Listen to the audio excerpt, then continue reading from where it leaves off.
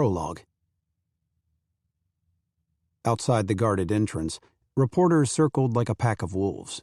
They wanted names and locations, any links to the mob, every newsworthy detail for tomorrow's front page. The irony wasn't lost on me.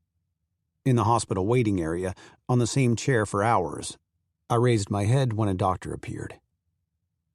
He spoke to a nurse in a hushed tone.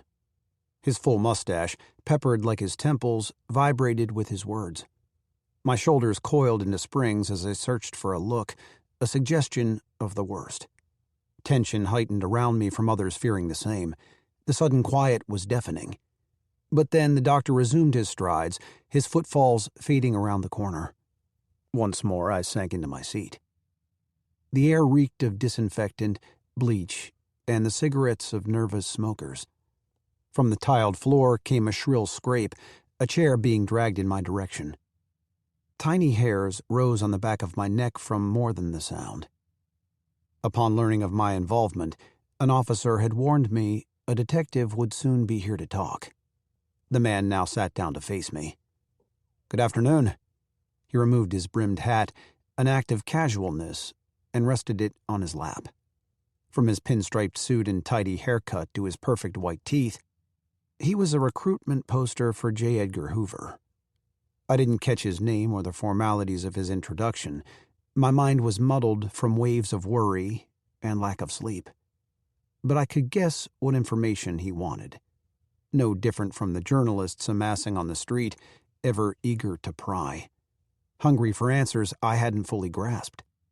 If only I could escape from this place and moment in time. How nice it would be to leap forward by a week, a month. The unseemly rumors would have been long buried, the puddles of blood mopped clean, the outcome of this day endured.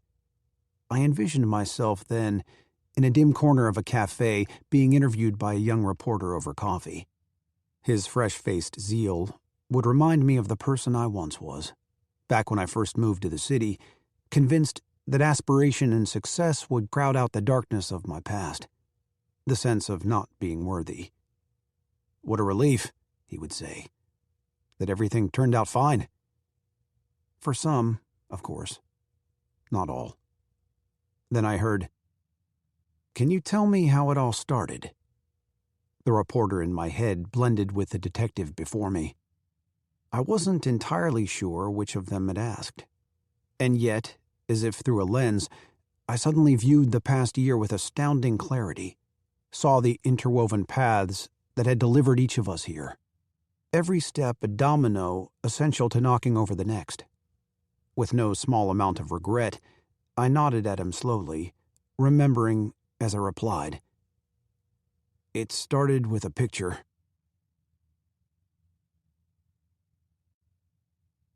Part 1. A quote by Elliot Erwitt. "Photography is the art of observation. It has little to do with the things you see, and everything to do with the way you see them." Chapter 1. August 1931, Laurel Township, Pennsylvania. It was their eyes that first drew Ellis in. Seated on the front porch of a weathered gray farmhouse, among the few homes lining the road surrounded by hayfields, two boys were pitching pebbles at a tin can.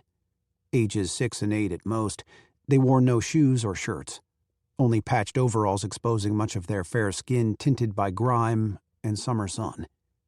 The two had to be brothers. With their lean frames and scraggly copper hair, they looked like the same kid at different stages of life. And then there were their eyes. From as far as 20 feet away, they grabbed hold of Ellis Reed. They were blue like his own, but a shade so light they could have been cut from crystal. A striking find against the blandest of settings, as if they didn't quite belong. Another drop of sweat slid from Ellis's fedora, down his neck, and into his starched collar. Even without his suit jacket, his whole shirt clung from the damn humidity. He moved closer to the house and raised his camera. Natural scenic shots were his usual hobby, but he adjusted the lens to bring the kids into focus. With them came a sign. A raw wooden slat with jagged edges. It bowed slightly against the porch, as if reclining under the weight of the afternoon heat.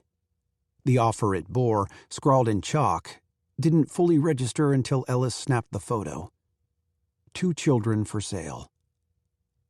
A breath caught in his throat. He lowered the camera and reread the words. Really, they shouldn't have shocked him. Not with so many folks still reeling since the market crashed in '29. Every day, children were being farmed out to relatives or dropped off at churches, orphanages, and the like, hoping to keep them warm and fed. But selling them, this added an even darker layer to dire times. Were there other siblings being spared? Would the brothers be separated? Could they even read the sign? Ellis's mind whirled with questions, all lacking presumptions he would have once made. Even, say, 6 years ago, at barely 20 and living in Allentown under his parents' roof, he might have been quicker to judge. But the streets of Philly had since taught him that few things make a person more desperate than the need to eat. Want proof? Sit back and watch the punches fly at just about any bread line when the last of the day's soup is ladled out. "What you got there, mister?" The older of the boys was pointing toward the small contraption in Ellis's hand. "This? Just my camera." Actually, that wasn't altogether true. It belonged to the Philadelphia Examiner. But given the situation, clarifying seemed unimportant. The small kid whispered to the older one, who addressed Ellis again as if translating for his brother. "That your job? Making pictures?" Fact was, Ellis's job of covering fluff for the society page didn't amount to much else. Not exactly the hard-nosed reporting he'd envisioned for his career. A gopher could do the same work. "For now." The older boy nodded and tossed another pebble at the can. His kid brother chewed on his dry bottom lip with an air of innocence that matched his eyes. They showed no hint of knowing what life held in store. Probably a good thing. While children who were adopted as babies were often raised as real family, it was no secret how kids acquired at older ages were valued. The girls as nannies, seamstresses, maids. The boys as farm and field hands, future workers at the factories and mines. Maybe, though, it wasn't too late for these two. At least, not with some help. Ellis peered at the front windows of the house, searching for movement beyond the smudges. He strained to catch the clinking of pots or a whiff of boiling stew, any indication of a mother being home. But only the distant groan of a tractor and the earthy smell of farmland drifted in the air. And through it all came thoughts of reason. What could he possibly do for these two? Convince their folks there had to be a better way? Contribute a whole $1 when he could scarcely afford his own rent? Both brothers were staring at him, as if waiting for him to speak. Ellis averted his attention from the sign. He scoured his brain for words with real meaning. In the end, he came up empty. "You boys take care of yourselves." At their silence, he reluctantly turned away. The plinking of rocks on the rusted can resumed, and then faded as he retreated down the country road. 50 yards ahead, the Model T he'd originally salvaged from a junkyard waited with windows open. Its radiator was no longer hissing and steaming. Somehow, its surroundings, too, had changed. The sprawling acres, the crooked fencing. Only minutes ago, Ellis had found them interesting enough to photograph for his personal collection. A decent way to pass time while his engine cooled from the August heat. Now they were mere backdrops to another tragedy beyond his control. As soon as he reached his old clunker, he tossed the camera inside, a little harder than he should have, and retrieved his jug of water. He refilled the radiator and prepared the motor by adjusting the levers and turning the key. Back at the hood, he gripped the fender for leverage and gave the crank a hearty jerk. Thankfully, a second attempt revived the sedan. Once behind the steering wheel, he chucked off his hat and started on his way, more anxious than ever to return to the city. In less than an hour, he'd be in a whole different world. Laurel Township would be a speck of a memory. Spread over his heaped jacket beside him, his map flapped against air breezing through the car. Just this morning, that wrinkled page, penciled with notes and circled destinations, had guided him to his latest rousing assignment, a quilting exhibition by a ladies' auxiliary of the American Legion, headed by the sister of Philly's mayor. No doubt much of the needlework was impressive, but Ellis had grumbled with every click of the shutter. The fact that it was Sunday had further soured his mood, as he still needed to develop the photos and draft the article for his deadline tomorrow morning. So much for a day off. Yet now, humbled by that pair of boys, he felt ashamed of grousing over a job many would envy. Though Ellis tried to push the kids from his mind, they circled back again and again as he rattled down the highway and out of Chester County. Still, not until he approached the examiner's building did he note the real reason they'd resonated so deeply. If Ellis's brother had survived, he wondered, would they have looked just as similar? Would they both have been wanted?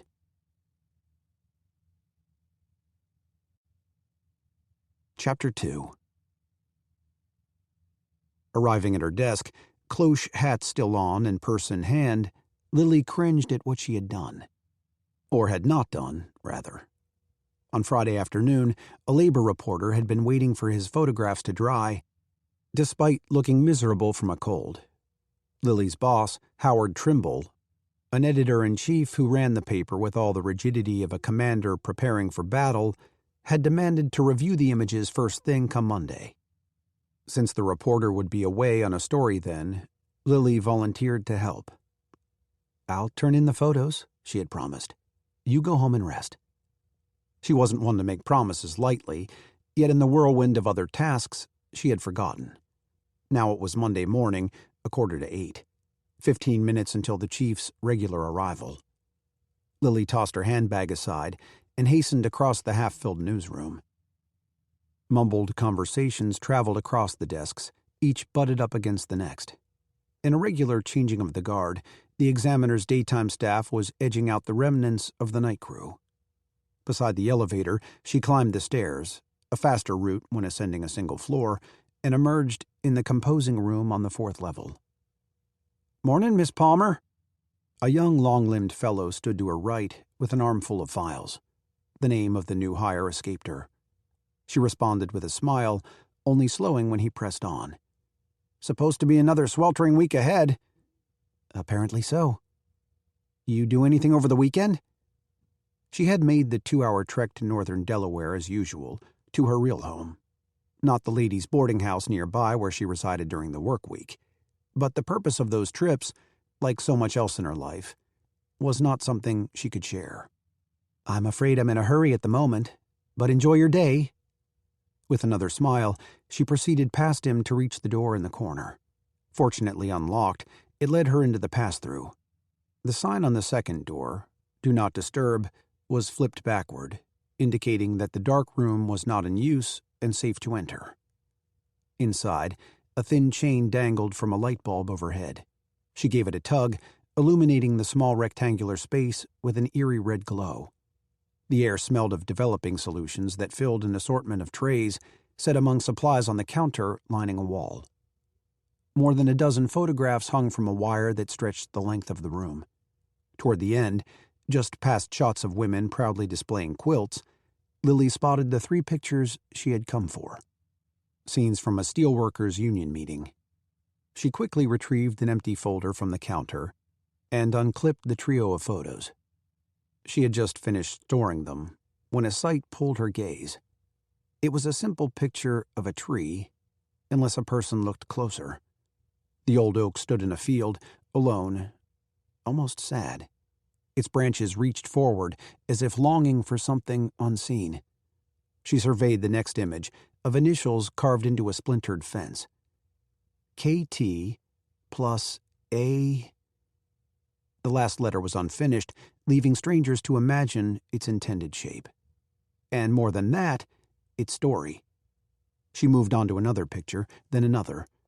A discarded bottle cap pressed into a road, a single flower standing tall in a patch of dry weeds. From the way each photo conveyed a tale, she knew who had captured them. Since starting as the chief's secretary the spring before last, Lily had stumbled upon Ellis Reed's personal photographs on 2 other occasions. Every image bore an intriguing perspective, a depth of detail that most would have missed. Although few men in the business were willing to write for the women's pages or settle for the pay, Ellis persisted with diligence. Like Lily, he had clearly been relegated to a job that bypassed his true talents. She never made mention of this, of course, as their periodic exchanges rarely surpassed basic cordialness. The thought fell away as she turned. Amid the red haze hung a photo of a sign. 2 children on a porch were being offered for sale, like cattle at market. All at once, a tide of emotion rushed through her, unearthing old sediments she had worked hard to bury. The fear, the pain, the regrets. Nonetheless, she couldn't look away. In fact, even as moisture clouded her eyes, she pulled the picture from its clips for a closer view. A flash of light jolted her. The door had opened and immediately shut. "Sorry," a man called out. "It wasn't locked and the sign's not flipped." Lily recalled her mission. "Be right out." She collected herself, as best she possibly could, and started for the door. As she reached for the knob, it occurred to her that Ellis's photograph remained in her hand. A dark part of her wanted nothing more than to shred and burn the copy along with the negative. But an internal voice supplied another idea. She could make something good out of the utterly horrible. She could bring children too easily forgotten to the foreground, a reminder that each of them mattered, a hard-won lesson from her past. Without another glance, she added the picture to her folder and opened the door.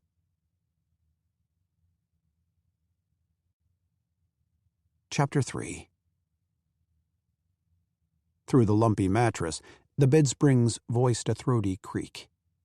Ellis tugged the pillow off his head and squinted against sunlight pouring through his window.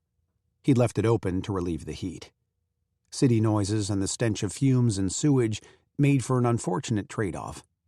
He rolled toward his 2-bell tin clock on the night table that doubled as a desk, blinking hard to clear his vision. 10:15. 15 minutes past deadline. Shit. He must have shut off the alarm in his sleep. It was no wonder, what with the bickering couple upstairs keeping him awake half the night. He clambered to rise, his sheets already pulled on the rough wooden floor, and cursed his urge to piss, requiring time he didn't have. In a few steps he reached the door, the lone benefit of an apartment the size of a broom closet, and joined the line for the bathroom stretched halfway down the hall. Another downside of the nation's massive unemployment. 2 years ago at this hour on a workday, hardly anyone but mothers, tots, and the elderly would have been home. "Come on already," he muttered. A scuttling mouse was the only one who budged. In front of Ellis, a trio of middle-aged women ceased their conversation. Their pointed glares delivered a revelation. He had nothing on but his drawers. "Jesus, sorry." He reflexively covered himself. Though his average build had gained decent muscle through the years, in that moment he reverted to the puny kid he'd been before puberty ran its course. A moderate stickball hitter with no hope of making the majors, a track runner whose confidence, and thus speed, always left him a few paces shy of a trophy. On the upside, the need to relieve himself had subsided. Enough to wait, anyhow. He hightailed it back to his flat, the women's gripes over his indecency and language echoing down the hall. At his wash basin, he splashed his head and body with day-old water, then threw on his laundered work clothes from the rope that halved the room. Shoving his article into his worn leather satchel, cradled like a football due to its missing handle, he dashed out the door. Someday he'd commute in style, not fretting over the price of gasoline. Until then, he'd sprint to catch the teeming trolley. On board, passengers fanned themselves with folded newspapers or brims of their hats. Ellis noticed he'd forgotten not only his fedora, but also to tame his hair with tonic. The black waves were a short yet unruly bunch. Another reason to avoid a grand entrance today. The rails squeaked, and the bell clanged as the streetcar rolled on, slow enough to catch headlines shouted by paperboys. "Lindbergh's landing in Japan! Young bandit slain, detective shot! Runaway bride reunites with groom!" through the lingering haze from mills and factories that coughed and sputtered, straining to stay alive, City Hall came into view. Limestone and granite formed the majestic building. Atop its clock tower, a bronzed William Penn scowled over the unacceptable hour. Ellis hopped off at his stop, barely avoiding a horse-drawn truck. He hustled down Market Street, weaving his way through pushcart peddlers and shoe-shiners. He didn't slow until he'd entered the stony 5-story home of the Examiner. It was no evening bulletin, but with more than 20 years under its belt, it was still a respectable contender for nightly readership. After a quick visit to the closest bathroom, Ellis boarded the elevator, joining 2 men from the proofing room. "Third floor?" Ellis said. The stooped lift operator completed his yawn before initiating the ascent, and the proofers rambled about dames they'd met the night before, a couple of shop girls at Wanamaker's. The operator opened the door a foot above the 3rd floor. More often it was a foot below, remarkably never level, inviting in the sharp scents of coffee and ink and a sea of cigarette smoke. Ellis stepped down into the city room, the nerve center of the paper. In the middle of the desk-filled maze, editors of the 4 major departments were rigorously working in their seats. Thankfully, no sign of his direct boss, the managing editor, Lou Baylor. The stout man's bald head, often flushed from stress, made him easy to spot. Closer to deadline, he became a jittery ball of red. Ellis slid right into the mid-morning din. Rising chatter from both the staff and portable radios competed with trilling phones and clacking typewriters. Copy boys zipped about, everyone playing catch-up from the weekend. A perpetual race with no ultimate finish line. A few strides from his desk, Ellis felt a tug on his elbow. He swung around to find Lily Palmer, a coffee mug in her grip. "Goodness, Mr. Reed, where have you been?" My alarm. It didn't ring." The gal was a beauty, though not in the typical Jean Harlow way. She wore her auburn hair neatly pinned up, and her nose, slender like her lips, was dusted with light freckles. Today, though, he noticed her eyes the most.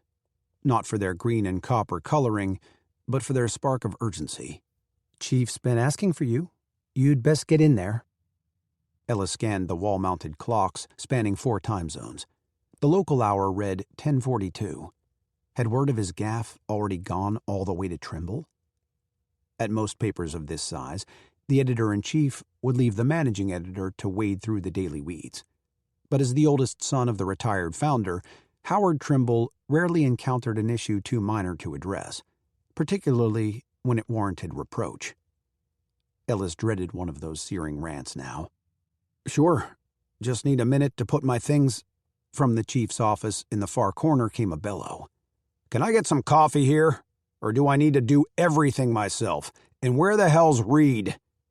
Trimble's door was only half open, but he could likely be heard all the way to the basement, where even the printing presses would be challenged to drown him out. Lily sighed and arched a brow.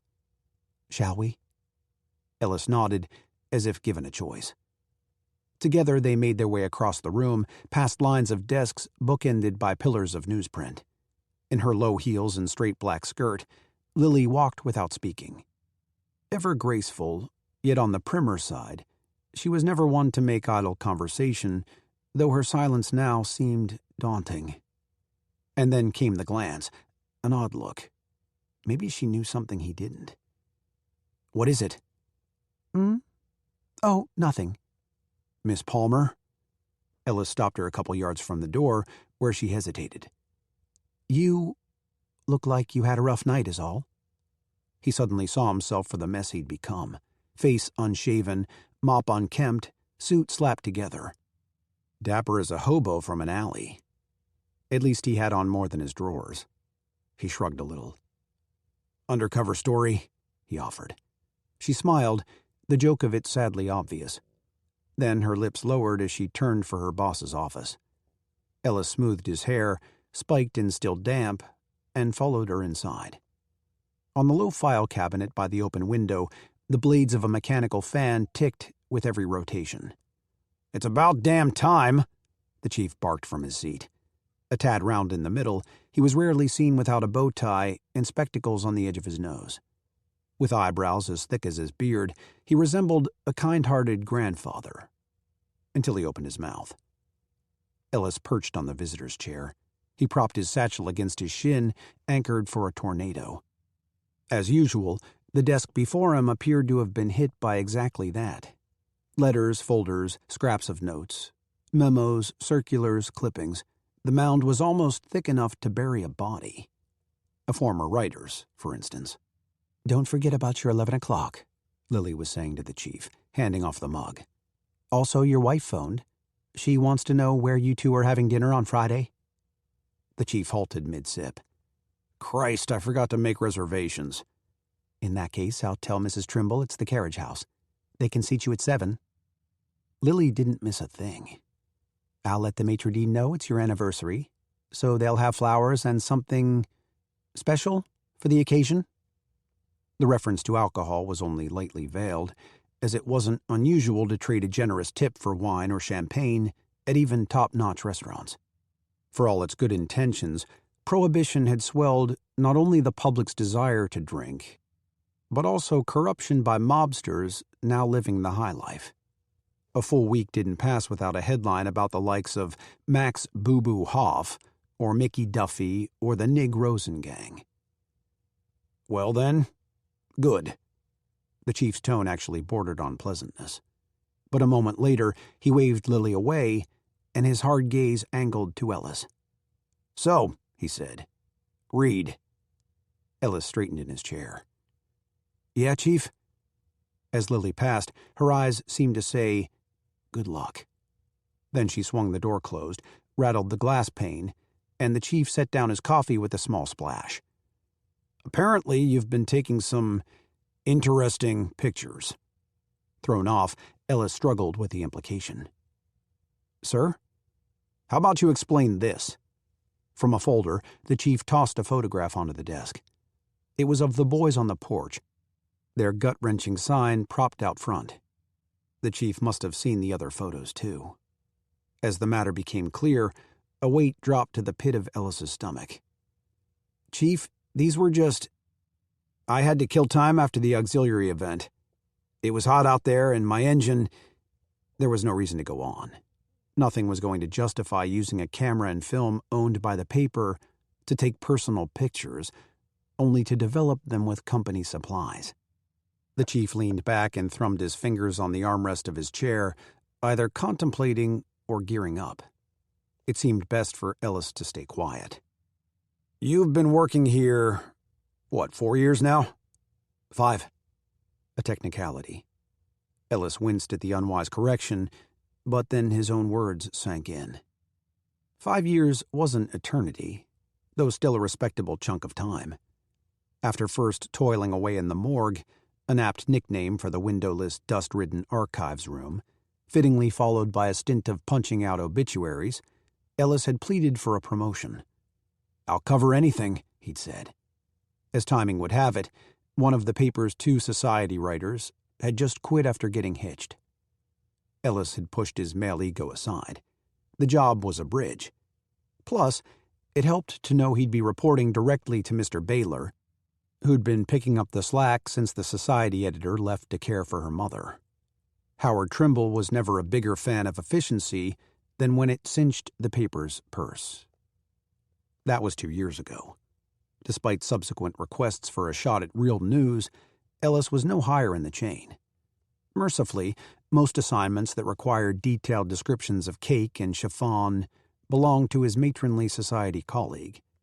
But that still left Ellis with an endless series of gallery exhibitions and uppity galas, occasional celebrity sightings, and his personal favorite, charitable fundraisers hosted by elites who ignored street beggars every day while strolling to shop at Gimbel's. If anyone deserved to gripe, it was Ellis. He raised his chin, bolstered by pride. "That's right. It's been 5 years. And all the while I've put in 100%, working near every weekend at any event I'm assigned. Never complained once. So if you're hitting me with a reprimand or want to can me over a few lousy pictures, you go right ahead." Logic fought to rein him in. It was hardly a good time to be out of work, and Lord knew he'd never crawl back to his father for help paying the rent. But the hell with it. There was no emotion in the chief's face. "You done?" Ellis fended off any inkling of regret and issued a nod. "Splendid." The man's tone remained level but taut, like a wire that reverberated with every syllable. "'Cause the reason I'd called you in here was about writing a feature. A family profile to go with this photo of yours. If that isn't too much trouble." The ticking fan seemed to suck all the air from the room. Ellis forced a swallow and resisted the urge to loosen his collar. Humility shrank him to the size of a jockey. Switching gears, he attempted to act natural, deliberate, less like a jackass. "Sure thing, sir. Swell idea. I'll get right on it." The chief said nothing. Ellis jumped to his feet and grabbed his satchel, almost forgetting the photograph, and turned to leave before the offer was quashed. He barely made it through the door when a smile overtook his face. All the banal pieces and hollow events, the years of patience and fortitude, they'd finally proven worthwhile. Or could, rather. Through the bedlam, he marched toward his desk, bridling his enthusiasm. No feature was guaranteed. The actual piece would still require approval. Everything about it had to be stellar.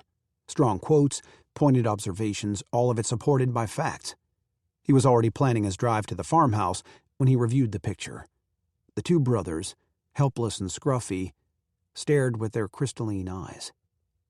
Ellis's feet slowed as the scene came back. The idea of interviewing those boys, or even their parents, something about it felt wrong.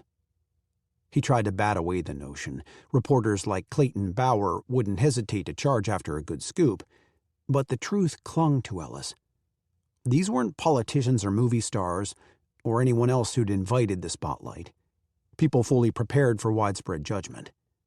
And that judgment could be loud and critical, to put it mildly. Should an ugly truth belie the family's plight? Say if the father was a drunk who'd gambled away the rent, or the mother had simply tired of her burdens. Depending on the story, the kids could suffer the most. Ellis preferred not to take that chance. He just needed an alternate tack, free of harmful particulars. But he needed it soon. Wait too long, and the chief's interest would wither, along with the offer. Ellis checked the clock. There was still time before the chief's next appointment, though not much. Before second thoughts could take hold, he strode back into the corner office. He formed an appeal as he went, acutely aware of the risks.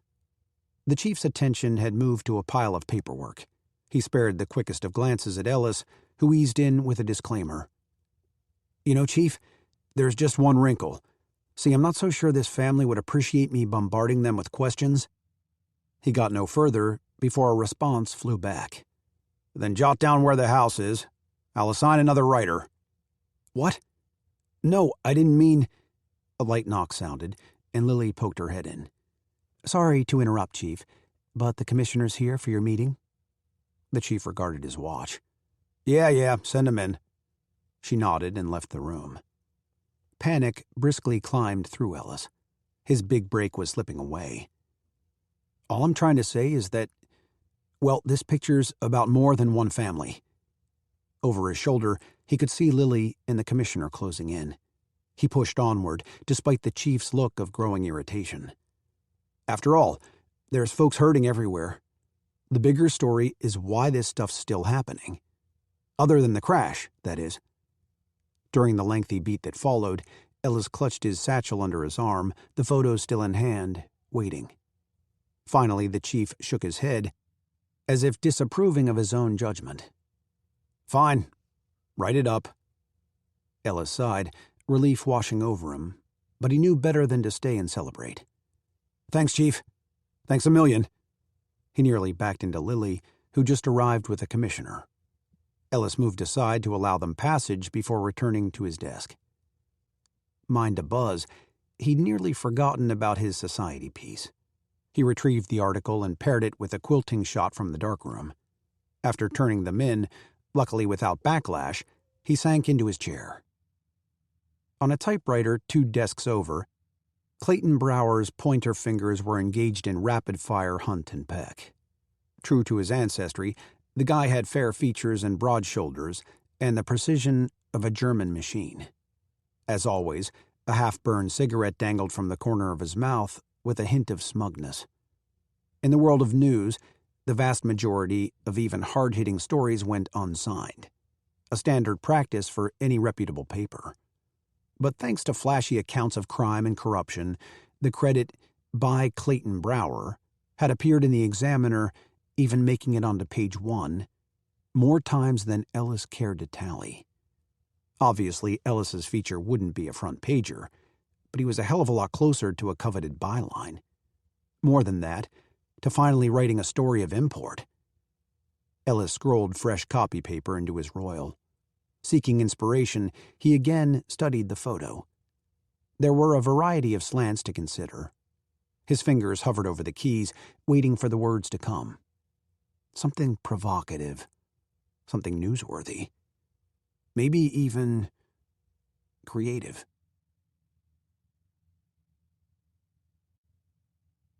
Chapter 4. In the boarding house the following week, while returning from the bath one evening, Lily had overheard her name. Her ears tuned right in out of habit. Behind a partially opened bedroom door, a couple of new tenants had been sizing her up. "She's a bit snooty, don't you think?" "Oh, I don't know. Just seems too prim and proper to me." If only they knew.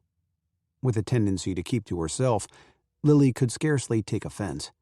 She was no old biddy at 22. Her priorities were just different from those of all the other young boarders. In the evenings, they would moon over celebrity rumors, or the newest talkies, or which boys they had eyes for at the last community dance. Early on, some of the girls had invited her on outings, yet she always declined. They learned not to waste their efforts. Now, on a shaded bench at Franklin Square, she was starkly reminded of where her own interests lay. All around, smitten couples and cheerful families were prattling and strolling through the lunch hour. She drew a breath and rubbed the oval locket at the hollow of her neck. She envisioned Samuel's latest kiss goodbye, his sadness mirroring her own. "It won't be this way for much longer," she told him, a phrase repeated so often she began to doubt her own promise. The thought squelched her appetite. She stuffed her lunch into her pail. Together with her book, she headed back toward the paper. Perspiration and humidity glued the stockings to her skin. Despite having time to spare, she cut through the city park. She was just passing the central fountain when honking and shouting broke out. A cabbie and an ice truck driver were clashing over right-of-way. After a moment of gawking, their colorful language made them difficult to ignore. She spied a familiar figure seated at the base of a large maple. Using a palm-sized notebook, Ellis Reed appeared to be penciling and scratching out words in equal measure. Pages lay crumpled on the browning grass. Such doggedness made perfect sense to Lily, as she had acted much the same way in her proud days of working on the school bulletin. All week, since learning of Ellis's opportunity, she had been tempted to inquire about his progress. His photo of the children still haunted her deeply. But his agitation had supplied the answer. It was clear the situation wasn't improving, as he now wadded another page and threw it with force. Startled by the disruption, a lone mallard quacked and fluttered its wings before waddling off. Ellis slumped against the tree, hands on his knees. His hat toppled to the ground, joining his pencil and pad, surrendered in defeat. Even his suspenders sagged heavily, bound to the dark trousers he wore with no jacket, his white sleeves unequally rolled. Sensibility warned her not to involve herself, but far too late. She was, after all, largely responsible for his predicament. The least she could do was offer encouragement. Nearing the tree, she navigated his rejected pages and corresponding demeanor.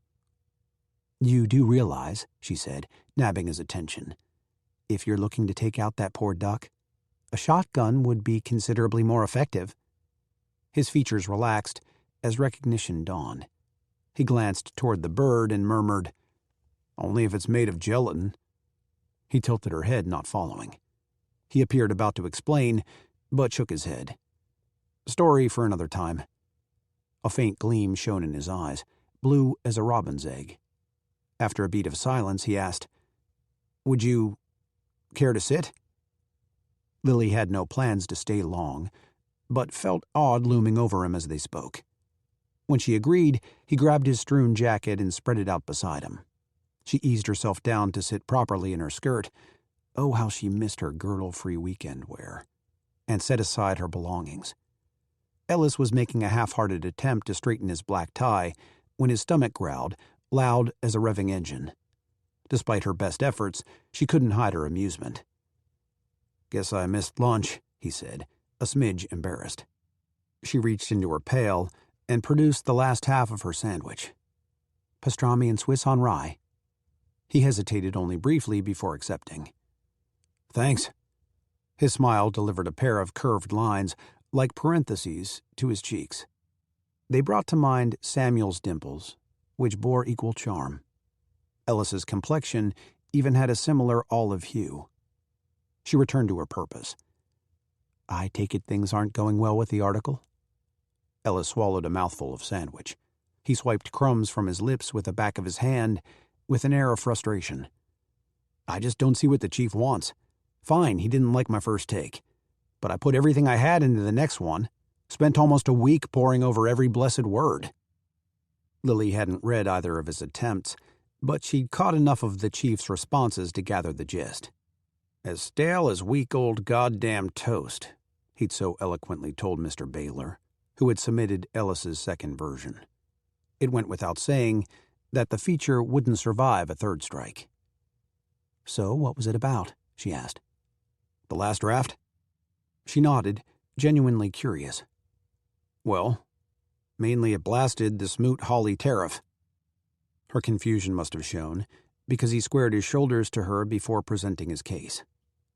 "Look, a bunch of D.C. lawmakers. They swore up and down that tariff was going to be great for all Americans. Plumb out of solutions? Tax 'em. Because that worked just swell for the Brits." Lily wasn't opposed to his stance necessarily, but failed to grasp the link. "And the picture you took? Don't you see? It's blatant proof of how wrong they were." The correlation was a million miles from the personal chord the photograph had struck with her. When she failed to respond, Ellis's face dimmed, though he managed a weak smile. "I take it you're not a fan either?" She should have continued right on through the park. Her attempt to help was only worsening the matter. "I'm sure another idea will come," she said, a paltry offering. "Don't give up yet." He looked almost puzzled. "Give up? On this? Not a chance." She worried the implication had offended him, but just for an instant. He was merely resolved to reach his goal.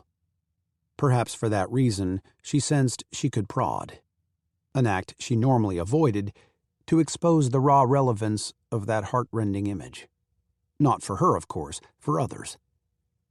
"If I may ask, Mr. Reed, what does that picture really mean to you?" His brow nodded. The question was unexpected. "Because I would guess," she ventured, "that while you were taking that photo, you weren't musing about some tariff or the lawmakers in D.C. When you first saw those kids, what were you thinking?" He opened his mouth, then promptly closed it. His answer reeled back in. She thought he would leave it at that, or regroup with another economic stance. Rather, he gained a light rasp as he replied, "My younger brother. How he might have been?" Lily nodded, attempting to hide her surprise. It was clear his sibling had passed, and, more tellingly, that Ellis was accustomed to keeping this part of his life tucked away. A relic in a dusty attic. "I didn't realize it at first," he went on. "But that's what drew me over to that house. And then I saw the posted sign." He shook his head as if recalling its words. "Sure, I could have been appalled, wondering how a parent could do that, sell them off like that. But I didn't feel that way." "No?" "As I drove off, I just kept thinking about those boys. They didn't ask for the bum score they're getting, but somehow they'll make do. Adults? We're all so busy griping about our tough breaks, and kids like them, their lives change in a split second and you hardly hear a peep. Not about the big things anyway. Gaining conviction, he quickened his pace. Even when life's downright lousy, most kids are so resilient because, well, I guess because they don't know any different. It's like they only realize how unfair their lives are if you tell them.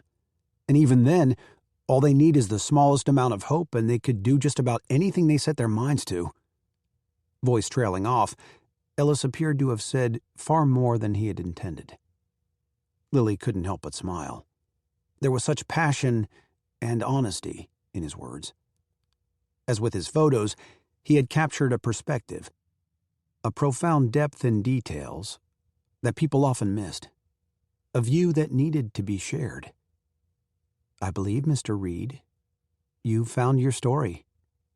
He narrowed his eyes. As he shifted his frame of reference, his face lightened. His gradual smile was the infectious sort, lined with just enough warmth to unsettle her. Well, she said, I'd best be off. She gathered her belongings as she got to her feet. When he politely started to rise, she urged him to remain seated. After all, you have a lot of work to do. You are right about that. He laughed a bit. I sure owe you one, Miss Palmer. Nonsense, it was my pleasure. With that, she left him to scribble and ponder. True, she hadn't been forthcoming about her own reaction to the picture, about what had compelled her to pass it along to the chief, ushering the image toward publication. Perhaps at the root of her efforts, more than all else, was a yearning to feel less alone with choices she had once made. Whatever the cause may have been, there was no reason to elaborate. She had said enough to help.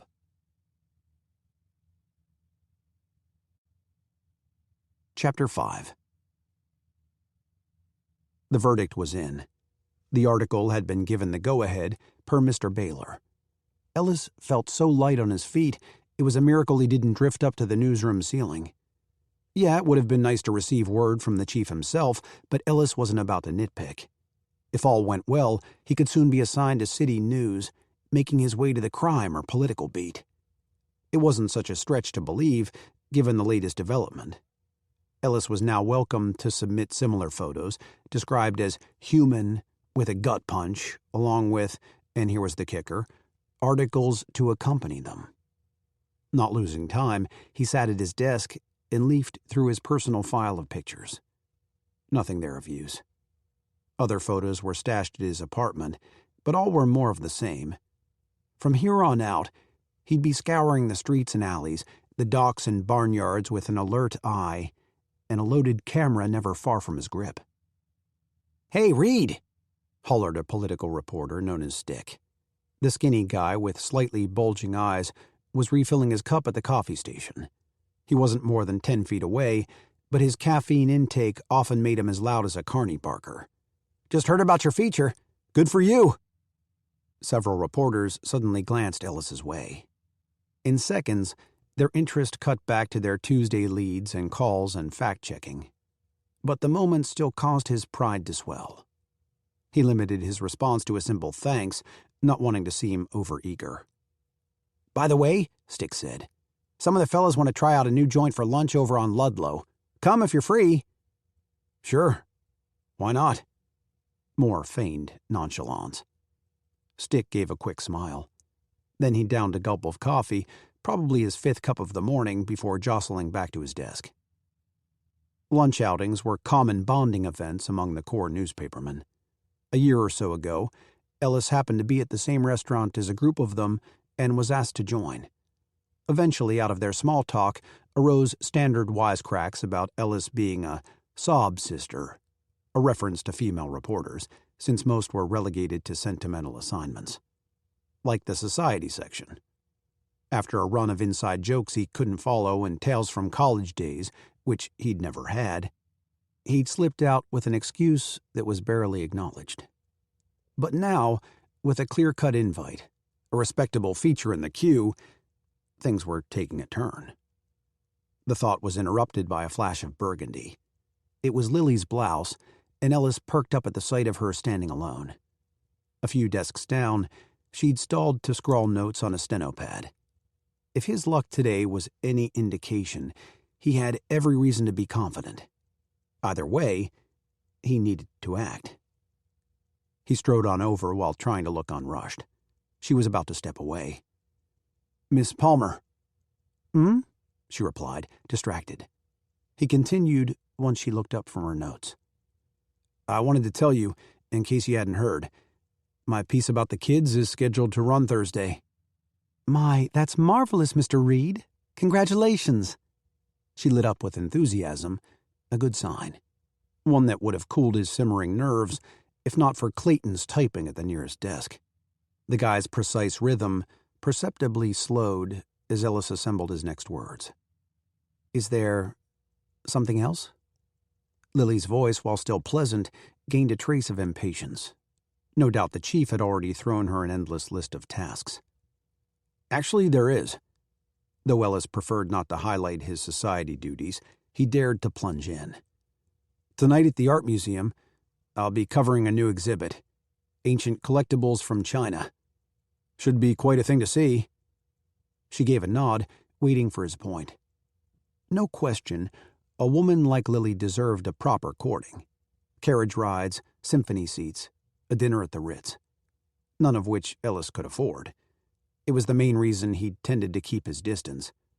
But after their exchange at the park, her going out of her way to help him, the surprise comfort of their talk, the way she'd blushed when he smiled at her, he figured he might just have a shot, even if the museum picked up the tab this one time.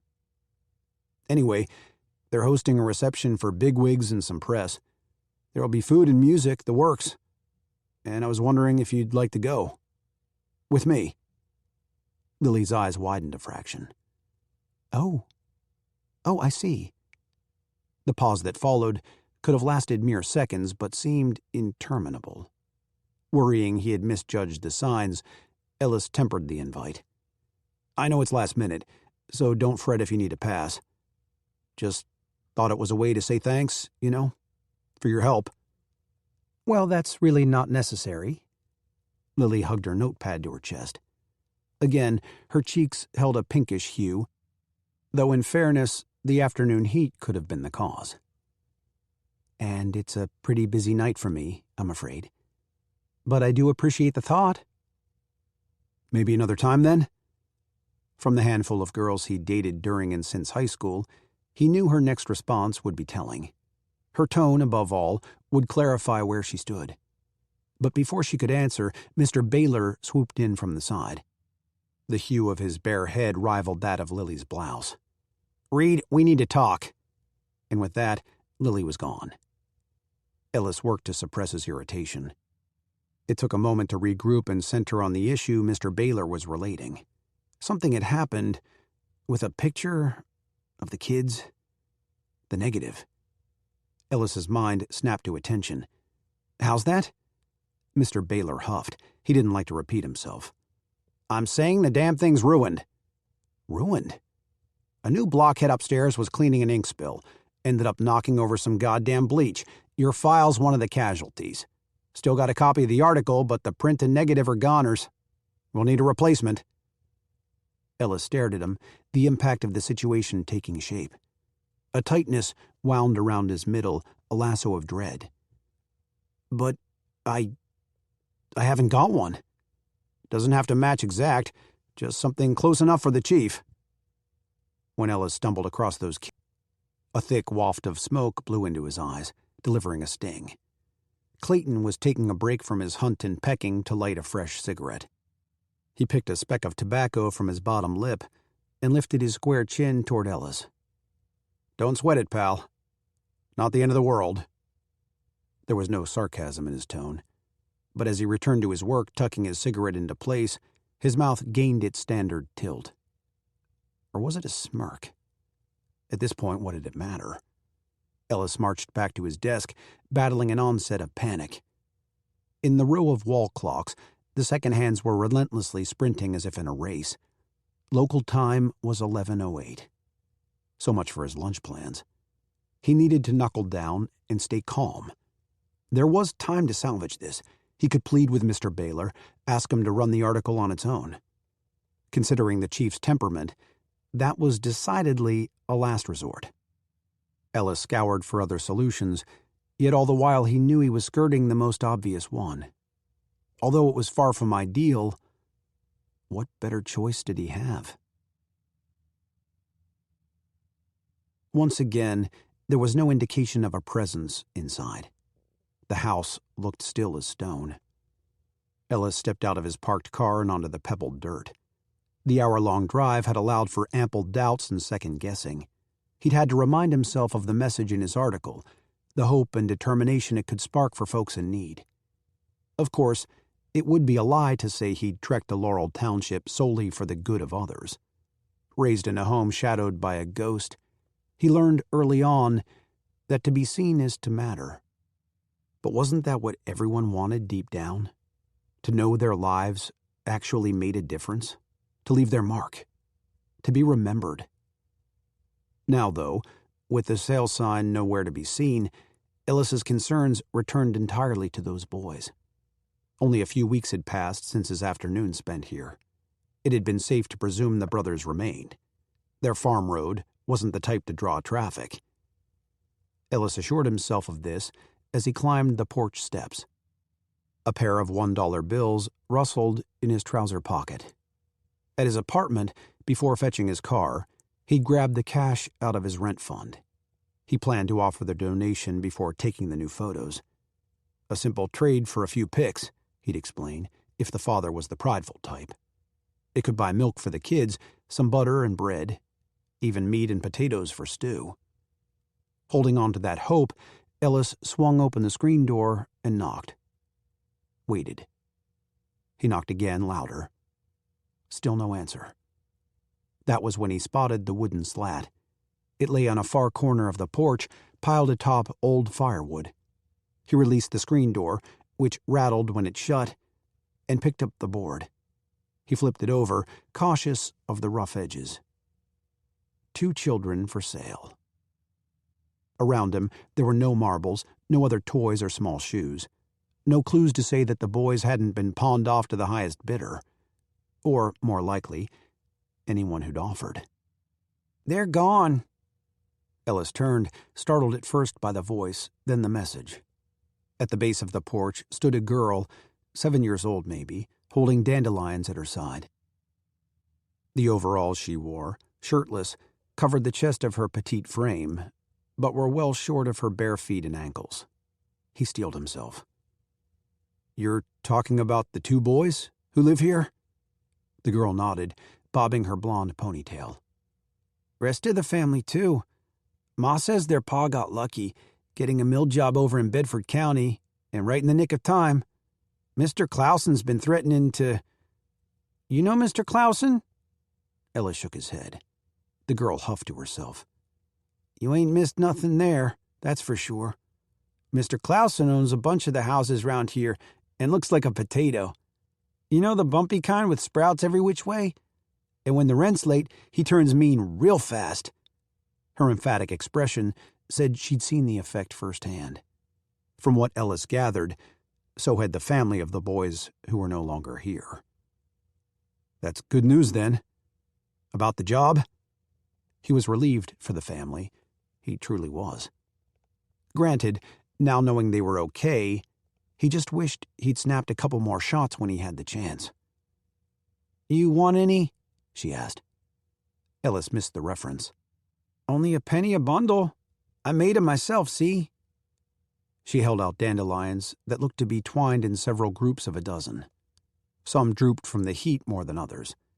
"A little water and they perk right back up. I give you my word on that." She gave a solid nod to underscore her integrity on the matter. Ellis honestly needed to hoard every cent he could, now more than ever.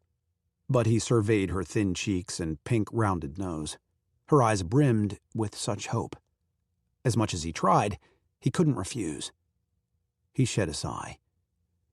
"Let me see what I got," he said, and descended the stairs. She grinned in anticipation as he fished through his trouser pocket and found 3 pennies. His first instinct was to surrender only one.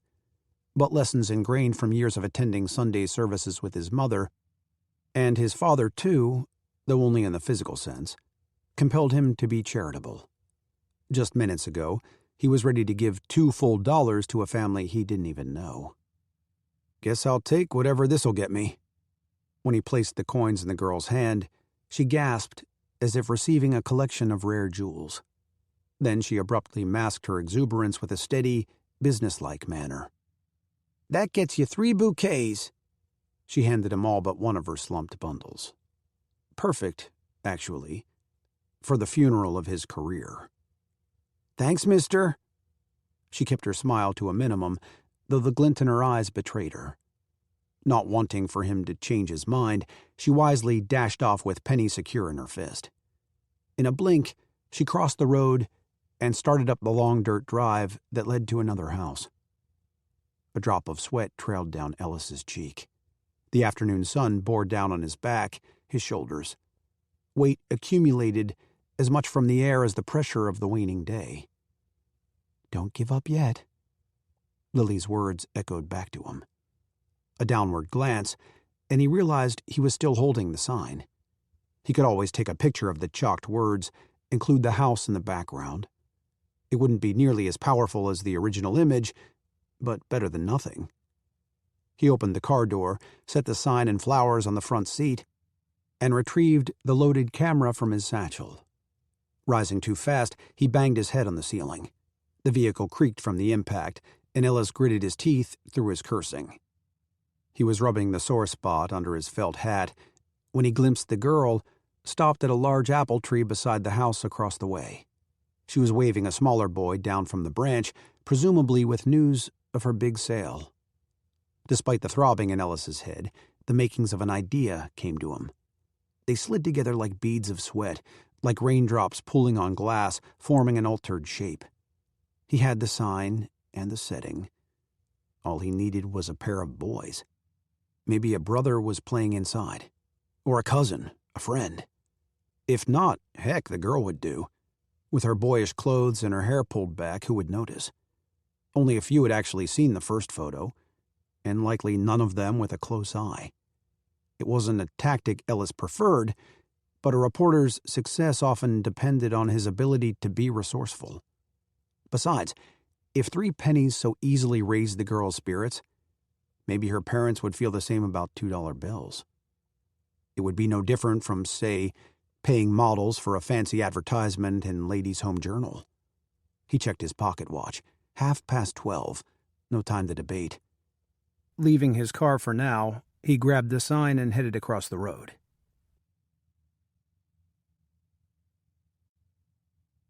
Chapter 6. Lily surveyed the newsroom from her desk, ensuring discretion before lifting the receiver of her upright phone. Ever since she declined Ellis's invite that morning, the notion of reconsidering had nagged at her. And why wouldn't it, given the meal scheduled at her boarding house? Every Tuesday without fail, supper featured steak and kidney pudding with extra onions, a favorite dish of no resident but her British landlady. In all honesty, the appeal of an outing was less about the food than the company, as the rest of Lily's night would entail reading a book in the sparseness of her bedroom. Still, anything resembling a date wasn't an option with anyone but Samuel. The recollection of this made her miss him even more, spurring her to sneak in a quick call. The female operator came on the line. "Yes, hello," Lily replied. "I'd like to place a long-distance call, please." "Could you speak up, ma'am?" The commotion of the room buzzed about her, a steady rise toward the daily deadline. Holding the neck of the phone, she brought the mouthpiece closer. "I said I'd like to make a call." "The number?" Before the details could tumble out, a man appeared in Lily's periphery. She swiveled in her chair to find Clayton Brower with a page in hand. Lily's grip on the phone tightened, her chance to connect with Samuel vanishing. "Ma'am," the operator pressed. A cigarette plumed at the corner of Clayton's mouth. He flicked her a nod in greeting. His eyes, light brown like his close-cropped hair, held the same self-assuredness woven into everything about him, from his broad stature and smooth voice to his snappy suits and polished wingtips. I'll ring back shortly, operator. Thank you. Lily replaced her earpiece on the cradle as Clayton removed his cigarette and exhaled. Didn't mean to interrupt, Miss Palmer. Oh, no, it wasn't you. She pretended to search through paperwork on her desk. I swore I had the number right here, but now I'm just not seeing it. In the uneasy pause that followed, she imagined his reporter's gaze, inquisitive and doubtful, studying her every move. Yet when she looked up, his focus was aimed at the chief's closed door. Its glass pane provided a clear view of the meeting inside. Why was he being so snoopy? Mr. Brower? Her tone came out sharper than intended, a lingering effect of the interruption. Not that it rattled him a whit. His gaze still on the door, he tilted his head. Looks like old Schiller's packing up his ink, he mused. Retirement? Thrown off, Lily turned toward the office. She strained her neck to see the exchange for herself. But the back of Mr. Schiller's shiny scalp, visible through his thin white hair, blocked the chief's face, revealing nothing. Why do you think that? Have you read his column lately? Clayton faced her with an amused look. All about travel, seeing the world, safaris and deep-sea fishing. Schiller's definitely got the itch. I'd put money on it. The range of topics alone wasn't unusual, as Mr. Schiller essentially ruled his own column, having worked at the Examiner since the paper began. In fact, with such seniority, he was rarely subjected to discussions with the chief, and certainly not in person. Like now. Anyhow, here. Clayton set a paper on Lily's desk. The sources the chief asked for. If he said anything more before walking away, Lily missed it. She was too consumed by the revelation, the possibilities congealing in her mind. She slid open her bottom drawer. From beneath her supplies of pencils, stamps, and staples, she retrieved her forest green folder. Its corners were bent, its edges tattered from years of storing the essays and columns she had crafted in school. She hadn't saved them all, only her level best. When first arriving in the city, she had brought such foolish aspirations, all neatly tucked between those pages. A slew of interviews soon revealed her low odds, like the majority of other women, of becoming the next Nellie Bly. The daring adventures of the late columnist, from her record-breaking race around the world to her deliberate arrest for a report on jail conditions, were begrudgingly admired by even the staunchest of newsmen, but as a rare exception. By the time Lily had wandered into the Examiner, she wasn't ignorant enough to turn down a secretarial position. The reality of a regular wage had outweighed her pride. If Clayton was right, however, a fresh opportunity loomed. And what better timing? She had just helped propel Ellis Reed's career. Perhaps at last, she could make real headway with her own future plans. And in doing so, she could fulfill a long-held promise to more than just herself.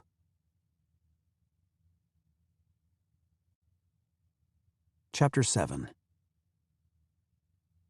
The girl beamed with delight when Ellis approached her farmhouse. It was similar to the other, with a porch and screen door, but with white paint under its dingy sheen. You want to buy more, mister? Actually, I was hoping your father might be home. If around, the man of the house would want some say in any financial arrangement. He's gone, she said. The tow-headed boy, barefoot and dressed in matching overalls, stood at her side. Off at work? Nah, in heaven. Her matter-of-fact tone told him it wasn't a recent occurrence, but still, Ellis offered, I'm real sorry to hear that. The boy tugged on the girl's arm, as if skeptical about confiding in a stranger. Ah, don't fuss. This here's the fellow who gave me the pennies. She exaggerated an eye roll, a message to say the kid was just too young to understand. Ellis smiled. I assume this is your little brother? Little is right. Calvin here's only 5. I ain't little. His round face drew into a pout, a plum becoming a prune. And I'm Ruby Dillard. I'm 8.5, nearly 9. Ellis's guess on her age had been fairly close, though a decade short if measuring on a precocious scale. Well, Ruby, You wouldn't have another brother around, would you? Another? She put her fists on her hips. Heck no. I might not even keep this one. She fought a smile as Calvin's eyes, framed by thick lashes, sparked with defiance. Mama? He scampered into the house, their mother evidently inside. This provided a timely answer to Ellis's next question. Hey, mister, listen here. Ruby leaned forward and spoke in a stage whisper. There's a lady at church. Sounds like a dying cat when she sings. She calls Mama Jerry, like short for Geraldine, but Mama hates that. So don't call her Jerry. Ruby nodded, an eyebrow raised, saying, Trust me on this. Just then her mother stepped out of the house. She was wiping her hands on the faded striped apron over her cotton house dress, Calvin peeking from behind. The sun highlighted her sandy blonde hair, loosely gathered in a bun. Can I help you? Her tone was as even as her gaze. Mrs. Dillard, good afternoon. I'm with the Philadelphia Examiner. I apologize for troubling you in the middle of the day. We're not subscribing to nothing. No, that's not what I'm after. What then? All right, skip to the deal. The thing is, there's this article I've written for the paper, and I just need some photos of a few kids. It won't take more than... Not interested. Ruby, come do your chores. But Mama, did you hear? I want to be in the paper. Young lady, I do not have the energy to repeat myself today. The woman indeed appeared tired as she coughed and batted away dust in the air, though she still looked capable of doing the same to her daughters behind. Ruby slumped her shoulders. As she trudged up the porch stairs, Ellis stepped closer. Please, Mrs. Dillard, before you make a final decision, a few more seconds and these kids, like the previous two, would be gone. He scrambled to pull the curled bills from his pocket. Rest assured, I can pay. Ruby wheeled around. At the cash, her dainty jaw fell open and Calvin cocked his head, his eyes growing impossibly large. Geraldine wasn't taken in so easily, but neither was she turning away. Noting his narrow opening, Ellis rushed to describe the photographs he required and the basics of the article. There would be no specific ties to her children, no names or other details beyond their township. The picture would simply represent the turmoil facing countless American families. When Ellis finished, Geraldine crossed her arms. She studied him, evaluating, deciding. Her large, rounded eyes matched those of her children, but with a hooded quality underscored by dark circles, her ashen pallor suggesting a life drained of color. I got laundry to hang out back. You can take your pictures till I'm done. Then the children got chores to do. Leaving it at that, she disappeared into the house. Ellis wasn't sure how much time this gave him, but he guessed it wasn't much. Within minutes, he arranged the kids on the porch steps side by side and the sign in the foreground. The camera was ready for clicking. Through the lens, he repeatedly captured their dirt-smudged faces, charming with their cupid lips and their ears that came to gentle points. Thanks to Ruby's coaxing, warmth increased in both their smiles, followed by their eyes. Ellis was in the midst of snapping another picture. Ruby had just slung her arm around Calvin's shoulders when Geraldine reemerged from the front door. Palm raised, she averted her face from the camera. That's enough now. You got what you needed. The session was over. With safely a dozen good images on film, Ellis thanked the kids before Geraldine herded them inside. He met her at the steps and handed over the money, catching the subtle desperation in her face. I appreciate this, Mrs. Dillard. You've truly been a lifesaver. She tendered a nod, but retreated without a word. In the front window, lined with blue gingham curtains, Ruby suddenly appeared. As if taking the stage for a final bow, she waved, then slipped from view.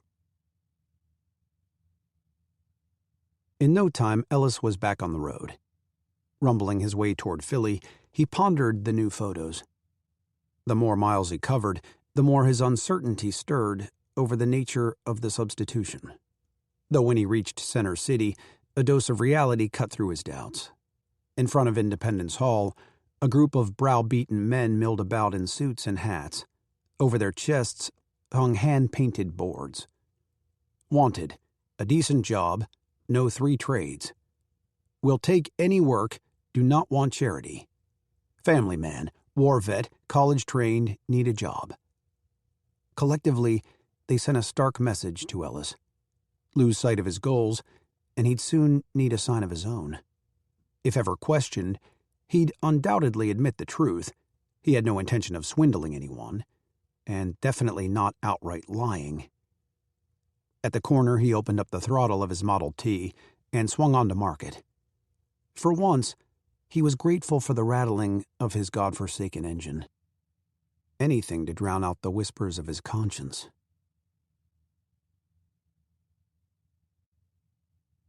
Chapter 8. A week had passed since the feature went to press, yet the letters and calls continued to roll in. Readers wanted to know about those poor, sweet children. As could be expected, there were those outraged by a mother's willingness to peddle her own flesh and blood, but the vast majority expressed sympathy for the family. For proof, Lily needed only to glance at Ellis's desk. Among the latest donations were teddy bears, clothing, a ragged stuffed monkey, jarred preserves, pickled vegetables, and a rainbow quilt.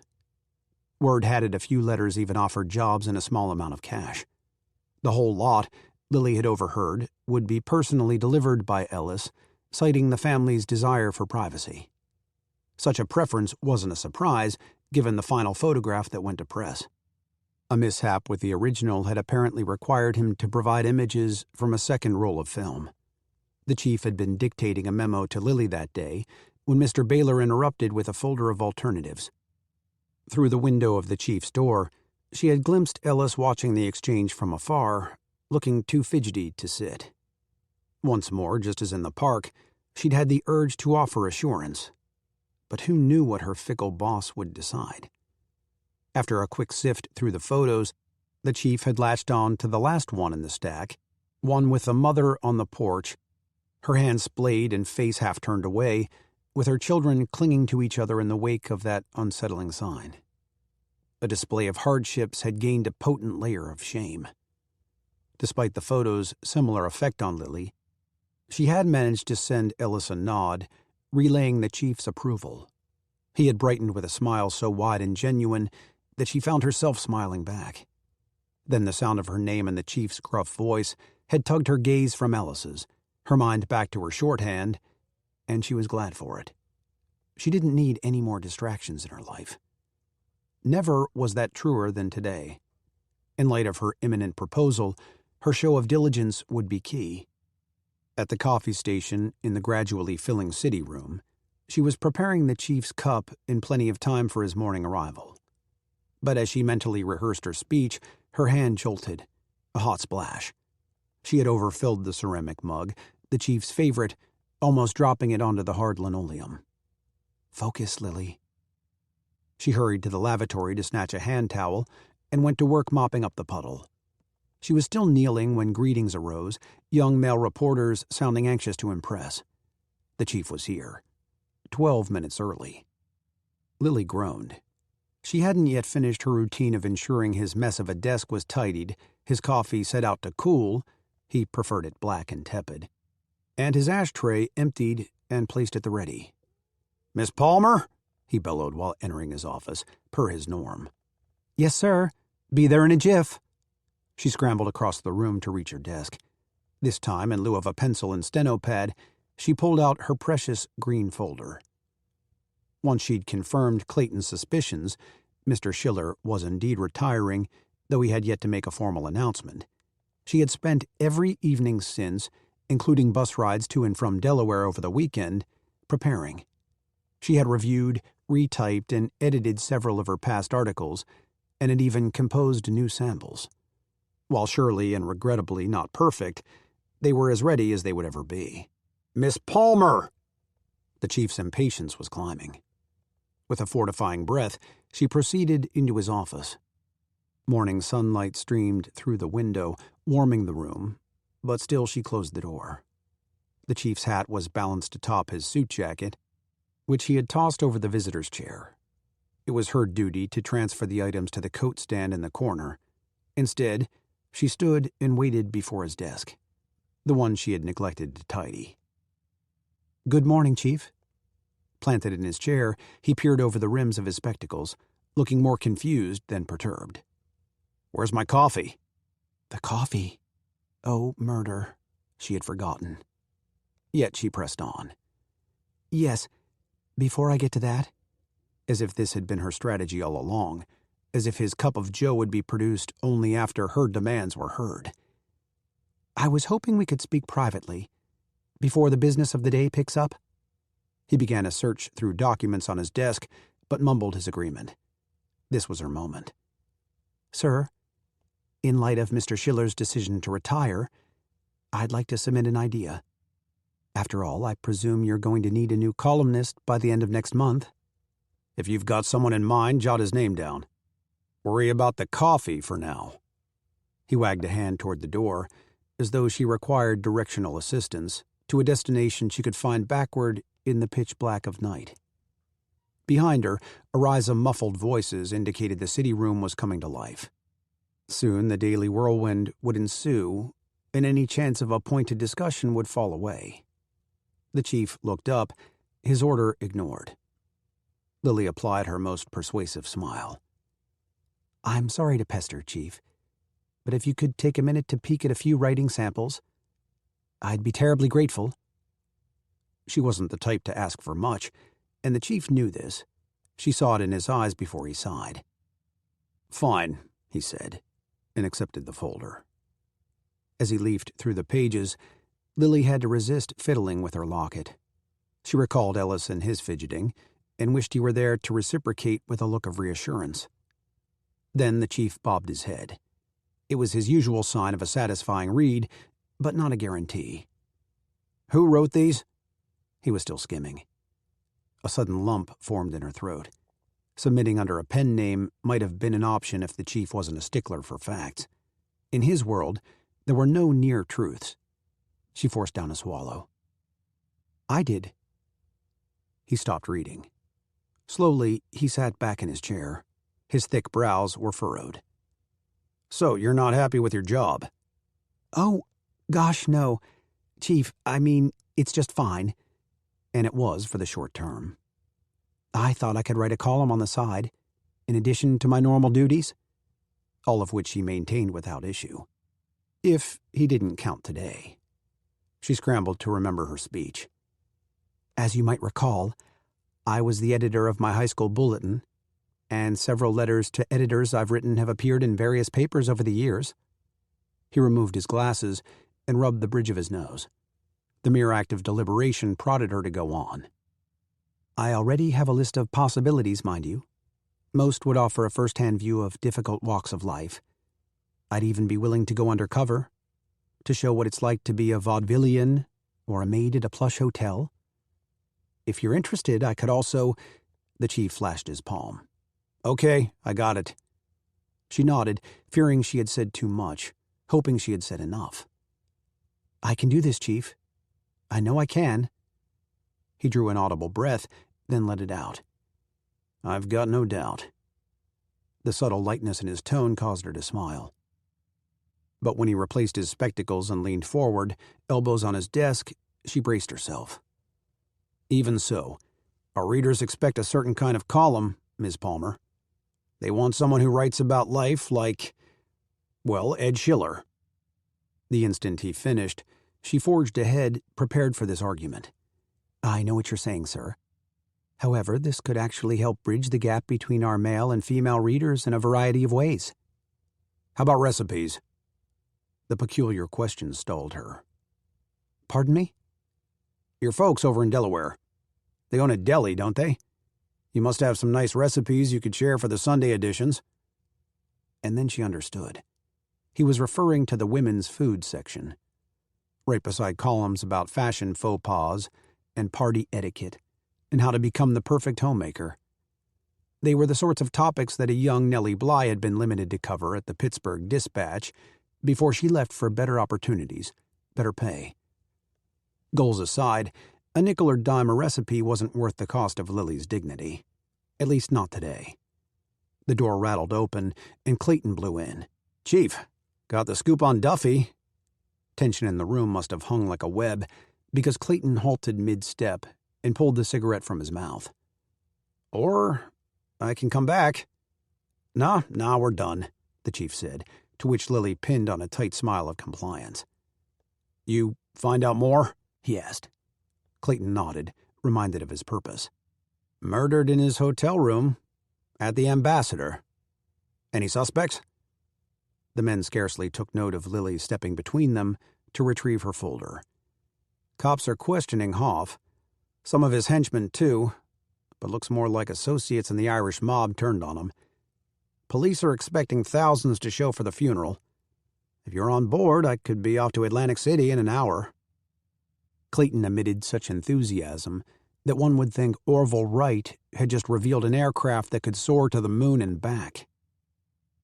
Lily would leave them to their celebration. She closed the door with more force than was prudent, though who would notice? All of the city room was abuzz with the latest news.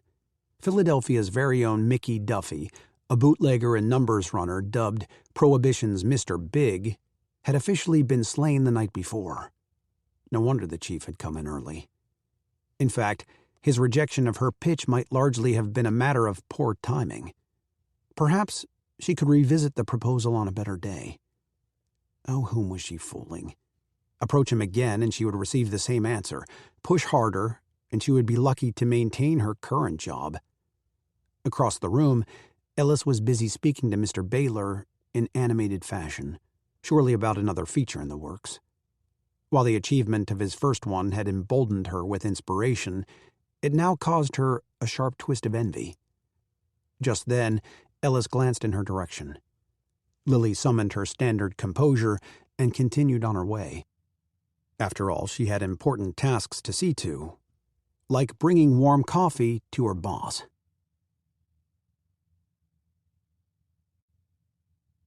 Chapter 9. No one could have predicted how the article would spread. It was like a brush fire leaping from one paper to the next, first to Jersey, then Maryland, Rhode Island, and Illinois, down to Texas as far west as Wyoming. The dailies that had rerun Ellis's feature currently totaled 9, 10 if he included the original in the Examiner. It was darkly intriguing, in a way. The sight of strangers in dire straits had become so commonplace that they were as good as invisible to most. But shine a spotlight on members of a single family, a pair of cute kids huddled together, a desperate mother shielding her face, and they become human. Folks who deserved compassion. To be fair, Ellis had never intended to submit the picture of Geraldine. He hadn't realized Mr. Baylor had presented it to the chief until learning it was approved. Even now, well into October, the portrayal of the family still left Ellis unsettled. In truth, everything about that photo did. The more compliments and success it garnered, the more deceptive he felt. So much had happened without planning and in such a short span. It was just 2 months ago when he'd managed to sell his big pitch to the chief. Sometimes he wondered what else he'd sold on that Monday. His principles? His integrity? At least readers' responses helped combat the guilt that gnawed at him. Kind letters continued to stream in, along with donations. Already he'd made 3 trips to the Dillards, leaving boxes of gifts on their porch late at night. He'd become a reverse thief, avoiding the awkwardness of directly handing them off, of having to explain how greatly the article's reach had widened. While the attention would thrill Ruby, maybe her brother too, clearly their mother would feel otherwise. In any case, all Ellis could do was move forward. So far it was working out reasonably well, both in pay and opportunity. For his last 2 pieces, he'd featured Siamese twins born in Philly who had defied medical odds, then a local actor once known from silent films, now frail and living in a shanty town dubbed Hooverville. Such displays of a common humanity struck a note with readers, but it was Ellis's upcoming feature that made him particularly proud. The idea of highlighting coal miners in Pittston had come to him a week ago. As he rode a streetcar, the sight of a shoe shiner, pint-size and cheeks smeared with polish, jogged a memory. Ellis had been about the same age, 7 or 8, when he visited a mine near his childhood home of Hazleton. It marked one of the rare occasions when his father was stuck dragging him to work. As a machinery supervisor for the Huss Coal Company, his father was conferring with a drill operator when Ellis stumbled upon a pack of young boys eating lunch out of pails. From cap to boots, the kids were so dusted from coal that the whites of their eyes almost glowed. His father's deep voice had shot from behind. Gruff as a roar, it had made Ellis literally jump. "I told you, stay in the truck." The man was normally so stoic. It was the first time Ellis had become truly aware of his father's solid, towering form. Together, they'd marched back to the truck, where his father took hold of the steering wheel. His hands shook with such anger that a belt-whooping at home seemed a surety, punishment for wandering off. But the longer they drove, the calmer his father became. Finally, he said to Ellis, "Those mines are no place to fool around." He looked as if he'd say more. Instead, he fell into the usual silence that accompanied their drives. Ellis had known well enough to stay quiet, but his curious nature won out. "Pop, who were those kids?" His father's gaze had remained on the road, his answer grim and barely audible. "Breaker boys," he'd said. A clear end to the conversation. In time, Ellis learned more about the children, as young as 6, used for sorting coal. 10 hours a day they'd labor over chutes and conveyor belts in a breaker, enduring cuts from slate and burns from acid, losing fingers and limbs in the gears, developing asthma and black lung. Some were even smothered by the coal itself. Today, breaker boys were a thing of the past. Now there were machines that could do the job, but also laws regulating child labor. Laws that would never have been written, let alone enforced, without strong public support. How did that largely come about? Journalists. The revelation had hit Ellis soon after that day at the mine. He was sipping a malt at the drugstore counter as his mother shopped for goods. A female customer was speaking to the owner, outraged over an article involving another breaker boy being maimed. She commended the brave newsman for reporting such things, atrocities, she said, that the big coal companies wished would pass quiet as a whisper. Typical of an only child, Ellis was an avid reader. But from that day on, newspapers became his read of choice. When his mother attempted to sway him to the classics, worrying that local accounts of murders and corruption were inappropriate for a child, he took to sneaking articles under the covers after bedtime. One day, he too would become a brave newsman, he'd vowed. He would do the exact opposite of the lowly muckrakers that his father griped about. Vultures, he called them. In Jim Reed's world, a man of real value created something tangible and useful to society, practical items that could last. And that didn't include scandals and gossip in daily papers that amounted to ink-stained kindling, worth a penny and discarded the next day. No, Ellis would do more than that. His stories would make folks sit up and listen, impart knowledge that actually made a difference. Nobody believed he'd see it through, however, this big dream of his. Except his mother. In Allentown, where his family settled years ago, after his father was hired by Bethlehem Steel, you got your diploma, then you worked at a factory producing cars or trucks, pounding metal for the Navy. And forget about college. Those money-grubbing institutions were meant for pampered Rockefeller types who'd never known a real day's work. Or so it was said. For a while, Ellis followed the crowd. He even dated on occasion, until realizing it wasn't fair to the girls whose singular goal was to land a husband and start a family. He couldn't risk being tied down for fear he'd never leave. Every week for more than a year, he just slung on his boots and gloves and ground away at a battery plant. But he did so merely to save up for his move to Philly and to buy engine parts for his junkyard find. To chase down the biggest stories, a reporter needed to get around. His mother understood this, even when he quit his solid job at the plant to file newspapers for lower pay, only then to write drivel for the women's pages. He never had to explain to her how each step led closer to his goal. His father, on the other hand, failed to share their outlook and had no qualms about saying so. which would make supper at their home tonight all the more gratifying. Although Ellis had sent his mother clippings of his first 3 features, earning her praise over the phone, this would be the first time he'd see his parents since the pieces went to press. At long last, his father would have to admit that Ellis's career choices weren't foolish after all. He would see that his son's work held meaning, if at no other time than when Ellis shared his forthcoming feature about the mine. It was just a matter of choosing the right moment. "More pot roast, sweetheart?" his mother asked, seated to Ellis's right at the dinner table. Her chair was always the closest to the kitchen. "I've had plenty. Thanks, Ma." "How about some bread?"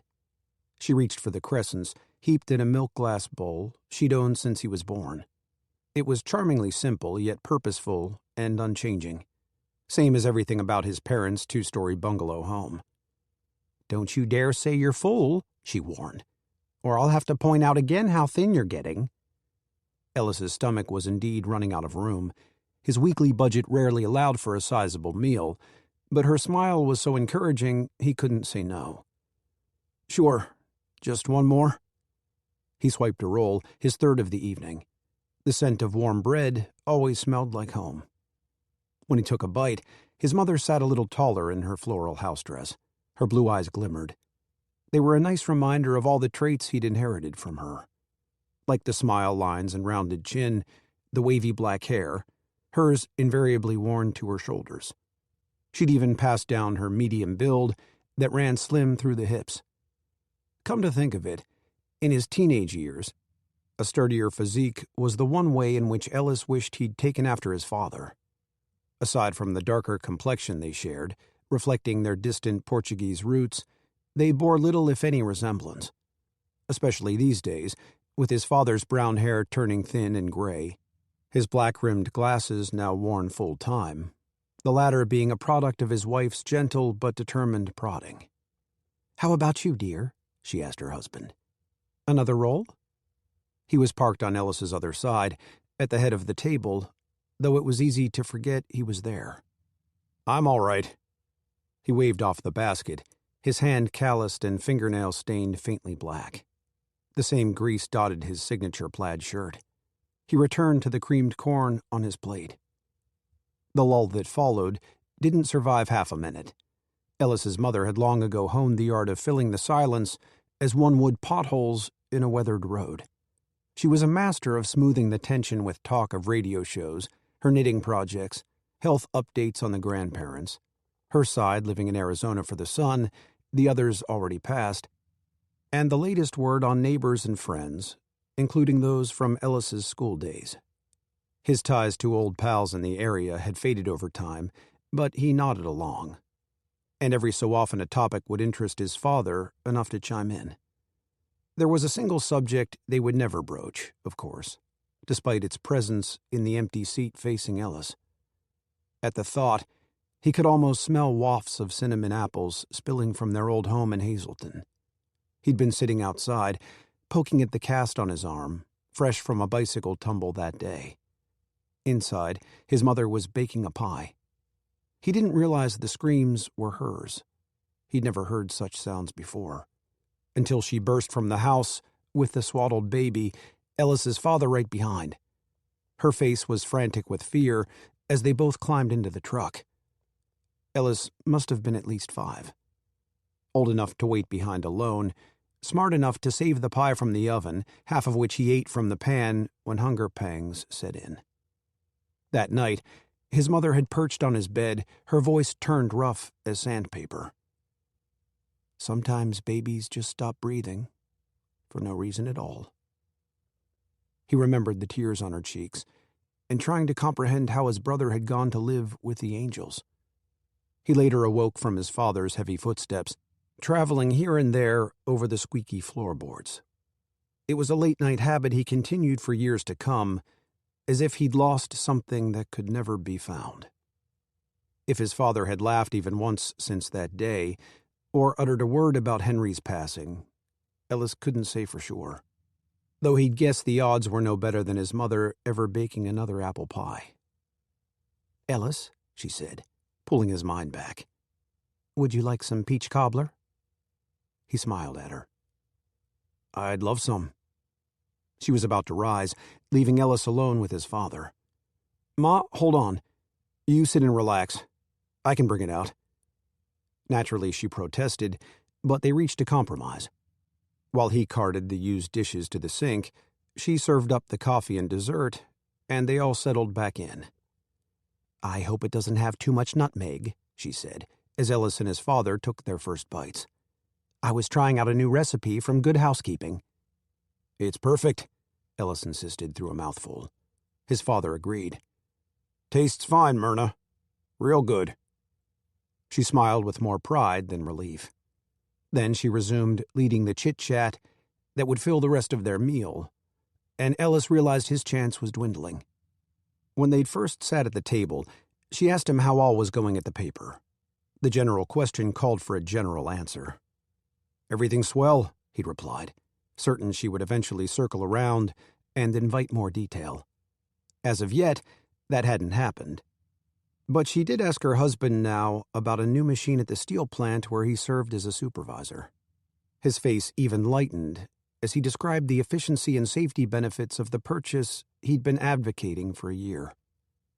Ellis found the topic refreshing, for both his father's mood and the natural segue, since it tied in perfectly to the photo in his shirt pocket. He decided to finally bring it up himself, just as his father said, "How about I check out your radiator before you go?" It was the type of phrase that cued a guest to pack up, signaling the visit had drawn to an end. Sure. I appreciate that." In a single swig, his father finished off his coffee.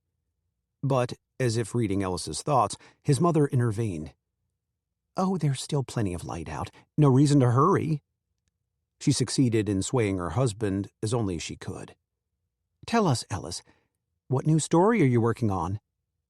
He could have hugged her right then, thrown her a parade. "I've got a new feature in tomorrow's paper, actually." "Another? Already? And in the Sunday edition at that?" She brightened as she glanced across from her. "That's tremendous, isn't it, Jim?" To answer, he gave his wife a mere nod, though his eyebrow lifted as if he couldn't help being impressed. Encouraged, Ellis straightened in his seat. "See, I was trying to think of a subject to cover, and with a picture that could mean a lot to local folks. That's when I thought about the mines." If nothing else, he'd learned that Philadelphians loved reading about their own. "I brought it along to show you." He pulled out the photo and proudly slid it over. "The two guys you see there, they grew up as breaker boys. And now they're operating machines that sort the coal for them. More efficient and safer, too, like your new buy at the factory, Pop. Can you imagine how many kids are alive and well today because of these mechanical sorters? On account of labor laws, too, thanks to the press not letting the problems go on as they had." He hadn't planned to insert the part about due credit.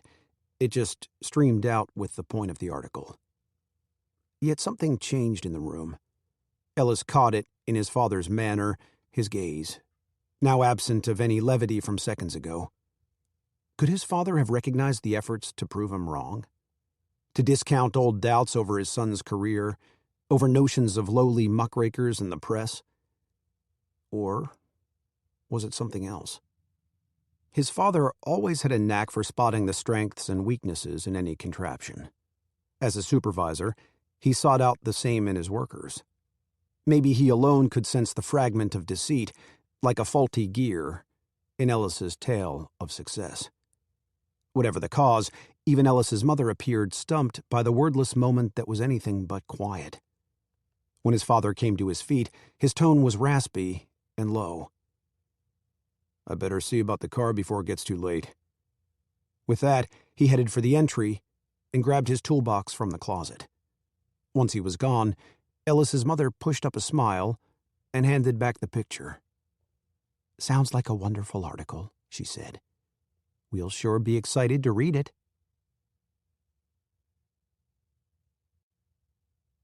Chapter 10. Over and over again, Lily had lied. It wasn't an ideal way to spend a Wednesday, but on 4 separate occasions, coworkers had asked if she was feeling well. She insisted she was doing just fine, which wasn't the least bit true. Not since yesterday evening, when she'd secretly phoned from the boarding house. In a residence for unwed women with the highest moral caliber, such calls had to be made furtively. Informed of Samuel's condition, she began worrying herself sick. "I'll be on a bus first thing tomorrow," she'd contended. She was told not to come, that it wasn't necessary, that she was being ridiculous. After all, she would see him again on Friday. But that was still 2 days away. Days that would stretch out like years. Thus, she strove to pass the hours as best she could. She busied herself with filing, phone calls, and dictation, reminding herself that to come and go as she pleased wasn't an option, not with a boss like Howard Trimble. Unless she hoped to be out of a job. She even managed to refrain from phoning again about Samuel, save for once over her lunch hour. But now the chief had departed for a 4 o'clock meeting, gone for the remainder of the day. With a good portion of the city room cleared out, and the rest focused on tomorrow's deadline, Lily finally had sufficient privacy. She summoned the operator on her desk phone and was connected to her family's deli. A shared line with their home above the store meant 2 chances to obtain an update. How could she possibly rest until she knew he was well? Samuel was the center of her world. And of her heart. He was her first thought upon waking, her last before sleep. He was her cherished 4-year-old son. A series of bleating rings ceased when her mother answered and Lily cut in. "How's he feeling?" "Oh, honey, he's fine." "His fever is gone then?" "I told you there's nothing to worry about." Her avoidance of the question caused Lily to clench the receiver. "How hot is he?" At the pause, Lily demanded, "What's his temperature?" A long, exasperated sigh. 101. "I'm coming home. But, Lily, you have work tomorrow. You'll have barely arrived before you have to turn right back around." It was a valid point, given the 2-hour bus ride each way, and the stops in their small town ran scarce in the evenings. "Then I'll stay overnight." "The first bus doesn't leave until 8 in the morning. You know this. So I'll be a little late returning. The chief will have to understand." "Now that's just foolish." Lily was already rising from her chair, ready to grab her handbag and set off straight for the bus depot. She would first leave a note for her boss, citing a vague family emergency. "Lillian Harper." Her mother's tone shifted, firming on 2 words that instantly turned Lily into a child herself. "I understand you're concerned, but remember the last time you rushed back? All over a tummy ache. Even the doctor said it's not good for you to get all riled up like this. And it's not good for Samuel either." Logic said she was right, as was the doctor. Yet logic had nothing to do with the true reason behind Lily's fears over her son's well-being. She was tempted to explain this at last. Her mother would understand, wouldn't she? After all, through the most trying of times, her support was a constant. Even when Lily's father, in an initial fit of devastation, had threatened to disown his only child. And who could fully blame him? Lily was supposed to be the miracle baby destined for greatness, a reward for 10 taxing years of pregnancy attempts. At 17, she had shown such promise, the first in the family line with plans to attend college, all of which she'd thrown away for a night with a boy she barely knew. Mind you, that error became a blessing, not only in the form of Samuel, but also in the enduring love of her family, ultimately standing by her when so many others sneered. In fact, those looks of disgust had strengthened her with the will to part from her son every week. She had long ago learned to tolerate the judgment of her town, its size no larger than a thumbprint. She refused, however, to allow the same for Samuel, whose innocence provided but a temporary shield. Unlike the 2 poor boys in Ellis's first feature, he would never question whether he was wanted. Not if Lily had any say. By the time he was of school age, she would have enough funds for a fresh start in another city and an apartment of their own. She could even pass as a young widow now at 22, eliminating the need to hide the most cherished piece of her life. But until that time, she would worry. Yes, far more than she should. And though she had her reasons, she realized she would never speak them aloud. To her mother most of all. "I can take you." The man's voice startled Lily. She swung around to face Clayton Brower, his hands resting in his trouser pockets. "Pardon me?" She muted the mouthpiece against her chest. Her heartbeat quickened as she reviewed his comment. "You need a lift and my interview canceled." He raised a shoulder in his typical style, not bothering with a full shrug. "A car will get you there twice as fast. Then, if you want to come back tonight, you'll make it in time for work." "I'm afraid I'm not sure what you might have heard, Miss Palmer. If your son is sick, you ought to look in on him." She froze, forgetting to breathe, until her mother's voice reminded Lily of the connected line. "Mother, I'll ring you back," she said, and hung up the call. As the top crime reporter at the Examiner for the past 4 years, Clayton had the chief's ear more than almost anyone on staff. The last thing Lily needed was her boss, along with her landlady, to learn she had been grossly untruthful, tracing all the way back to her job interview with Mr. Baylor, conducted on the chief's behalf. "Married?" he'd asked. "No, sir." "Plans to change that anytime soon?" "Oh, no, definitely not." He had looked at her, pleasantly surprised. "Good," he'd said, and jotted a note. "Why's that, may I ask?" "The chief's last secretary, she got hired as a newlywed. Quit the day she found out she was with child. Chief decided there's less headache with no pesky family issues to worry about. Make sense?" In light of her goal, she had managed a nod. "None of those pesky issues here," she assured him, just to be safe, at which he smiled. The next thing she knew, she was being toured around the building, shown to a desk, and introduced to the chief as well as to the publisher, a cantankerous man whose sightings were thankfully minimal. She even received a personal referral for a boarding house not far from the paper.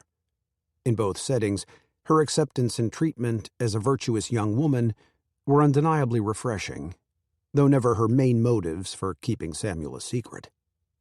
She laughed now to convey amusement over Clayton's assumption, her pulse still hammering.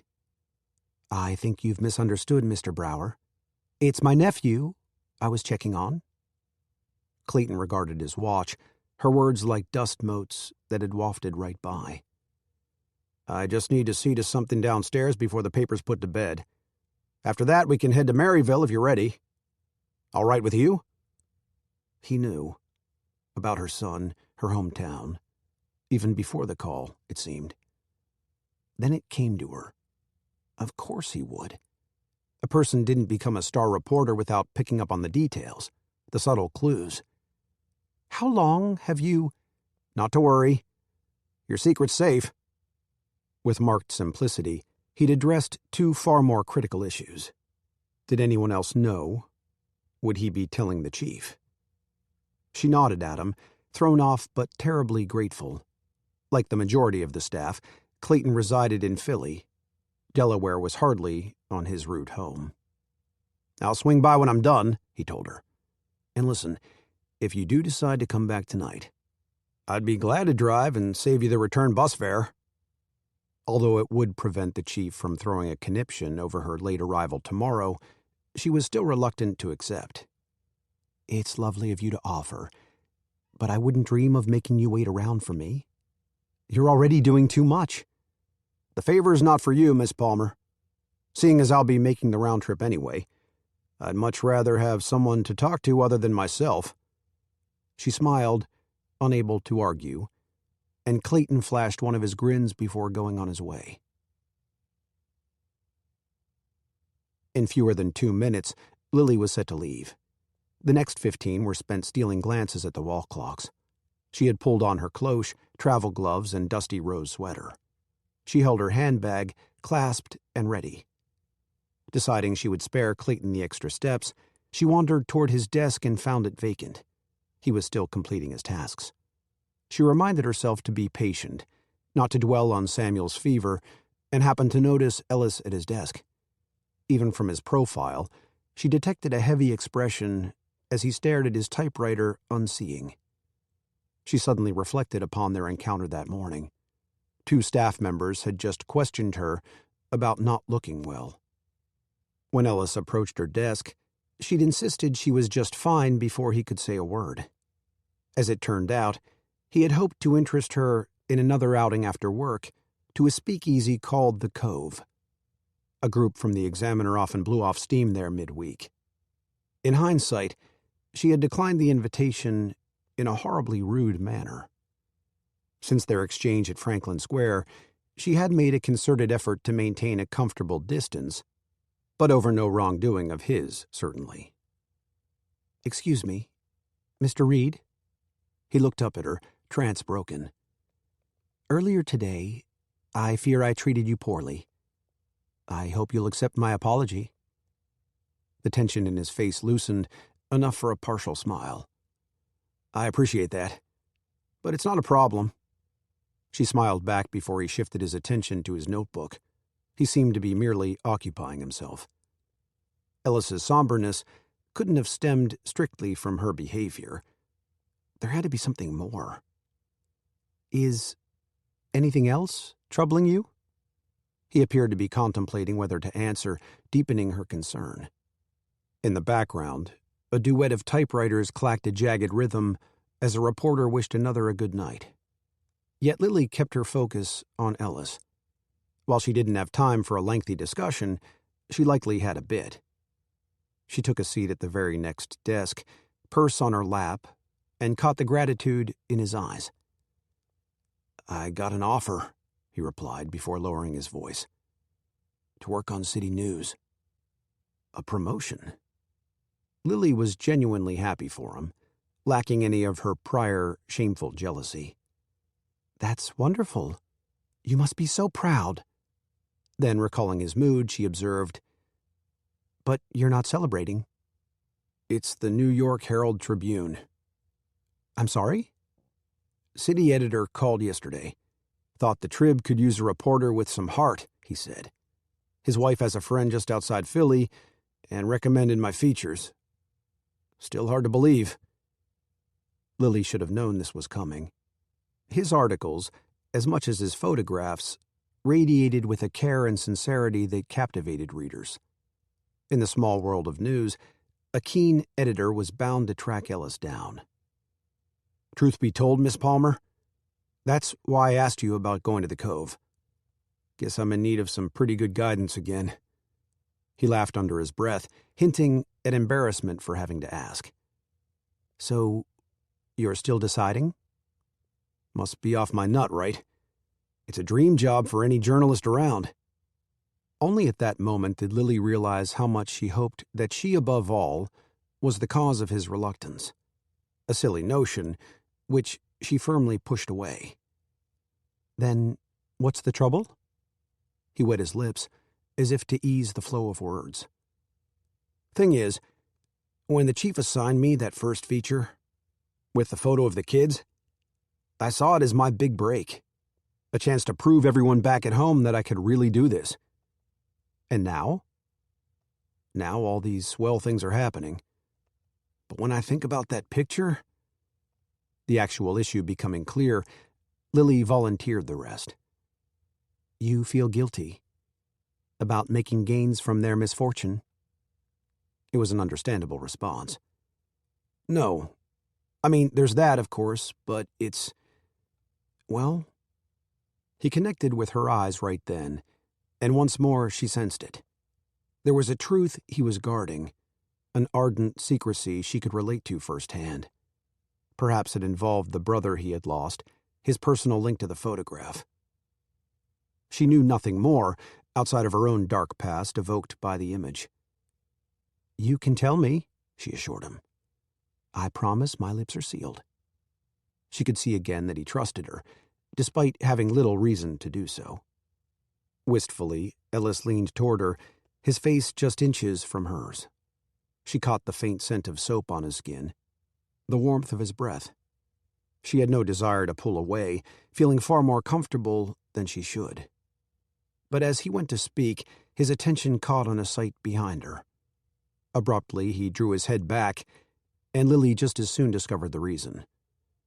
"Don't mean to intrude," Clayton said to her. He held his leather briefcase at his side, his fedora over his waist. "Just wanted to say I'm ready when you are." Lily quickly gathered herself and rose. The way her nerves were skittering, one would think she'd been caught in an amorous act, which, of course, she had not. "I can wait outside," Clayton added, "though we should probably hit the road soon." With sweeping force, worries over Samuel flew back at Lily. How could she have forgotten even for a minute? "Yes, you're absolutely right." She angled in Ellis's direction, not quite making eye contact. "I'm sorry, Mr. Reed, but I do need to go." "Nah, it's me who's sorry for keeping you." He delivered the words with a slight coolness as he straightened in his chair. "You already said you were busy tonight. I should have remembered." The Cove. When he had asked her to go, she had tossed out her stock excuse. Now she wanted desperately to correct his assumption about her and Clayton as a couple, but there was no easy way to do so. "Well then," she said, "I'll see you tomorrow." She pivoted toward Clayton, who held out his arm as if to make a show of it. She had progressed but a few steps when Ellis responded. "Actually, that's pretty doubtful." His tone had gained density, a forthrightness that turned her head. "See, I've got a lot of packing to do for the big move." All Lily could do was stare at him as Clayton took the bait. "Move, huh? Where to?" "Got an offer from New York. From the Herald Tribune." Ellis seemed to be waiting for a reaction. Any reporter at the Examiner would be downright envious. But Clayton's mouth surprisingly slid into a grin. "Yeah? How about that?" He even congratulated Ellis with a hearty handshake. It took Lily a conscious effort to mirror their joy. She despised the acute sting of Ellis's choice. Though only a few hours away, New York City, dubbed the big town for many a reason, entailed the start of another life, and leaving the rest behind. Regardless, when the men's hands separated, she offered, "In that case, Mr. Reed, I wish you the best of luck." Then to Clayton, "We ought to get on the road, didn't you say?" "After you," he replied. And she led him toward the exit, barring herself from looking back.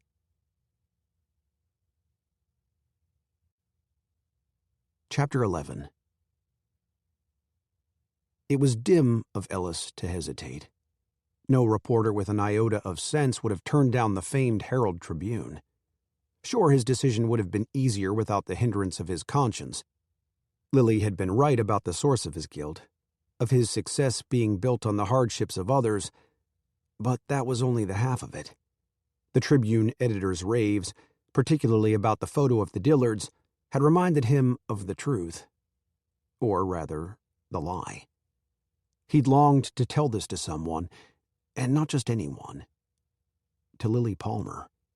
How the picture of those kids was meant to be a single rung on the rise of his career. How instead, although it shouldn't, that photograph suddenly felt like the whole ladder. There was something about her that told him she'd understand, an underlying connection. At least he had thought so until Clayton's interjection made the situation all too clear. In that moment, reflexive pride had spurred Ellis to decide about the job. Once the words were out, he couldn't very well take them back. Even if he could, why should he? The move to New York was just what he needed. Before long, any memory of Lily and the Dillard kids would fade far into the distance. Ellis told himself this as he geared up to phone the chief to make it official. He braced for a rant over a perceived show of disloyalty or ingratitude. While the man did mutter over the inconvenience, he ended up wishing Ellis well, even tinged with sincerity. It couldn't have hurt that the actual society editor was finally set to return in the coming weeks. Plus, a day rarely passed when a writer, aspiring or seasoned, man or woman, didn't swing by the Examiner on a hunt for an opening. As the saying went, only first-ranked reporters were irreplaceable, until they were replaced. Ellis's father would reinforce as much with relish, if given the chance. That was precisely why Ellis prevented him the opportunity. After all, it was a time of celebration. When it came to sharing his news, he deliberately called during the workday to reach only his mother. "Oh, sweetheart, we're just so proud of you," she'd said, bubbling with excitement. For an instant, he almost believed the plurality in her claim. Within 4 days of accepting, he'd packed up his belongings, a minimal task if ever there was one, prepared his clunker for the drive, secured an unseen apartment in Brooklyn, and off he went. Of course, one peek at his tenement would have quelled his mother's enthusiasm. For yet again, a single toilet accommodated an entire floor of renters. The walls were as thin as gauze, and tailed critters enjoyed occasional visits. But much improved over the last. His room had a real desk and chair, a bed mostly free of lumps and creaks, and a kitchenette with a sink that ran hot and cold water. Hell, a person could spin with arms spread wide and not risk scraping a single wall. And as a perk, with immigrants of all varieties as neighbors, if Ellis ever got the itch, he could take up just about any foreign language he pleased. In truth, he could afford a better place. His starting salary was $60 a week, a decent sum compared to his meager society pay. But he planned to be smart, save up for a car engine before his old one petered out. Only then would he splurge a little, buy a new hat with a silk band, maybe. Or a snazzy gabardine suit. Items that would fit right in at the Tribune. Like everything in New York, the paper was snappier in both speed and style. At least it seemed that way the first afternoon he stepped into their fancy building and rode the elevator to reach the city room, a vast space teeming with smoke and intensity. Of all the Mondays to begin, he'd chosen a doozy. Al Capone had just been found guilty of tax evasion. Thomas Edison had gone to meet his maker. 30,000 Hitlerites had paraded through Germany, and to top it off, while plowing through Manchuria, Japan was working to bar America from joining the League of Nations. In short, Ellis's arrival didn't cause many ripples. "Mr. Walker?" He repeated himself for the third time, finally snagging the city editor's attention. A cluster of reporters had just dispersed from the man's desk in the center of the room, having confirmed their assignments for the day. "What can I do for you?" "Sir, I'm Ellis Reed." An expectant pause. But Stanley Walker simply checked his wristwatch while rising from his seat. His wiry frame stood a few inches below Ellis's height of 5'9". His black hair held reddish tints and a light wave. "You got a tip? Make it quick. On my way to a meeting." His light Texan drawl conflicted with his staccato pace. No, you hired me last week. To work here?" A look of bewilderment crossed the man's clean-shaven face as he pulled on his navy suit jacket, which smelled of cigars. Around them, the familiar ticking of typewriters melded with radio chatter and layered conversations. "What's your name again?" A prickling spread over Ellis's scalp from sudden fear that this had been a mix-up. "Reed. From the Examiner?" "In Pittsburgh?" "Philly." Mr. Walker snapped his fingers. Right, the feature writer." He smiled, showing a flash of discolored teeth, then swiftly lowered his lips, as if by habit. "Been one of those mornings. You understand?" "Completely." Ellis shook the man's hand with relief. "Again, sir, I appreciate the trouble you went to in finding me. You haven't made a mistake." "I sure as hell hope not." Another tight smile rendered the remark difficult to read. Then he introduced Ellis to the assistant city editor, parked at the next desk, requesting he help Ellis settle in. "I'd be obliged to," Percy Tate replied. Yet the moment his boss slipped out, Mr. Tate's attitude noticeably sharpened as he rattled off the basics, from the building layout and department heads to the standard tasks and daily schedule. His delivery was so brisk that Ellis missed half the details. He dared to ask for a repeat of a point and instantly saw his mistake in the man's hardened face. Everything about him, his eyes and nose, his build and demeanor, resembled a watchful owl, just biding his time until he swooped in for the kill. "Hey there, Mr. Tate," another man said, stepping in. His boyish face conflicted with his deep voice. "If that's the new guy, I can take it from here if you'd like." Ellis had obviously failed to hide his befuddlement. Mr. Tate tore away without hesitation. "I'm Dutch." The fella offered Ellis a handshake, a genial, though sly glint in his eyes. A heavy lead pencil rested behind one ear, poking through his slicked chestnut hair. "And I'm not sure what I did wrong." Don't mind old Purseface." He flicked his hand in Mr. Tate's direction. "Wasn't much better when I first got here." Ellis managed a smile. "Thought it was something personal." "Well, maybe a little," Dutch admitted. "A pal of his has been vying for a spot here for some time now. Could be sore about that. It'll pass." Comprehending the issue, Ellis nodded. Not a great way to start off, but even more motivation to prove his worth. "Now," Dutch said, "how's about a tour?" Thanks to Dutch, Pete Vernon being his given name, Ellis quickly learned about navigating the labyrinth of floors, the late-night hours of a morning paper, and the key staffers to approach or avoid. As a married father of a toddler boy, with another babe on the way, Dutch kept his after-work mingling to a minimum. But he still slipped in a tour of Bleak's, the speakeasy next door on 40th Street. It was there that Mr. Walker regularly took his lunches, accompanied by a glass or two of scotch. Not that even the paper's higher-ups would object, particularly since the Tribune's owner was known to frequent the same joint in the evenings, putting away more than his share of prohibition due, apparently doing the same throughout the day in his large corner office.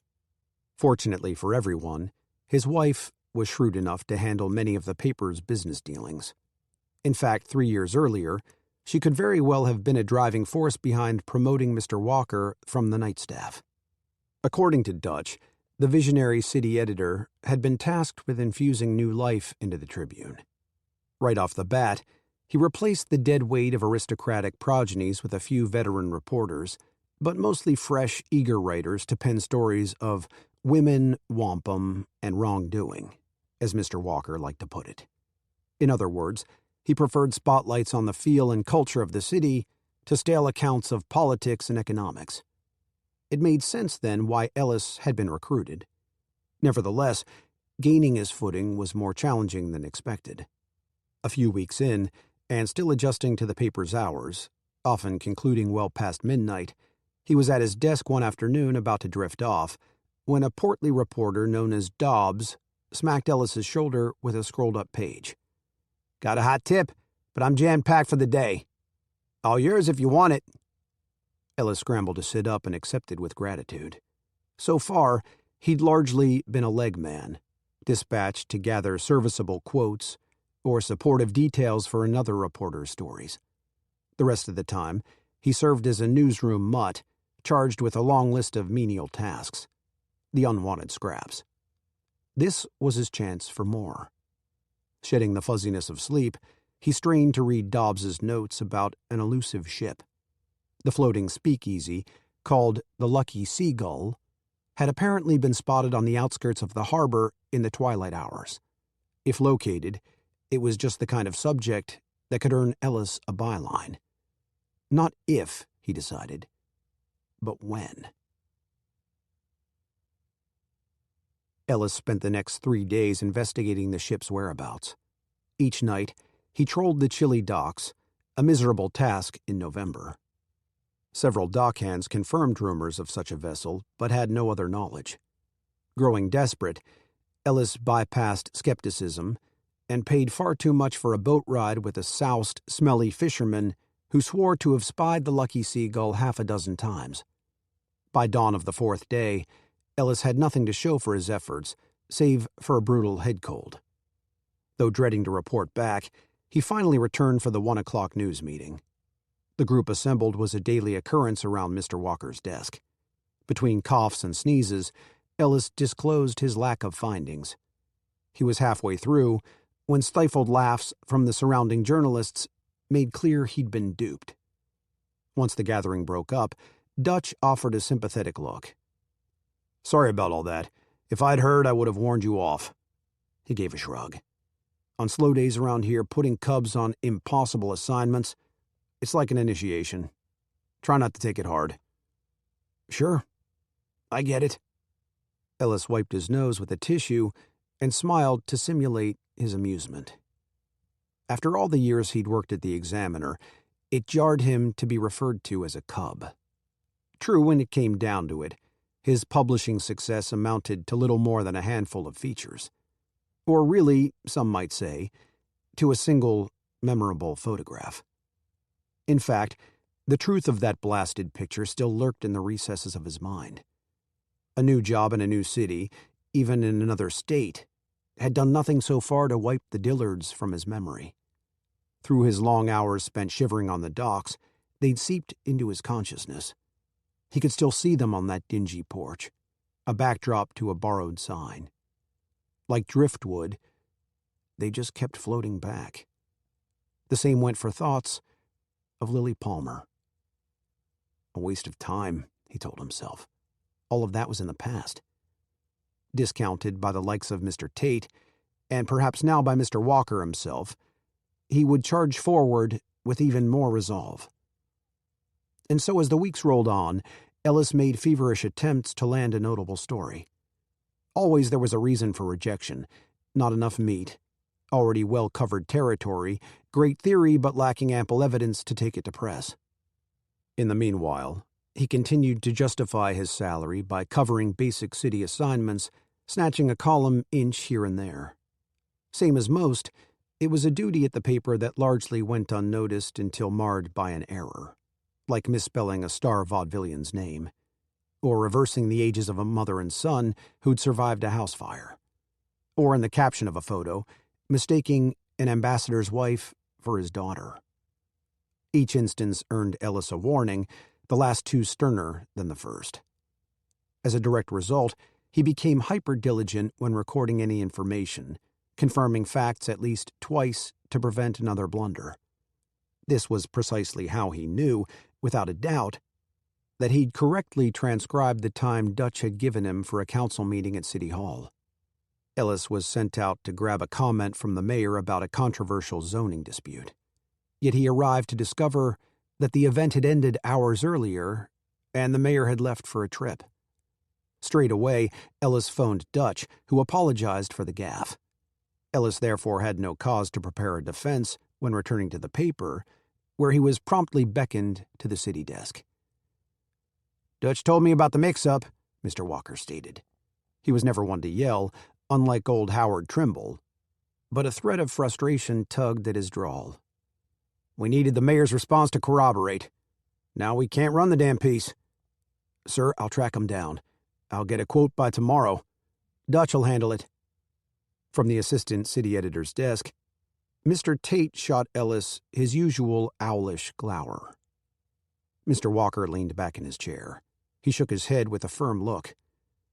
"Bottom line, Mr. Reed, this cannot happen again." Equally stunned and bewildered, Ellis silently grappled for an explanation. But then he caught eyes with Dutch across the room.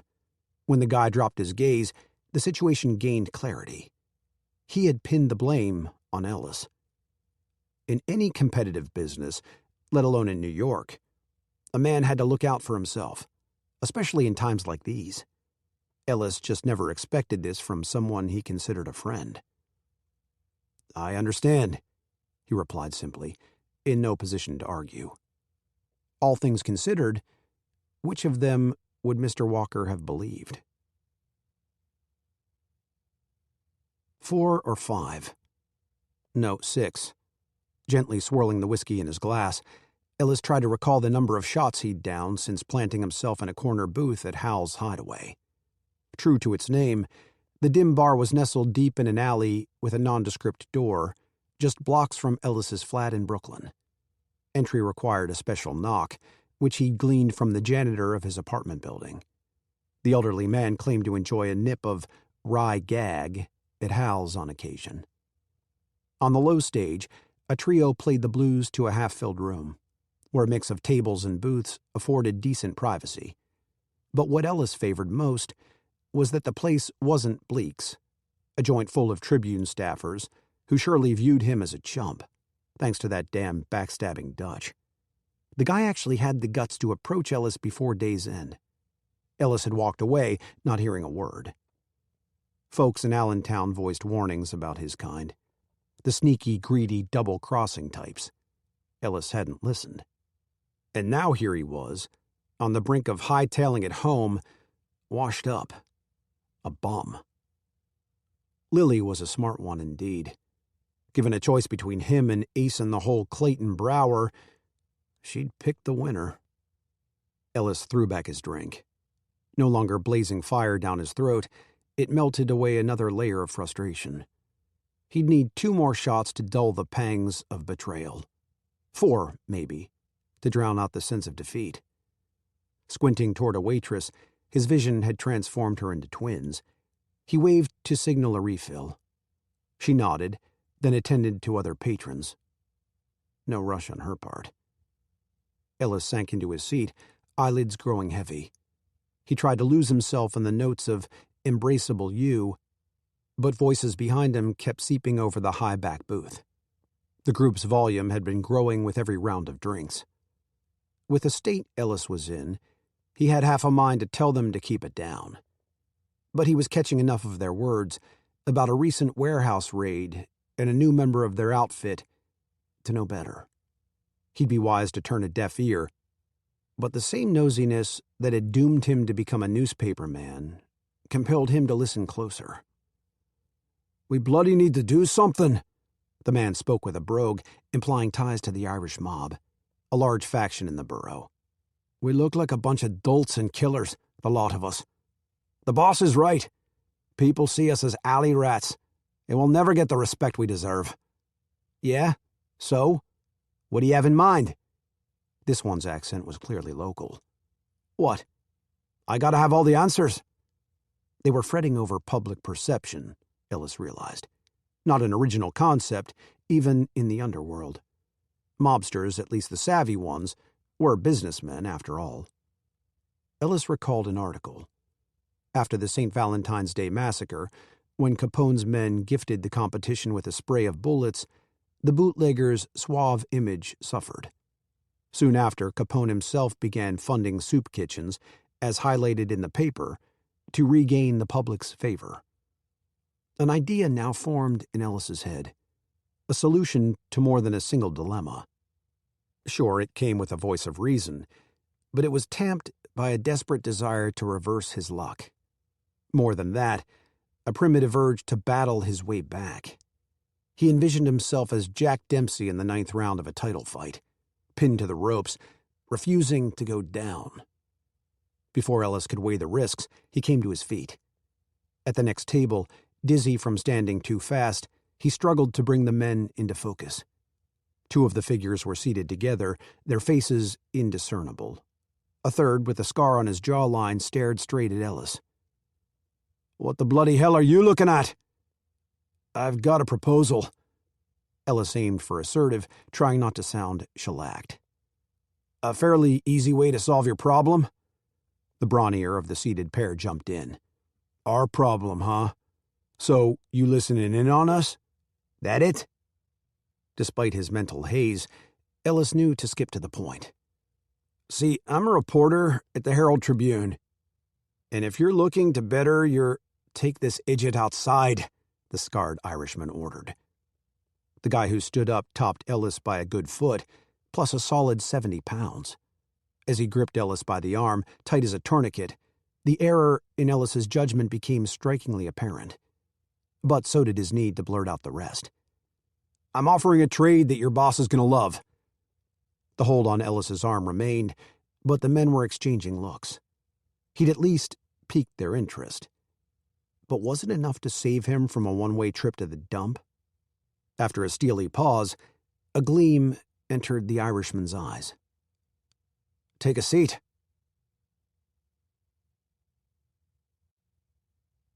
Chapter 12.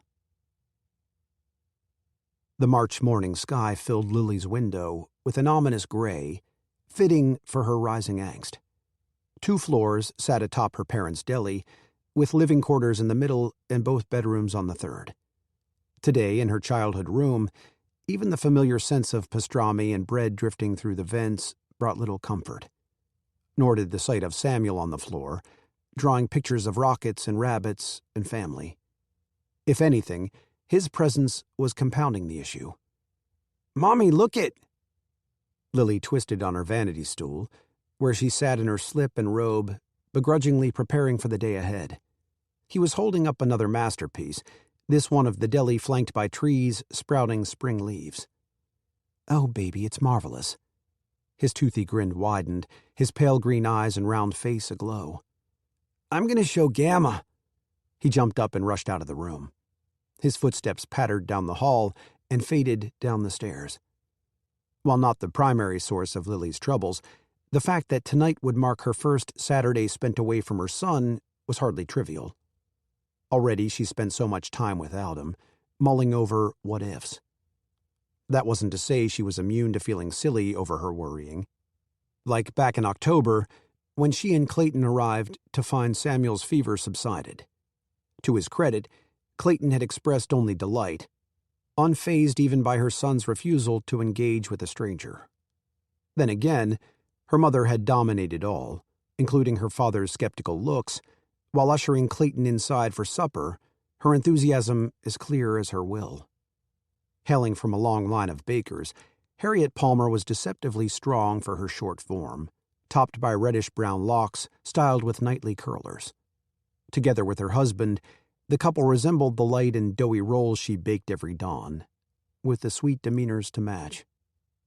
Well, if one didn't count the expletives from Lily's father during radio broadcasts of Yankees games, which earned him routine visits to the confessional, or the piercing glares her mother reserved for opposition to matters she valued. Clayton might have sensed the latter from the start, as he didn't hesitate in agreeing to stay for a meal. A month later, he'd accepted just as easily after driving Lily again on a Friday after work. It was a stop on his way to chasing down a lead, he claimed. Whether true or not, Lily couldn't resist saving herself an hour of travel time, for it meant seeing her darling Samuel run to her that much sooner. It meant another hour of his lively chatter and heartwarming giggles. So it went, ashamedly with little protest on Lily's part, the benefits far outweighing any message she might be sending, until the drives to Maryville in Clayton's Chevy coupe, followed by a family supper, became a regular occurrence unless a big story pulled him away. By late winter, her lone bus rides to and from the city came to feel much longer for lack of conversation. She didn't always agree with Clayton's opinions. His stances, often to a maddening degree, were as black and white as the clippings of his articles. But as a seasoned reporter, on the crime beat at that, he had no shortage of intriguing tales or skillful questions, for Lily's parents in particular, to prevent awkward lulls. Over time, her father's defenses wholly thawed. It didn't hurt that Clayton was also Catholic, and though with German roots, 3 generations American. He was swift to point this out, as if to sidestep any resentment related to the Great War. Not that anything could deter Lily's parents by then, or Samuel, who had grown equally comfortable from regular visits. Besides, what wasn't there to like? Clayton Brower had a respectful yet confident bearing and an upstanding career, key elements of a fine suitor. Most important, he showed no adverseness to courting an unwed mother. And yet, spring had arrived before Lily was forced to confront the standing of their relationship. She had just walked Clayton to his car, parked in the crisp darkness outside the deli. Despite being aware she shouldn't bother, she scanned the town's main street for gossipy onlookers and found relief in the evening stillness. She thanked Clayton profusely, as she always did before his return to Philly. He replied by peering down into her eyes, and she recognized his intent before he leaned toward her. Given the ease that had developed between them, such an encounter was surely due. But once his lips pressed to hers, she reflexively drew away, an act that immediately smacked her with guilt. "Clayton, I'm so sorry. I know you've been patient." A corner of his mouth lifted, and his thumb gently brushed her chin. "It's okay. I'm not going anywhere." An expert at his craft, he had once again addressed her concerns in just a few words. That she could take all the time she needed, that he was a man she could count on. He then climbed into his car, but stopped short of closing the door. "There's an old pal I grew up with in Chicago. Works at the Sun now. He's getting married next weekend at the Waldorf in Manhattan. If you're up for it, I'd sure love if you came along." In the silence that followed, she realized she hadn't responded. She shook her head at herself and laughed. "Gosh, of course. I'd love to go." He sent her another smile before starting the engine and driving away. Only then did it dawn on her that the wedding would interrupt her weekend routine. She considered changing her answer, though after their exchange that evening, paired with his ongoing generosity, how could she possibly? Pondering this, she had ascended the staircase behind the deli counter. Up in the sitting room, her mother was knitting in her rocking chair by lamplight. The floral curtain on the window hung conspicuously open. Lily was in no mood to surmise what her mother had witnessed. "Good night," Lily said quickly. She turned for the upper stairs, eagerly retreating toward the room she shared with Samuel. How she yearned for the peaceful sound of his rhythmic breaths. "Dear, wait." With great reluctance, Lily pivoted back. Her mother rested her knitting needles on the lap of her long skirt, an admonition in her sigh. "Lily, you mustn't forget. A man like Clayton doesn't happen along every day." Here it came, an inevitable lecture on the horrors of permanent spinsterhood.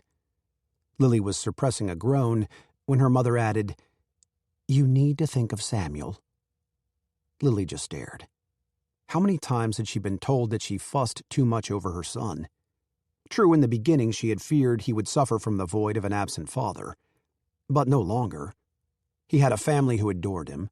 There was no denying that Samuel's life, while unconventional, was blessed more than many. Before these thoughts could form words, however, her mother held up her hand, a command to let her finish. "But you also need to think about you. Your father and I won't be around forever, and we simply dread the idea of you being alone." The heaviness and care in her voice were mirrored in her downturned eyes. A parent's protectiveness, it seemed, was a beloved burden with no end. Defenses lowering, Lily attempted to comfort her. "I appreciate your worry, but I'm not alone. I have our family, I have Samuel. And when he grows up, what then?" He was so small and young, still so dependent. It shook Lily to imagine him off on his own adventures, perhaps half a world away. "Mother, truly, I'll be fine." Yes, you'll be fine," she said. "But will you be happy?" The question had stalked Lily ever since. Even now it loomed in every inch of her and Samuel's room, from the toy chest in the corner to their pair of narrow, quilt-laden beds, one of which would someday remain empty. Shutting out the thought, she completed her French twist and applied red lipstick, preparing for her train to New York, Pennsylvania station, where Clayton would be waiting.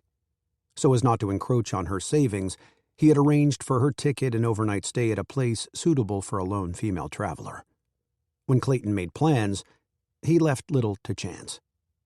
At the closet, Lily stepped into her T-strap heels and fastened the gold buttons of her silken dress. With its jade hue and sweetheart neckline, the garment was her only one elegant enough for a highbrow affair. She added her tweed coat and pinned on her green-brimmed hat, each article bringing her closer to departure. Just inside the entrance of the deli, she tucked her ivory gloves into her travel bag and knelt before Samuel. A smattering of customers blurred into the background. Lily forced a smile as she straightened the collar of her son's shirt, the misaligned buttons proof of having staunchly fastened them himself. "Now be a good boy while I'm away. Promise?" He nodded with such surety, growing ever more accustomed to making do without her. A pinch flared deep in her chest, but then he threw his arms around her neck and said, "I love you, Mommy."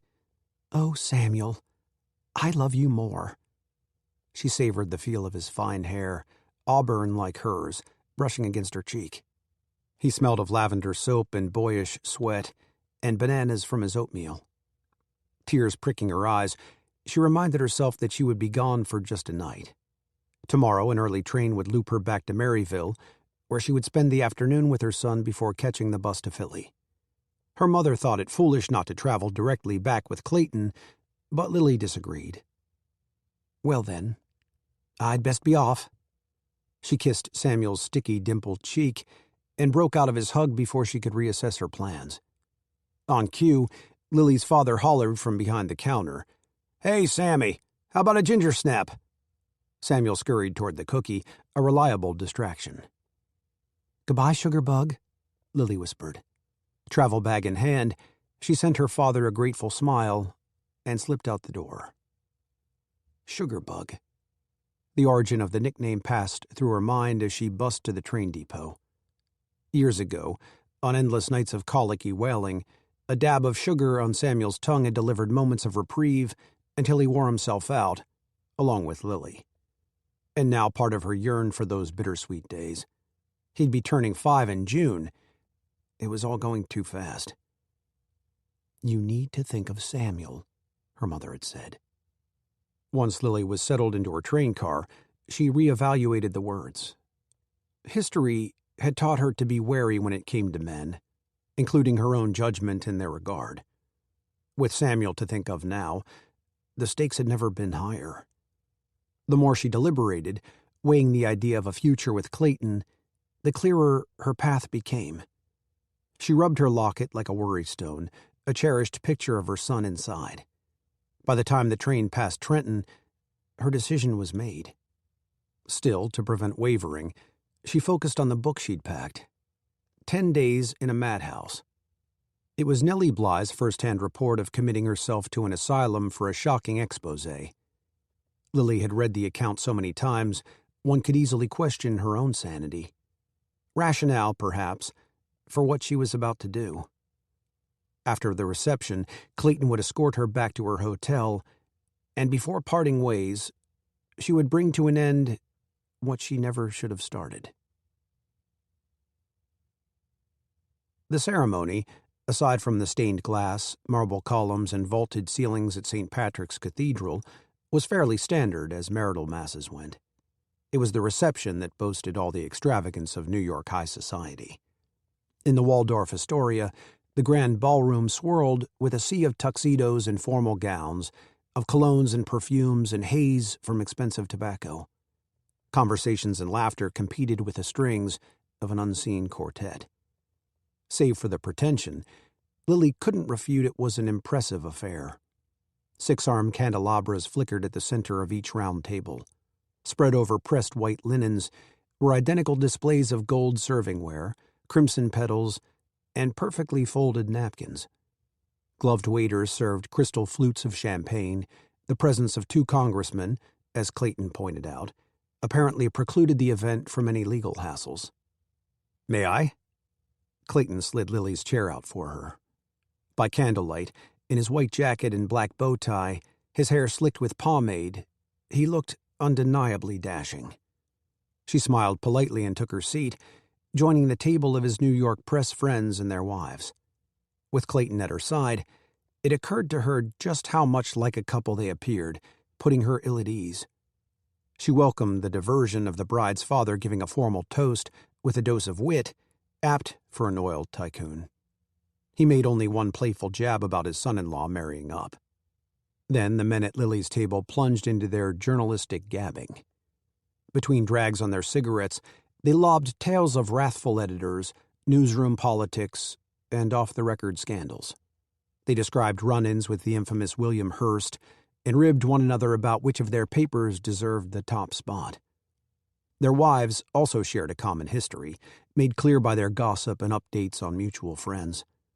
When the topic of their children finally emerged, Lily perked up at the chance to contribute. But then she recalled how any mention of Samuel would require an awkward explanation. Thus she continued to nibble on her quail and sip her champagne, feigning intrigue over the words curling around her. Not until later, as she rose to excuse herself to the powder room, did she feel the full effects of her drink, magnified by the warmth of the ballroom. Rarely one to indulge, she lingered in private to collect her bearings and remembered the ultimate mission of her evening. Various women passed behind her as she stood before an ornate oval mirror. Once steadied by a few deep breaths, she started back for the reception. At the ballroom entrance awaited Clayton, their overcoats draping his arm. "There you are." His tone was more anxious than relieved. She sifted through her muddled thoughts, wondering just how long she'd been in the ladies' room. "Are we leaving?" "There's been a robbery. It's a jewelry store off Times Square. A fatal shooting, maybe. Might even be Willie Sutton, escaped from the pen. That's the word we just got." He motioned to other newsmen collecting their belongings from the coat check girls. When Lily was slow to react, he added, "Of course, if you want to stay, we can." The distracted thrill in his eyes said he was already there, on the scene, formulating a story. Although she knew this was his job, his eagerness to race toward a dead body, as if it weren't a real person who'd be mourned by loved ones, made her cringe inside. "No, that's fine," she said. "I have an early train. I should be calling it a night anyway." "Ah, good. Then I'll just take you to your hotel first." Her hotel, the location for a talk that obviously would have to wait. He held her coat open for her. As she slid her arms in, she realized she still needed her purse. Had she left it in the lavatory? Or was it under her chair? Or, perhaps... "Lily?" Clayton was yards away when he discovered she hadn't followed. He returned with the impatience of a track star summoned back for a false start. She dreaded to announce, "I still need to grab my handbag." Now he looked as if his race had been canceled.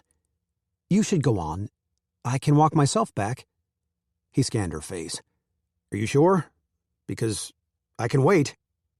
His willingness was there, despite his body already angling toward the exit. "And miss the scoop? The chief would throw a fit." "Really, you go. My hotel's only 2 blocks away." He nodded with relief and smiled. "All right. You travel safely."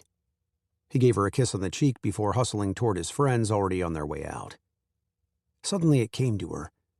She had stored her valuables under her chair. She didn't waste a second before weaving her way through the ballroom to reach her now vacant table. There was her purse, just as suspected. Right then, someone repeatedly clinked a glass to quiet the guests, and the quartet halted within a measure. Out of courtesy, Lily reclaimed her seat to wait out the toast. At the front of the room, the groom presented a speech directly to his bride, who stood daintily beside him. She blushed in a white gown that far surpassed the elegance of a typical wedding suit. Lily didn't catch half of his words. She was far more captivated by the adoration in his voice, its raw vulnerability. He was surrendering not only his heart, but his entire self.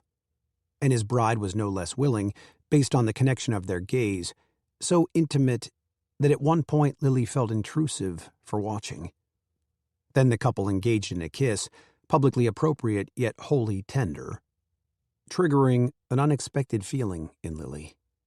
A romantic longing she had nearly forgotten existed, an ancient magnet pulling at her heart. The room of guests applauded, the quartet resumed its playing, and champagne continued to flow. Lily opened her handbag. Withdrawing her gloves, she revealed the envelope inside. It held a letter for Ellis Reed regarding the children from his first feature. Forwarding address, New York Herald Tribune. She had planned to swing by the post office near Penn Station before boarding her morning train. It would be more efficient, she'd concluded, to mail it in New York. But now she had to wonder, had there been another reason for bringing the missive along? She thought of her last discussion with Ellis, back at the Examiner. The unspoken trust, their faces mere inches apart. Once again she considered the words they had never shared. The misunderstanding, the cool parting. Perhaps her traveling here had been part of a greater purpose. One she'd known unconsciously, yet avoided seeing. To deliver the letter in person.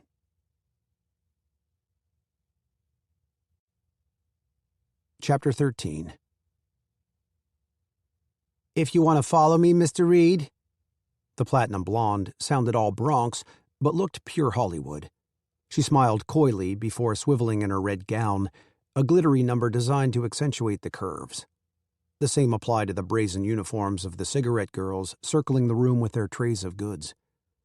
As the hostess led the way across the checkered tiles, Ellis kept his gaze at a proper level. He was acutely aware of the couple trailing behind. Thankfully, from a glance over his shoulder, he found his mother looking upward in awe. Clutching her husband's elbow, she was gawking at the enormous crystal chandelier that threw gem-like sparkles over the candlelit supper club. The Royal was a real oasis, aside from its entrance off an alley. It had peaked in popularity sometime in the early 20s, people said, but still drew a top-notch crowd. Ellis could understand why. It was nothing but class here, with silver domes over plates and waiters in black tails. On stage, a colored band in white tuxedos played snappy tunes with a piano, a bass, and an array of polished horns. Fitting for a Saturday night, the place teemed with glitzy dresses and Brooks Brothers suits, not unlike the one Ellis had donned.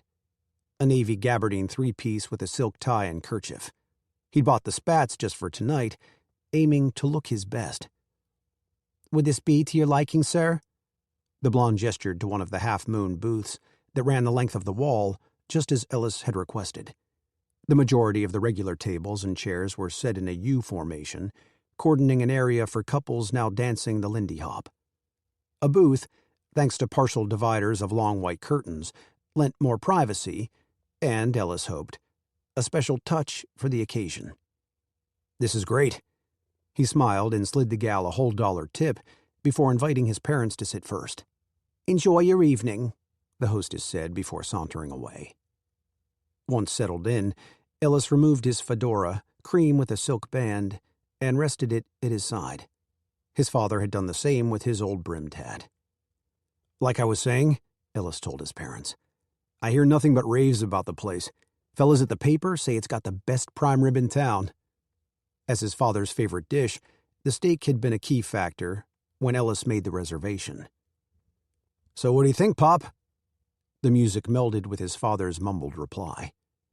"It's a lovely choice, sweetheart," his mother jumped in with a bright smile. After weeks of her coaxing, the couple had finally made the trip to New York, a city Ellis had come to consider his home. And to think, just 4 months ago, sulking at Hal's hideaway over his editor's warning, Ellis had thought for certain he was on his way out.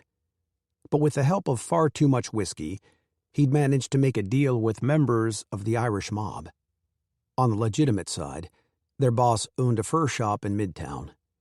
Ellis had suggested the guy run a charitable promotion, donating his proceeds from a weekend of sales to the Children's Aid Society. A newsworthy story Ellis could pitch.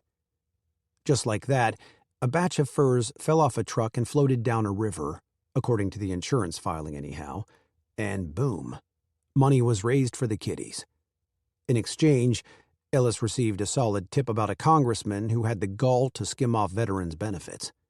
Cautiously separated by a week, both stories found a cozy spot in the Tribune. Then came a bonus. Compliments of his Irish contact, Ellis received a list of several other crooked politicians with sufficient clues to their shady deeds. Incredibly, this one required no return favor. Since the fingered officials were in the pockets of Russian, Jewish, and Italian mobsters, in other words, not the Irish ones, exposing their dirt was repayment enough. Ellis never directly tied the lawmakers to the underworld, as he had no desire to take a dive into the Hudson quite yet, but inadvertently it was a win-win. In a nutshell, he'd taken his lumps and come back swinging. Jack Dempsey would have been proud. Still not pushing his luck, Ellis had expanded his network to the less daunting of society. For an extra buck here and there, switchboard operators and hotel bellboys shared juicier scoops than just about anyone, not to mention local firemen. Close observers of their territories, and with loads of downtime in the firehouse, they readily shelled out tidbits for free. Before long, Ellis's biggest challenge became writing pieces fast enough. He'd reported on everything from graft in city licensing and racketeering in the housing industry to a senator's simultaneous upkeep of 3 mistresses. An impressive feat, that one. In truth, Ellis's articles lately had been heavier on flash than substance, but sometimes you had to fill the gaps until the next big break. Just last week, for instance, a widow was hoping to identify the murderer of her husband, a notorious rum runner from Queens, and Ellis had covered the seance. They couldn't all be worthy of a byline, although incredibly, he'd already earned 2. Neither of them had graced page 1, where so far his articles had appeared unsigned, but all were now money in the bank, quite literally, thanks to some finely aged scotch. He'd presented the bottle as a Christmas gift, a risky dent in his savings, while daring to ask the Tribune's owner for a raise. He'd aimed for $80 a week, hoping for 70, but after several shared highballs in the middle of the day, they somehow landed at 85. The best part? Ellis finally felt like an official man of Park Row, and tonight his parents would share the same view. At least, that was the plan. "You sure you don't want something more festive?" he asked, referencing their goblets of water. "Maybe some sherry to go with your dinner, Ma?" The waiter stood like a sentry at attention. Any drink was game after he'd pocketed Ellis's early tip with all the slickness of a politician. "The night's on me," Ellis reminded his mother. Looking tempted, she glanced at the last of Ellis's gin martini served in a teacup, as were all libations here as a precaution for a raid. But before she could decide, her husband answered for them both. "We'll stick with water." His eyes, bare of glasses tonight, were unwavering. His openness to an occasional nip at home apparently didn't extend to public settings. Ellis's mother smiled and nodded at the server. "Very well, then." He angled toward Ellis. "And for you, sir? Would you care for a refill while you peruse the menu? A double, perhaps?" No doubt he detected the need for one, as a way to reduce the tension that had spiked since he'd presented the leather-bound menus. Specifically after Ellis's father confirmed that the listed prices were in dollars. "That'd be splendid." The waiter dashed off. Part of Ellis wanted to join him. He had to remind himself that his father was far outside his realm of comfort. That much was evident from how he kept tugging at his collar, fighting his tie like a noose. "You ever see me in that get-up means there's been a funeral," he replied when asked by Ellis as a kid why he never wore suits like passers-by on the street. "If I ain't paying my respects, I'll be the one in the box." The fact he was now wearing the one suit he owned, simple and black, and solely on Ellis's account, was a gesture not to be missed. "I gotta say," Ellis offered up, "you both sure look swell tonight." He gestured with his teacup. "And that brooch looks beautiful on you, Ma." Beaming with pride, she patted the silver-stemmed rose. "Thank you, Ellis." At his new flat in the Bronx, before they'd all walked to dinner, he'd pinned the gift to the plum cardigan layered over her matching dress. All the while, his father had moved stoically around the place, not a mansion by any stretch, but finally an apartment Ellis wasn't embarrassed to show. He'd rushed to furnish it just days before their visit, despite their predictable decline to stay overnight. His father was now surveying the club with the same unreadable gaze. "You eat like this all the time?" To appease the man's frugalness, Ellis was about to say no. But why lie? He'd proudly earned the money, one paycheck at a time. "Once a week or so, I guess." "So you've already saved up for a new engine, huh?" There was no subtlety to the doubt in his tone. "Actually," Ellis said, "I've been wanting to tell you. I changed my mind on that." Confusion tightened his father's features as he waited for an explanation. "Just figured it was time to stop wasting dough on the old clunker and start fresh. Maybe get a new Ford Roadster. Buy it straight off the line." This would mean no more mechanical help from his father, surely a relief to them both. "A Roadster?" his mother said, concerned. "Those are awfully speedy, aren't they?" "Not to fret, Ma. I won't do anything foolish." His father huffed. It was a brief sound, but sharp with condescension. Then he dropped his attention to his menu, scrutinizing the prices, judging. And right then, it became painfully clear. Since the start of their evening, he'd been doing nothing else. Ellis simmered with frustration, yet he willed it not to rise. The night could still end up pleasant enough, particularly with more gin. He downed the rest of his cocktail, ready for that double.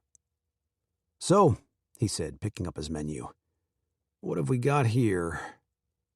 In his periphery, he glimpsed a nearby cigarette girl who was scanning the club, waiting for buyers to signal their interest.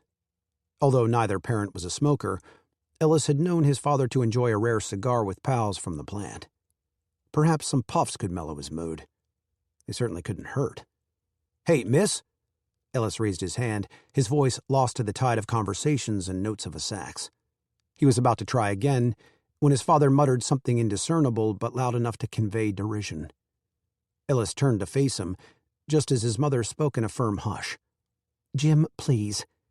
As in, not here, not tonight. His father hedged before closing his mouth.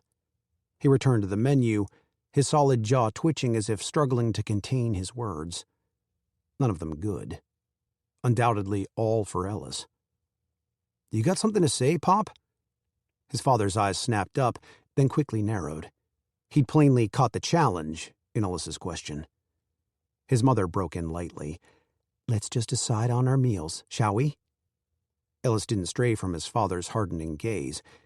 And why should he? He'd grown tired of remaining quiet, of backing down. The only time he wasn't invisible, he was doing something wrong.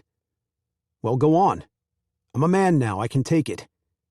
His father shook his head, another dark laugh. "That's what you think you are, huh? A man? Because you figured out how to burn through your money?" Ellis's mother touched her husband's arm, but he pulled back and swept a glower over Ellis. "Look at you, parading around in your fancy suits and hats, your new apartment. You pass around bucks like penny candy trying to be some big shot."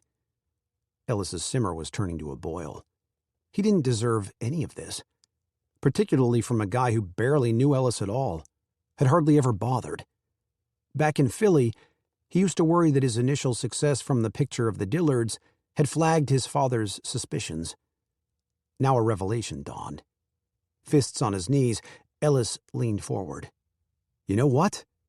I was trying to treat you and Ma here to a nice night on the town. If this is all making you jealous, it's not my fault." He caught his mother's faint gasp. His father stared at him. "What'd you say?" "That's right. Because I'm actually making something of my life." Once his words flew out, there was no pulling them back in. The implied comparison hung in the air as his father sank back in his seat. His mother watched, hand held to her mouth. After a long moment, his father nodded heavily, as if conceding. That single gesture stung Ellis with shame, and yet the feeling was dulled by an odd rush of relief, a hope of finally achieving some sort of understanding. "Maybe you're right about that," his father said. Then his voice turned cold. "'Cause I obviously failed if this is how my only son turned out." The ending was a punch to the chest. Having let down his guard, Ellis felt the knuckling of each and every syllable. But not just for himself. For a brother who'd long been written off as if he'd never existed. "You mean the only son who lived?"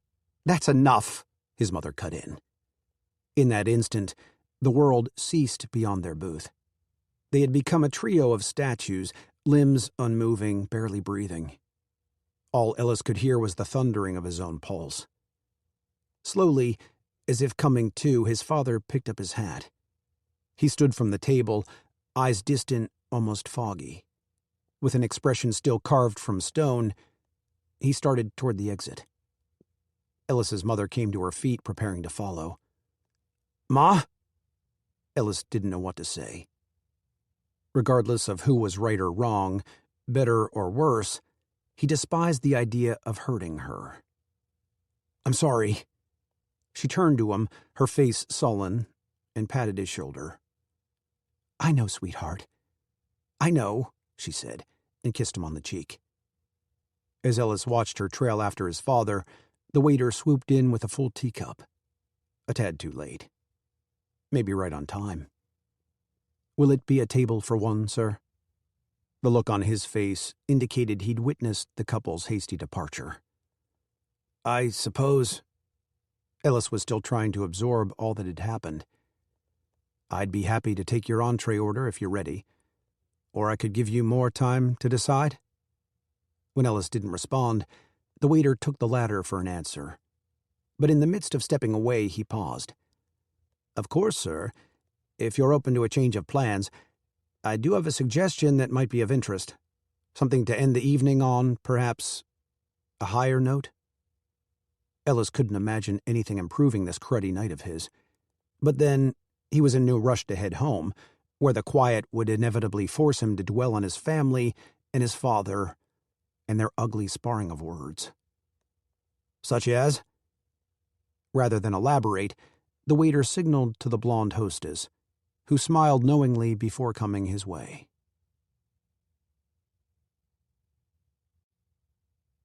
Chapter 14. Lily would typically shy away from entering a place like this on her own, and at such a late hour in an unfamiliar town. Vital to her search, however, Jack Bleek's was the preferred haunt of the Herald Tribune, at least according to a grandfatherly bellman at the Waldorf Astoria, who had lit with pride over his extensive knowledge of the city. Hopefully the bartender at Bleek's could say for certain. "Sure, I know Ellis. Comes in all the time." His answer over the din of the crowd fluttered Lily's hopes until he added, "No sign of him tonight, though." But then he told her to wait there, that some scribes from the Trib were hunkered down in their usual corner and might have a clue to Ellis's whereabouts. The bartender guessed well. At the paper, one of the reporters had apparently overheard Ellis's plan to take his folks to a spot called the Royal. No other details, but it was enough. Lily bid her thanks, and with little thought, hurried to hail a cab. She was compelled by the sense of running down a lead, or, if being honest, by the prospect of seeing Ellis. In the weeks following his abrupt move to New York, her mind had often wandered as she worked at her desk. She would imagine herself on some corner in Philly, or eating lunch at Franklin Square, where their paths would cross in a vision cut short by the chief's bellowing of her name. A few times, she even came close to phoning the Tribune to alert Ellis when a letter arrived about one of his old features. But the excuse would have been shamefully transparent, she feared, dooming their conversation to an awkward end. Plus, as the months went by, there was Clayton to consider. Yet here she was now, in the neighborhood as it were, impulse trampling logic. It was a tendency of hers that historically led to trouble. Still, she succeeded in barring the thought until the doorman of the Royal, stationed atop the alleyway stairs, permitted her entry and shut the door, sealing her in. It was then that she observed the guests at the end of the sconce-lit hallway. In the coat check area, they were arriving or leaving as couples. And it occurred to her, what if Ellis had brought a date? This was assuming he had even made plans here tonight. What a ridiculous gamble. Lily gripped her purse, debating on turning back. But then she recalled the letter. She'd come this far already.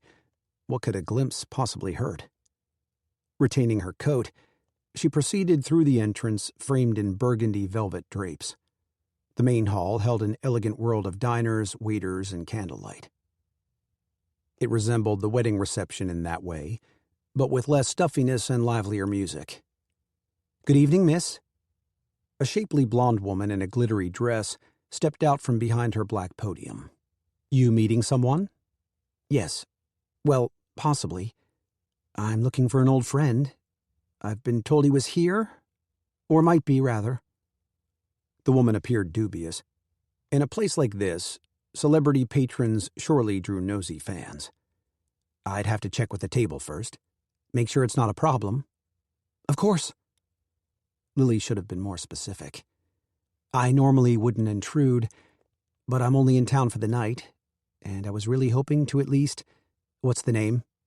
The hostess was already gazing down the reservation book. "Reed. First name Ellis?" "Ah, sure." The woman looked up, her tone promising. But then she shook her head regretfully. "I'm afraid his dinner guests wrapped up early, and Mr. Reed had another engagement." He was gone. It took Lily a moment to grasp this, to accept the finality of her efforts. She glanced at the bustling supper club. If only she could have come sooner. or knew where he went next. She regarded the hostess. Mr. Reed didn't happen to say— Oh, goodness, she was being irrational now. Never mind. Thank you all the same. She managed a partial smile before treading toward the draped entry. Really, the outcome was a blessing. Come morning, she would be back on a train, common sense restored. Any memories of some youthful romantic yearning would soon dissolve into the practicality of her life. Wait a sec. Lily slowed. She turned to find the hostess closing in with a gauging look. Just promise me you aren't some old steady aiming to spy on the guy. Lily was puzzled at first, then adamant. No, definitely not. Just a friend. The woman gently smiled, her lips red and glossy. She tipped her head. Then follow me. In a blink, Lily became a mouse in a maze. She scampered behind the hostess, winding through the kitchen where cooks were stirring and frying and plating food for frenzied waiters. A mixture of spices rode the air scented with boiling carrots and sizzling steaks. Through here, she said when Lily paused, questioning the destination. A shortcut. To what? Lily had no inkling. But she hazarded to follow her guide into the storage room. Behind stacked barrels marked as flour waited a narrow staircase. Apprehensive, Lily trailed down the steps. A single light bulb hung overhead. At the base stood a metal wall. The woman knocked and waved at a small hole, and magically the barrier slid open. A brawny Italian allowed them passage.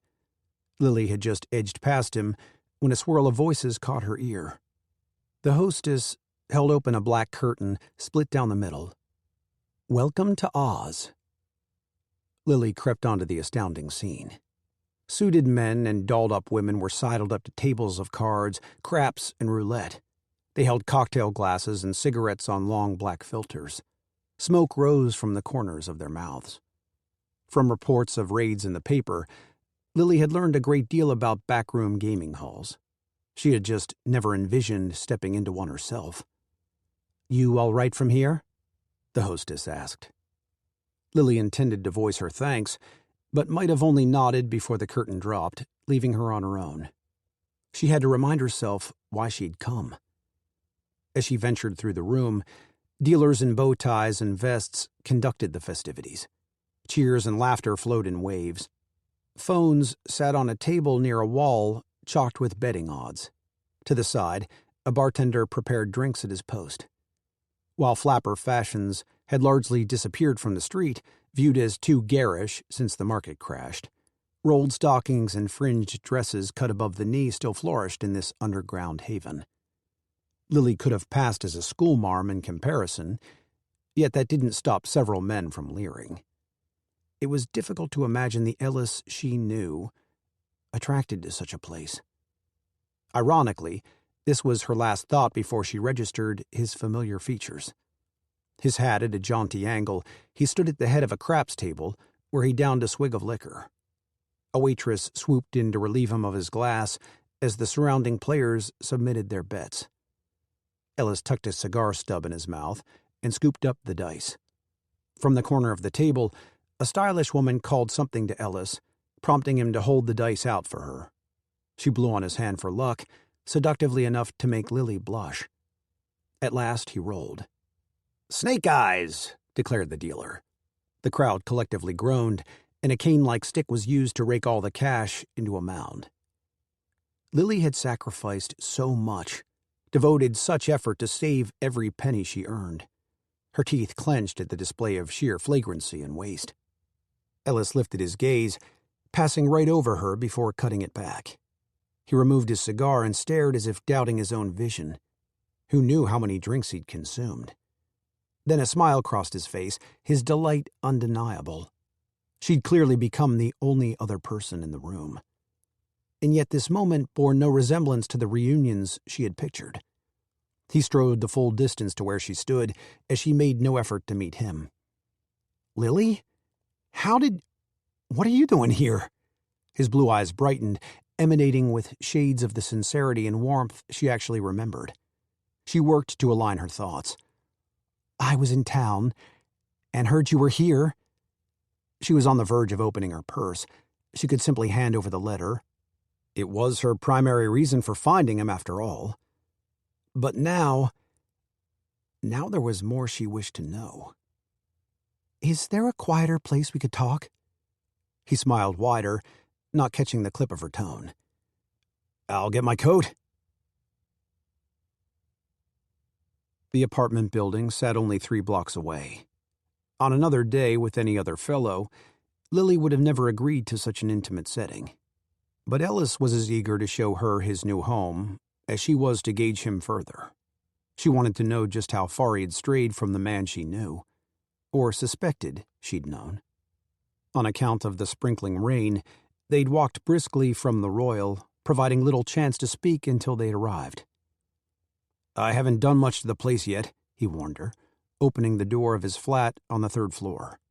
"Just moved in a couple weeks ago and been too busy to really jazz it up." She brushed raindrops from her hat and shoulders before following him inside, where he illuminated a standing lamp with a tug of its chain. After closing the door, he set his hat beside the phone on a small entry table. "Could I take your coat?" "I'll keep it on.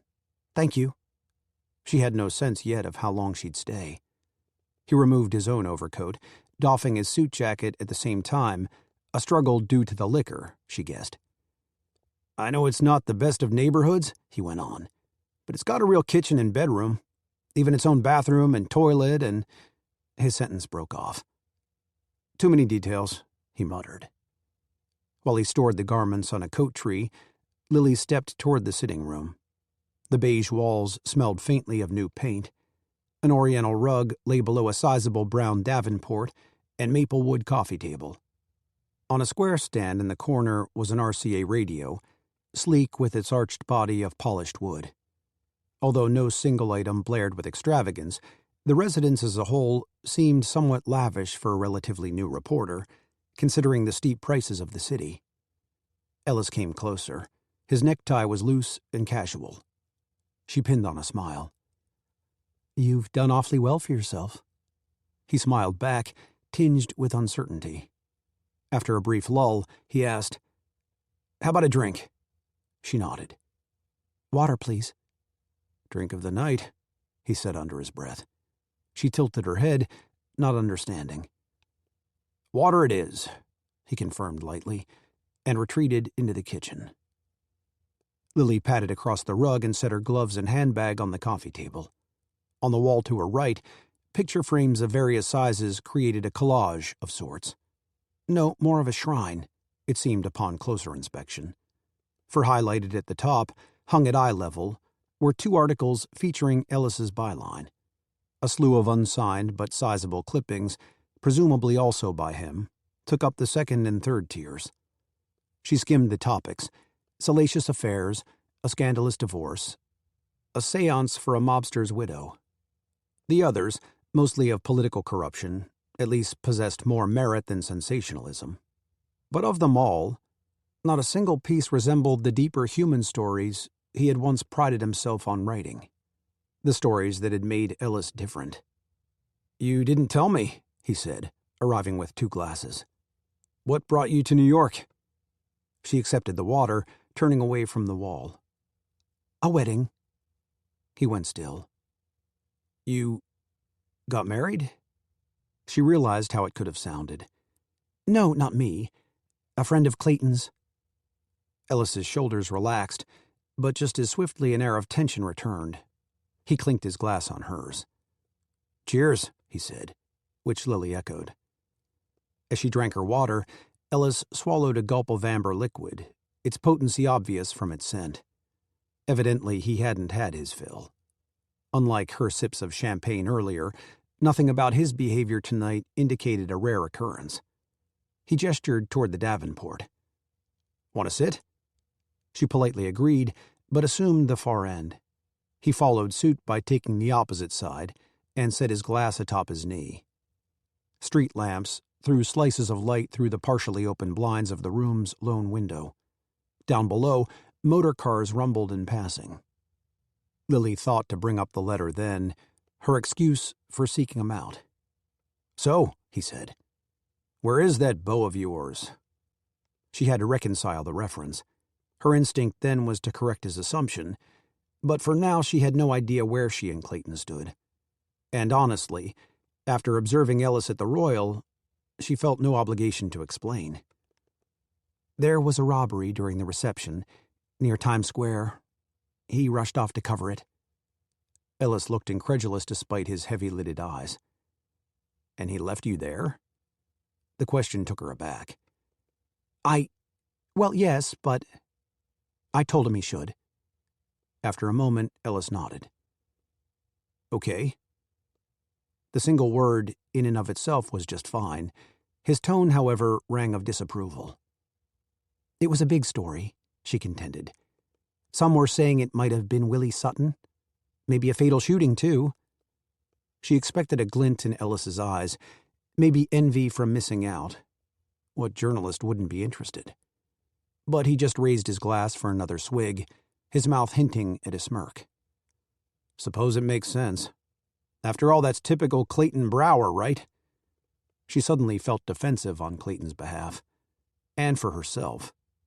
She resented the inference that when it came to courting, she would let herself be tossed aside, something she'd vowed to never do again. Still, she strove to remain casual. Oh? And how is that exactly? Ellis appeared surprised by the need to clarify. Come on, you know his type. She waited for the answer. Finally, he leaned toward her, as if divulging a secretive insight. Need help from the guy? Better yell fire. Yell murder and he'll grab a pen.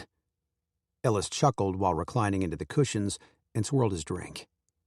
Whether or not the truth underlay his remarks, in fact, gratingly she knew it did, Lily wasn't nearly as entertained. But you're wrong about him.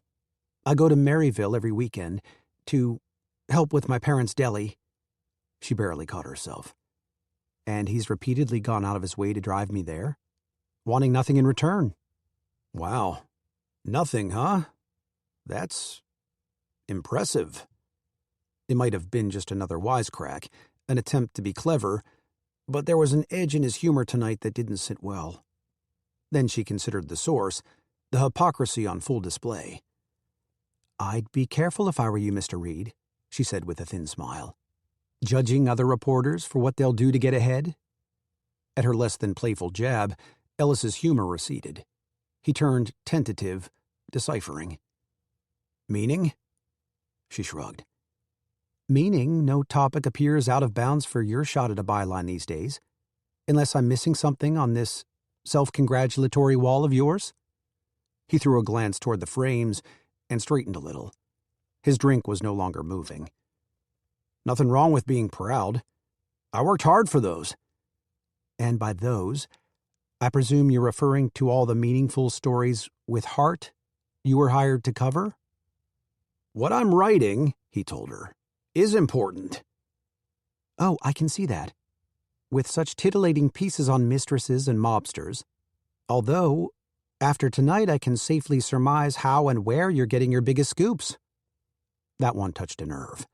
It was plain on Ellis's face and in the curtain of silence that dropped between them. She'd gone too far. She knew this. The question was why. In reality, they were no more than distant friends, good acquaintances even. After months apart, how did she feel the right, the need, to state her disapproval? He stared at her, unflinching. Given his current condition, it was up to her to promote a truce. I'm sorry for that. Truly, I shouldn't have. No, go on. She stalled at his coolness. I'm sure as a secretary at the Examiner, you've got all kinds of great career advice. Lily just sat there stunned. Though he couldn't have foreseen their full impact, or perhaps somehow he did, his words pierced holes straight through her pride. Her mind told her to march out, or lash back at minimum. But the whole exchange left her short on will. Her lone thought was that coming here had been a grave mistake. Slowly, she set her glass on the table and gathered her gloves and purse. On her feet, she pulled out the envelope she'd come all this way to deliver. Now she simply wanted it out of her possession, her duty fulfilled. This is for you. She placed the sealed letter beside her glass, eliminating any chance for their fingers to touch. Ellis's features were softening. Awareness, maybe even regret, was setting in. But she refused to meet his eyes. "It's about the children in your first feature," she said, regaining her defenses, her clarity. "If you even remember who they are." There was so much more she could say about what she'd learned of that photo, about the damning secret he harbored, about how pictures, like people, so often were not as they appeared. Instead, before Ellis could speak, she walked out the door.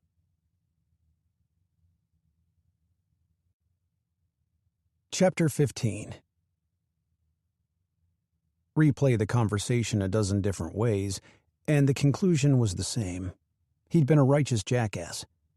After Lily's departure, Ellis had caught a glimpse of that reality before he dozed into oblivion. The following morning, nausea and the pounding in his skull had made thinking of any kind damn near impossible. But as the day had waned and the fog of his memories cleared, he couldn't escape the shame from his barbs. Sure, he'd been soused, and yeah, he'd been primed for battle after the row with his father, an exchange steeped in too many layers to process just yet. But mostly he'd been riled by the mirror in Lily's words, reflections of himself he'd dodged for months. Now he couldn't shake them. On a drizzly Monday afternoon, impelled by the letter she'd delivered, he dug from his desk other reminders of his deed. The city room buzzed around him as he finally opened the small mound of posts. They continued to trickle in even after he first started at the Tribune, forwarded from the various papers that had picked up his feature. Each expressed sympathy for the family. Several envelopes held $1 or $2. Before she left, Lily had questioned if he actually remembered the kids. As if he could forget. He'd just shoved them into the deepest caverns of his mind, an attempt to keep his sanity. Their faces, dual symbols of his guilt, had haunted him like ghosts, even in New York. Among kids on the street, in Central Park, at Times Square, he'd see Ruby smiling, laughing, toting a bundle of flowers.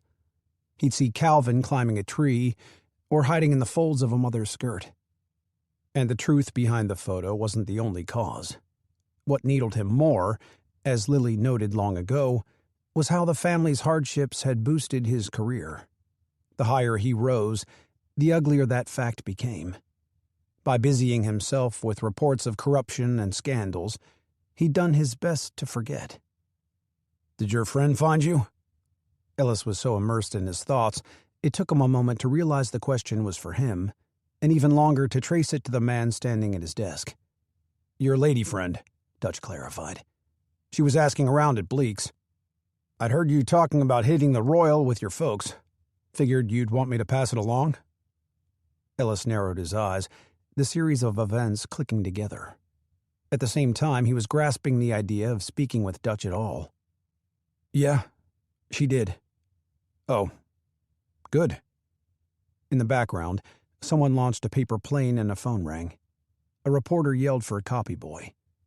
Dutch adjusted the pencil behind his ear. He lingered until awkwardness strained the air. When he edged away, Ellis failed to add anything more. What would be fitting to say? The last they'd spoken was months ago. Soon after the City Hall blunder, Dutch had made 2 attempts at a flimsy apology. All right, fine. In hindsight, they might have been genuine. The pressure of a new baby, combining a lack of sleep and desperation to keep his job, had led to a gutless choice, Dutch had said. Evidently, when Mr. Walker had assumed Ellis was at fault, Dutch didn't voice a correction. He'd later offered to make it right, but the opportunity was long past by then. Ellis had simply dismissed him icily, and they'd avoided each other ever since. In reality, perhaps the guy wasn't so bad. Even decent, well-meaning people could make poor choices under pressure. Just look at Ellis. He at least owed Dutch a word of gratitude now for directing Lily's way. Granted, in light of the outcome, it was like thanking a nurse for a dose of cod liver oil. Just because it was needed didn't make it pleasant going down. For the time being, his priority was Lily. He reached across his mound of mail and retrieved his phone. Keeping the earpiece on the cradle, He scrounged for the right words. His own apology couldn't sound flimsy. That was assuming he even got that far before she hung up, or was pulled away by the chief. Ellis could send a letter instead, wire a telegram. Both of which, however, could wind up in a waste bin or returned weeks from now unread. Right then, the city editor was passing the aisle of desks, hat and coat on. He was scooting out for lunch. Ellis made a decision. "Mr. Walker," he called out.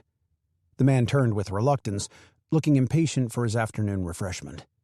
When he approached, Ellis cut to the request. "I was wondering, sir, if there's any chance I could head home, back to Philly, for a personal matter?" Intrigue flickered in Mr. Walker's eyes, but he wasn't the type to snoop unless the subject was worthy of print. "You're wanting tomorrow off?" Ellis had simply meant over the next few days, but yeah, why not? Until he settled all with Lily, any attempt to work would be a bust. "It'd be a real help." "Gone just a day, then?" Not a suggestion, but a limit. A large portion of the man's duties, magnified by the tough economy, was ensuring that those on his staff were earning their pay. "Yes, sir. So long as you don't forget. I want a new pitch by Thursday." "Sure thing. I'm working on it." "That what this is all about?" Mr. Walker gestured to the letters splayed over the desk. Ellis now wished he'd opened them in private. "It's just some reader mail. About an old feature in the Examiner." Mr. Walker nodded. "The kids with the sign?" An impressive guess. Though Ellis shouldn't have been surprised. The success of that feature had been chiefly responsible for catching the editor's eye. And when it came to notable stories, the man's memory was an archive. Mr. Walker peeked at his watch. "Well, I'm off to lunch." He continued on his way, but he just as soon halted and wagged a finger. "It's not a bad idea." "Sir?" "There are plenty of readers who'd want to know more. If you're already traveling thereabouts, how about a follow-up on the family?" Another piece on the Dillards. The mere suggestion turned Ellis's stomach as Mr. Walker ran with the thought. "Were the kids kept, sold, given away? Are they better or worse off? If the story's got meat, it might be worthy of a page one pitch." How the hell do you follow up on something that never happened?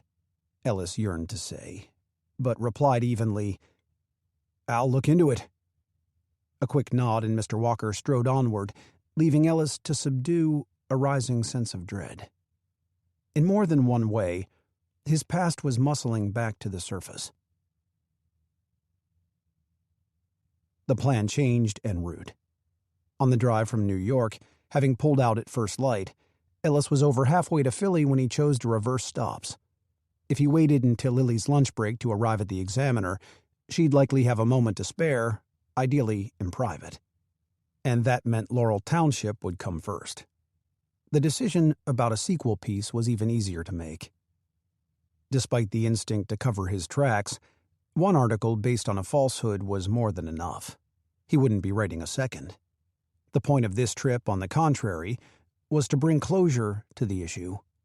Now he knew how. A single act would finally affirm that the journey had been worth the risks. At last, Ellis steered onto the short dirt drive, flecked with pebbles, ending at the Dillards' home. Except for the leaden mid-morning sky, the scene matched the image in his memory. The farmhouse with its covered porch, a film of dirt over its white paint, an apple tree set against rolling fields of hay. Once parked, he stepped out of his car and patted the chest of his suit. The thick feel of the envelope stuffed in his inside pocket confirmed the gift was there. To the $7 accrued from his drawer of mail, he'd added 23 of his own. He'd be pretty strapped until next payday, but it was the least he could do. If the family had treasured 2 measly bucks, this would be a gold mine. He only wished he'd done it sooner. On the porch, he opened the screen door and rapped with his knuckles. When he received no answer, he knocked harder. Still, nothing. Unlike the donations he delivered before, he wasn't about to leave 30 smackers on the Dillards' front steps. After a third knock, he removed his hat to peer through the window. The narrow space between the blue gingham curtains limited his view. From behind came the groan of an engine. He turned around, hopeful, only to discover a man driving a truck toward the house. Ellis descended the stairs, anxious to make clear he wasn't a shifty lurker. He gave a friendly wave as the vehicle rolled to a stop.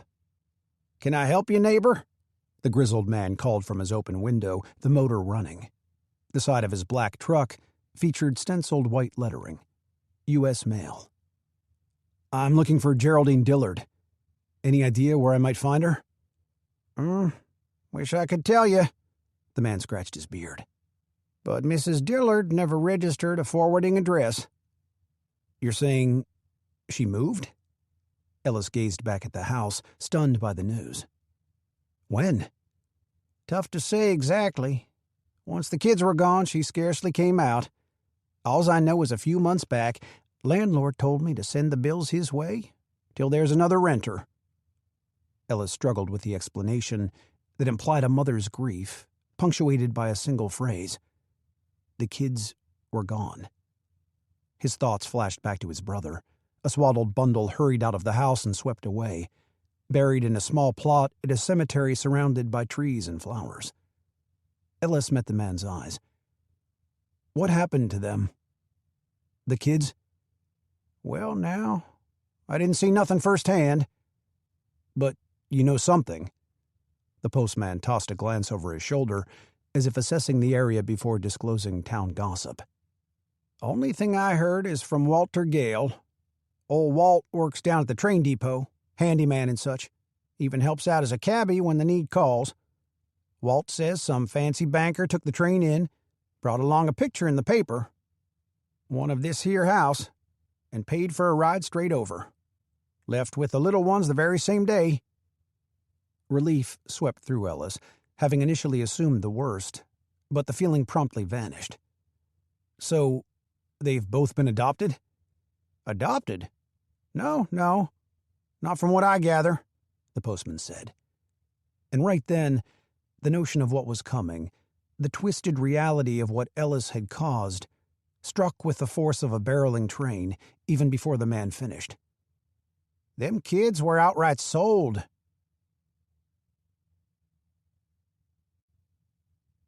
Part 2. A quote by Dorothy Thompson. "There is nothing to fear except the persistent refusal to find out the truth." Chapter 16. The driver sat parked along the street, his features shadowed in a shabby black car. Lily caught a glimpse from the deli's front counter as shoppers dwindled at last. It was almost closing time on Saturday, the busiest day of the week, with customers stocking up for Sunday meals. "Dear, would you mind?" Lily's mother handed her a nickel and 2 pennies. "Mr. Wilson? Who else?" Once again, the longtime patron had shuffled away with his weekly goods, always salami and provolone, and left his change. Lily sprinted out the door, not bothering to remove her apron. Specks of rain dotted her arms, left bare by her short-sleeved cotton blouse. The early evening air carried an electric scent. She caught up with Mr. Wilson a few doors down, outside Mel's haberdashery, where he thanked her with a bashful smile. On her way back, she brushed her hair from her eyes, the rest pinned up for her deli work. She was about to pass the old black Model T when the driver opened his door and stepped out. "Lily, wait." She froze. It was Ellis Reed. He pulled off his hat and held the brim awkwardly with both hands. "I'm sorry to just show up like this." Her teeth clenched, as did her stomach. A week had come and gone since their bitter parting in New York, yet the lashes from his words now turned fresh and raw. She'd been absurd to ever discount Clayton for the man standing before her. Having realized this, and with Clayton busy all week at the paper, she had postponed firming her stance on the courtship front. Aside from this, she would never again let emotion squander sensibility, even at the risk of winding up alone. "What do you want?" "To apologize for my behavior that night, for the cruddy stuff I said. I'd planned to say this days ago, but some things happened." His gaze rose to hers, and the marked sincerity in his eyes couldn't be overlooked, nor could his effort. The drive from Brooklyn, she realized. Must be 3 hours. He gave a small shrug. A letter wouldn't have been enough. She related to the concept, more than he could possibly fathom, but she maintained her guard. That's why I'm here, he went on. To tell you in person. Before she could temper a response, a pair of ladies, the town librarian and the organist from church, pardoned themselves for interrupting the conversation to pass through, abruptly reminding Lily of their surroundings. Somehow Ellis, surely without help from Clayton, had been able to find her.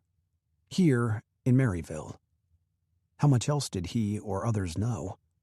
She moved closer before asking, "How did you know where I'd be?" He gestured his hat in the deli's direction. "You mentioned coming here every weekend. To help out your folks?" "Oh, yes, I forgot." The connection eased her a bit. Yet her worlds still needed to remain separate, at least for those unworthy of her trust. "Well, I accept your apology, Mr. Reed, and I appreciate all the trouble you've gone to. Now I'm afraid you'll have to excuse me." She started to leave, but he spoke again. "You were right, by the way, about the stories I've written, the things I did to get ahead." When his voice trailed off, she finished for him. "Like the children," she said. "In the second picture." She wanted to hear him say it, but he stared at her, baffled by her knowledge. "I know the kids weren't the same, Ellis." His face turned heavy with regret, far more than expected. Still, she returned to her purpose, aware of other townsfolk on the street. "Why don't we talk more another time? Maybe when you're back in Philly. Right now, I do need to help close up the store." "Of course," he said quietly. His suit was wrinkled, his jaw unshaven. He looked as if he'd not slept in days.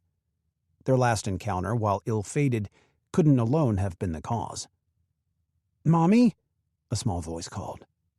Lily spun around. "Yes?" Only then did she wince. Samuel, her precious secret, stood at the deli entrance with half a cookie in his hand. His shirt was marked with flour from baking with his grandmother. "Can I eat it? It's extra and broke, but Gamma says I gotta ask." Behind Lily, astonishment was undoubtedly rolling over Ellis's face.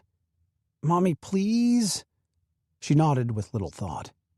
In that moment, he could have asked for a box of nails, and she would have agreed. Samuel burst into a grin. He disappeared inside before Lily collected her resolve, her reasoning, and turned to Ellis.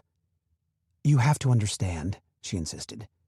"The chief never would have hired me, and the boarding house certainly wouldn't have been an option if anyone there knew." Ellis's expression indeed held surprise, but with merciful subtlety, absent of judgment. He glanced back toward the deli. "He's a good-looking boy, your son."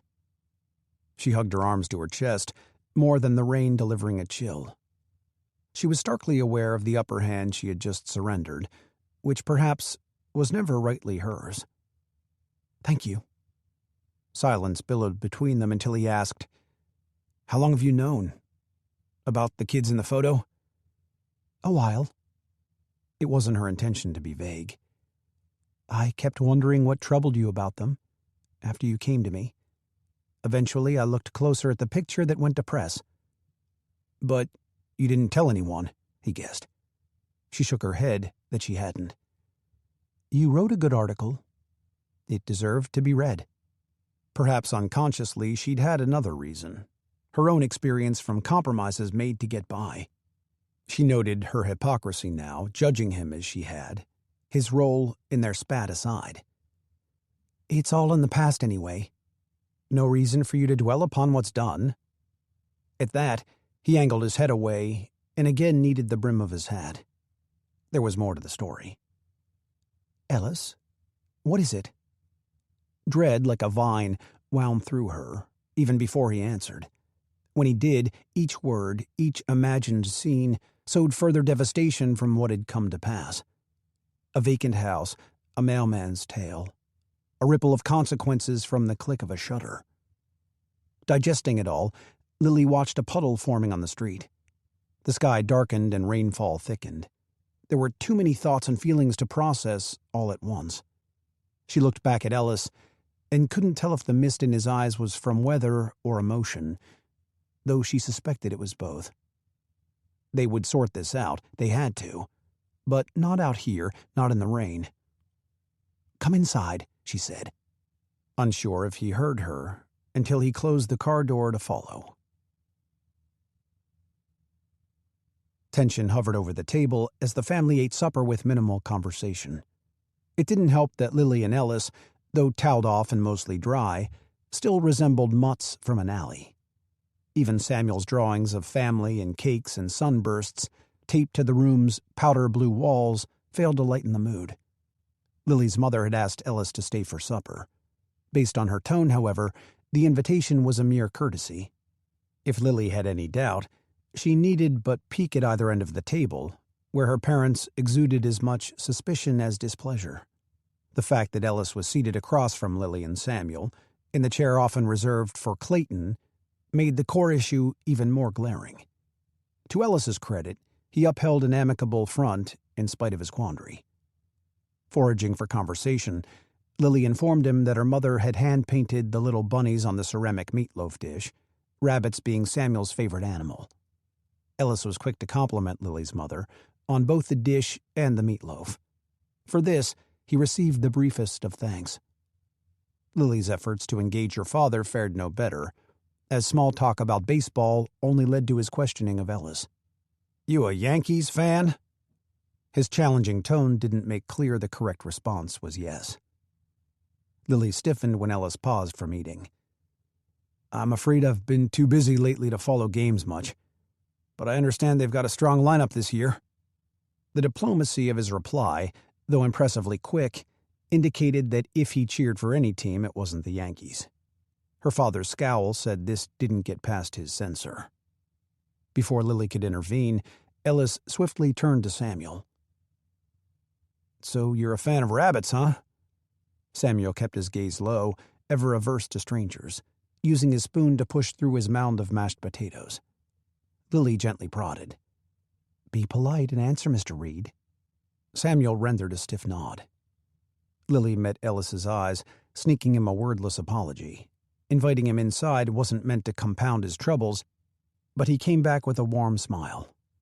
Paired with a small shake of his head, he told her not to worry. And so, supper plodded along in the all-too-cozy space.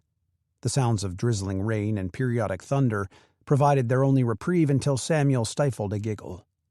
Lily cut a glance toward her son, before tracing his focus across the table, landing on the long-eared rabbit fashioned from a linen napkin.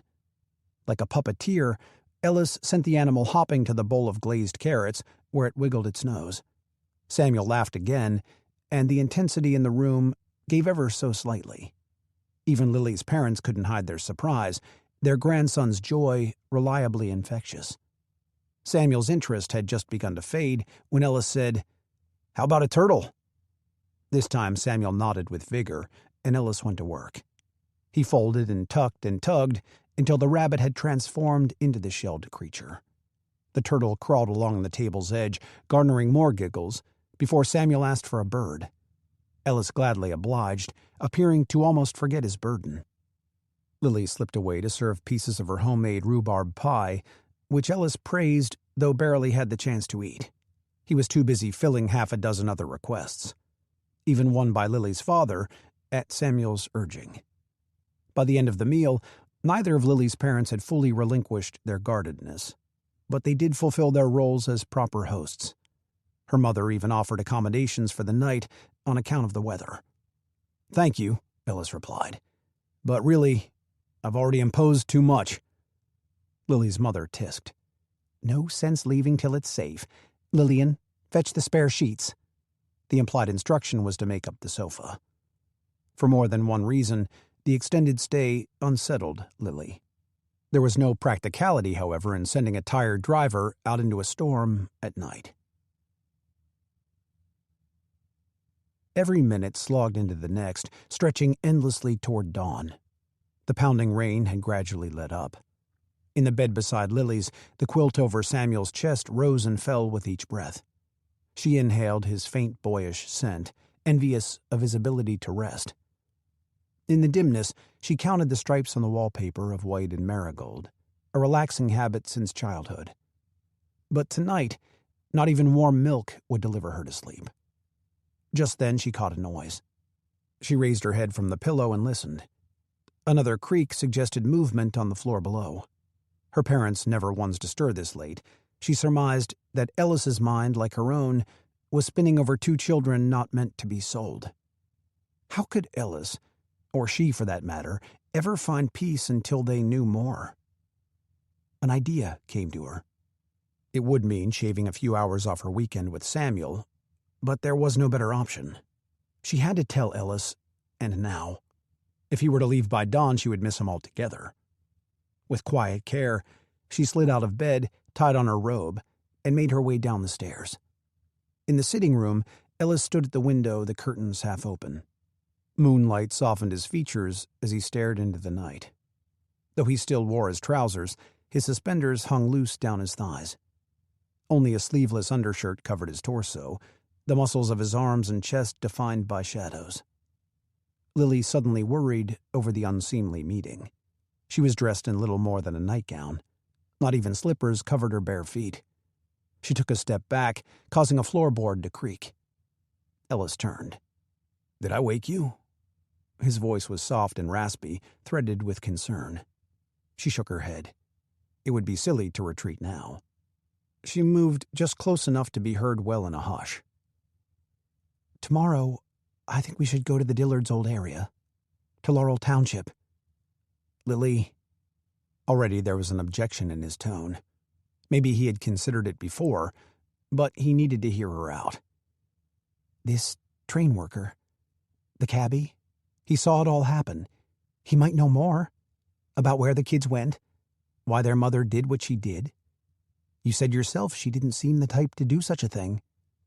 "Lily," he said again, "I appreciate the suggestion, and I definitely plan to dig around. You don't need to get involved, though. That's not the reason I told you. You didn't do this, I did." "You're wrong." As he shifted to fully face her, Lily forced down the emotion, the guilt that had been mounting all evening. "I gave the chief your first picture. I found it in the darkroom. When I saw it as a mother, well, it hit home." She opted to simplify, not up for delving needlessly into her and Samuel's past. Ellis's brow lifted, an expression of finally grasping a missing piece. For a second, Lily wondered if he might resent her for instigating this terrible mess. Instead, he answered, "It's still not your fault. I'm sure you were only trying to help." "Fine. Then let me keep doing that now. I need to, Ellis. Please?" Graciously, he didn't ask why. He just considered her words, then let out a breath. "So we'll go together." Her burden lessened a fraction, for at least they had a plan. When they traded smiles, the space between them became far too quiet, too close. And yet, Lily hesitated to leave.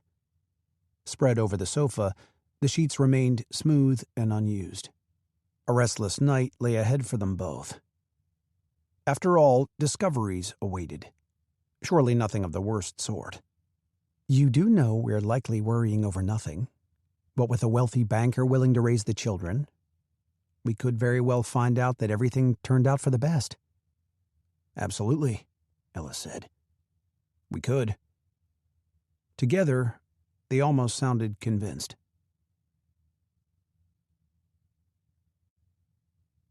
Chapter 17. Morning arrived in a blink. Wafts of coffee and baking bread seeped through the bleariness. For a moment, Ellis was back in his parents' home, waking to the scent of his mother's rolls. Since their disastrous outing a week prior, he hadn't reached out to his folks. It wasn't for lack of courage, he just didn't know what to say, other than act like it never happened, or apologize and shoulder the blame. Either route was standard when dealing with his father.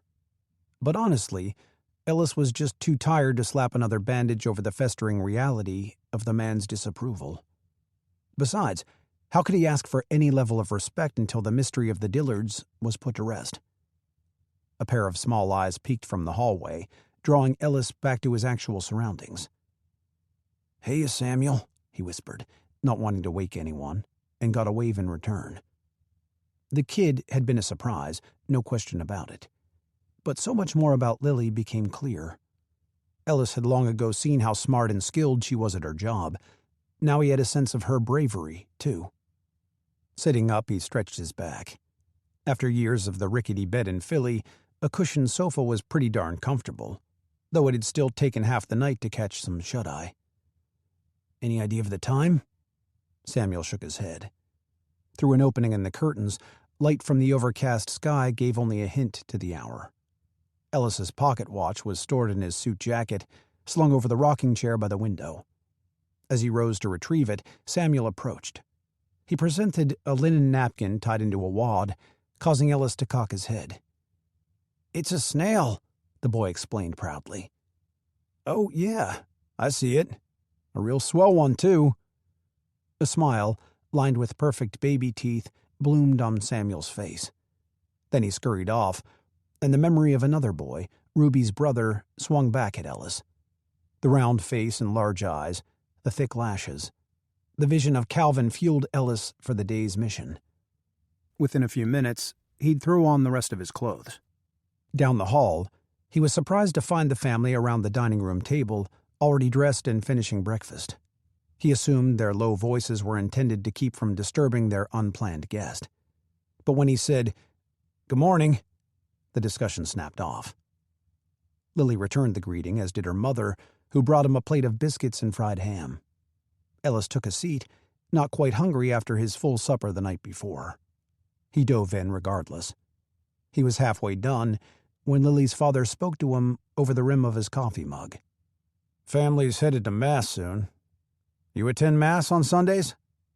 Ellis swallowed a bite of bread, aware he was again being scrutinized. This time he didn't bother to get creative. "I was actually raised Protestant, sir, but I did grow up going to church." Silence gripped the room, confirming the man's stance. Lily interjected, "We really should set off soon, Mr. Reed, if we're going to make a stop for work on the way back to Philly." Rising from the table, Ellis thanked the family, his cue to pack up undeniably welcome. The majority of the drive passed without conversation. Not that Ellis minded. Lily, up early with her son, dozed through even the car's rattling. With sun rays reaching through the clouds and warming her face, she couldn't have looked more peaceful. It was the first time he'd seen her hair worn down over her shoulders. By daylight, anyhow. In ladies' trousers and a casual shirt beneath her coat, with barely a touch of makeup, she really was a natural looker. It took a concerted effort to keep his eyes on the road. At last, they entered Chester County. They were closing in on the train depot closest to Laurel Township when jostling from a small pothole stirred Lily.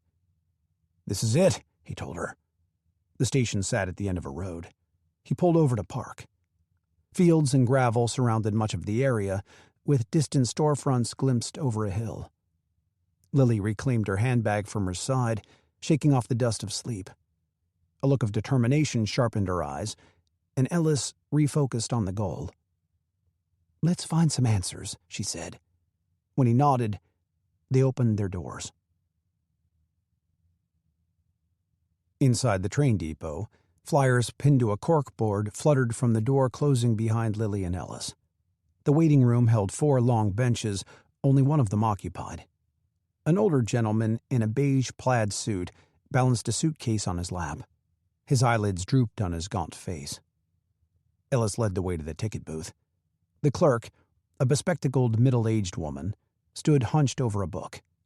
She lifted her gaze to Ellis, appearing somewhat irked by the disturbance to her reading. "Where to?" "Good morning, ma'am. I was hoping to find a man who works here. Mr. Gaines, I believe?" "Gale," she corrected. "Mr. Gale. That's the one." Ellis was accustomed to imprinting names directly to memory, a vital skill at the paper, but the postman's details had been clouded by circumstance. "Do you know if he's around?" The clerk appeared suspicious. Lily chimed in brightly. "We just have a personal matter we hope Mr. Gale could help us with. I promise we won't take up much of his time." The woman answered flatly, "Walt's not scheduled on Sundays." Then she sniffed and added, "But he does usually swing through to check in." "That's great to hear," Ellis said. "That's no guarantee." Ellis understood, but it was better than nothing. Pressing for the man's home address would clearly prove fruitless. "Any clue when he might be by?" The clerk sighed, bordering on a huff. "Next few hours, maybe. I'm not Walt's keeper." Lily replied, "That's most helpful. We'll gladly wait where we'll be out of your hair." There was no need for Ellis to concur. The clerk's attention had already dropped to her book. Ellis and Lily receded to the closest bench, where he took a seat. She chose to stand, gripping her purse, her gaze diverted to her side of the room. Her sparse answers to his attempts at basic conversation made clear a wedge remained between them. She'd come for a single reason. Church bells rang in the distance as Ellis hung his fedora on his knee. He was mindlessly tapping the brim when Lily murmured something to herself, then marched back to the clerk. When she returned, her steps and speech were hurried. "The clerk thinks a wedding just let out. I figure the town pastor is bound to know about the goings-on in the community. If I can catch him, maybe he'll be willing to share. Shall we meet here after?" It made sense, about the pastor as well as to split up. They could cover more ground. "I'll be waiting," he barely said before she flew out the door. Over the next hour, impatience growing, Ellis endured the snores of the gentleman on the next bench, remarkably still seated upright. A train passed through without stopping before a teenage girl entered to purchase a ticket. She boarded the next train, as did a couple leaving for their honeymoon. The groom elatedly announced this to the clerk, prompting a muttering of condolences.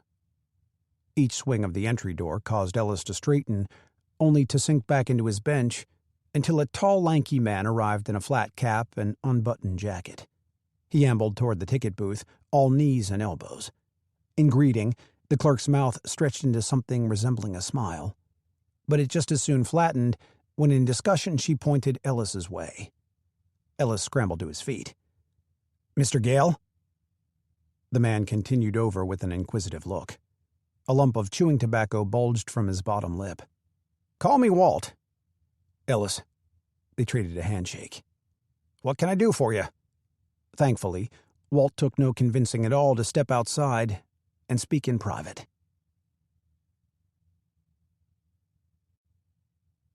Chapter 18. A hint of white smoke greeted Lily as she neared an open door inside the modest-sized building, roughly a mile's walk from the train depot. Not smoke, she realized. Chalk dust. At the blackboard, before several rows of wooden desks, a young freckle-faced boy in a sweater vest and woolen knickers pounded two chalkboard erasers together, creating a fresh cloud. He sneezed twice in quick succession.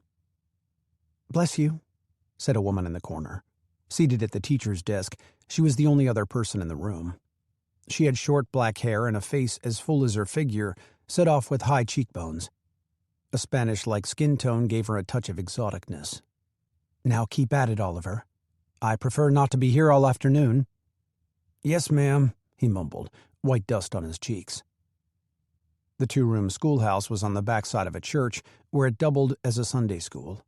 The cordial pastor, freshly assigned to the area, had directed Lily here for possible insight into the situation. "Pardon me, Mrs. Stanton?" Lily said upon entering. The teacher twisted in her seat, her ample bosom stretching her blouse. "May I help you?" "I certainly hope so. Pastor Ron sent me your way." Mrs. Stanton brightened. "This is regarding the blanket drive?" she ventured. Without turning, she declared, "I don't hear any erasers, Oliver."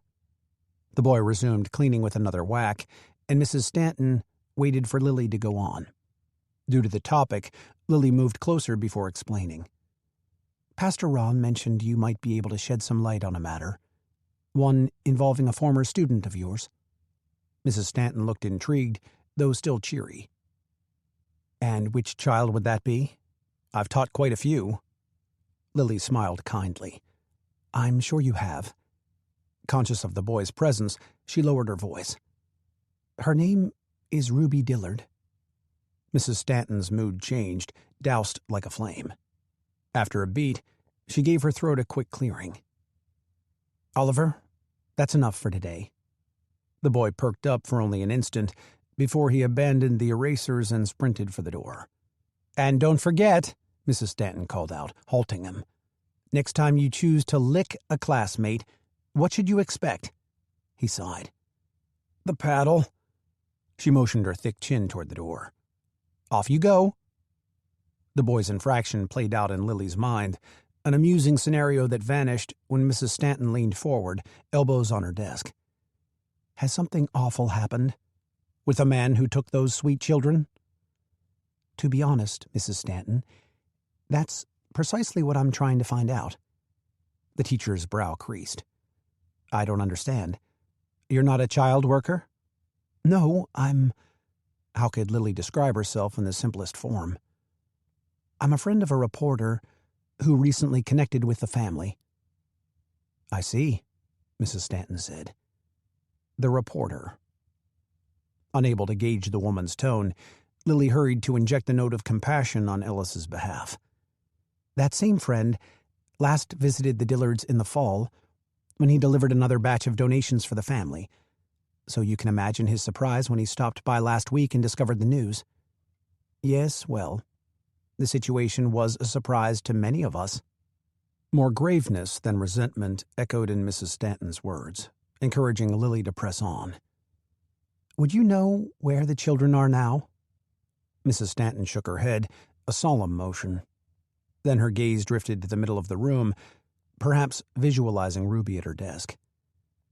"Do you have any idea why they were given up?" A milder term for it.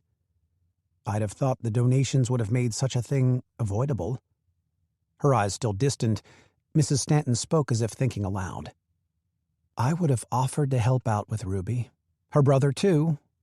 If only I'd known of her condition earlier." Lily blinked at this. "Condition?" The word sent her mind spinning. Was this the reason Geraldine had given away her daughter? Had she viewed a wealthy banker as a solution, ensuring better medical care for a sick child? But then, why send her son off too? Why take the money in exchange? "Are you saying Ruby was ill?" Lily asked. "Mrs. Stanton?" The teacher broke from her thoughts. "Oh, no, not the girl," she said, causing but a flash of relief. "I was referring to Mrs. Dillard."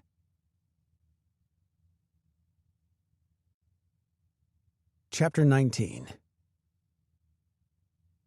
Sense of diesel and farmland intensified as the afternoon sun elbowed its way through the clouds.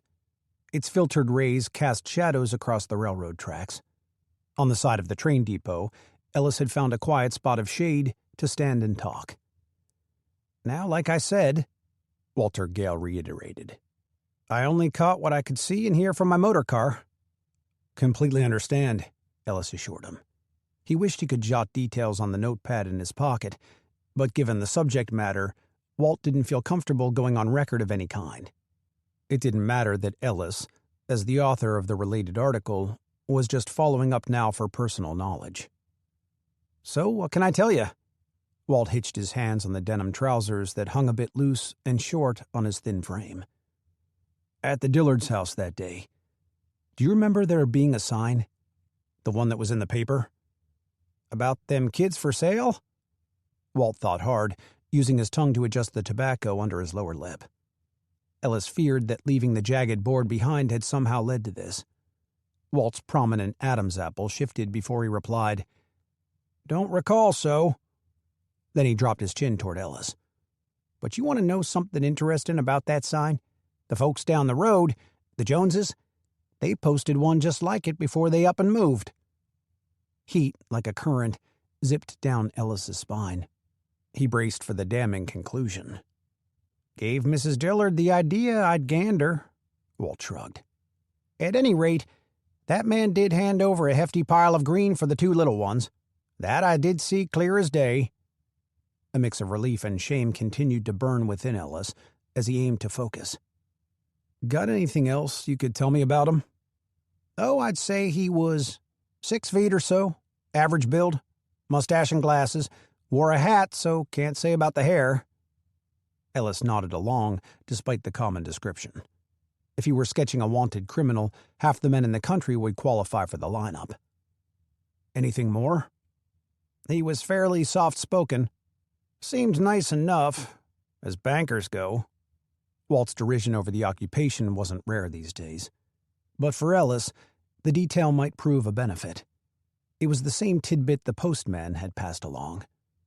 Did the man specifically mention working at a bank? Or is that just a guess? Another casual shrug, though this time with a look of pride. I worked at Penn Station over in Pittsburgh, long enough to tell. Watched passengers come and go. That fella had a silk suit and fancy polished shoes. Those were my first clues. When he first paid me to wait, I saw his bills were in neat order. All ones, twos, fives, and what have you. Accountant or banker? I asked. Banker, he says. He looked right confused, but didn't take the time to ask how I knew, like most people do. Just went on to handle his business about the kids. His business. The two words sliced through Ellis razor sharp. Blades of his own making. He had to remind himself that he wasn't the only one involved. Did Mrs. Dillard... was she upset at all? Walt spat his dark saliva onto the road. Hard to say. Didn't show it much. But for folks around here during these times, they grow used to not having a whole lot of choices. What about the kids? How'd they behave through all of it? After hugging their mama, the boy took some cajoling to get in the car. He was confused some. But once we were on the road, he got pretty darn excited about taking a real train ride. Asked a lot of questions. And the girl? Heard her sniffling during the drive. Otherwise, didn't make a peep from what I recall. Ellis fought to block out the scene, not wanting to imagine that little girl's spirit broken into pieces. You didn't hear where they were headed, did you? Walt shook his head. Afraid that's everything I know. He wiped some spittle from his lips and glanced at his watch. Well, if that does it, I'd better get a move on. Got errands to run before supper. Ellis dreaded releasing his sole witness, but it seemed the man had shared all he could. Thank you, Walt. I appreciate your help. After a handshake, Walt strode over to a dusty car parked across the road. He climbed inside and started the engine. Ellis was still well short of a sensible explanation. He hoped Lily was having luck gathering more clues. Come to think of it, Walt suddenly hollered, his window down. You might ask Blanche inside there about tickets sold the last week of October. She's likely to know where that train of theirs went. Ellis glanced back at the depot, connecting the name to the clerk. You remember the exact week? He yelled back, not meaning to sound incredulous. Fortunately, Walt didn't appear to view it as a challenge. Wedding anniversary's on the 28th. With the fare from that banker, bought the missus a jar of cold cream she'd been hankering for. Well, good luck to you. Ellis raised a hand in gratitude. With a final spit, Walter Gale drove away.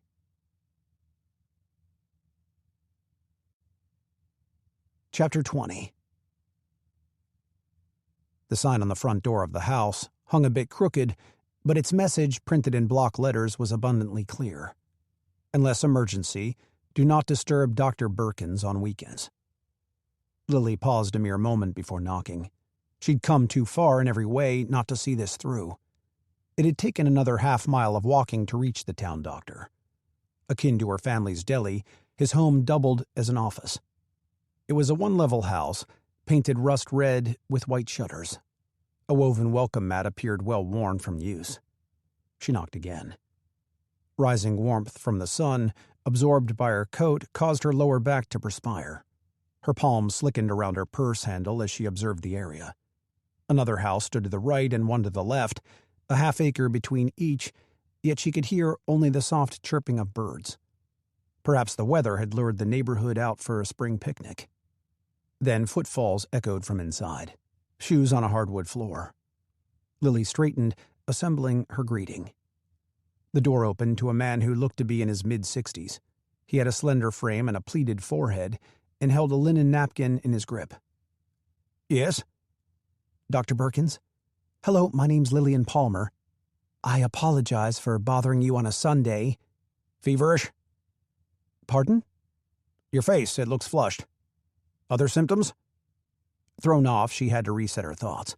Classical piano music with light static played in the background. No, sir. I'm here about a personal issue. He released a heavy breath, acknowledging the non-emergency. Nonetheless, he stepped aside.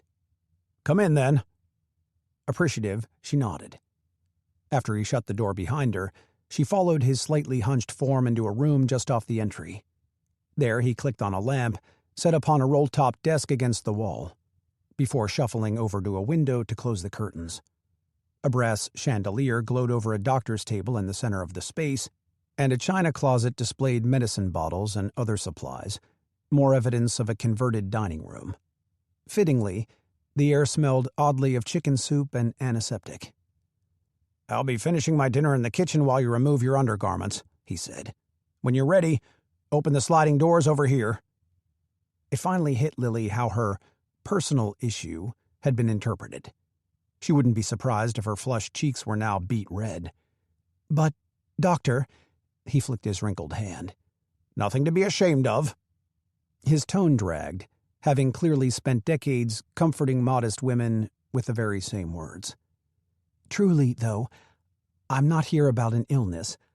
I mean, that is why I came, just not about mine. He tossed aside his napkin and crossed his arms, signaling her with a weary nod. Another familiar tale. If I may, I'd like to ask you about Geraldine Dillard. Lily paused, allowing the name to register. Dr. Birkin said nothing. Yet he knew her. More than that, he knew something about her. That much was plain in the set of his jaw, the firming of his lips. Please understand, I normally wouldn't intrude upon another person's privacy, but Ruby's teacher, Mrs. Stanton, shared that Mrs. Dillard had a condition. I was hoping you could tell me more. You see, I have concerns about her children for good reason. The doctor's arms were still folded, but he appeared curious about Lily's motives. A predictable reaction. Reporters and physicians had this much in common. At their core, they were solvers of puzzles and riddles. Go on, he said. Hence, Lily gladly did. In essence, she repeated what she'd told Mrs. Stanton, stressing how much it would mean to learn the true factors behind the fate of the children, to know that their outcome was the best one possible. The doctor seemed unmoved. When he responded, his manner was professional and measured. I have a policy, you understand, of not revealing patients' records, particularly to those who have no ties as kin. Why had she expected otherwise? She was a stranger off the street, not even from their community, asking for a person's intimate information. She was running out of ideas and time. The drive to Philadelphia still lay ahead. That being said, he continued, these are unique circumstances. Stunned for a moment, Lily neglected to answer. She simply watched him bend beside his desk and finger through the low file cabinet. I gather she had suspicions for a while of it being tuberculosis, he said. When she came to me in the fall, she was coughing a fair amount of blood. Soon after, without the children to care for, he pulled out a folder and skimmed his notes. Indeed, I recommended she consider the Dearborn Sanitarium over in Bucks County.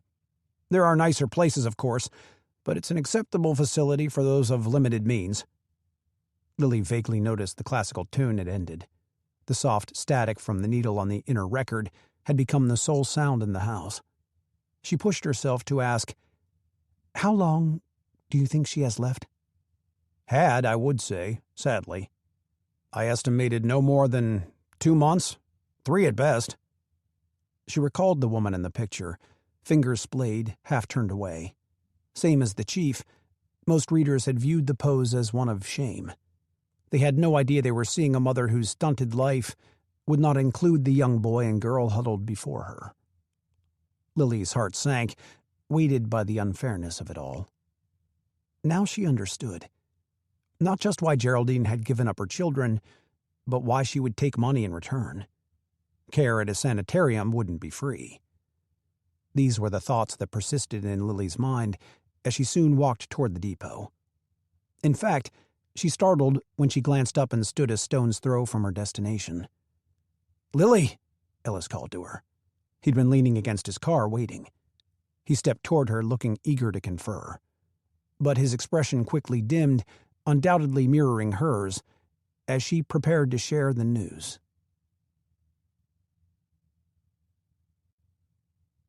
Chapter 21. 3 days after returning from Laurel Township, Ellis was still dwelling on the official word he got from Lily. She'd taken it upon herself to phone the sanitarium, said she couldn't fully rest until knowing for certain. The director only confirmed what the doctor suspected. Geraldine Dillard had passed away. In hindsight, Ellis recognized the clues. The dark circles under her hooded eyes, the weariness and ashen skin, the coughing. Her look of desperation when he'd handed her those 2 crumpled dollars took on new meaning. He hated more than ever to think of how he'd benefited from her being in that photo. His one consolation was the donations the article had gained for the family, and now a seemingly better home than an orphanage for the kids. That wasn't enough, though, to let Ellis rest. His mind remained jumbled and his writing blocked, his nightmares preventing any decent rest. The favorable description of the banker should have given him a sense of peace, but it didn't. Millstone, that was the man's name. Ellis had learned it from the ticket clerk. Walt the cabbie had been spot on about asking her for details, although she didn't exactly celebrate the request. Her initial curt response had wavered only after Ellis offered a small fee, a tactic proven reliable with more than switchboard operators and hotel bellboys. A little skimming through the late October travel logs, and there it was on the 25th of the month. Reserved under Alfred J. Millstone were 3 first-class tickets. The man had even splurged on a private train car. Destination, Long Beach, California. 2,000 miles away. It was about as far as a person could get from rural Pennsylvania without leaving the country. With its endless sunshine and Hollywood glamour, the name evoked visions of palm trees and white sandy beaches. But Ellis still worried. "Reed?" In the newsroom, a circle of eyes cut his way. At the center stood Mr. Walker, staring with his arms crossed. "Yes, sir?" "I said, any updates or new ideas?" "I'm, still working on some. Hope to share more soon." The editor sighed, just like he had at every 1 o'clock meeting over the past week, when Ellis gave variants of the same answer. Then, as usual, he moved on to another reporter in the group, this time an energetic new hire with more story pitches than a flapper had tassels, and Ellis returned to his thoughts. He didn't realize the meeting had broken up until Dutch appeared before him. "You okay?" "Yeah, doing fine." Dutch was obviously unconvinced. But without another word, he flipped his notepad closed and started toward his desk. It was then that an idea struck Ellis, a combination of elements colliding. He was far from eager to ask. After their strained history, requesting a favor straight out of the gate wasn't ideal. But given Dutch's former job at the San Francisco Chronicle, Ellis had to chance it. He owed that much to Geraldine. "Dutch, hold on." A mix of surprise and caution played over Dutch's face as Ellis treaded over, suddenly unprepared. A common theme in his life these days. "Listen, Dutch, I know you and it might be too much to ask. We haven't talked in a while." "What are you after?" This was the perfect opportunity for the guy to hear him out, then to tell him to stick it. "You still got contacts in California?" "A few. Thing is, I'm trying to track someone down. A banker from Long Beach. Name's Alfred Millstone." Dutch didn't react. A bad sign. But then, as if realizing there wasn't more to the request, he snatched the pencil from behind his ear. "Millstone, huh?" "That's right. Alfred J." Dutch scribbled in his notepad. Ellis was about to thank him, but Dutch seemed to head it off, a faint smile in his eyes. "I'll make some calls," he said. Simple as that. It was the start of amends long overdue. Hunched over his typewriter, Ellis corralled his focus. No chatting or trips to the coffee pot, no making or taking calls. Within an hour, he managed to scrape together a basic piece about current battle between Democrat and Republican lawmakers over a bill to legalize beer. He was tempted to suggest they break out barrels of the stuff at their next session. They might get along well enough to finally get something done. The article wasn't a showstopper, but it would do until Ellis's verve for the job returned. All around him, juicy headlines were waiting to be nabbed. Just this week, the city trust company case had been tossed out of court, letting sizable crooks off the hook. Meanwhile, down on West 47th, two couples had been booked for counterfeiting banknotes after stuffing $2,500 worth in their mattresses. Then there was the presidential primary, with Franklin D. Roosevelt taking the lead. Unfortunately, none of that felt as important as it should. "Here he is, ma'am." A copy boy had guided a visitor over and promptly sped off. Ellis had to do a double take. "Ma, what are you doing here?" "I thought it would be nice to surprise you." Ellis was as befuddled as she appeared to be, though for different reasons. Clutching her pocketbook with gloved hands, she was absorbing the churning of activities and voices and noise that Ellis barely registered anymore. In a simple yellow dress and cream cardigan, she was a canary caught in a storm. He rose to greet her, but then braced himself. "Did Pop bring you?" "He's at the plant. He'll be working late repairing a machine. I took the train." Ellis tried to mask his relief. He wondered if his father had any inkling of her excursion. She rarely traveled alone. "Well, it's good to see you." "I would have called ahead, but I was just hoping we could talk over coffee." Her strategy became clear. She suspected Ellis would delay a planned confrontation if given the chance, and she was right. He regarded his editor's desk at the center of the city room. Mr. Walker was out for an early lunch, a luxury not meant for everyone. Yeah, reporters could come and go as needed, so long as they were pulling their weight. And lately, Ellis was slacking. What was more, any of his scoops with real teeth, for pieces that mattered, were becoming a vague memory.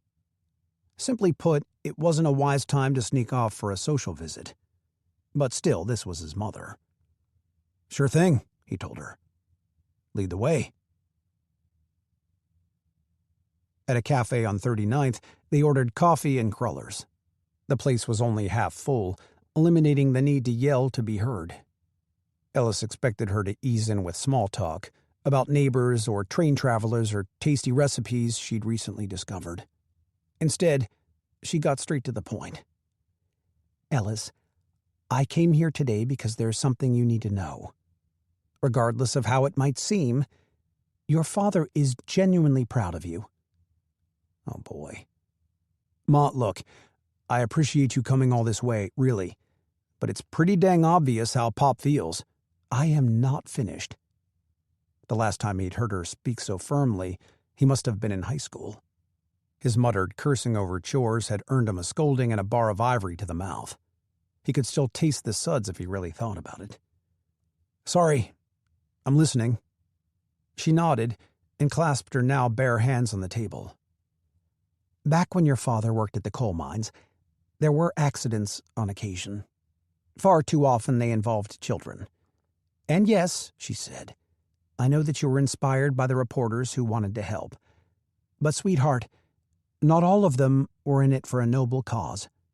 There were some, your father said, who would pay miners or even the police for tips about terrible accidents. They'd arrive even before the poor families had been given the news." At that moment, their chirpy waitress returned. Ellis and his mother fell into an awkward silence as the girl unloaded their order from her tray. "Enjoy," she said, and bounded away, a stark contrast to the mood of the table. Ellis waited patiently as his mother sipped her coffee. Wherever was this leading? When she set down her cup, she held it with both hands as if needing to steady herself.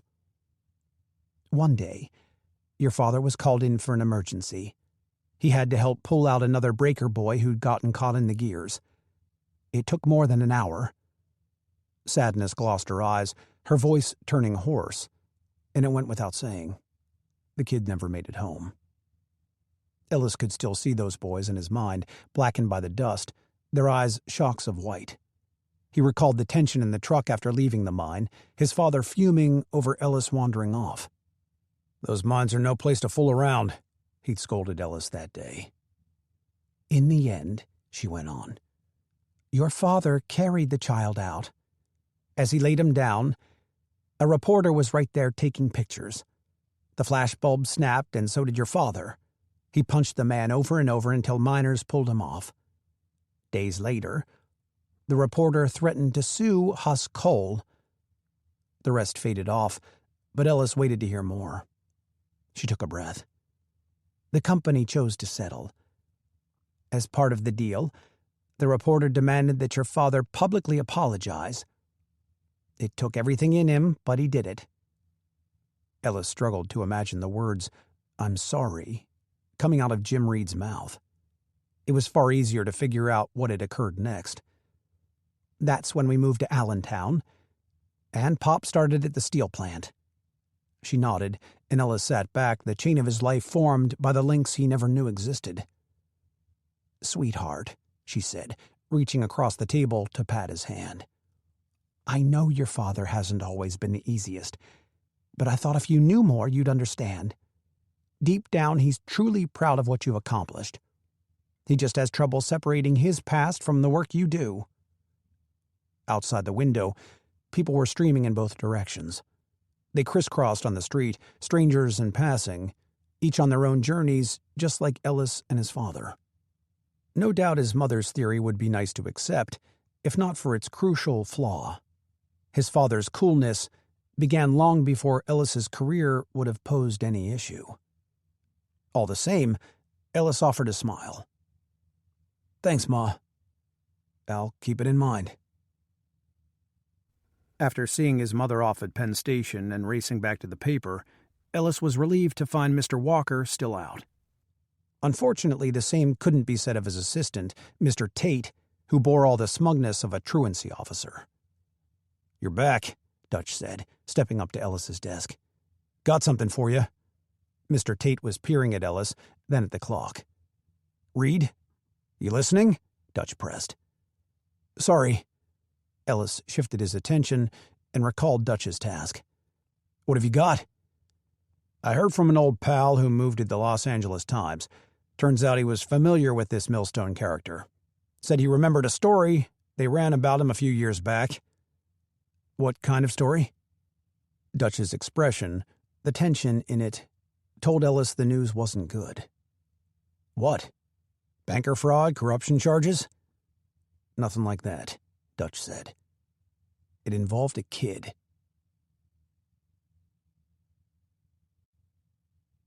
Chapter 22.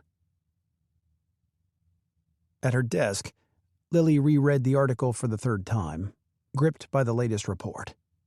According to the New York Times, the child had been abducted right out of his room in the family's home, just over an hour north in Hopewell. For Lily, the boy's status as the son of aviation hero Charles Lindbergh was inconsequential. Save as a reminder, no amount of money, fame, or success made a parent entirely immune from suffering the unthinkable. Every day this week, on her walk to and from the Examiner, she had anxiously anticipated paper boys shouting, "Lindbergh baby returned, home safe and sound." But the investigation was dwindling. Cold trails and blind leads were reducing the family's meager hopes, now reliant on negotiations with the kidnappers. One more child added to Lily's prayers. While her own son was never far from her worries, now neither were Ruby and Calvin. She wondered if they had known their mother was ill. Had she shielded the truth for fear they would refuse to leave her? Did they assume she just didn't want them? If only they could have heard her true feelings straight from her. The thought drew Lily back to the Times article.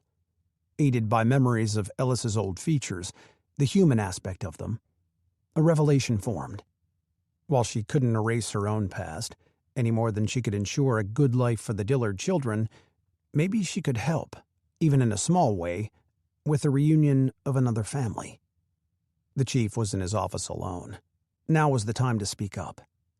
Over the growing activity in the newsroom, Lily gave his door 2 cursory knocks before letting herself in. "Chief?" Yeah, lunch with my wife's nephew, I got it." Rising from his chair, he crushed out a cigarette in his ashtray. "I swear to Jesus, if this kid shows up late again, and I mean by 2 damn minutes, I'm walking out." Punctuality ranked only a hair below his penchant for accountability and, yes, truth. As he unrolled his sleeves and refastened the buttons, Lily maintained her purpose. "Sir, after reading an article today, I was thinking about the Lindbergh case." "You and everybody else on the planet?" "Yes, but you see, the newspapers keep focusing on the hard facts of the case. The suspects and gangs they've ruled out, the searches through houses and ocean liners. Of all the quotes I've seen from the police and Mr. Lindbergh, these are the predominant topics." "Ms. Palmer, your point?" "What about Mrs. Lindbergh?" "What of her?" "Perhaps an in-depth interview in the Examiner could help. She could talk about her son's favorite foods and games and lullabies. We could include personal photos of their family, together and happy. A reminder that this is a real child, not just a bargaining chip for a ransom." The chief barked a laugh as he pulled on his suit jacket. "Tell that to the kidnappers." "That's exactly what we should do." Her boldness erased his smile. She eased herself back. "At the end of the day, these criminals are still people. If Mrs. Lindbergh directly appealed to them to speak of the terror she and her husband are going through, it might prevent the child from being harmed. At the very least, readers might pay keener attention to potential clues right around them." "And let me guess, you're just the one to land that interview." When Lily hedged, as she honestly hadn't contemplated that far, he shook his head warily. He thought she was being strategic, pouncing on the opportunity of a tragedy. "I promise, sir, this isn't about me." That wasn't to say she had abandoned her writing aspirations. The fact that upon retiring, Mr. Schiller had been replaced by yet another sports columnist of all things continued to irk her, but that didn't pertain to the issue at hand. The chief waved her off as he put on his hat. "Mrs. Lindbergh's probably been asked plenty and turned them down. What makes you think she'd even want the spotlight at a time like this?" His tone made the question rhetorical. He figured his secretary, the non-reporter, had no valid grounds for the suggestion. Except she wasn't speaking as a reporter, nor as a secretary. "Because as a mother, I'd want to be heard." She caught herself only after the words were out. By then, the chief was checking his watch, the statement brushed off as hypothetical, and he strode out the door.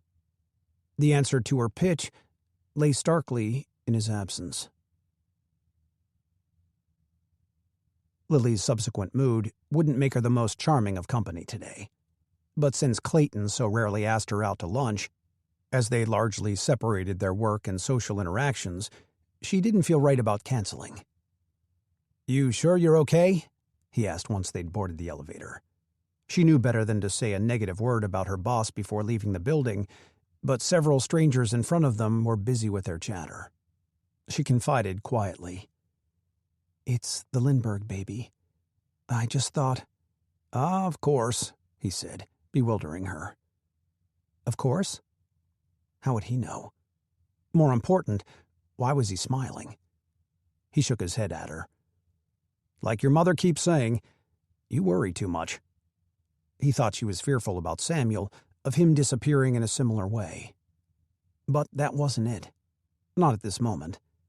Even so, the patronizing nature of Clayton's words stung like salt in a recurring wound. She'd endured all the condescension she needed for one day. "I was referring," she corrected, "to an article in today's Times." Her tone came out a bit strong, but not enough to disturb the conversing strangers as the door opened on the second floor, where a rewrite man boarded. Clayton studied her, clearly struggling to identify the problem. "So, you're upset about what the police said? How they won't work with Lindbergh's so-called underworld emissaries?" Naturally, he had read the same article. Perusing the big morning dailies was expected. "I suppose." It was simpler to agree at this point. Well, I hope you can see why. Those crooks wouldn't be helping out for nothing. There'd be favors to repay. Classic case of the ends not justifying the means. Lily's mouth went slack. If Samuel were at risk of being harmed, she would stop at nothing to protect him. And if the child were yours? Would those principles still take priority? Several passengers glanced toward Lily. The sudden quiet, from Clayton too, shot heat up her neck. She stared straight ahead, the tension brewing until the door opened. "First floor," the lift operator announced. Lily followed the group out, anxious for the open air. In the entry, Clayton gently tugged on her arm, guiding her to a stop. "Lily, if something else is bothering you, anything at all, you can tell me. I hope you know that." After a second, she raised her eyes. From the sincerity in his face, the kindness in him, a tide of guilt crested over her. He didn't deserve such a venting. "I'm sorry, Clayton. I don't mean to be irritable." There was too much to explain, too many confidences to break. "It's just been one of those mornings." His mouth steeped into his usual smile. "Working for the chief? I'd say that applies to almost every morning." She found herself smiling back as he planted a kiss on her forehead, a loving gesture that melted away the remnants of her frustration. "I'd bet a nice lunch at the Renaissance would help." Aware they were alone in the lobby, she followed an impulse to lean toward him.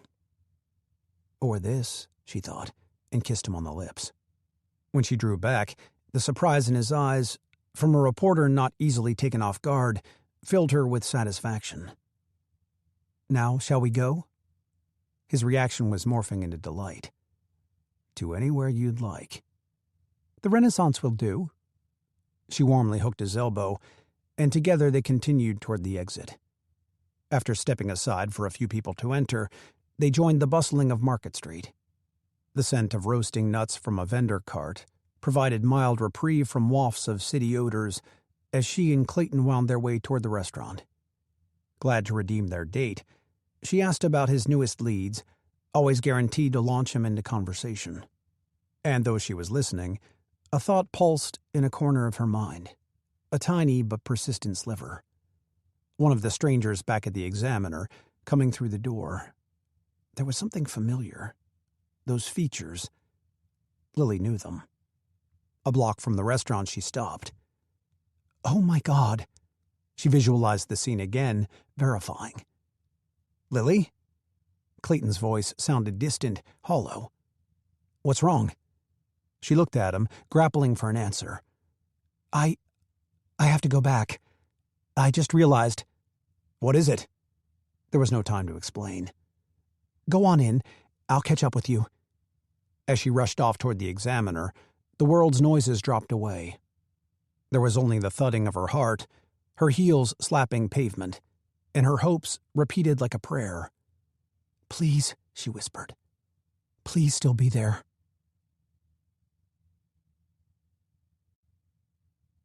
Chapter 23. According to Dutch's pal at the Los Angeles Times, Alfred Millstone had appeared in the papers here and there over the years. As vice president of the American Trust Company in Long Beach, the mentions would be expected. All of them were trivial except for one, a funeral announcement. 2 years ago, the Millstones' only child perished in a car wreck. According to reports, no sign of foul play. Then recently, over in New Jersey, the president of Century Alliance Bank took a trip off a bridge, as many a man had since Black Tuesday, and Mr. Millstone had crossed the country to fill the opening. It now made sense to Ellis. Ruby and Calvin were part of the couple's attempt to heal, to move on, start fresh. In a much smaller way, this was what Ellis, too, had hoped to do by coming here today. The building was a typical 2-story bank in Hoboken, with a tailor shop to one side and a barber's to the other. To arrive before closing, Ellis had to slip out of the Examiner early, this time steering clear of Mr. Tate. After his mother's visit and the news from Dutch, his chances of productivity were shot. And the drive to Century Alliance, just across the Hudson, had been too much to resist. Inside, framed photographs of the branch's poobahs hung on a wall beside the entrance. Ellis's heart stalled a beat at the engraving beneath the top portrait. Alfred J. Millstone, President. The man was much like the cabbie had described. He had kind eyes behind horn-rimmed glasses, a gently sloped nose that led to a blunt end, and a thick mustache, dark and tidy like his hair. Not the sort of person you'd imagine trading a stack of dollar bills for 2 barefoot kids on a farm. Ellis turned to scan the room, seeking the real-life version of the banker among the smattering of faces. A security guard, stocky as a bulldog, cleared his throat while eyeing Ellis. A message. Snoopiness was no more welcome here than behind a peep tent at a carnival. "Afternoon," Ellis said. "I just came in to see—" The guard pointed sharply toward the teller's stations, another hint taken. Ellis joined the shortest line, behind 3 bank patrons, and observed the area with more subtlety. Offices for management appeared to be up the stairs. He'd head there to find out, but the guard was still watching. Soon enough, it was his turn with a clerk, a young woman who, unlike the guard, seemed rather ecstatic to be working in a place stocked with a hefty portion of the city's cash. "Good afternoon, sir. How may I be of service?" "I'd like to speak with Mr. Millstone, if I could." A hitch in her smile. "Oh? Is there a problem?" "Not at all. I was considering opening an account, with a substantial deposit." "Ah, that's grand. One moment, please." She stepped away to confer with an older woman, caught in passing with an armful of files. The teller returned with a semi-frown. "Unfortunately, Mr. Millstone is tied up in meetings for the rest of the day. However, our manager would be happy to assist you. If you'll wait here, I'll let him know—" "Actually," Ellis broke in with a smile, "I'd prefer to come back. Mr. Millstone was referred by a trusted friend, you see." She assured him that she understood, and Ellis retreated to his car, where he camped out like a PI. He'd parked just half a block down, ensuring a clear view of the entrance across the street. When working for the society page, every so often he'd been tasked with following a celebrity to nab an intriguing picture, a chore he despised. Sure, not enough to deter him from later tracking a senator in his harem of mistresses. But this here was different. This wasn't for his career, it was personal. He needed to know for peace of mind, for Geraldine, that the man who'd taken the kids was as good and upstanding as one would hope. The bank had been closed for nearly 20 minutes, the sun sliding low in the sky, before a mustached man stepped out of the doors. Ellis sat up. In a charcoal gray suit and matching hat, Alfred Millstone adjusted his grip on a cane that appeared more for style than necessity. Ellis exited his car, prepared with any number of questions: directions to City Hall, recommendations for a show or restaurant.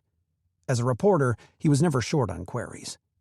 He was in the midst of crossing the street when a taxi pulled up to the banker, as if scheduled with no need to be hailed. A truck blasted a honk. Ellis stumbled back a step, barely missing the vehicle, its cursing driver determined not to swerve. Welcome to Jersey. Mr. Millstone had just shut the cab door, about to leave. Ellis could always come back another day, but a new plan came to him, one that could lead to far greater assurances. Before he could weigh the decision, he hightailed it to his car and rushed to follow. At a discreet distance, he trailed the taxi to a neighborhood roughly 3 miles from the bank. A string of impressive Victorian homes lined the north side of the street with intermittent trees. The south side hosted a small park. When the cab stopped, Ellis pulled over and turned off his engine. Mr. Millstone soon climbed out. He tipped his hat to the driver and trekked up the short rise of stairs and into the house. The paint was mint green, the trim and porch stark white. 2 chimneys topped the steeped roofs, and an intricate gable added more charm. By all appearances, the outcome looked pretty decent for the kids, assuming they were there. Ellis hadn't yet verified that fact, but one peek through the window could end the mystery. His worries, too, if he saw them doing well. Perhaps a meeting with Mr. Millstone wouldn't be needed after all. The thought was enough to propel Ellis. He got out of his car just as a paperboy bicycled past, tossing rolled editions to front doors. The kid drew from his shoulder bag like an expert archer handling a quiver. When a woman walking her pup disappeared around the corner, leaving the street vacant, Ellis ascended the steps. On the porch, a wire basket of empty glass bottles awaited a dairyman's delivery. Ellis looked cautiously through a narrow gap in the lace curtains. In a parlor room, on a large Persian rug, a young girl sat before a floor model radio. She wore a sailor dress, black Mary Janes, and a red bow in her hair. No ponytail or overalls. But it was her. Ruby Dillard. Bright and clean as a new penny. On an antique love seat, a slender woman in a fashionable day dress held an open book on her lap. Contentment curved her lips, seemingly more from watching the girl than from listening to the radio. In the background, a white-mantled fireplace and Tiffany lamps adorned the room. The whole scene befitted a cover of the Saturday Evening Post. Through the window came the soft sound of laughter, a young boy's giggles. Calvin. Relief drifted through Ellis, his spirits lifting until a light creak shot from behind. He swung around to find the front door opened. Alfred Millstone was reaching for the evening paper, the startle clear on his face. "Mr. Millstone, good evening." Ellis felt just as jarred, but also embarrassed by his audacious plan to lurk. What the hell had he been thinking? Who are you?" the man stammered. Ellis needed an explanation fast. Then he thought, why not tell the truth? This was indeed the person who'd relieved Geraldine of her burden. He might want to know that she'd passed, that he'd done a good thing in case he had doubts. "Sir, I'm Ellis Reed, with the Herald Tribune." Ellis held out his hand in greeting. Mr. Millstone turned markedly stern. "A reporter?" He made no move to accept the handshake. "What is it you want?" There was irony here, that a newspaper was welcome at the home, while a newsman plainly was not. He and Ellis's father could well be instant pals. But then what did Ellis expect? After all the bank runs following the market crash, a double hit job on folks' savings, reporters hadn't portrayed banks or their executives in the best light. "You answer me now or I'll phone the police." Mr. Millstone's high forehead shone with a slight flush, triggering Ellis's gut to intervene. It told him to leave well enough alone, that there was no good reason to press on. Hadn't he disrupted enough lives already? He could simply toss out an excuse for his presence and be on his way. "Sir, I'm working on a piece. For the paper. A profile?" The man's eyes tightened behind his glasses. "On?" "Well, you, Mr. Millstone." What sounded like a western with horses, hoofbeats, and yippee-ki-yays projected from the radio. Its burst of gunshots reverberated through the silence on the porch. Ellis needed to elaborate to prevent a police summons that could end in a similar way. "As I'm sure you know, after Black Tuesday, trust in the banking community's been set back a bit. A personal profile on prominent bankers like yourself could help remedy the situation by rebuilding relationships with your customers." Obviously, Mr. Millstone wasn't going to agree. A good thing. Ellis just needed to provide an easy out. "If you'd rather not, that's certainly fine. We could—" "When?" Ellis blinked. "Shit. I presume you have a deadline in the near future?" Ellis mentally scrambled, mustering a look of gratitude. "How's tomorrow?" Mr. Millstone's demeanor lightened the smallest amount. "Fine, 2:00. Then he stressed with a pointer finger. "At the bank." "Yes, of course." "I look forward to it." A quick sniff, and Mr. Millstone bid goodnight. Then, as if suddenly recalling his purpose for coming out, he snatched up his evening paper and shut the door. Ellis exhaled in a quiet rush. "Well done, dimwit," he muttered to himself. When he turned for the steps, he noted the window. The view of the parlor, along with the children, was gone. Someone had drawn the drapes. The phone was ringing as Ellis approached his apartment. He unlocked it and rushed inside to pick up the handset on the entry table. He'd barely said hello when a woman answered. "Ellis? Oh, thank heavens you're there." He hesitated, pleasantly surprised by the voice. "Lily?" "Yeah, I just walked in." I've been calling and calling, at work, then your apartment, but I couldn't reach you." At her urgency, he brought the mouthpiece closer. "What's happened? Are you all right?" "She came to the Examiner to find you. I barely caught up to her just leaving the building. There's more you need to hear, but she wants to tell you herself." "Wait a sec. You've got to back up." None of it was making sense. "Who is she?" Now Lily was the one who hesitated. After a breath over the line, she replied, "Geraldine Dillard."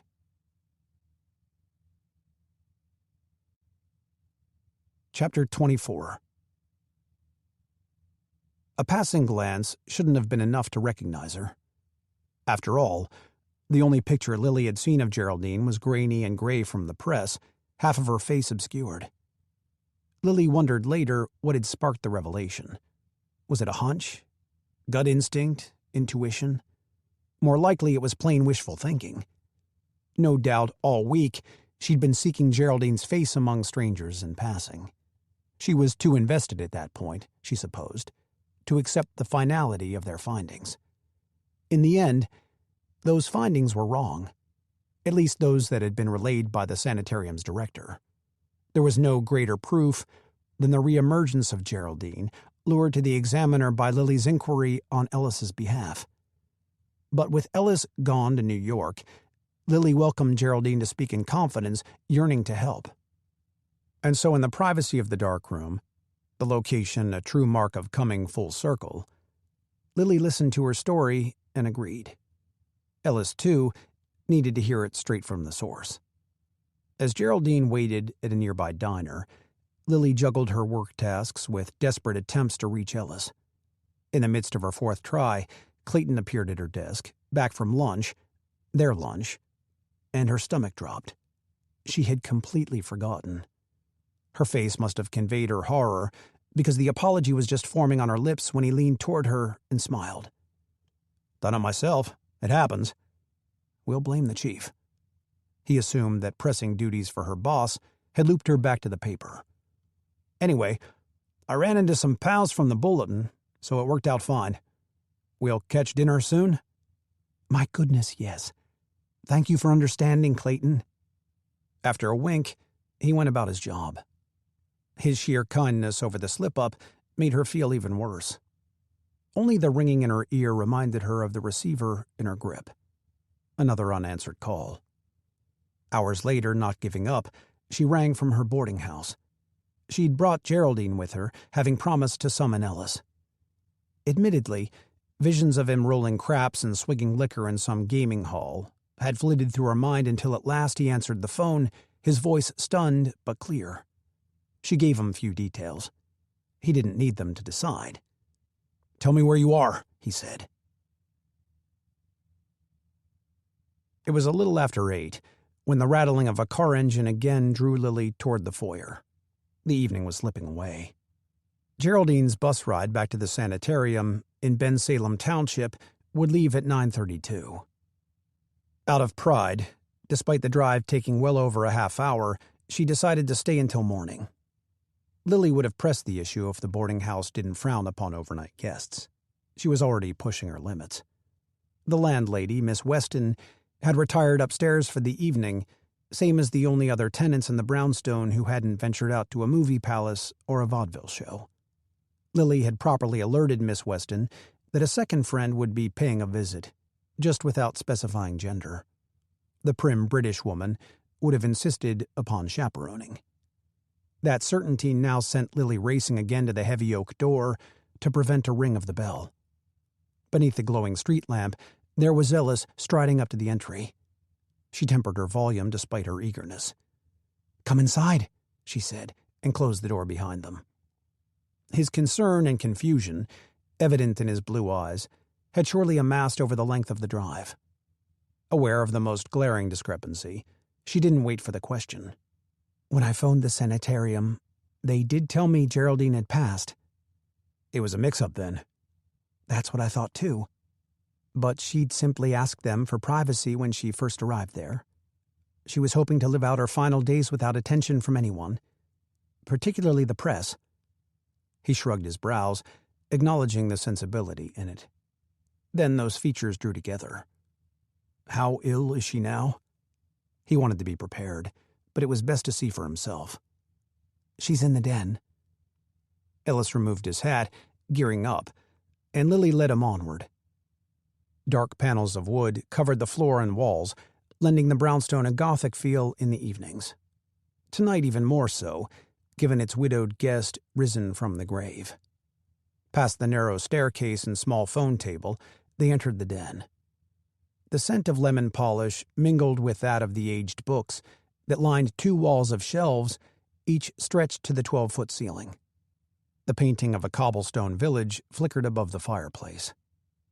Geraldine sat upon one of 2 matching upholstered chairs, staring into the flames. Still in her overcoat, she fingered a button on her long skirt. "Mrs. Dillard?" Ellis said. When she turned and nodded, he edged forward with eyes narrowed, absorbing the state of her condition. "I didn't... They said that..." He faltered, for obvious reasons. In the amber firelight, aside from her tired eyes and stragglers of her brown hair loosened from her bun, she showed no resemblance to a woman on her deathbed. In fact, given her healthful appearance, any claims of a grave illness seemed part of an elaborate conspiracy. Lily chimed in to explain. Her doctor was mistaken.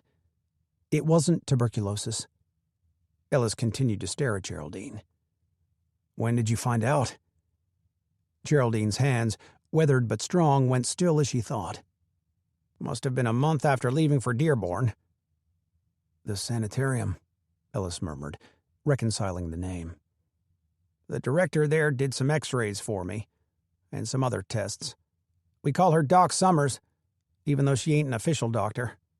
It's on account of her that my lungs were finally treated for the right infection. Now that I'm well, she's even let me stay on to give her a hand with the other patients." Lily tried to brighten, an offering of support. "I'm sure they're grateful to have you." Geraldine smiled, but with a solemn undercurrent. "It's been good for me, too. Helps to have a purpose, with my husband gone. And now the kids." Tough as an ox, her husband wasn't sick a day in his life, she had told Lily, until he stepped on a rusted nail. He died of lockjaw a week later, leaving a desperate widow to take in sewing and laundry to scrape by with 2 children. Lily glanced at Ellis, his face dimming with remorse. "Why don't we sit down?" she encouraged him. He gave her a half-hearted nod, likely questioning if he was prepared to hear more, but he followed. As Lily settled into the chair beside Geraldine, Ellis perched on the tufted settee across from them. Hat upon his lap, he ventured, "Miss Palmer said you wanted to speak with me?" "I do," Geraldine said, but with a look of warning. "I don't want none of this in the paper. You hear?" "Not a chance. You have my word." She studied his face. Appearing satisfied, she sat back stiffly and began. "I told that man the kids weren't for sale, no matter what he saw in the picture. But he persisted all the same, put $50 whole on my porch, though I barely noticed at the time." She shook her head at either the banker's stubbornness or the fact she had missed such a thing. "I was having more bad days than good round then, and just that morning I'd coughed up enough blood to give me a real scare. I was just so tired all the time, and it was only getting worse. And I thought, maybe this was the Lord's doing, sending this person to us right then." Geraldine's eyes glimmered with moisture. When she dropped her gaze to her worn black shoes, Lily recognized a fear in her, an expectation of being judged.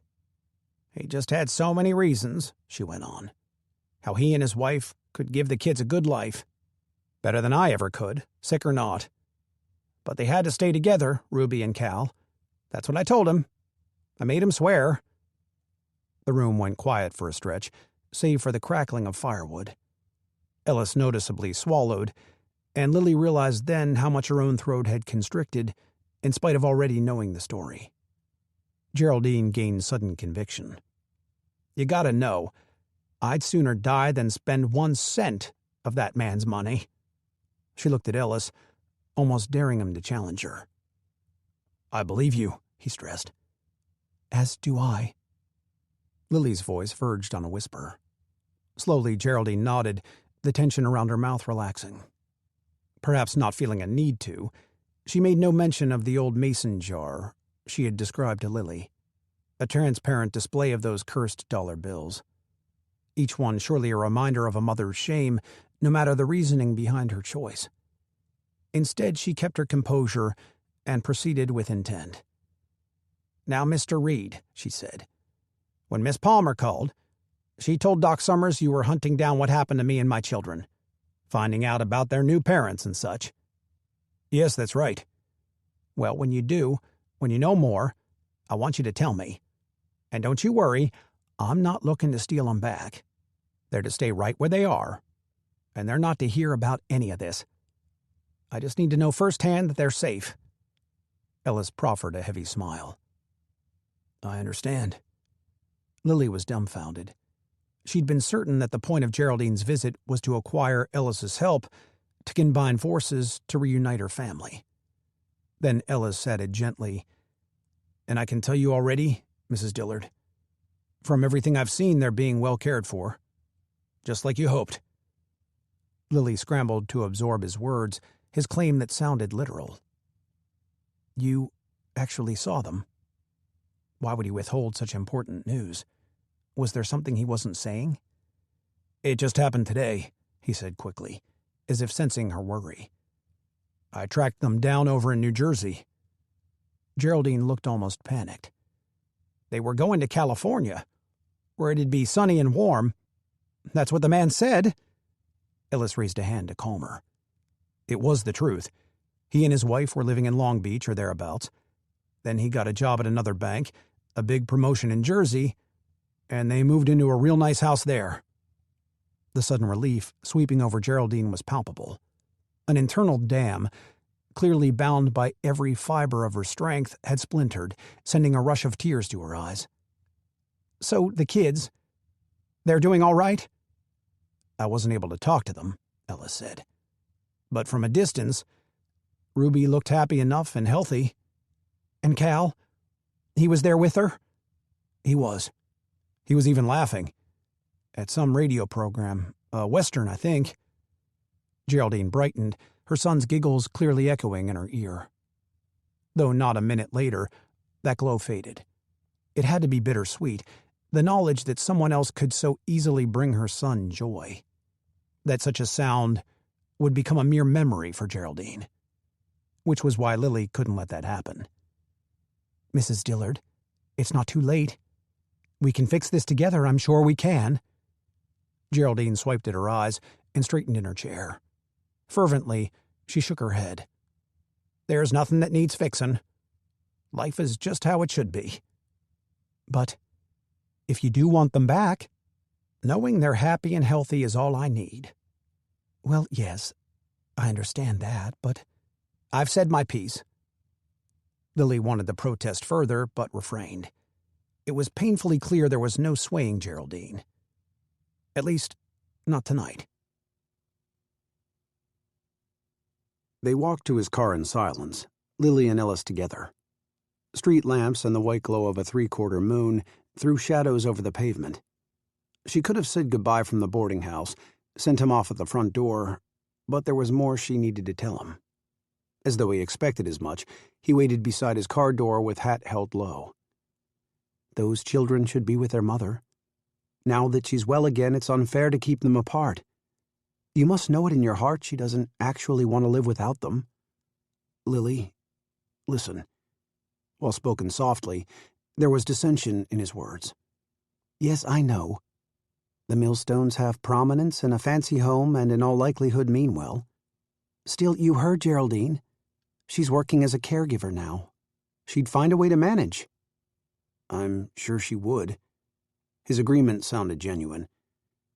Unfortunately, it's just not that simple. She's their mother. It is that simple. What could possibly be more important? He released a sigh, as if dreading to voice the answer. I feel for them, Lily. Trust me, I do. But even if Geraldine demanded them back, I can't imagine the Millstones handing them over without a fight. They'd have almost everything on their side, including a top-notch lawyer. I'm familiar with enough cases to know that no reasonable judge is going to return the kids to a poor widow," he added with reluctance, "especially one who sold them."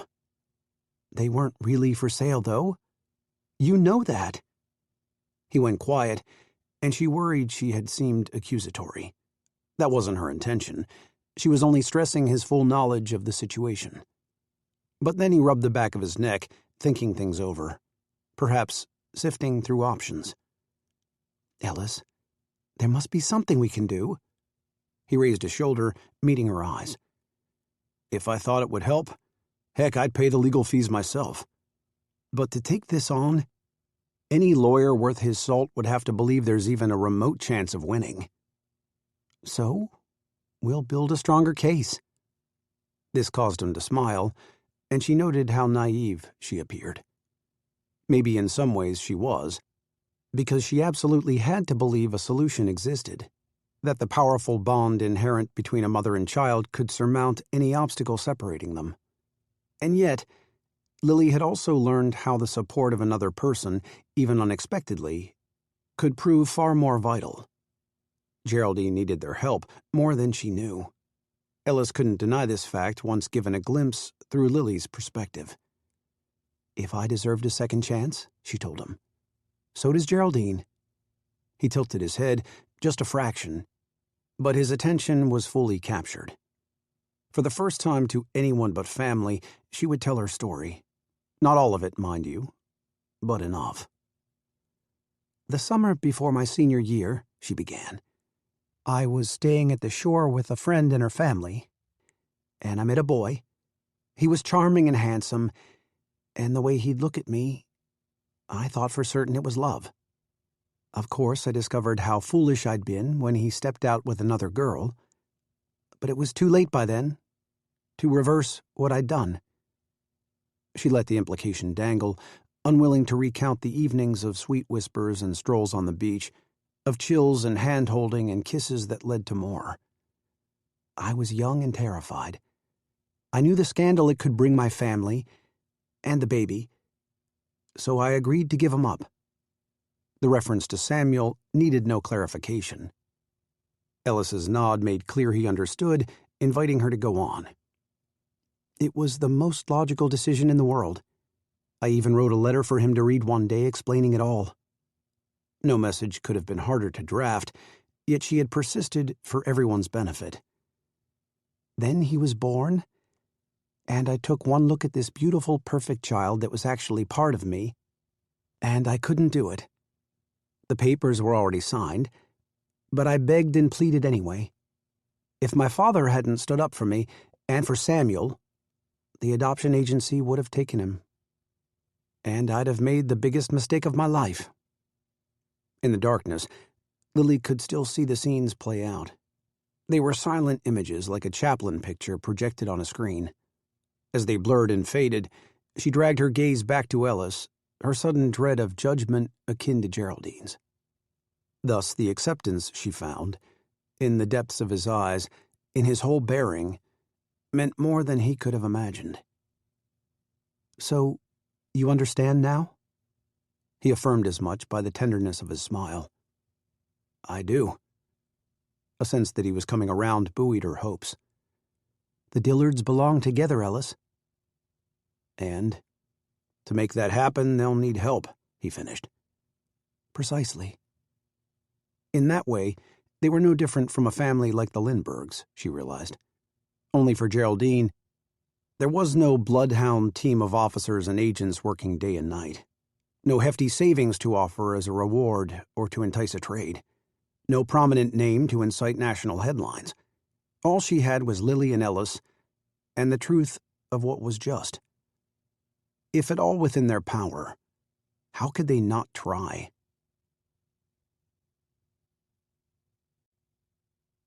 Chapter 25. "Mr. Reed, a moment." Mr. Walker's thin drawl didn't do much to soften his ominous tone. Like the rest of the group, Dutch was breaking from the daily news meeting, but he paused to flash his clenched teeth at Ellis. The gesture surely meant, Hang in there, buddy. Though it felt more like, pal, you're in for it. Probably because that was just what Ellis was telling himself. When Mr. Walker had skipped over him while asking for updates around the circle, Ellis was relieved at first, as he still had no big project in the works. Not one for the public, anyway. But then he'd caught a smirk from Mr. Tate, indicating that bypassing Ellis wasn't an oversight. "Follow me."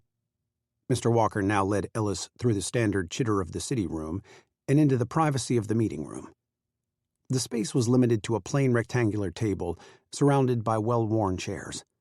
Every wall was left bare, save for a single working clock. Aside from paper and ink, it was the greatest necessity in the business. As Mr. Walker closed the door, Ellis peeked at the time, 1:30. Despite last night's drive to and from Philly, he wasn't weary enough to forget his 2 o'clock with Mr. Millstone. For any chance of making it, he had to leave soon. A prospect that wasn't looking good based on Mr. Walker's folded arms, his jutted jaw. Add a gun belt and a silver star to the man's suit, and he could pass as a Southern lawman reaching his diplomatic limit. Ellis prompted, "Is something wrong, sir?" "I was planning to ask you the same, because for the life of me, I can't fathom where your head's been lately." Ellis doubted that was true.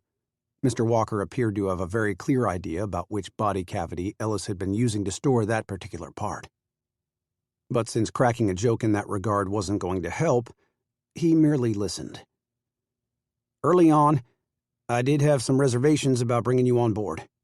But then you found your stride. Broke some solid stories."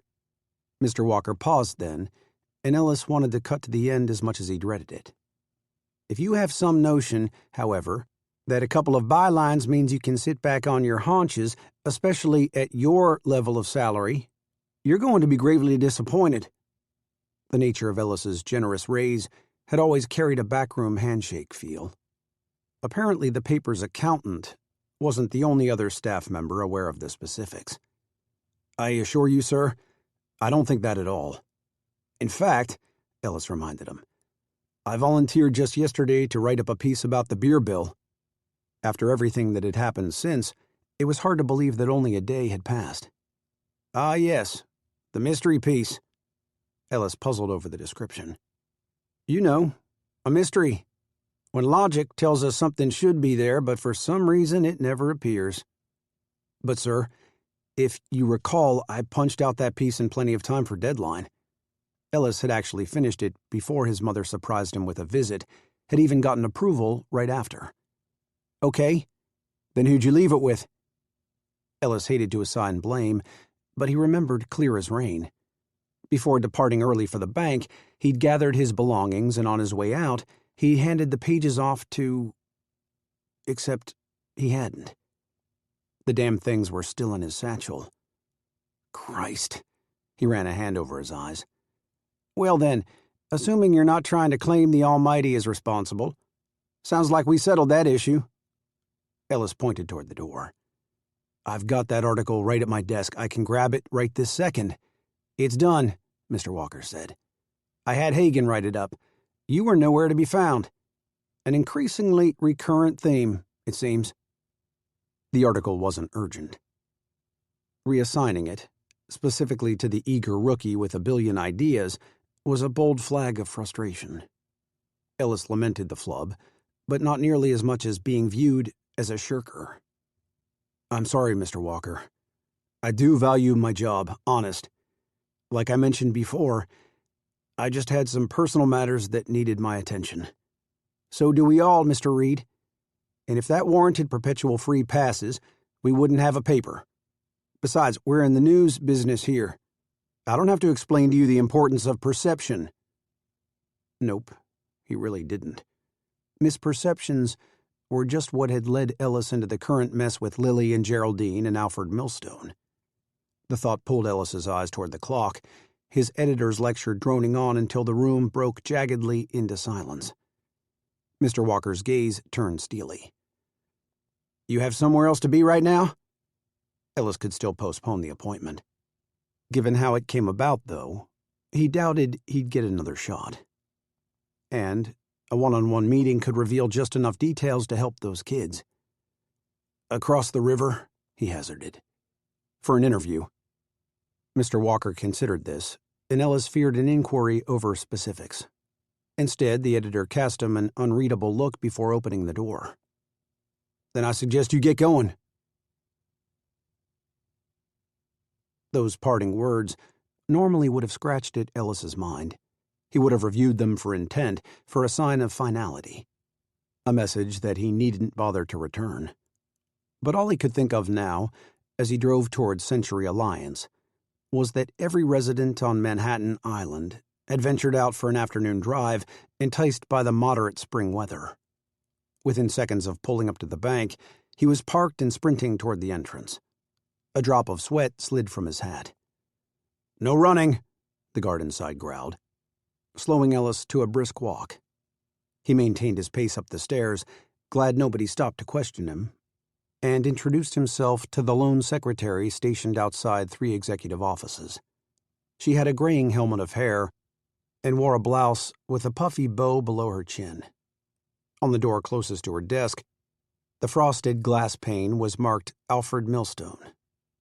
The woman made a show of peering over her bifocals at the oversized wall clock. He was 20 minutes late, according to its Roman numerals, before she perused a scheduling book. Ellis remembered her. Via the teller downstairs, she was the one who'd declined his prior request to meet with Mr. Millstone.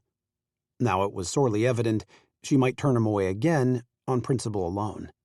He was about to explain himself when she rose from her chair. "This way." Gratefully, Ellis followed her into the neighboring office. There, Mr. Millstone sat at a mahogany desk that neatly displayed a pencil holder, prism paperweight, files, and more.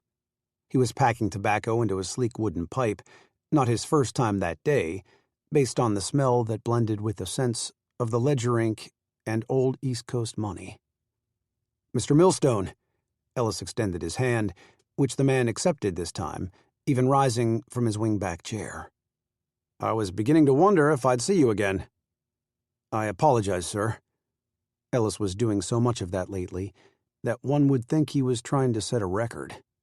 "Before I could go, my editor needed me for some pressing items." "Well, bosses can be troublesome that way, can't they?" The reply held a hint of levity as Mr. Millstone nodded at his secretary, who yielded a partial smile before closing the door. "Please, sit down." He indicated a visitor's chair facing his desk, and they both settled in. "The truth of it is, Mr. Reed, I owe you an apology as well."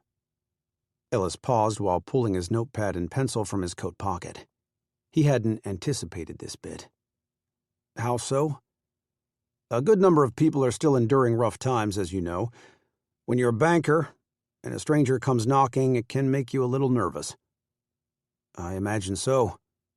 Ellis gave a reassuring smile, and Mr. Millstone's eyes warmed behind his glasses. Then he lit his pipe, stoking the tobacco with a series of puffs as Ellis waited.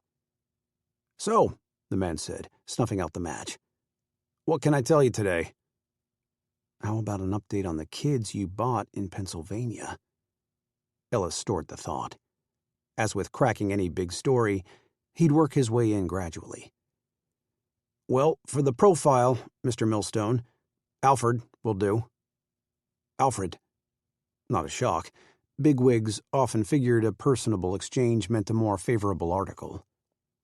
"To start off, I was hoping to hear a little about your job here as president." "Sounds innocent enough." The choice of words was a bit curious, all things considered. But as soon as Ellis opened his notepad, Alfred launched into a description of his daily tasks, followed by a list of his overarching duties. He presented himself as a genial gentleman, just as the cabbie had said, though with a spark of passion over his occupation. So much so, he took only momentary breaks, solely to stoke his pipe, while delving into the importance of banking in the community, stressing the necessity of efforts to help honest, hard-working citizens succeed. Ellis had to scribble to keep up. When he flipped to a 4th page, Alfred stopped and shook his head. "By golly, I did ramble on, didn't I?" He'd probably gone on for a solid 15 minutes, but now wasn't the time for him to go quiet. It's refreshing, actually. With a person of your stature, it can be hard to pry out more than a sentence or two for a quote, unless it's election time. Alfred laughed a little.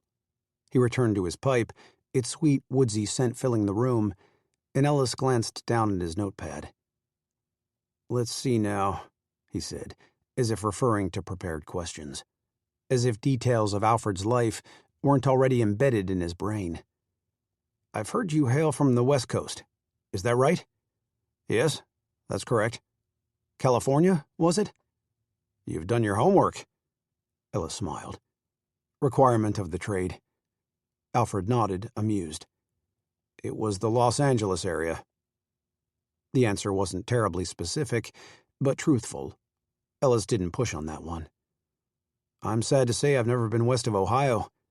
That's got to be quite a change from one coast to the other." "It certainly is." "Something in particular bring you out this way?" Alfred took another puff, blew it out. "Family reasons more than anything." When he didn't elaborate, Ellis had to nudge. "Family, huh?" "My wife and I had long talked about living closer to relatives in New York. When the position opened up here at Century Alliance, I finally had the opportunity to make that happen." "That's dandy." Ellis jotted a note, neither of them mentioning his predecessor's grim end. "And how's the rest of your family been with that? As far as adjusting to the move?" Alfred gave a small shrug. "You know how kids are." In a friendly manner, Ellis displayed his left hand, bare of a wedding band. "You'll have to enlighten me." Alfred hummed in acknowledgement and leaned back in his chair. "As parents, I suppose we can't help but worry about new schools, new friends. We want to protect them, keep them safe from the world, from anything that could possibly hurt them, from what we can't see coming." His voice gained a distant quality, same for his eyes. After a moment, Ellis wondered if he should speak, cutting short Alfred's evident drift into the past. But then the man continued. "In the end, of course, they're the ones who adapt and persevere without batting an eye. We can learn a lot from our youth." He looked straight at Ellis. "Don't you agree?"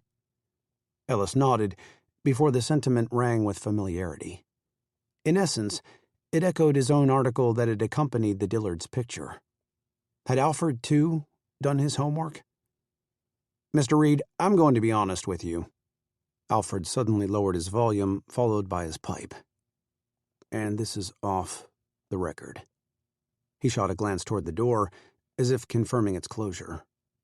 Ellis tucked his pencil in his notepad, his neck muscles tensing. "It's off." How much did the man know? How much was he willing to share? "A bank in New Jersey," Alfred said, "would not have been my first choice." He confided this in all seriousness, though he trailed it with a smile. From the release of tension, Ellis couldn't help but smile back. There was no mention of a fatal car accident, nor of how Ruby and Calvin had joined the Millstones. There was also nothing, as best as Ellis could tell, in Alfred's manner that merited alarm.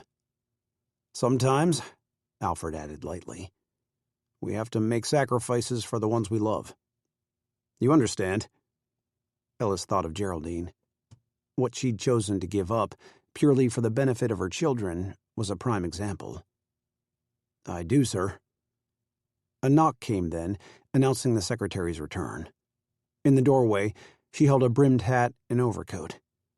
"Mr. Millstone, it's time you departed for the station." A suitcase and cane was posted outside the door. "That late already?" He sighed and returned to Ellis. "Business trip to Chicago. I'm afraid we'll have to wrap up for today." "No problem at all." "I think I got everything I needed." "Excellent. Well, I'll be back on Sunday. Feel free to ring me if you have any other questions." "I will, sir." They both stood to shake hands, and Ellis thought to slip in a disclaimer. "Naturally, it will be up to my editor when or even if to run the piece, but I'll certainly keep you updated." Alfred smiled. "I do hope so." Ellis had conjured the profile idea solely as an excuse to assess the banker. Now he was actually tempted to pitch the thing to Mr. Walker. No matter how horribly inconvenient, the reality was that Alfred seemed to be as nice a fella as they came. Something Geraldine might have pegged from the start. Clearly, she wasn't the type to hand off her kids to just any stranger, even a wealthy, dapper one. She'd chosen them a good home in every way, it appeared. With Ruby and Calvin settled in after all these months, perhaps they were genuinely happy where they were. And really, wasn't that the most important thing? That they had the best life possible? Harsh as it sounded, it wouldn't take a bookie to calculate the odds of which future held the most promise. Geraldine no longer even had a home of her own. Her only requests were to know her children were all right, and that the arrangement be left alone. And going further, wouldn't Ellis and Lily be overstepping largely for the sake of their own consciences? After all, the sanitarium director had gone so far as to declare Geraldine deceased to protect her from unwanted attention. A court battle would inevitably lead to a swarm of reporters, photographers, and readers outspoken with their opinions. And when it was all over, when the kids and Geraldine and the millstones had all been dragged through the legal and public muck, the judgment would most likely be the same. Ellis dreaded to admit any of this to Lily, of course. Based on her experience with Samuel, he understood why she wouldn't want to hear it. But the fact remained that similar dilemmas could have different solutions. And, as Ellis could vouch for, a common bloodline didn't guarantee a thriving, loving family. Maybe Geraldine was right. Maybe life was just how it should be.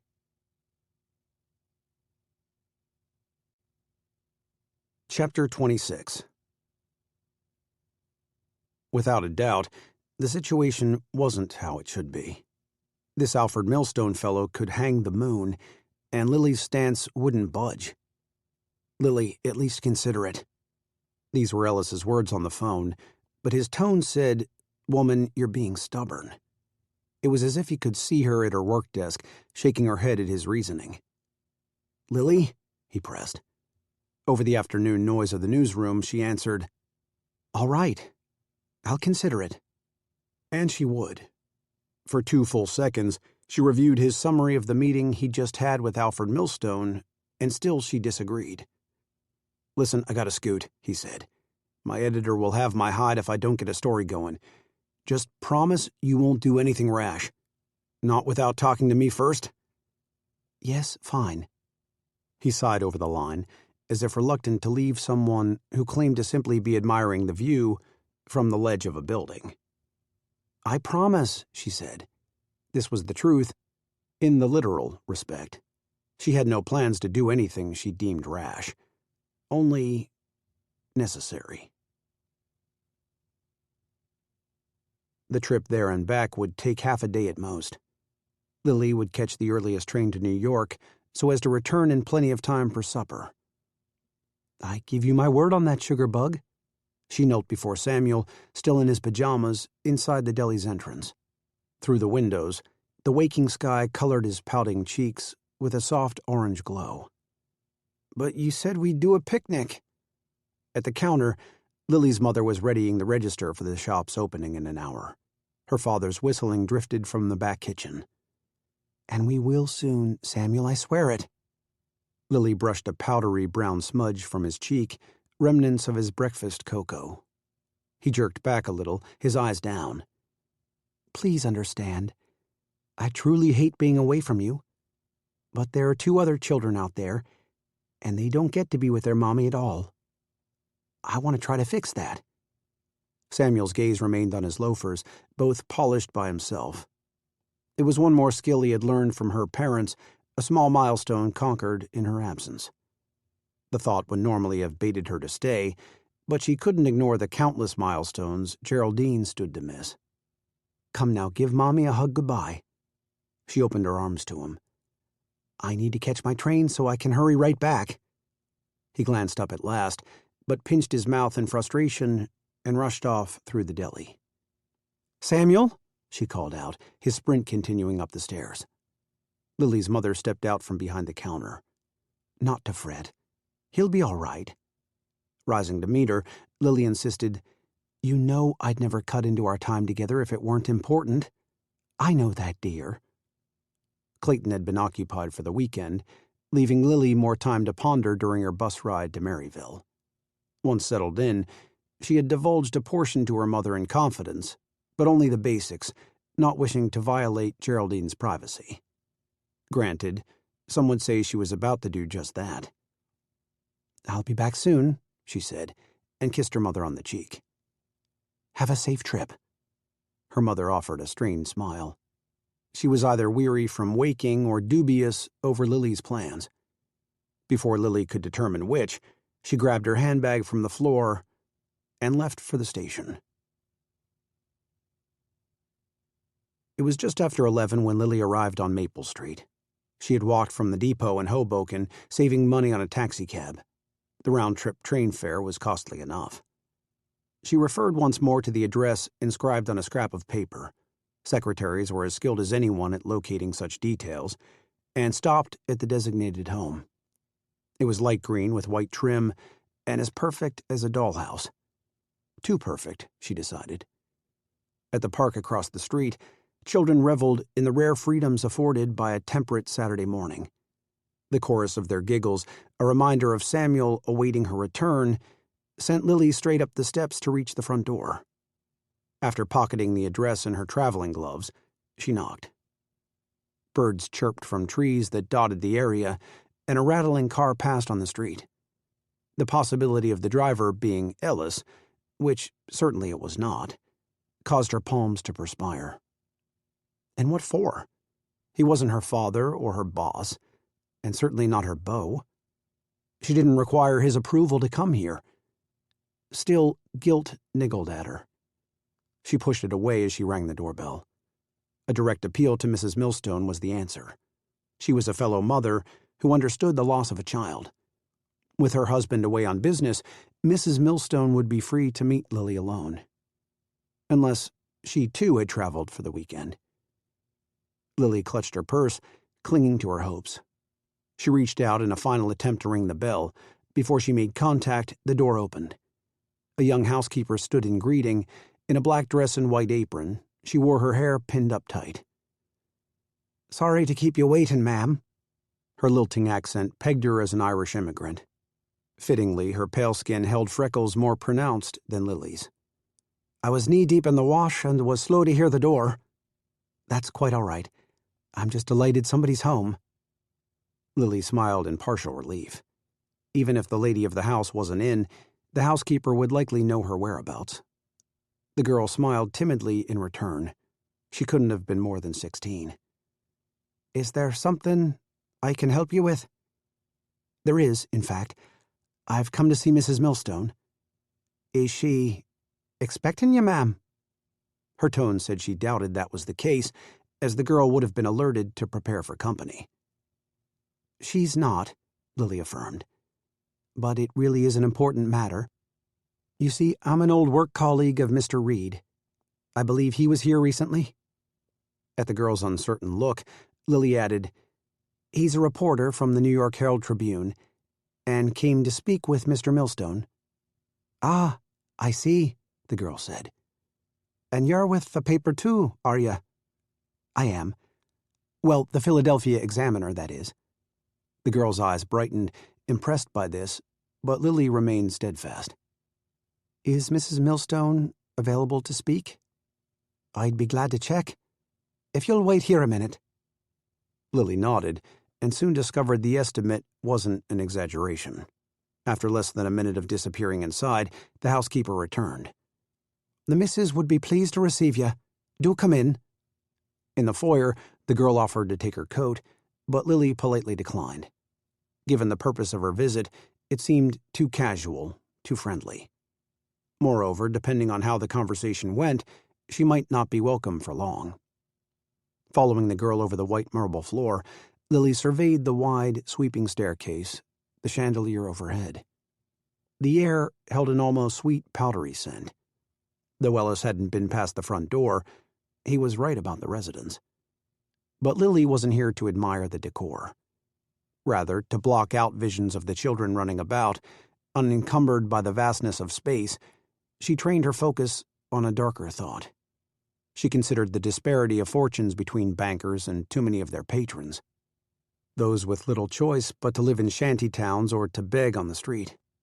Or, God help them, to sell their own children. When the housekeeper entered the parlor, a woman gracefully rose from a claw-footed love seat, ready for a greeting.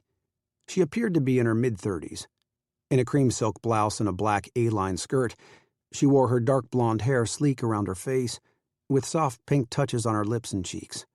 A string of pearls looped her neck.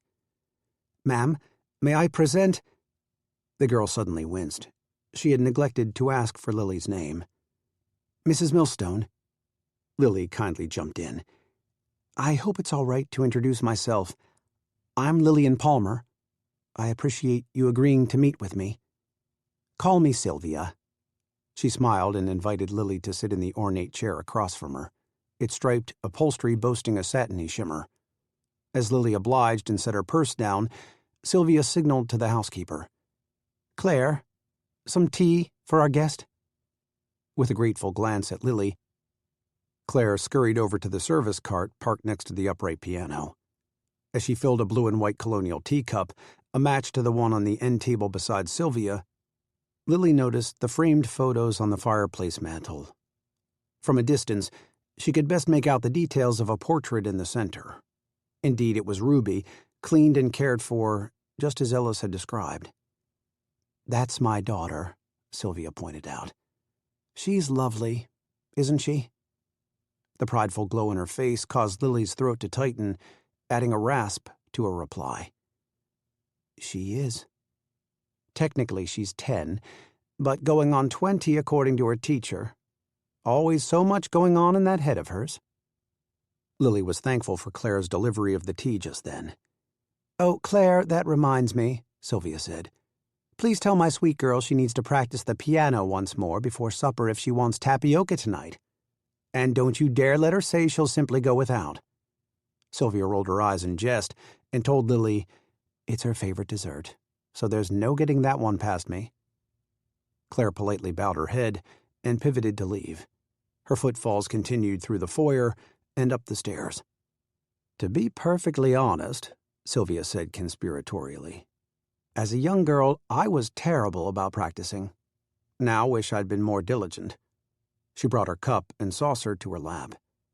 "Come to think of it, that might not have helped. I was truly awful. Sadly, I never had the natural ability that my daughter does." An image of Ruby, seated at the piano, materialized in Lily's mind. The lessons, and certainly the piano itself, weren't luxuries Geraldine could afford any time soon. Sylvia took a sip of her tea.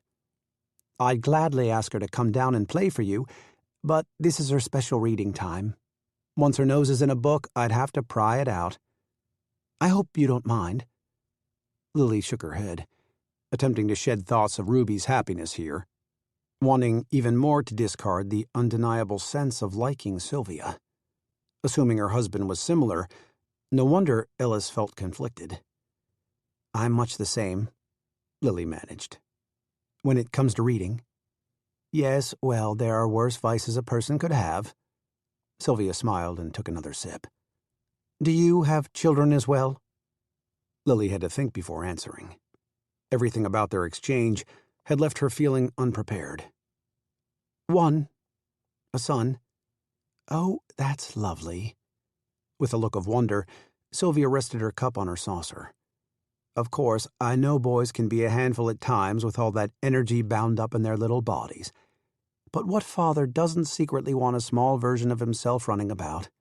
I'm sure your husband is as proud as a peacock." Lily smiled before drowning the truth with Earl Grey.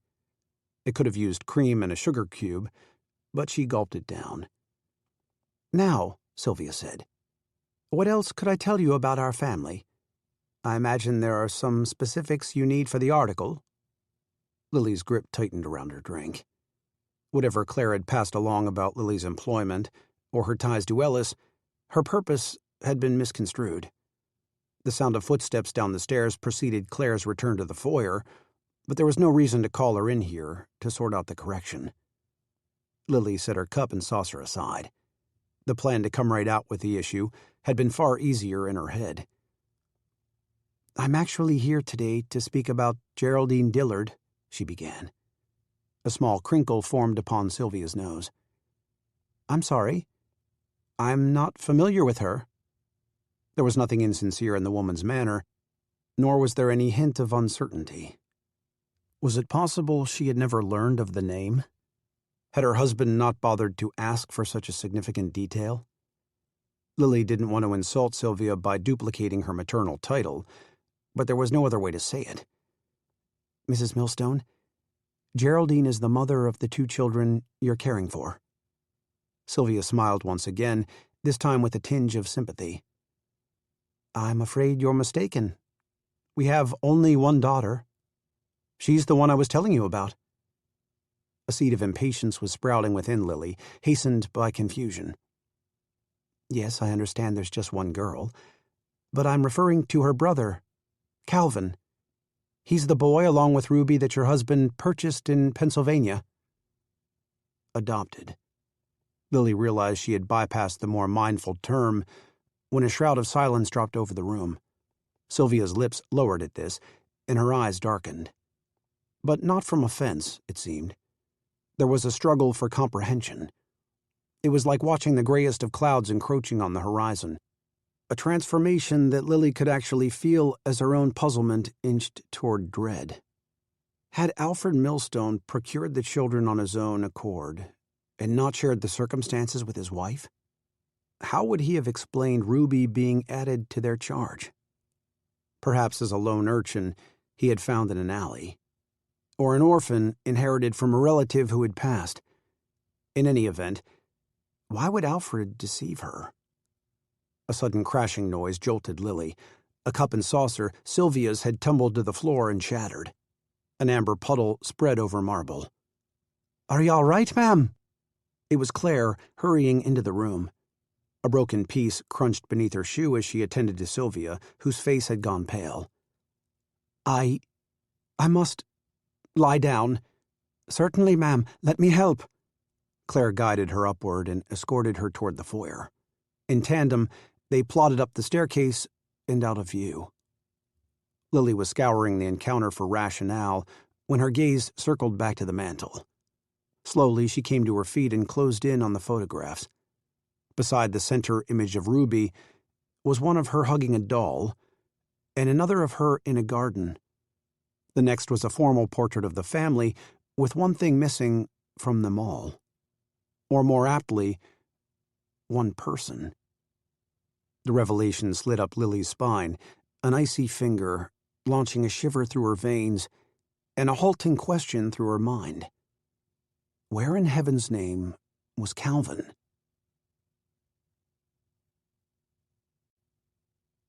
Part 3. A quote by Joseph Pulitzer. "There is not a trick, there is not a swindle, there is not a vice which does not live by secrecy." Chapter 27. The phone rang on Saturday afternoon. In his apartment, Ellis was throwing together a sandwich, a ball game airing on the RCA. Unlike his buddies back home, he was never a die-hard baseball fan, but he'd always be a Pennsylvanian. When the Phillies played, you listened. Especially on days like this, when they were beating the blasted Yankees. 4-2, top of the 6th. Another ring. Ellis made his way from the kitchen, licking a dab of mustard from his thumb, and realized the caller had to be his mother. He took an extra moment to reach for the handset. When he sent her off at the station, he'd agreed to visit soon for supper, soon being a conveniently vague term. But now, since his father was surely tuned into the game, something he and Ellis used to do together, meaning they'd listen in the same room, his mother had 2 hours of free time to mull and call. It was time for Ellis to do his part, to smooth over the cracks in their family's foundation, to continue on as they had for decades. He picked up the phone. Only it wasn't her. "Ellis," Lily said, "I need to talk to you." For a split second, he was happy to hear her voice. But then he registered the greeting. Whatever came next wasn't going to be good. For the remainder of the weekend, Ellis racked his memory. He reviewed and reevaluated details he had accepted as fact.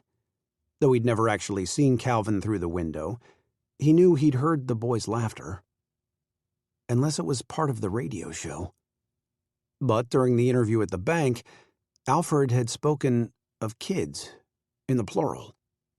Or was he referencing children in general?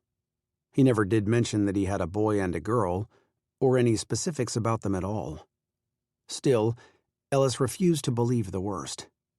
When Lily phoned from her parents' home, just returned from the Millstones, he'd combed her story for a sensible explanation. Maybe an illness had caused Sylvia to grow faint, and a fever jumbled her words. Maybe she just meant Calvin didn't live there now, as he was off at some prestigious boarding school. With sons of the wealthy, who knew how young they started them out? Whatever the case, Ellis convinced Lily to wait on telling Geraldine. No reason to sound an alarm until they learned more. Lily had agreed on the condition that he would act quickly. He hadn't planned to do otherwise. His own apprehension was churning, a slow but relentless motion, as if roasting over a spit. The best option was to confront the one person, aside from Alfred, bound to know the truth. Amid the Monday morning bustle, it wouldn't be difficult to follow a person unseen, even in Hoboken. Ellis counted on that now as he trailed Sylvia and Ruby from their house. Hand in hand, both looked properly suited for the day. A flared dress and angled hat for Sylvia, a school uniform and yellow hair bow for Ruby. But no sign of Calvin. The walk lasted around 10 minutes, ending at an imposing brick school.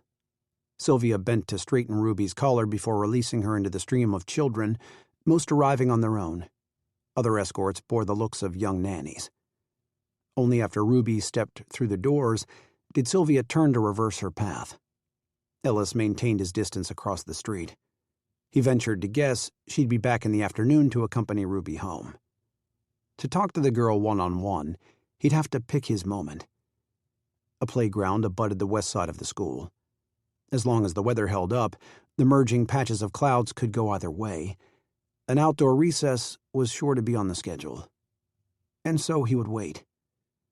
Apartment buildings strewn through the area were interspersed with the usual stores. At the barber shop, he bought a copy of the Tribune, ironically the only paper they sold, and parked himself on a bench. From the cobbler shop behind him, wafts of leather and shoe polish escaped with each swing of the door. He perused articles to pass the time. The bolded headlines and coveted bylines further reminded him of the daily news meeting that loomed ahead. Finally, a burst of high-pitched voices grabbed his attention. Students were pouring out of the school, set free to skip and pounce. They fanned out over the playground. Ellis abandoned his paper on the bench. As he made his way across the street, he sifted through the young faces as if panning for an elusive nugget of gold. But even a closer scan, over their swinging and sliding, their battles and hopscotch, failed to produce Ruby. Then he saw it. The yellow hair ribbon. Off by herself, on the side edge of the grounds, Ruby was milling beneath an apple tree.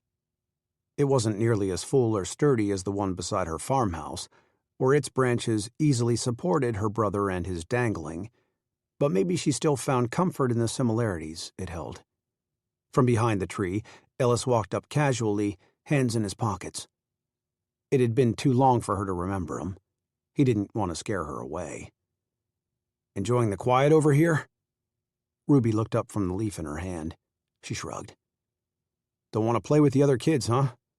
She glanced toward her classmates, the shrieking and hollering like a cauldron of glee.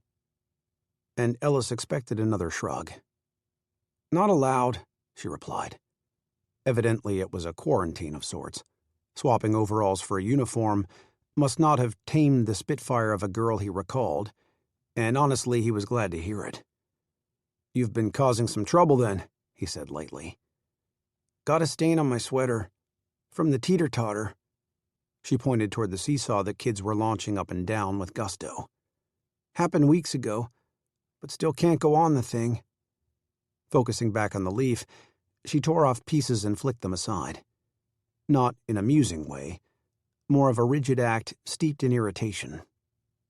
Ellis noted the lone, matronly teacher on recess duty. She was surveying the playground as a warden would a prison yard. It took no effort to imagine her enforcing such a ridiculous penalty. He'd try his best to stay out of her eyeshot. "What you doing here anyway?" Ruby asked. "You come to take pictures?" It took him a second to process the connection. Impressed, Ellis smiled at her. "I didn't think you'd remember me." "Why's that?" "Just that it's been a while." "About 8 months, incredibly." "And we only met that once. Well, twice, I suppose." "Saw you from my window lots of times, bringing boxes to our porch. Food and things." Another cause for surprise. Each time he'd parked at the end of the drive, headlights diverted from their windows. Under the veil of night, he thought he'd been sly. "You knew it was me all along?" She picked up a fresh leaf and resumed her tearing, a little gentler now. "I'd hear that motor of yours. Sounded like it was hurting something fierce." "Yeah, it was." Ellis laughed to himself. "Still is." Her cheeks warmed, and a smile he recognized curved her small lips. "I liked the pickled beets you left. The pears, too. Could have done without the chickpeas." "Didn't care for the taste?" "Oh, I like 'em going down just fine. It's the after that was the problem. And I don't mean from me, if that's what you're thinking." She pointed emphatically. "Sharing a bed was no picnic when Cal tooted up a storm. That stink could have knocked out a bear." Ellis couldn't help but laugh again. "That bad, huh?" "You wouldn't think something so big could come out of a person that small, and not just from the chickpeas. This other time my brother took on a dare to—" She stopped there, and her gaze lowered to the ground, her joy vanishing with her words. "What?" Ellis pressed gently. "What'd your brother do?" She shook her head, adamant. "I don't have a brother." Ellis peered at her, stunned by the lie. The girl had obviously been coached. He was suddenly as eager as he was fearful to probe further. Bracing himself, he lowered to a squat and met her at eye level. "You know, you first asked me why I came. Well, it's actually about Calvin. If you have any idea where he went, I was hoping you'd tell me." She curled her bottom lip. Her reluctance was clear, yet Ellis couldn't let up. "The thing is, I swore I'd make sure he's okay, and I'm trying to keep that promise, but I'm not sure I can without your help." Studying his face, she considered his plea. Quietly, she answered, "He's with Mama." Ellis cocked his head before he distinguished the reference. "You mean Mrs. Millstone? The mother you live with now?" "No," she told him. "My old Mama." Now he was truly perplexed. "You're saying your Mama, Geraldine, kept Calvin?" After a moment, Ruby issued a nod. The claim made no sense. It didn't line up with the accounts from the cabbie and the train clerk, even Geraldine herself. "That sure is interesting to hear. See, I was told that you and Calvin rode the train with Mr. Millstone all the way to California. Then you moved here to Jersey, with Mrs. Millstone, too." Ruby nodded again. At the boarding house, maybe Ellis had given Geraldine enough details to locate the children on her own. Over the past week, had she reconsidered her stance? Had she managed to take her son back? Just then, past Ruby's shoulder, Ellis saw the teacher starting in his direction. Time was running out. "And what happened next?" "After school one day," Ruby said, "I got a letter from Mama. I was so excited because I thought she was finally better, and it was time to go home. To our farm home." So the girl knew her mother was sick, maybe all along. "What'd the letter say?" "That she loved me very much, but he could only afford to look after one of us." Ruby's voice thinned, and tears welled in her eyes. "Since I'm older, Calvin needed her more. That's why she'd come to fetch him." The bell rang. Recess was over. Desperate for a delay, Ellis wished he could comfort her. "Honey, I've got to know. Did you ever see your mom when she came to get Calvin?" Ruby shook her head. "It'd be too hard for her. To say goodbye again?" "But how do you know? Did someone—" "Sir, may I help you?" Ellis met the teacher's grimness with an instant smile. "Morning, ma'am." Grudgingly, he rose. "I was just happening by. As a friend of the family, thought I'd say hello." The woman looked to Ruby. "Is that so?" A strained pause, then the child nodded, thankfully. "All the same, these are school hours. In the future, your visits would be best kept to the family's personal time." "Right. I'll definitely do that." The teacher pivoted sharply on her heels. She flicked her hand toward the other children, all funneling into the school. "Back inside, Victoria." Ruby shot Ellis a final glance before following the order, leaving him astounded once more. The girl was now being called Victoria. She'd been stripped not only of her family, but even of her name. The minute Ellis returned to the paper, he phoned the sanitarium. The director, now aware of Ellis, put Geraldine on the line. Calmly, Ellis asked about a letter to Ruby. No details of its content or other mentions of Ruby's story, nor of the girl's renaming. Just as he'd feared, Geraldine was at a loss. Ellis sloughed off the letter as an apparent misunderstanding, and her request that followed, asking him to peek in on the kids every so often, further confirmed his suspicions. Geraldine had never come for her son. Lily was right to be concerned. Either the couple had given Calvin away, or something grave had happened while Ruby was off at school. The latter could explain Sylvia's reaction. But no. Ellis refused to accept that scenario. As a reporter, he prided himself on detecting the truth. Something in Alfred's manner, when they chatted about kids, would have raised an alarm in Ellis. Or had his view been skewed by a desire to see only what he wanted? "Dutch," he called out. The guy was wandering by with a notepad in hand. Seeing Ellis, he strode right over. "Hey, you missed today's meeting. Thought you might be out sick." Ellis didn't feel in the best of health, but it wasn't from a cold. He skipped past that issue for a vital one. "Your pal in L.A., I think you said he was going to send the clips he'd found for me. You mind following up when you have a sec?" Dutch bit out a laugh. "See that pile there?" He gestured to the mail layered haphazardly on Ellis's desk. "Might go through it every so often. Here." From a quick sift through the stack, Dutch handed over a small manila envelope. "I dropped it off for you last week. Guess that's what I get for giving my secretary time off." Ellis made the joke not just to keep things light with Dutch, which it did, but also to subdue his own fear. Its slow burn was heating to a blaze. He felt it even before sliding out the clippings as Dutch strolled away, before flipping to the obituary about the Millstone's late daughter, before staring at her portrait featuring a familiar sailor dress, a ribbon tied in her hair. "Victoria Agnes Millstone," the caption read. Ellis had easily figured the Millstones were aiming to fill a void. He just hadn't envisioned their daughter being literally replaced by Ruby, looks and all. Even without the same ribbon and dress, the two virtually could have passed as twins. Every unnerving aspect had just been magnified tenfold.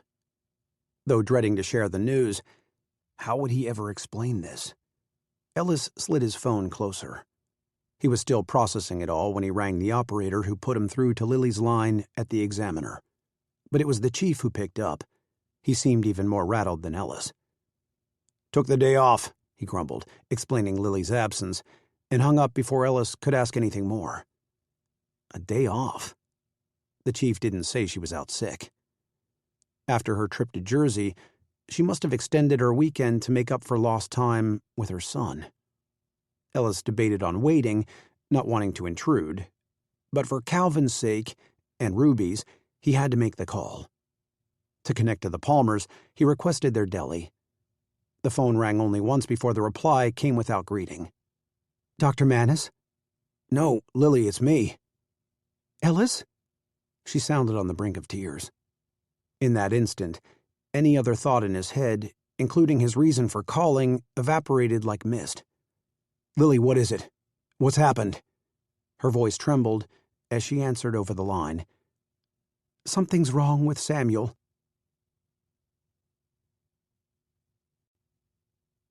Chapter 28. Lily fought back the echoes of her conscience. This is all you're doing. You did this to him. From the chair beside Samuel's bed, she peeled away the folded wash rag. Heat radiating from his forehead had nearly dried the fabric. His cheeks were red as rose petals, his eyelids puffy and sealed. She dipped and wrung the cloth, for the 100th time over the past day, in the porcelain basin on the night table. Your son is going to die. All because of you. She wanted to scream, to shake Samuel's bare shoulders until he stirred. She longed to go back and erase the curse she had caused. But all she could do was place the cooled rag across his damp hairline. On Saturday, she had returned from New Jersey in the late afternoon and immediately phoned Ellis about Sylvia. She had barely finished when her mother beckoned her downstairs to assist with the weekend rush. Samuel chose to stay in their room. Normally, he would have followed her to the deli, a pup at her heels. He relished any opportunity to help. But he was clearly still cross over the postponement of their picnic. It's good for him, Lily's mother had assured her, and handed over a chunk of Gouda to be wrapped for a customer. Children need to learn. Plans change. That's life. You listen to your mother, Lily's father said in passing, behind the counter. It's easier that way, believe me. He added a wink. Even if Lily disagreed, it had become harder to dispute parenting choices when weekdays required entrusting her son to their guidance. Plus, Samuel's behavior that night, stubbornly silent, poking at his supper, only reinforced her mother's point. Lily chose to step up before her parents could intervene, a reflection of maternal strength as much as her mood. Dwelling on Calvin had heightened her nerves. Samuel, your grandmother and I worked hard to make this meal. Now eat your supper. I'm not hungry, he mumbled. He was slouched in his seat, his gaze fixed on his fork. Lily's father reliably jumped in. Oh, come on, Sammy. A clean plate or no dessert. Without you, I'll have to gobble up the whole chocolate cake myself. I'm not hungry. His obstinate tone pushed Lily to the edge. Samuel Ray, I'll remind you there are a lot of people out there who'd be grateful for that food. And that was the truth. Every Friday night since Lily's childhood, folks with pockets as empty as their bellies had gathered at the back door of the deli, where her father doled out leftover cheese, scraps of meat, and rolls gone stale, all of which he had undoubtedly hoarded with purpose. If you're not going to sit up and behave yourself, you can go straight to bed. When Samuel slinked off without a fuss, Lily ignored her sense that something was off. Later, after the dishes were cleaned and dried, she went to him for a talk. She planned to reiterate the lesson, but with a warmer approach. How could she blame him for lamenting the loss of their special date? By then, he had cocooned himself in his bedding, and his breaths were heavy from sleep. The boy must be growing, her father reasoned the next morning. It was the most obvious explanation for Samuel's rare grudge and lengthy doze. Her father insisted they not wake him, even to trade goodbyes. Joining the owner of the local general store, Lily's father periodically traveled to county and state fairs, this one an overnight trip, to purchase meat and other goods at bulk price. Lily had agreed with her father and let Samuel sleep well past breakfast. But as the hours dragged on, inching closer to her own departure, she pulled back the bed covers and found Samuel's hair soaked with sweat. A touch to his face nearly scorched her hand. This wasn't a simple passing cold. Yes, she was always quick to worry, but she knew this was different. And her mother appeared to know it too, despite her calm reporting of a nurse's instructions over the phone. Today, same as yesterday, they were to watch and wait. The closest hospital was overcrowded and 30 miles away, and his ailment could pass with rest and an aspirin. Maybe the nurse was right. She had to be. Even though Samuel had never before been this hot and for this length of time. If only Dr. Manus, the town doctor, could assure Lily it wasn't a case of the flu or rubella or typhoid, or any other merciless illness that killed children every day. His wife promised he would call the minute he returned from fishing. It took every ounce of Lily's strength not to rail over the man's negligence. This was Monday, for Pete's sake. Declaring him an enemy wasn't going to help. But what would? She scoured her mind as she held her son's hand. It burned like heated coal, yet she held it to her cheek. "Please, God, please don't take him," she prayed, excruciatingly aware she had given up that right. A knock broke through the thought. Her mother stood at the bedroom door, eyes red-rimmed in the afternoon light. She had shuttered the deli early. Neither of them had slept the night. "Dear, your friends are here to help." There was no trace of an opinion in her voice, only desperate hope. This, from Lily's mother, marked the scariest moment yet. From the hall, Ellis entered the room. He greeted Lily and said, "You remember Mrs. Dillard?" Lily expected a story to follow, not for Geraldine to join them next. A spate of confusion shot through Lily. "What are you doing here?" "Just came to lend a hand." Geraldine stepped toward Samuel in an observant manner as Ellis expounded. "Since your doctor's been out, I called Dearborn. The director said she'd come to help. I stopped to get her on the way, but 2 of her patients had—" He hadn't finished, the reason evident. She just couldn't leave. Geraldine, though, offered to come instead. "He's burning up all right." Geraldine was holding her inner wrist to Samuel's temple. "How high's it been?" Beneath her open coat, a full white apron suggested work as a caregiver. But how much experience did she really have? Lily hesitated to reply. 103, for 2 full days. "Any rash?" Lily shook her head. "Been vomiting? The runs?" "No." "That's good. Still need to keep water in him." "But he won't swallow," Lily insisted. Not to quarrel, but because their attempts had been maddeningly futile. Geraldine turned to Lily's mother. "Got an ice block?" "Several down in the deli. We'll need a bunch of tiny chips. We can tuck 'em in his cheek." Ellis volunteered. "I'll fill up a bowl." He hurried off toward the stairs. "Now let's work on cooling 'em down. Have we tried a bath yet?" Lily's mother again answered dutifully, an oddity from a woman accustomed to captaining her household. "We asked the nurse about an ice bath. She said to hold off unless he had a seizure. Lukewarm is better, and no reason to wait." "Lukewarm?" Lily said, trying to shut out a vision of her son convulsing. A possibility that had been scaring her to no end. "That's right. But won't that heat him up even more?" Geraldine raised her palms. "Sounded crazy to me, too, but over and over Doc Summers has shown me it works best. If the water's too cold, it causes the shakes, and that fever could bounce back even worse." "Still, though," Lily said, "the nurse on the phone—" "Miss Palmer, if you want your little boy to get better, you need to trust me. I promise I can help." Lily broke from Geraldine's gaze to behold her son. He was suddenly so small and frail, defenseless as a newborn. She glanced at her mother in search of guidance, wishing her father were here. Even so, no matter their views, Samuel had only one mother. In the end, it was up to Lily to make the choice. "I'll run the water," she said. The next hour passed like years and mere seconds. Samuel's temperature gradually lowered to match the bath water, and the redness of his skin receded, lightening to the color of peaches. Relief streamed through the home as Ellis carried the boy, dried and swathed in a towel, back to his room. For Lily, that feeling became a tide when Ellis beamed while laying her son down, saying, "Hey, you rascal. Welcome back." Samuel's eyes had opened. Lily rushed to kneel at his bedside. He appeared to see clarity as she stroked his cheek. "Mommy," he said groggily. "Hi, sugar bug. We sure have missed you." Puzzlement crossed his sweet face.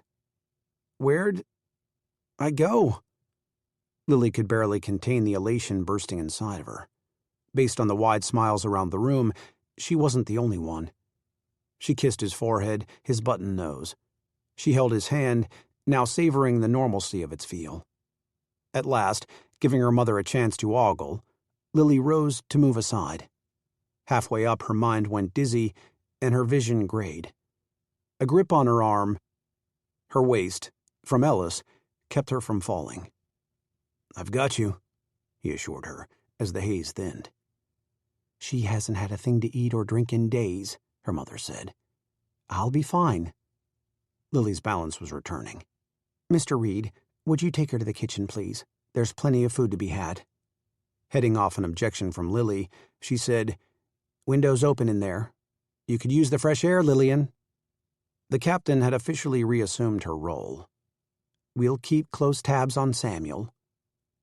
It went without saying that his temperature could rise again, the very reason they hadn't drained the tub. But Lily's mother was also helping now by slipping ice chips into his mouth. Everything would be all right. Because of Geraldine. "Thank you," Lily said to her, the two words ridiculously inept. Geraldine smiled all the same and settled on the chair beside the bed. Humming a lullaby to Samuel, Daisy Bell, from the sound of it, she wrung out the cloth and a bowl of fresh water. The notes soothed Lily just enough to back away, and she followed Ellis to the kitchen, where he went to the counter and sifted through the bread box. He spoke kindly without turning. "Pastrami and Swiss on rye, I'm guessing." Yes, it was her favorite, but she couldn't find her voice. All the relief that had shoved out her fears had suddenly drained away, leaving her empty, barren of strength. She slid downward against the paneled wall until seated on the linoleum. The sounds of cupboard doors opening and closing, of drawers sliding out and in, came to a halt. Ellis's voice was distant, not registering, until he lowered to sit beside her. "Your son's going to be okay, Lily." "He is." When he gently clasped her hand, tears surged through the shell of her, filling every cavity, pulling behind her eyes. And riding those tears was the shame of her past. A shame she couldn't hold in for another day, another minute. "I once told you how scared I was. When I was pregnant with Samuel. I didn't tell you everything." Expression unchanging, not judging, Ellis nodded for her to go on. "At first I prayed it wasn't true, that my body was just off kilter. Then I prayed that I could keep hiding it from my parents. And when that was nearly impossible..." The ending stalled in her throat, yet she forced it out. "I wanted God to take my mistake away. That's what it was to me. A mistake. At the drugstore, I overheard the pharmacist giving a woman medicine after a miscarriage, and I thought, it happens all the time. From accidents and falls, or for no reason at all." Lily's voice gained a shake, as did her hands. Ellis held on tighter. "Late one night, my parents were asleep. It was here in this house. I was in my nightgown at the top of the stairs looking down. Even then, it had pained her to think of how long and hard her parents had waited for a child of their own, the endless hoping, the heartbreaks. All it would take was one big step. Just one, and it could all be over. But when I stood there, gathering the courage, I felt Samuel kick. Maybe it was just a fluttering, but I finally understood that this baby was real. A real child was growing inside of me." She shook her head at the memory, at her stupidity for not comprehending such a thing from the start, for not seeing that there would still be consequences. "Now every time Samuel comes down with even the smallest of colds, I'm beside myself. I'm terrified God's going to answer those prayers and punish me for what I did." "Almost did," Ellis corrected, and Lily lifted her gaze. "But you didn't." "Yes, I know. But if Samuel hadn't moved right then, I could have lost him for good." "But you didn't," he repeated. "You didn't take that step." "Ellis, you're not hearing me." She drew her hand away, partially out of frustration, though mostly out of feeling unworthy of such effortless compassion. A lengthy quiet stretched between them, before Ellis spoke again. "You know I'm no Catholic, Lily. Truth is, I don't remember the last time I stepped foot in a church. I just think you've spent all these years worrying and waiting for the worst. But if you ask me, he answered that prayer of yours already, when you were on those stairs and felt your son's kick." Lily's urge to counter him ceased, his unexpected words sinking in. Since Samuel's birth, her fears had grown and spread like weeds, choking out the roots of motherhood joys. To be worried was to be a parent, but to accept Ellis's view was to choose life over guilt. It would mean recognizing a sign that perhaps she should have seen all along. Lily didn't realize her tears had broken free until Ellis used his thumb to wipe them away. The weight of her burden seemed to lessen with the shedding of each drop. He started to sit back, perhaps readying to stand. Without planning, she kept his palm from leaving her cheek. And he stayed. He looked at her, as if right into her. A lifetime had passed since they'd been this close, their mouths just inches apart. A moment later, his lips were on hers. She couldn't say who'd leaned in first. The heat and blending of their breaths consumed her senses. Then his hand trailed the length of her neck. He slid his other hand through her hair, and a tingling covered her arms, her sides. The kiss deepened, her heart pounded. She moved her fingers over his shirt, settling on his chest. His muscles tensed from her touch. He was strong yet tender as he drew her closer. There were more breaths, more yearning, until a voice. "Lillian." She froze. The world around them, which had fallen away, instantly reappeared. The recognition of her mother's presence hit like a slap. Lily and Ellis separated and scrambled to their feet. They became teenagers caught in the coat room at a school dance. "Your son is asking for soup." Ellis averted his eyes, appearing as flushed as Lily felt. "Soup?" she stammered. "My, that's a good sign." "It is," her mother said, a pointed pause. "Soon enough, I'd say Geraldine can be on her way." And by Geraldine she meant Ellis. Her tone made this clear, not reproachfully, but as a needed reminder after an emotional trial. There was Samuel to think of, and Ruby and Calvin, and Clayton. "You're right," Lily decided. "It wouldn't make sense to keep her."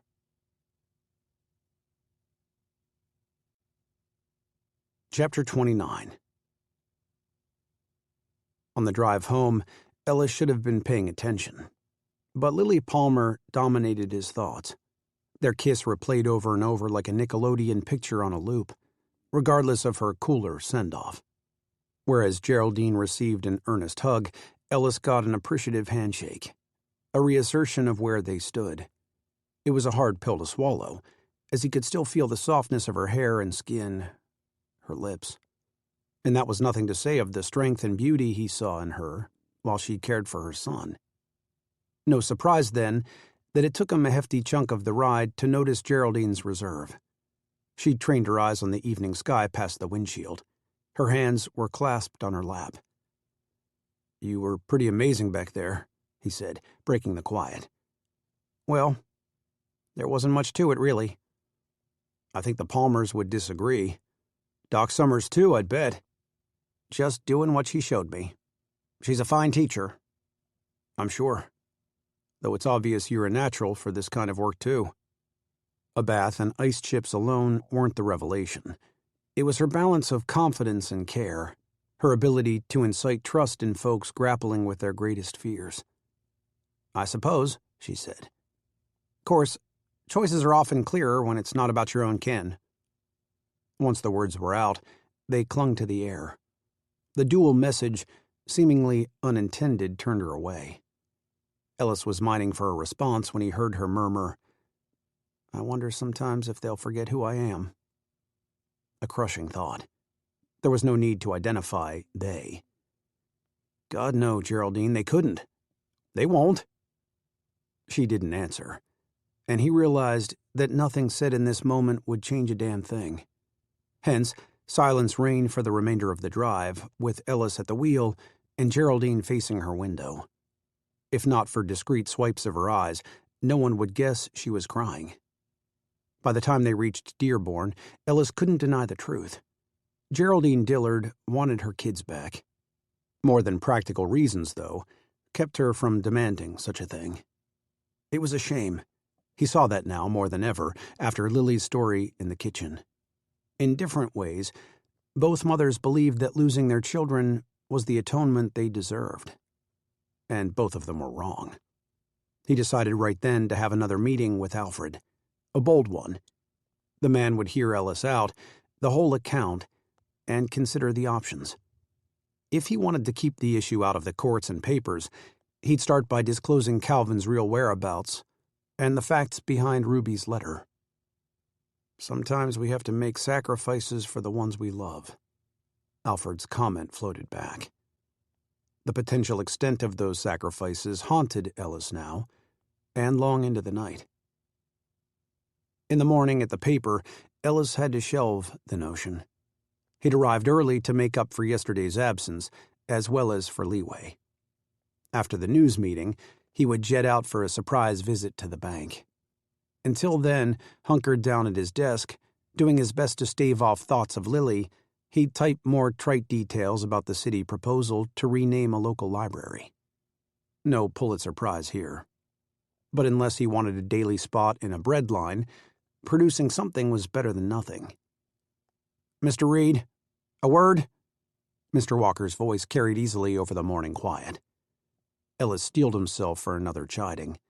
On his way to the city desk, he gladly paused to let a copyboy speed by, then trudged up to the editor. "Got an interesting call this morning." Mr. Walker let the remark hang there, as if baiting a reader to turn the page. "Came from the president of Century Alliance Bank, a gentleman named Alfred Millstone." Ellis aimed for stoic. "Oh, yeah?" "Said you'd approached him about a profile piece, highlighting the redeeming traits of bankers today and some such crud." Mr. Walker leaned back in his chair, fingers steepled across his middle. "He wants me to kill it. Asked that you not contact his family again." His family. Not just Alfred. Clearly the couple had compared notes. Had they talked to Ruby, too? "What'd you tell him?" "That it wouldn't be a problem, since I wasn't aware of any profile assignment to begin with." Dandy. The chances that Alfred's secretary, much less the bank guard, would let Ellis through the door had just dropped to nil. But first, to salvage his job. "Mr. Walker, if you'll hear me out. Fact of the matter is, you've been so scattered lately it didn't occur to me till I hung up what you've really been up to." Ellis's explanation shriveled in his throat. He swallowed it down. "Sir?" "I assume you've been snooping around the Millstones, hunting down a lead. I can see why you've been quiet about it, given their ties to Giovanni Trevino. But with everything I hear, just be careful, Mr. Reed." Right then, a known press agent caught the attention of Mr. Walker, who invited him over for a new discussion. Ellis's thoughts were whirling, but he couldn't show it. He simply stepped out of the way while trying to decipher the warning. The name Trevino was a shadow on the outer edge of his mind, dark and familiar, no specifics. As he turned around, he spied Dutch arriving. The guy was hitting the coffee station even before his desk, signaling a rough night of sleep. Ellis met him there. "Dutch, got a question." "Uh-huh." Dutch was sniffing the pot to determine the freshness of the brew. "Giovanni Trevino. That name mean anything to you?" "Sure. Right." Dutch was still distracted, now pouring a cupful. Ellis waited for him to finish. It was important to be clear. "What have you heard?" "Rum running, I think. Owns a few supper clubs, gambling halls. Some say he's tied to the Black Hand." The shadow suddenly took shape. "Are we talking about Max Trevino?" "Max, yeah. Same guy." Ellis didn't know a whole lot about the man, aside of him belonging to the Mafia. But he definitely knew about the Black Hand, a group known for extortion of small businesses throughout New York. The members were Italian, unforgiving, brutal. "Why do you ask?" Against a sudden weight of dread, Ellis forced a shrug. Just curious. The Tuesday traffic was cooperating. Ellis's first good omen of the day. Of course, if he were smart, he'd turn his car around, let all this millstone business go. But he couldn't. In light of the mob links, his concerns over the kids had doubled. Even Alfred's trip to Chicago, a hub for organized crime, gained new context. Time to return to the source. Not Alfred, but Ruby. It was still early enough to catch her morning recess if he hurried. He was crossing into Jersey when he sensed a car following behind. A black Packard. It trailed his every turn, like a tin can strung to the bumper all the way to Hoboken. Across from the school, Ellis pulled over and the Packard rolled right past. A relief, if not for the driver. His pockmarked cheeks, common scars from smallpox, distinguished a man like him in a crowd. Ellis had seen him before, but where? Then again, after Mr. Walker's heating, maybe paranoia was kicking in. There was no time to sort it out. The kids were already on the playground, squealing and flailing under the spring sun. Ellis climbed out of his car. Just as he'd hoped, Ruby was lingering alone by the apple tree. The matronly teacher was again focused on her more active charges. Still being cautious, Ellis started in Ruby's direction. With a few yards to go, he caught her gaze. Apprehension flitted across her face, but she put a finger to her lips. She waved him to the backside of the tree, where he squatted to her level, obscured from the teacher's view. "I'm not supposed to talk to you no more," Ruby said in an urgent hush. "I kept hoping you'd come back, though. There's things I gotta tell you." "About Calvin?" It was Ellis's first thought. She crinkled her chin, confused, and shook her head. But the intensity that returned to her eyes suggested a scenario just as troubling. "Honey, are you doing all right?" Her silence held long enough to provide an answer, and he regretted not asking the question last time, right from the top. "If I can, Ruby, I absolutely want to help you too." The corners of her lips rose a little, and Ellis realized it might be less from his offer than his use of her name. Ruby, not Victoria. "Then I need a favor," she whispered. "I gotta get a message to my mama, 'cause I've given it heaps of thought. See, Claire, that's our housekeeper, she's teaching me to sew. She's gonna show me how to knit and crochet, too, and I already learned about doing laundry and frying up food, so Mama needs to know I'm ready to earn my keep. That way it won't cost her nothing to have me, and we could all be together again." The plea squeezed Ellis's chest, a vice around his lungs. He had come here about the letter to find out if it held other clues and when it had arrived. Could she pass the note along? Had she overheard anything at the house? But now, face to face with her, he found himself at a crossroads. Samuel's sickness had exhibited the resiliency of children, sure, but also their vulnerabilities, their reliance on those who care in order to survive. Ruby waited for his reply. He had to decide how much to share. Beyond that, just how far he was willing to go. A shrill whistle cut in. It came from a chisel-faced man standing beside the teacher. A cop. He must have been passing on his beat. Or hell, maybe the Packard driver had sent him over. "You!" the cop yelled. "Stay right there!" The command was definitely for Ellis. Yeah, he might have been trespassing, but he could explain himself if given a chance.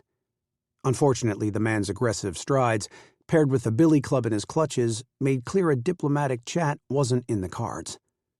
"I'll come back when I can," Ellis told Ruby. Her expression reflected his alarm, but there was no time to say more, only to take off in a sprint. "Halt!" Ellis aimed to reach his car. Halfway into the street, he noted that cranking his old engine wouldn't be an option for a fast getaway. He'd have to lose the guy through the city blocks.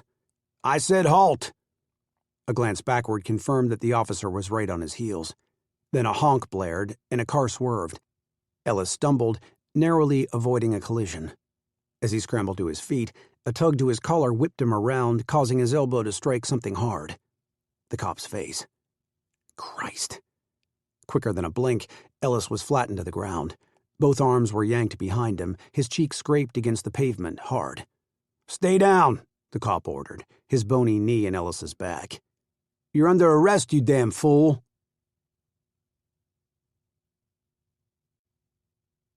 Chapter 30. Lily hadn't wanted to leave him. From a mere change of perspective, however, she had gained a profound sense of comfort that Samuel would be safe. That as his mother, she could protect her child without a perpetual fear of the worst. Geraldine Dillard deserved no less. If only Lily could find a way to help. "Miss Palmer?" The chief's hollering tugged her mind back to the newsroom. She rose from her chair, grabbing her steno pad and pencil, just as Clayton caught her eye. From his typewriter, he shot her a wink, reminding her of their date this afternoon, and returned to his draft. He had invited her to lunch when he checked on her earlier, concerned over her absence the previous day. She made but brief mention of Samuel's fever, not wanting to dwell, she had reasoned to herself. In truth, after the kiss she'd shared with Ellis, a reckless mistake, the culmination of an emotional day, her feelings were jumbled enough. Adding sympathy from Clayton would only tangle them more, creating knots impossible to undo. The chief shouted again, and Lily resisted plugging her ears while entering his office. Planted at his desk, he peered over his spectacles. "Shut the door. Take a seat." "Yes, Chief." She complied without question, as the letters and memos he dictated to her were occasionally confidential. "Miss Palmer," he said then, "I assume you know how I feel about honesty." It was a daunting start, if ever there was one. The greater cause of apprehension, though, was the shifting of his bearded jaw. "I do." "Good, because I've got a question about your need for time off yesterday. The excuse you gave was pretty vague, and now I think I know why." Lily held her pencil and pad snugly on her lap. In the wake of her maternal fretting and sleeplessness, she should have been resigned to any turn of events, particularly the inevitable. After 2 years of working for the chief, this confrontation was just that. Still, she shrank inside from his disapproving tone. "There's a woman just called. Wanted to confirm that a Lillian Palmer worked here at the Examiner. Evidently you two became acquainted while you were pinning down some sort of interview?" Lily blinked. It took her a moment to jump from Samuel to Sylvia, and the implication that Lily would peddle lies for her own vanity. "Chief, I assure you," she said, "I never specified that I was—" He held up a stubby, pointed finger, halting her defense. After all, he hadn't reached his question yet. Very possibly a variant of, "How fast can you pack up your desk?"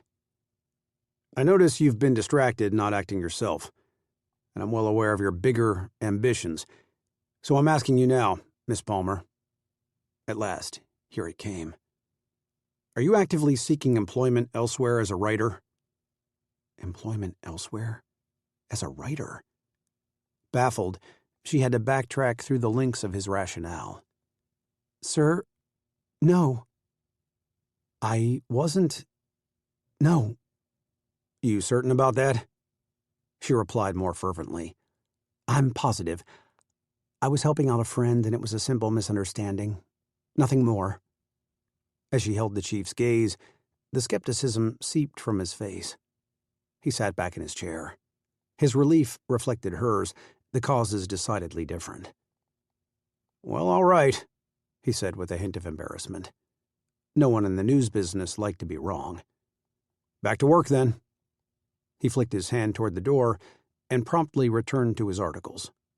The issue was settled, and that was that. Except it wasn't. Lily found she couldn't move.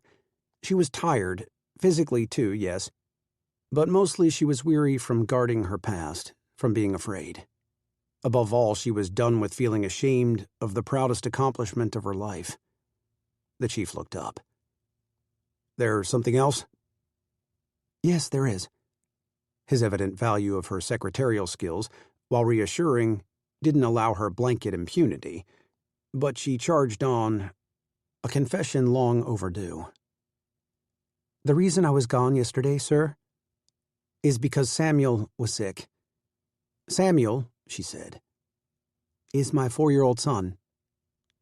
The chief remained expressionless. Only his eyes betrayed his surprise. "I should have spoken of him from the start," she admitted. "But I needed this job, and a place to live, which Miss Weston surely wouldn't allow if she knew.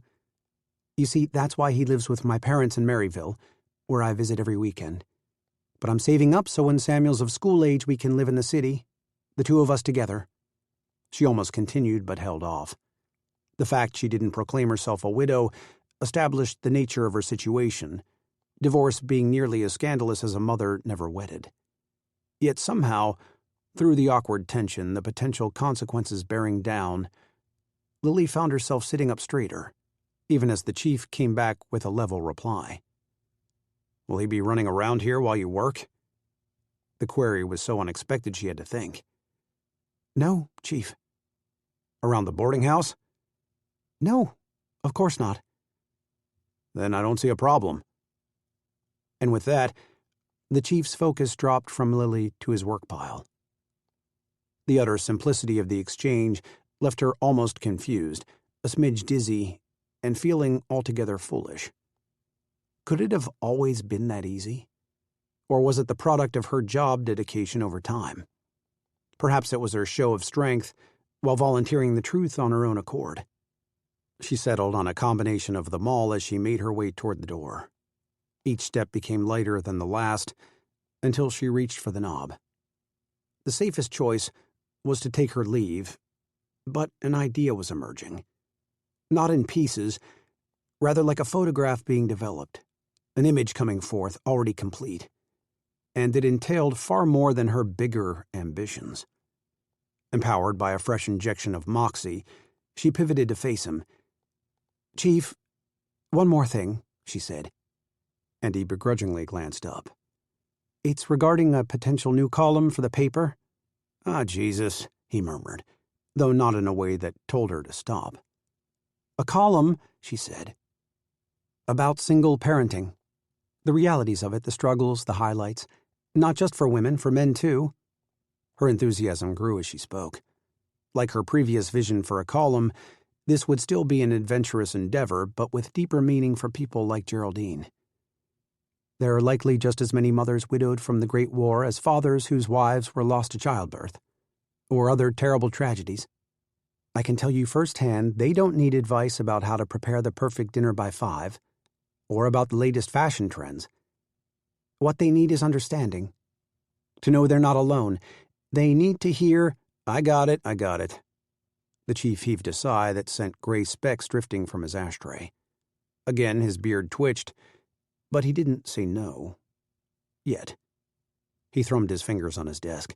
She knew the concept was progressive, but just maybe it was the type of risk Nellie Bly would have applauded. At last the chief answered. "I suppose I might be able to squeeze something in." He was agreeing.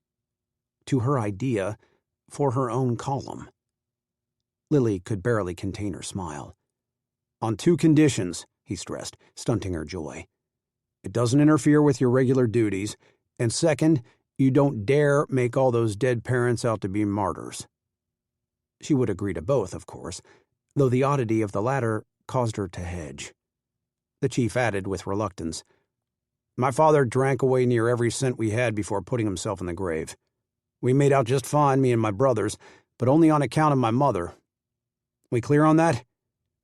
Lily was stricken by the personal nature of the admission. Even more so, she was astounded by the connections to be made. For now, she managed to reply, "Completely. Thank you, Chief." He simply nodded and resumed his work. Today, no challenge in life could temper Lily's thrill, for this reason. If she could accomplish one seemingly insurmountable task, why not others? As an added boost, a story broke in the paper. On a recent radio broadcast, Mrs. Lindbergh had made a personal appeal about her kidnapped son, including how to care for him and what baby foods he most enjoyed, right in line with Lily's suggestion that the chief had waved off. But that didn't matter now. The broadcast had led to a tip about a suspicious childless couple who'd just stocked up on those exact food items. Authorities were optimistic. How wondrous would it be if both families wound up reunited? On her lunch date with Clayton, after celebrating news about her column, she would speak to him about the Dillards. He was, after all, an ace reporter. It was time to seek his advice, in confidence, of course. She would have to trust that his strict views on right and wrong, on good and bad, wouldn't prevent him from doing all he could to help. She later told herself this as they settled into a cushioned booth at Jeffrey's. The restaurant was on the top floor of a 12-story building, affording an impressive view of City Hall and William Penn standing tall in bronze. With damask linens and single roses in etched crystal vases, the restaurant was even lovelier than the Renaissance. The thought of their forgotten date still caused Lily twists of guilt. But all of that faded, along with their surroundings. The clinking of ice and tinkering of china, the chattering among diners in their daytime finery, at the announcement of a job offer. Only it wasn't Lily's. "My Clayton," she said. "The National Desk?" The waiter had only just stepped away after taking their orders. "That's marvelous." Clayton brightened. "It's the Chicago Tribune," he said, throwing her off further. "Chicago?" "You know I grew up there," he reminded her. "And how I've always wanted to go back?" "Yes, certainly. I remember." She hadn't known he meant so soon. "That's why I've been gone so many weekends lately. With my parents down in southern Illinois now, I needed to go back on my own, to check out areas to live in, make sure it really made sense." His expression took a turn, growing serious. "Lily, I want you and Samuel to come." "To Chicago?" She repeated the name again, as if it were an alien planet, and Clayton laughed a little at her confusion. Or maybe from a touch of his own nerves, she noted, as he pulled a shiny gold ring from his suit pocket. "Sweetheart, I want you to marry me." After the briefest pause, he added with conviction, "And I want to care for Samuel as my own son." Lily took in a light gasp. The proposal alone was enough to stun her. The consideration given to her child only multiplied that effect as he continued. "You'd never have to work again. You could be home with him every day, all day. No more buses, no waiting to see him on the weekends. We could be a real family." From the row of tall windows, light glinted on the diamond at the center of the band, perfect and round and lovely. In its reflection, she envisioned the life he was offering. She saw a home of their very own, and a future full of promise. "I know it's a bit of a surprise, but a good one, I hope." His tone matched the rising worry in his soft brown eyes, exposing a vulnerable side of him she'd never seen. Moved by this, and so much more, Lily hastened to respond. "It's incredible, Clayton. All of it." As a smile spread over her lips, he did the same, but at an angle she recognized. The kind brimming with assuredness that made others feel safe. "If I'd had my way," he said, "I would have preferred to ask you at a nice long candlelit dinner, not a lunch hour like this. But I'm supposed to give notice to the chief today, and of course I had to come to you first." The scenes in her head, easily formed as hypotheticals, fell away at his last remark. "You've accepted the job already?" "Well, yes." In the quiet beat that followed, he reached across the table and placed his hand over hers. "I know it might seem fast, but I've thought it all through." She didn't doubt him there. He wouldn't have asked without thinking of everything. "I'm sure you have, but—" "Lily." The sincerity in his voice, from just her name, stopped her. "I love you. And I want to do this for us." Us. That was how he thought of them. With all the benefits the move and promotion would add to their lives, why wouldn't he have nabbed the offer? He would have been foolish not to. Just as she, too, would be foolish not to accept his. Wouldn't she? Teetering on a choice, toes on the edge of a cliff, she smiled. The rest of the day passed in a blur of phone calls, memos, and internal questions with no easy answers. Patches of absent-mindedness slowed Lily's productivity, and left her working late to assure her tasks were done with diligence. She couldn't risk airing today of all days. She could ruin her chance to actually write her own column, the shot of a lifetime, one she would have to abandon if she accepted Clayton's proposal. If. She had asked him for a little time, saying she had to be cautious with a child to think about. He said he understood, even insisted she keep the ring in the meanwhile. In agreement, she tucked it with care into a coin pocket of her purse, and they left it at that. It hadn't seemed right to share news of her own job opportunity. After all, if they were to marry, the point would be moot, as it ought to be already. Honestly, what was the great debate? To be torn by the prospect of a column, which could wither faster than it bloomed, would be as selfish as it was silly. Clayton was smart and charming and kind, and he loved her. She was far too protective of her heart to say she loved him in return, but she cared for him deeply. That much she knew. She also knew she would be safe with Clayton, as would her son. There would be no more critical looks or whispers to endure. No more discomfort during chats on marriage and parenting. No more chances of ending up the fool with another man. Like Ellis. The emotional pull she felt around Ellis Reed was enough to warn her off. The list of no mores continued throughout Lily's trek to the boarding house. There, her room of solitude waited. Without Samuel, without anyone. The way it would remain for at least another year if she stayed on her current path. The bleakness of that vision was so engrossing that she didn't sense another presence until footsteps registered from behind. A dim city haze further veiled the shadowed figure. Lily hugged her purse to her body. Clayton's ring would be a thief's lucky find. She increased her speed. But like echoes in a cave, the footfalls kept pace with her own. Not stopping, barely slowing, she threw a glance over her shoulder. The headlamps of a passing car threw beams at her eyes. Dots of light floated in the air. Someone was definitely following.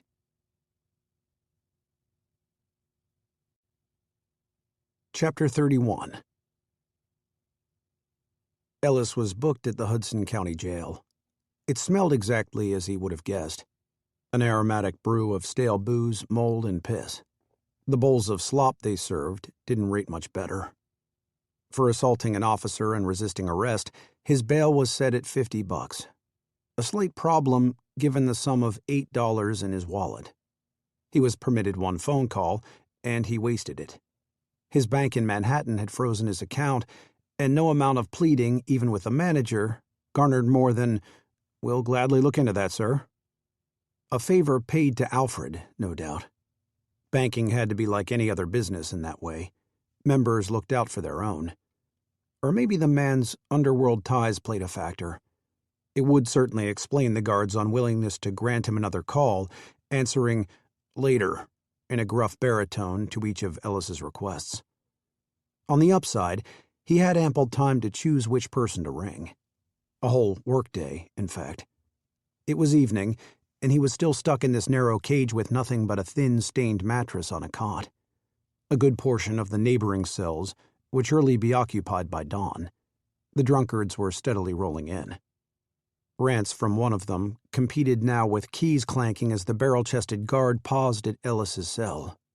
"Let's go," he said, unlocking the door. Ellis scrambled from his bed. Eager for that second call, he considered various folks as he was escorted down the corridor and through two sets of locked doors. He ruled out Dutch, given the late hour and funds required. The guy had his own family to worry about, same as Lily, naturally the first person who'd rushed to his mind. Mr. Walker was an even easier no. Maybe one of the reporters Ellis had traded small favors with in the past, at various papers around town, would be worth a try, if he could reach them. At the end of the hallway, the guard pointed with his stick. "In there." Ellis was directed into a room with no phone. Just two chairs divided by a table, and a man in a dark suit who stood facing a barred window. The setup, likely reserved for legal chats, suggested that somehow a lawyer had come calling, until the guy turned. Alfred. "Sit," the guard ordered. Dread swirled as Ellis rounded the table and took a seat. He should have expected this. Alfred dismissed the guard to stand post outside the door and settled into the other chair. Left in privacy, he gestured toward Ellis's face with a fedora in his hand. "It appears you've had a rough day." Ellis resisted touching his cheek. It still stung from the meeting with pavement. "I've had better." "No question you have." Alfred set aside his hat that carried the scent of pipe tobacco. He laced his fingers so casually you'd think they were sharing after-dinner bourbons. "I must admit, when I asked an officer to patrol the school area, I imagined only a warning would come of it, if anything at all." There it was. The cop's arrival on the scene hadn't been a coincidence. This also meant that Alfred had waited all these hours to make an appearance. "Guess I'm an overachiever." "Apparently so." Alfred's smile lifted the edges of his mustache. In contrast to their last encounter, the man's pleasantries now made Ellis wary. "Mr. Reed, I'm here because I'd like to clear up some confusion. But first, I'd like to thank you." "Thank me?" "I believe we got off on the wrong foot. As I'm sure you're aware, your female colleague's recent visit was rather upsetting to my wife. And your intentions appeared even more questionable after I contacted your editor. All of that, however, was before I spoke with Victoria." Unless the Millstones had acquired a spiritualist, he was referring to Ruby. But Ellis refrained from pointing this out. Antagonizing Alfred would only hinder the bail situation, let alone an inquiry about Calvin. "How's that?" "Once I learned who you were, that you were responsible for her picture in the paper, I realized I actually owed you my gratitude. Indirectly, you helped me and my wife through a very dark time." There was no reason to prod. It had become apparent that Alfred was the type who operated with planning and purpose. What that purpose was, Ellis hadn't figured out yet. "My wife and I married rather late in life, you understand. So we felt extremely fortunate when Sylvia gave birth to our daughter. For 10 years, Victoria was our absolute pride and joy, and then she was gone." "In the accident?" Ellis volunteered, not unkindly. "Yes. I suppose you've read about that." Behind his horn-rimmed glasses, Alfred's eyes lowered a bit. "On a winding road with so much rain, the car just slid right off. It couldn't have been prevented, but Sylvia still blamed herself. Officers hammering her with questions didn't help, reporters too." There was resentment in his voice, though seemingly not directed at Ellis. "After the funeral, she spent nearly a month in bed. It took several more before she left the house at all. Gradually, she improved, even journeying out with old friends on occasion. Then one day, the maid was airing out our daughter's room. While dusting the shelves, she broke a figurine, Victoria's favorite glass fairy. Sylvia became hysterical. When the maid phoned, I rushed straight home, but the damage was done. Sylvia's blue mood returned even deeper than before. She rarely ate or slept, and her health rapidly declined. As her husband, I felt so helpless to save her, I felt as if—" He stopped suddenly. Bringing his fist to his mouth, he coughed once and cleared his throat. Ellis withheld any response as Alfred reset himself before going on. "The doctors agreed she belonged in an asylum. She could receive proper treatment there, they said. The arrangements were finally being made when Sylvia stumbled upon that newspaper. I'd left it folded on my night table.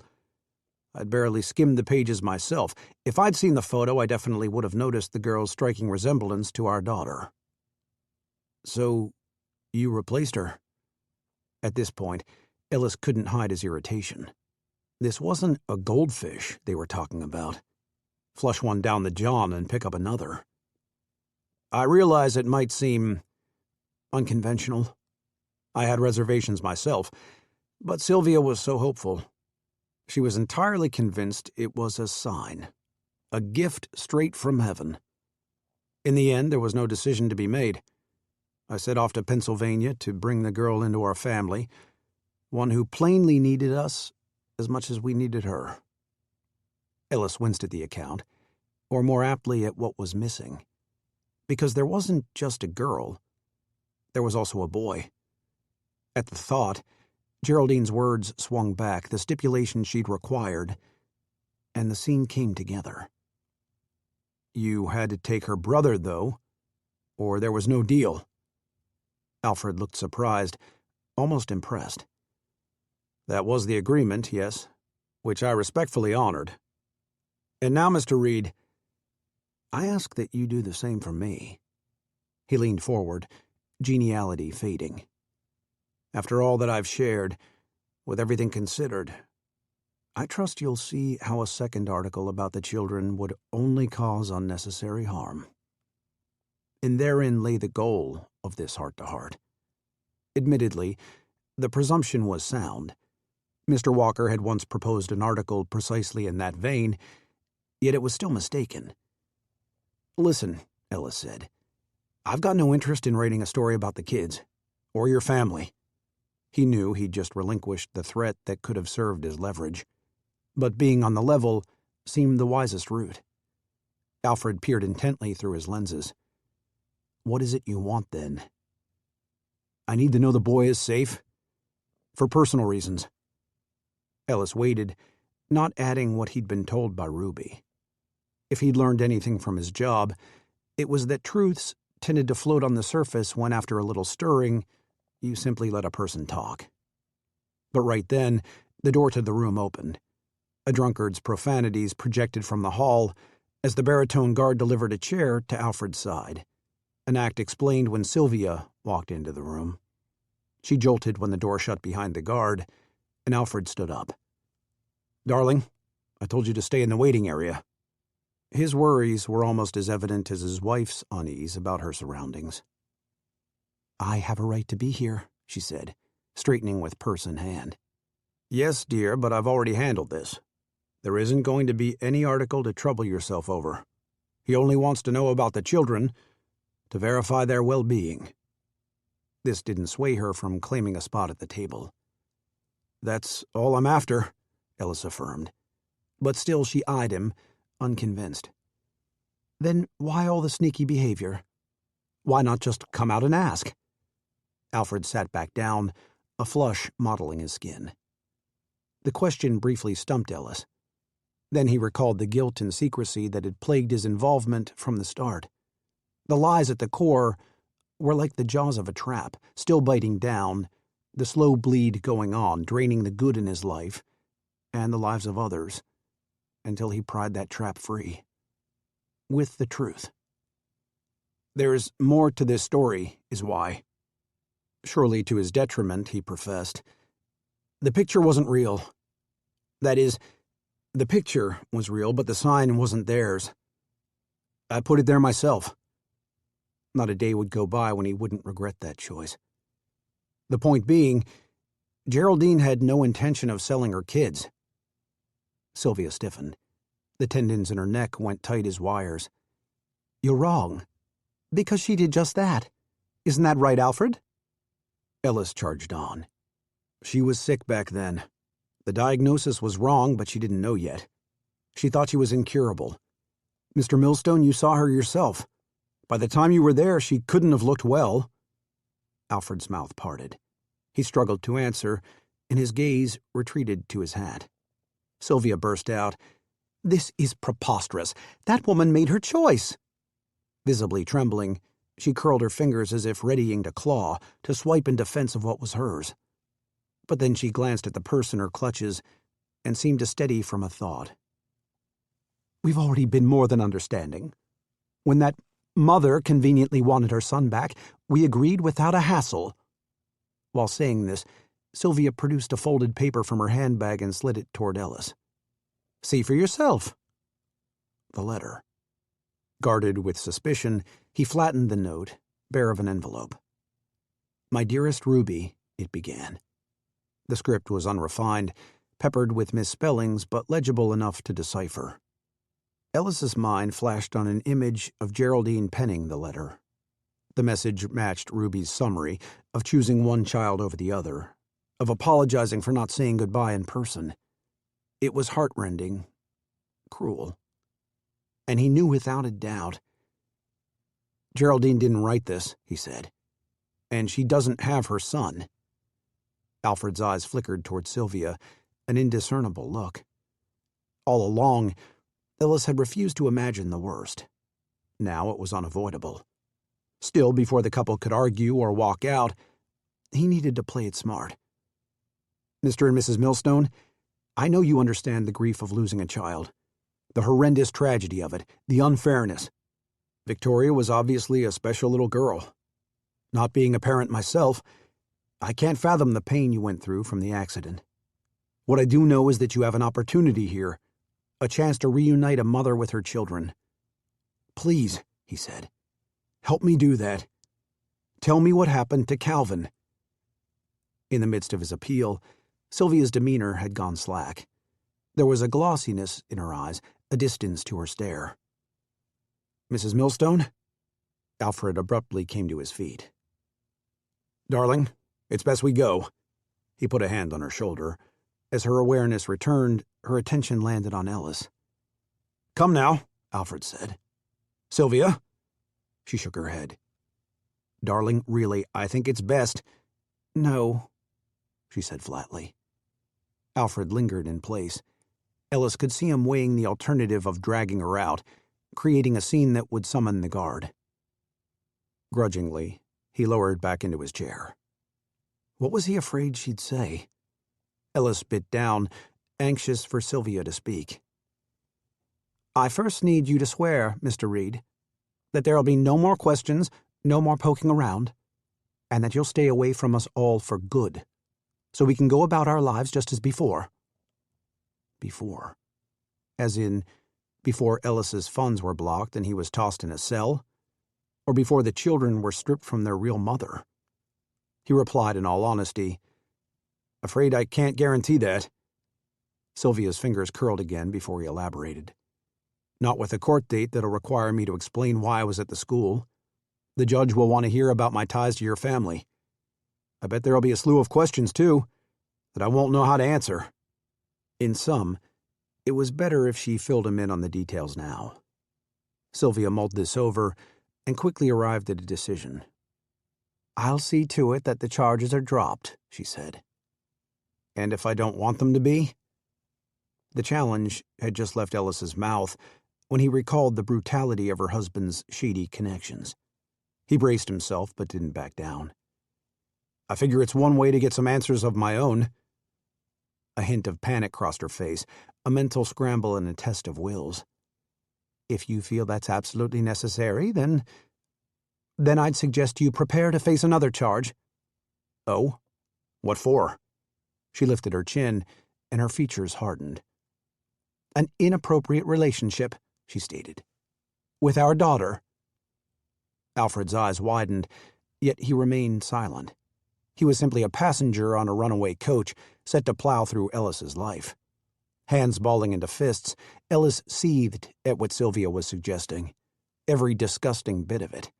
Being in a jailhouse was the only thing keeping his voice level. "No judge'll buy that. Not without a shred of proof." "I'm sure you're right," she conceded. "But what of your boss? Or your friends and readers? It's remarkable, really, what people take to be truth simply because they saw it in the paper. Isn't that so?" His admission of the photo had, within minutes, backfired in the harshest of ways. How many writers from competing papers would jump on that story? Maybe even from the Tribune. He could see the highlights now. Reporter stages a picture of two poor kids, trails them across state lines, fakes an assignment to get closer to the girl, gets arrested after being ordered to stay away. It had sources, it had scandal, and all of it was true. Even without a false accusation of indecency, his reputation and credibility would be shot, as would any chance of Geraldine seeing her children. Ellis fought an onslaught of nausea while steering back to his mission. He asked, slow and firm, "What happened to Calvin?" Alfred, too, was looking at Sylvia, awaiting an answer. "I see you need time to think things over," she said to Ellis. "I trust you'll let us know when you decide." A surge of anger sprang Ellis to his feet, and Alfred scrambled to rise with a defensive arm across his wife. A silent standoff. "Everything okay in here?" the guard asked, suddenly in the room. His question was clearly meant for the millstones. Ellis had no other option. With effort, he eased himself back, not only for his own sake, but for Ruby and Calvin. This wasn't the way to uncover truth, or to help either kid. "We're fine," Alfred answered for them all. He dropped his hand to gather his hat. "It's time to go, Sylvia." Without further protest, she rose from the table, her face eerily unreadable. The couple exited the room, leaving Ellis to stare at two empty chairs. His pulse throbbed at his temples. "Party's over. Back to your cell." The guard's command didn't register at first. When it did, Ellis mindlessly stepped forward until a single thought grabbed hold. "I need to get out of here. Won't be tonight." Ellis looked at him. "Why?" "Bail clerk's gone. Have to wait till morning." Was that the millstone's plan? A flexing of muscle? A whole night behind bars just might encourage cooperation. "At least let me have a second call." A half plea, half demand. "Please." The guard waffled through a long blink. It was just as possible that the cops were teaching Ellis a lesson for smacking their fellow pal in blue. If so, he hated to imagine what other ways they might take revenge if he stayed here much longer. The guard huffed. "Make it fast." Ellis nodded with vigor, and his mind swam. There had to be someone around with enough money or pull, or both, to spring him loose. A new level of desperation produced two possibilities. The first was the Irish mobster who'd traded tips that once saved Ellis's career, and the second was Ellis's father. Soliciting help from either one would come at a price. Sadly, it wasn't an easy choice.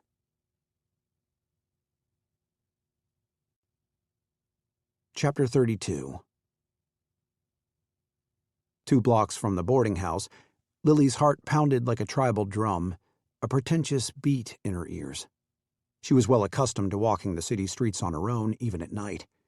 But any time she became too comfortable, a report on the wire about a mugging, or worse, would revive her diligence. As a mother, she couldn't afford to ignore a feeling that something wasn't right, and that intuition now sent a chill over her skin. She hurried around the last corner. Footsteps in the dimness further quickened in her wake. On the verge of breaking into a run, she dared a second look back, and someone called out, "Wait, if you please." The voice, being female, was largely disarming, but it still took a second or two for Lily's feet to slow. "Miss Palmer." The lilt of the woman's tone was young and familiar. Hat pulled low, she approached, slightly short of breath. "It's only me, Claire." "Claire?" The girl's face was pale with freckles. Out of context, and without the sight of her red hair, the millstone's housekeeper hadn't immediately connected with Lily's memory. "I didn't mean to startle you, ma'am. I was waiting outside the newspaper building in hopes of seeing you come out. From across the street. I couldn't be sure 'twas you." Lily smiled with relief and patted her chest. "It's quite all right. I would have phoned instead, but when I tried this morning, the gentleman said you were far too busy to take calls." The chief. And the woman he'd spoken with was Claire, not Sylvia, as Lily had presumed. "So, you travel all this way?" "It was a day I'd planned to go visit with me sister, but she agreed. This had to be done, she said." Voices cut through the evening air, and Claire's head snapped toward them. A jovial-looking couple were nattering on while crossing the street. Returning to Lily, Claire clutched her coat collar under her neck. "Is there a place we can speak? The two of us?" Her wariness over meeting in the open pointed to an unfortunate conclusion. Lily's sense of foreboding was warranted after all. "Come with me." In the house, supper had already been served to the tenants, the dining table cleared. Lily had scarcely touched her veal at lunch, ordered by Clayton on her behalf, His proposal had stifled her decisiveness over even the menu, but food remained the least of her concerns, particularly now, observing Claire. Taking a seat in the den, the girl worried a loose seam on her skirt, her hands aged beyond her years, her coat still fastened. She resembled Geraldine just then, softened by lamplight, perched on the same chair. "Could I get you some tea?" Lily asked. "No, thank you, ma'am. I really shan't stay long." Lily nodded. She closed the door, dulling the sounds of the boarders in the parlor. Their high-pitched giggles dwarfed the symphonic notes crackling from a gramophone. Across from Claire, Lily lowered onto the settee. Ellis's spot. How she wished he were here now. Claire fiddled more intensely with her seam. "On the bus, I thought of how to say it all. Now it's slipped away, it has." Lily pushed up a smile. "Just begin wherever you'd like." She attempted to bar any notions of what might be coming, along with regrets of not thinking to approach Claire first. Of course, finding the opportunity would have been a challenge unto itself. "It's the boy. Calvin. When the missus hired me on, around year's end, they'd only just moved to the house. 'Twasn't but a month, and she'd had her fill. All the lads crying and carrying on. His sister tried to explain he was just missing their mam and their old home. But this only agitated the missus more. I did my best to calm the poor boy, to keep him from acting out. And Mr. Millstone would thank me for helping his wife. She's still so fragile, he'd say." Claire's story trailed off as her features gathered in a pleading look. "I didn't want to be part of it, Miss Palmer, but I needed the extra money." "Part of it?" Lily breathed, but the housekeeper continued. "She was in need of surgery, my sister was, and if I said no to the missus, I fear she'd sack me straight away." "Claire," Lily interjected, "what did Mrs. Millstone pay you to do?" Hesitant to a maddening degree, Claire dropped her gaze to the floor, her voice lowered to a near whisper. "The missus told Calvin of plans for the day. Said I'd be taking him to a special winter zoo with his sister off to school. Even packed a wee suitcase for the boy. To be ready if we made a night of it, she told him. As we rode the bus together, he started asking after the animals. 'Twas the most I'd ever seen the child smile." Claire's lips lifted at the memory, though just as soon fell with the quivering of her chin. Tears filled her eyes. "The lad trusted me, and I betrayed him. The staff at the children's home, they had to pry his hands from my arms." The vision caused a squeezing of Lily's heart. Indeed, there were far grimmer scenarios. But for Lily, there was little relief to be found in a child's pain of feeling wholly unwanted, cast out not just once, but twice. "Is Calvin there now? At the orphanage?" "Couldn't say, ma'am. I went back first chance I had, to see if he was all right. But the director there, he warned me to steer clear, he did. Said the boy needed a more pleasing disposition if a fine set of parents were ever willing to give him a home, and I'd only ruin his chances. If I could have taken him in myself, I would have. I'd take in the poor lass, too, if I had the means." The reference to Ruby was almost as alarming. Lily leaned forward in her chair. "I need you to be candid with me, Claire. Is his sister safe in that house?" Claire's shoulders hunched, and her chin pulled in, a mouse backed into a corner. She was unaccustomed, surely, to stating her opinion, not one bearing such importance. "Please," Lily said, "if you care for those children as much as you say, you'll have to tell me what you know." A wave of giggles drifted in from the parlor. The contrast of emotions a single room apart, perhaps even greater in a house one state away, was woefully striking. Claire slowly raised her eyes, though only halfway. "All was peaceful for a spell, without Calvin there. Yet after time, the missus only worsened." "Worsened? How?" "More and more. 'Tis as if her daughter never died. Any reminder often upsets her, If the lass insists she doesn't like marmalade or ribbons in her hair or playing the piano, and if she damages anything that belonged to their other daughter, a dress, even a book, it can mean standing in a corner for hours or writing pages and pages of the same sentence apologizing. Ellis had mentioned something once about Ruby being kept from the playground for staining her clothing. But Lily had greater concerns now as she reflected upon another handwritten page. She had her suspicions, but yearned to know for certain. I understand that Ruby received a letter from her mother right after Calvin was taken away. Sylvia wrote it herself, didn't she? The question being largely rhetorical, Lily hadn't expected the spilling of Claire's tears, the straining of her voice. The words were from the missus, but the writing was mine. Droplets clung to Claire's chin as she finally met Lily's gaze. Oh, Miss Palmer, I'm so very sorry. I didn't want to do any of it. Lily's compassion shifted to this poor young girl, strapped with a load of guilt from impossible choices, deserving of forgiveness. Lily reached out and squeezed Claire's hand. This is my doing much more than yours. I assure you, I'll do all I can to make it right. Though with a tinge of confusion, Claire gained an air of hope. She wiped her tears with her coat sleeve. Are you going to fetch the boy, then? You must think of him first. Before Lily could form an answer, Claire added, I know plenty who have grown up in children's homes much the same. They can be fine enough for the good and quiet type, but for those who don't settle easily, the tales aren't ones I'd care to repeat. In other words, Lily needed to investigate in a hurry.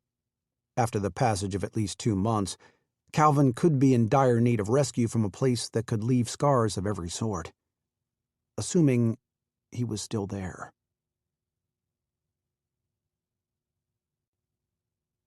Chapter 33. One look at his father's scowl, and Ellis saw the mistake in his choice. Accepting help from an Irish mobster would have had fewer repercussions than what now lay in store. The fact that it was past 10 at night, a blatant violation of his father's early-to-bed, early-to-rise regimen, was cause for a foul mood. His need to shell out 50 whole smackers was the greater issue. Amazingly, the sergeant hadn't inflated the price for a release outside of the clerk's hours. But then, Ellis's father had spent decades as a supervisor. He knew how to reason with people, to speak their language and find solutions. Unless you were Ellis.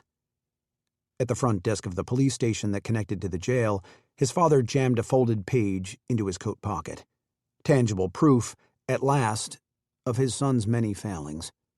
This much was clear by the way he shook his head at nothing in particular, even after Ellis thanked him again. It's done, his father said. No other greeting, no questions about a court date, no asking what had happened. Did the man even care? Ellis followed him out of the station, a flashback to their trudge from the principal's office. Back in junior high school, Ellis's rebellious period was brief and virtually harmless. Pranks like rubber cementing a teacher's chair. Mr. Cullen objectively deserved far worse, had succeeded in capturing his father's attention. Just not long enough to make the gags worth the trouble.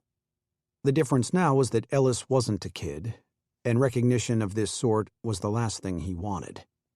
Why couldn't his father see that? Why couldn't he see Ellis as anything but an inconvenience? Like I said on the phone, Pop, I'll pay you back soon, all right? In the glow of the gas lamp, his father was descending the concrete stairs, several steps ahead. You're the one with all the dough. A cheap shot, given the circumstances.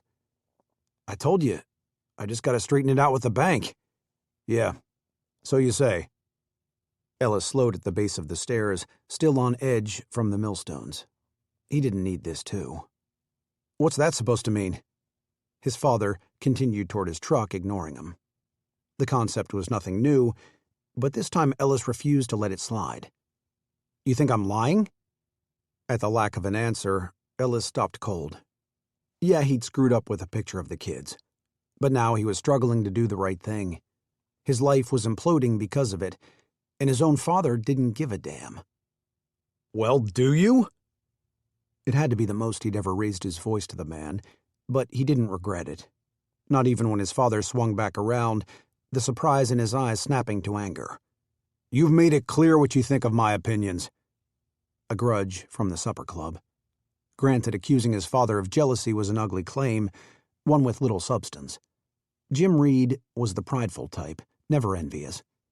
But Ellis, feeling knocked to the floor, had scraped for any ammo within reach. Evidently, his father was still carting around that bullet. Recognizing this, Ellis tried to tamp his emotions. "Pop, I'm sorry. The things I said to you last time, I didn't mean them. Can't you understand? I just wanted to show you how well I'd done. Let you see what I've accomplished." "Oh, I understand plenty." His father hitched his hands on the hips of his trousers. "And I've got enough smarts to know that if you keep up with all these fancy ambitions of yours, you'll be in Leavenworth next. Or maybe that's what you want. Anything for a headline. Ain't that the business?" Why wouldn't he ever listen to Ellis? Really listen? "Look, I know how you feel about newspapermen. I've heard all about your run-in with the reporter at the mine, the one you quit over. But we're not all like that."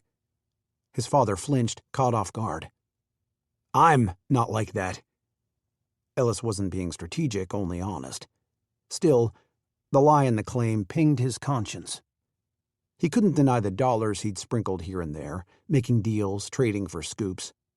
Truth of it was, he'd taken pride in separating himself from the vultures who'd do anything to anyone to land a story. Yet ever so steadily, that line had blurred. "Then why in God's name," his father said coolly, "am I here bailing you out of jail?" It wasn't a real question, just another jab, another assumption. Ellis was too worn, in every way, to hold back the hurt and frustration compounding inside. "You want another apology? Fine. I'm sorry for letting you down tonight, and for quitting at the plant. I'm sorry my job at the Examiner meant working for peanuts. I'm sorry for every goddamn time I wasn't good enough for you. Most of all, I'm sorry that when my brother died you lost the wrong son." And there it was. The unspoken had finally tumbled out. His father stared at him wide-eyed. This time there was no one around to ease the tension, no mother's hands to tenderly, deftly hold the family together. Somewhere in the distance a dog howled. Headlamps flashed as a taxicab passed. "Get in the truck." His father's voice gave up nothing. He just turned and plodded toward the driver's side. Ellis was shouting in his head, "That's it? That's all you're going to say?" The futility of it all left him bare and raw, defeated. And so in silence he climbed inside. His father started the engine, anxious to leave. He wasn't the only one. Ellis envisioned returning to the school, retrieving his car and clambering into bed. He'd try to forget for even a few hours the decisions awaiting him tomorrow. But then he noticed the truck sat idle. Hands on the steering wheel, his father was gazing out the windshield. Across the street, moonlight streaked the courthouse. "Pop?" Ellis managed. For a second, he questioned if his father was breathing. When the man spoke, it was as if to himself. "A shaft collapsed at the mine." Ellis waited for more, confounded. "Took 30 hours to get the men out. I'd just gotten home when you fell from your bike, broke your arm. Your mama took you to the doctor while the baby was napping. I must have drifted off, 'cause next thing I heard was your mama yelling, 'Henry's not breathing,' she was saying, and holding him. And his lips were blue, and his face—" On this, his voice broke. His strong, calloused hands held a tremor. Ellis sat in shock, as much from the story as the sight of tears in his father's eyes. "I was 20 damn feet away. If I'd looked in on him just once—" The sentence dangled, the alternate outcome going unsaid.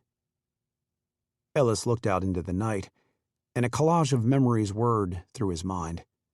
They zipped and collided like fireflies in a jar. From a kid's view, he'd seen the day so differently. The past 2 decades, for that matter. The distancing, the gruffness, the fourth chair at the dinner table, always vacant but full. He recalled the late-night pacing that had woken him as a kid, footsteps weighed by grief and guilt. How on earth was Ellis to respond? He considered his mother's words. How babies can stop breathing for no good reason. How his brother was at peace, living with the angels. His father had surely heard it all, even stowed it in the logical part of his brain. But this wasn't about logic. On the steering wheel, his father's grip shifted. Ellis feared that this moment, a tenuous bond connecting them, would end. "I can understand," he offered. The assurance rang empty without specifics. While aware his own burden could never compare, it seemed fitting to reciprocate with what he had.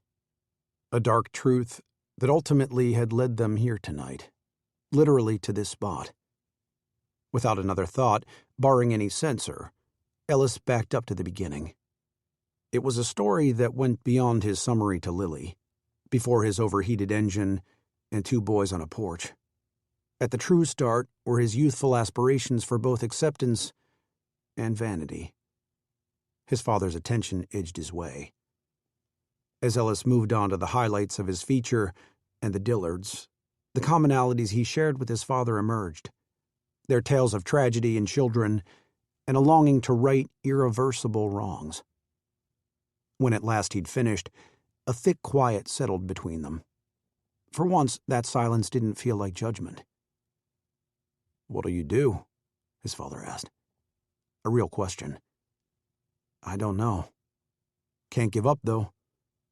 Not till those kids are safe." His father nodded. "You'll figure something out." There was a certainty in his voice, a glint of faith in his eyes that meant more to Ellis than perhaps was intended, but he revered it all the same. In a typical talkie at the cinemas, this would be when the father embraced his son, or at minimum gave a squeeze to the shoulder.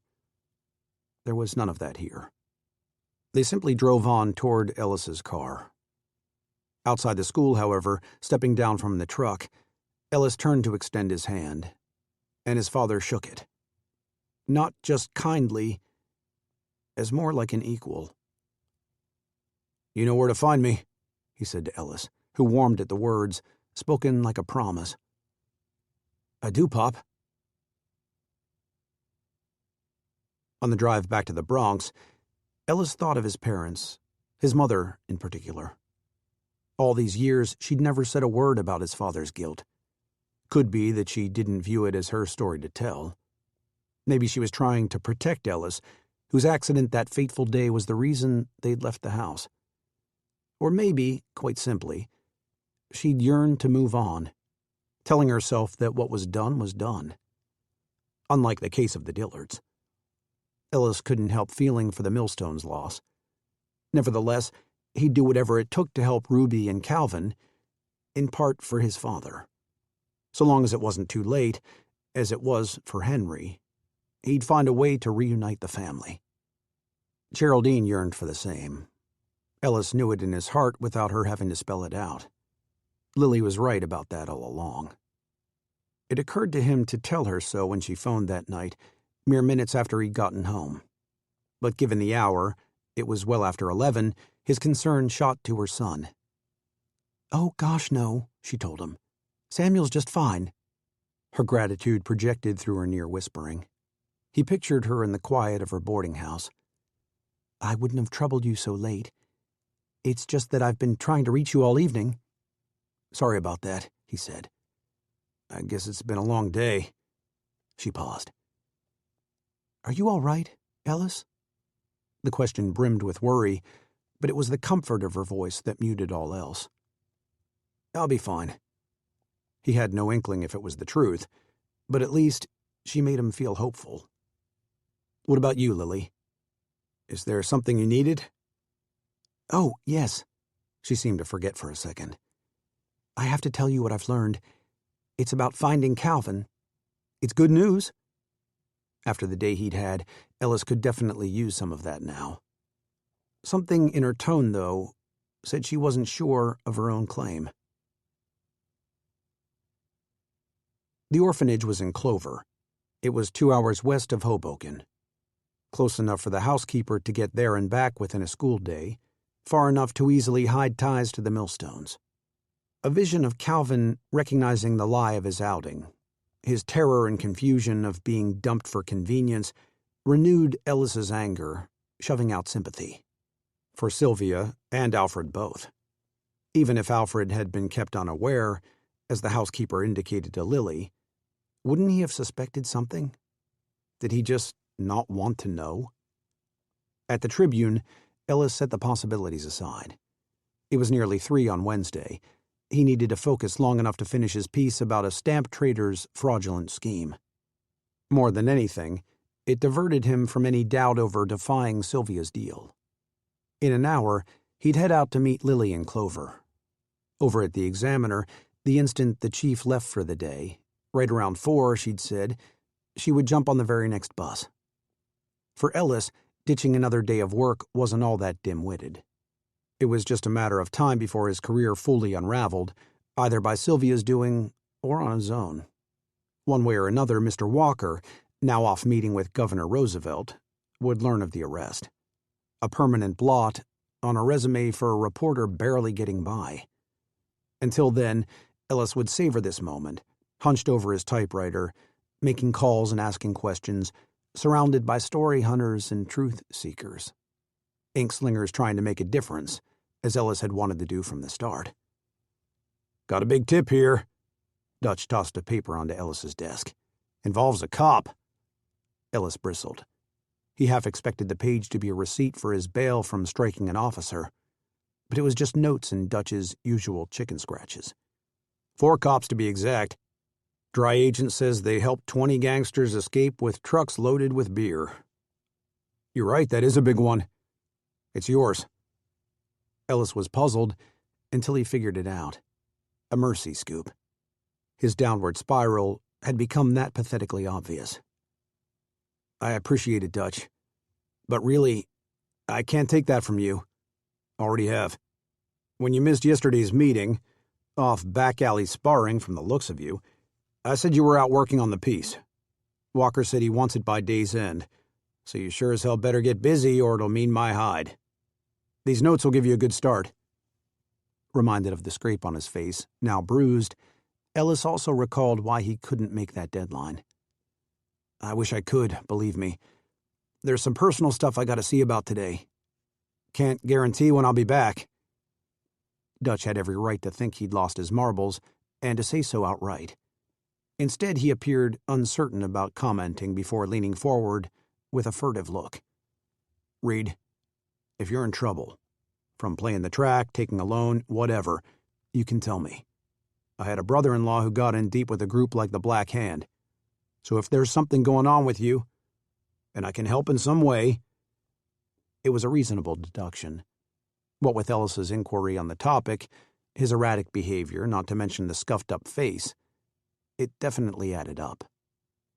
It's nothing like that. Honest. Ellis wanted to divulge more, but he'd burdened enough people already. Dutch blew out a sigh before retrieving his notes. Wisely, he walked away. An hour later, Ellis quietly gathered up to leave. He'd submitted his piece on the stamp trader's racket, a half-decent article at best, and boarded the elevator.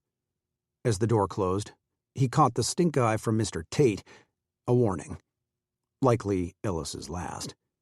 But with Lily already en route, he couldn't turn back. A block down from the paper, Ellis cranked the engine of his Model T. The motor barely sputtered. Christ, not today. Sweat beading along his hairline, he pitched his hat into the car. He blew out a breath, then clutched the fender for leverage and tried again. The clunker coughed to life, dying a few seconds later, but it was coming around. Need some help, pal? The offer came from a suited man with a hefty build. He dangled a cigarette low at his side. Nah, thanks. Motor's just stubborn sometimes. How's about we give you a ride? Ellis was about to decline when he caught the we in the question, raising his head. Come on. Chariot's right over there.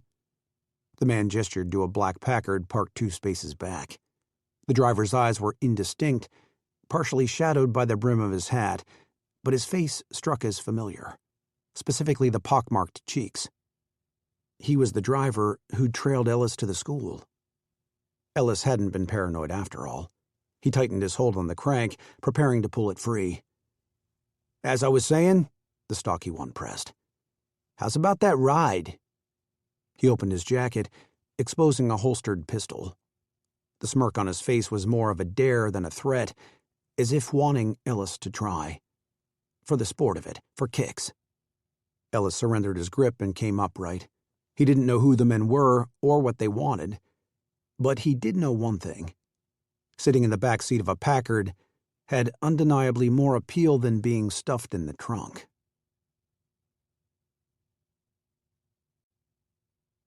Chapter 34. Lily's impatience swelled with every passing minute. At the bus station in Clover, another Greyhound came and went. Passengers climbed on and off. Exhaust fumes assaulted the air.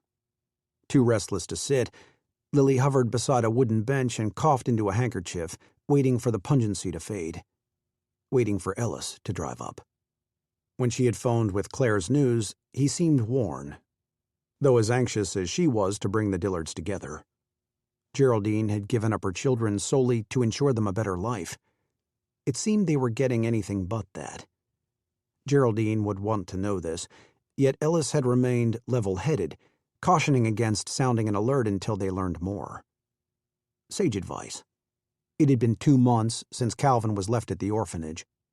What if he had already been adopted? Or, if still there, was he being mistreated as Claire had suggested? Oh, why had she mentioned such a thing? Lily consequently spent half the night tossing about, disturbed by visions of neglected and battered children. She pictured their young, defenseless bodies, as small as Samuel's, being punished with rods, starved of food, bound to their beds. "Ellis," she murmured, "what in the world is keeping you?" Over the past few weeks, quite unexpectedly, he had become a person she could rely on, someone she could trust. More than she ever should have. Her head told her this, though when she thought of him coming to her family's aid, of carrying her son from the bath, of comforting her with his arms and his words, it was near impossible to feel she had misjudged. Either way, her window of time was narrowing, limited by the departure of the last return bus. The sun had just dipped behind the roofline of the town, an area reminiscent of Maryville. Already most of the businesses lining the street were closing for the night. Purse tucked under her arm, Lily marched over to the ticket clerk. "Pardon me, sir. I was hoping you could point me in the right direction." Making her case at the orphanage without Ellis's support and testimony was going to be a challenge. Nonetheless, she would go it alone. The walk stretched for more than a mile. Soreness in Lily's arches told her as much.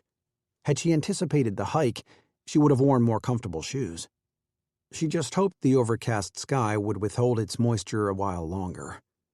Following the directions by memory, she continued past a group of children playing stickball in an empty lot. On the porch of a nearby house, an elderly man slept on his rocker. Next door, a woman was beating dust from a rug. Lily debated on interrupting to confirm the accuracy of her path, but as she neared another road, she spotted an old brick warehouse fitting the clerk's description. McFarland Tanning Factory was painted in white faded letters. Rows of windows dotted both levels. The orange glow of the sun blocked hints of what lay inside. Only when she approached the front door did she find proof of the building's transformation. Over the entrance hung a sign that solidified Claire's heartbreaking tale. Warren County Home for Children. Since the market crashed, Philly's many abandoned warehouses had become common refuges for squatters. But imagining such a place full of youngsters all alone in the world caused Lily an intake of breath. Girding herself, she tugged twice on a dangling chain, ringing a bell. After a wait, likely shorter than it seemed, a small square in the metal door swung open, revealing a single eye. Lily felt a sudden need for a password, as if negotiating entry into a discerning underground club. She cheerfully raised a gloved hand. "Good evening." Before she could say more, the viewing square slapped shut. She appeared to have failed the test until a low screech suggested the release of a bolt, and the door opened. The woman had skin the color of molasses and wore a simple brown dress that hung loose on her stout frame. The stains on her apron and the frizzy locks sprouting from her headscarf denoted a long day of physical work. "You hear from Mr. Lowell?" "I've come in hopes of taking home a particular child. If Mr. Lowell is the person to speak with, then I certainly am." Lily pinned on a smile to up her chances of making it past the entry. "Well, come on then." The woman waved her in and reset the bolt. Its metallic screech prickled the roots of Lily's chignon. Securing children inside for their safety was obviously a practical measure, yet equally suited for a prison. Lily was escorted down a hall, past doorways that afforded glimpses of 2 classrooms with bookshelves, blackboards, and American flags. A third room appeared to be for playing, equipped with building blocks and other small toys piled near a wooden rocking horse, its mane of yarn frayed from use. Aside from the building's faint scent of leather, the interior barely resembled a factory. In fact, for an orphanage, it seemed a rather pleasant setting. At the 4th and final door, the guide held up a finger, a signal to wait. She poked her head into the room, her speech indecipherable from behind. Lily caught the sounds of children somewhere in the vicinity. She strained to listen, not that she would know Calvin by ear, and battled a desire to sneak off in a search. "Please, come in." The man's greeting turned her toward the office. "I'm Frederick Lowell, the director here." He rose from his desk, its surface eclipsed by papers and folders, much like the chief's, but set in neat stacks. On the wall to the right, a corkboard even displayed scraps and notes in an organized fashion. As Lily entered, Mr. Lowell gestured toward a pair of visitors' chairs, and the escort disappeared. "Do make yourself comfortable," he said. She thanked him while they took their seats, and noticed a framed photograph above the window behind him. The woman in the portrait, perhaps the founder of the home, stared down with beady eyes. "I appreciate you seeing me unannounced, especially so late in the day." "Well, I admit we do usually meet by appointment, which should explain my rather shabby appearance." Lily smiled and shook her head to dispel the claim. His reference to a lack of suit jacket, his sleeves rolled to the elbows, were easily offset by his smart plaid bow tie and peppered hair, kept as sleek as his pencil mustache. Except for a crooked nose from being broken at least once, he was rather handsome for his age of around 60. "Sir, the reason I'm here today is to seek out a child." "Yes, Mildred said as much.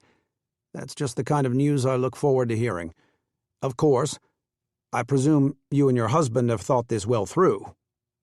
The ending inflection implied a need for confirmation. But it was the entirety of his statement that revealed his misconception of her intent, as well as her status.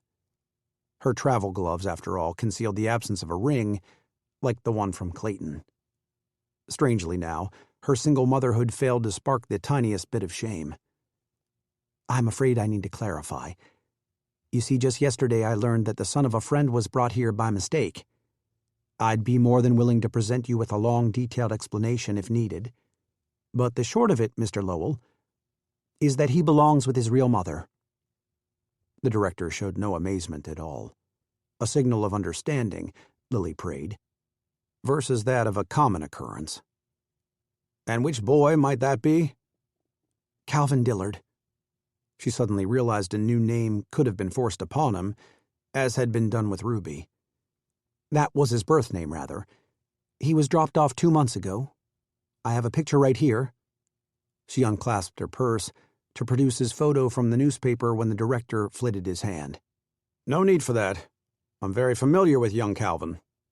"So you do have him?" Lily worked to restrain her hopes, an impossible task with Mr. Lowell's mouth curving upward. "Yes," he said. "Well, we did, until he was placed in a home." The ground, solid just a moment before, opened beneath Lily. She felt herself falling through. "Why ever are you smiling?" she screamed in her head, unable to utter a word.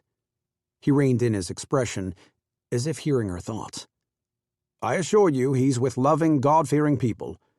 Their 2 sons are grown and gone on to other adventures, leaving the couple in the perfect position to raise another child." The description brought Lily no comfort.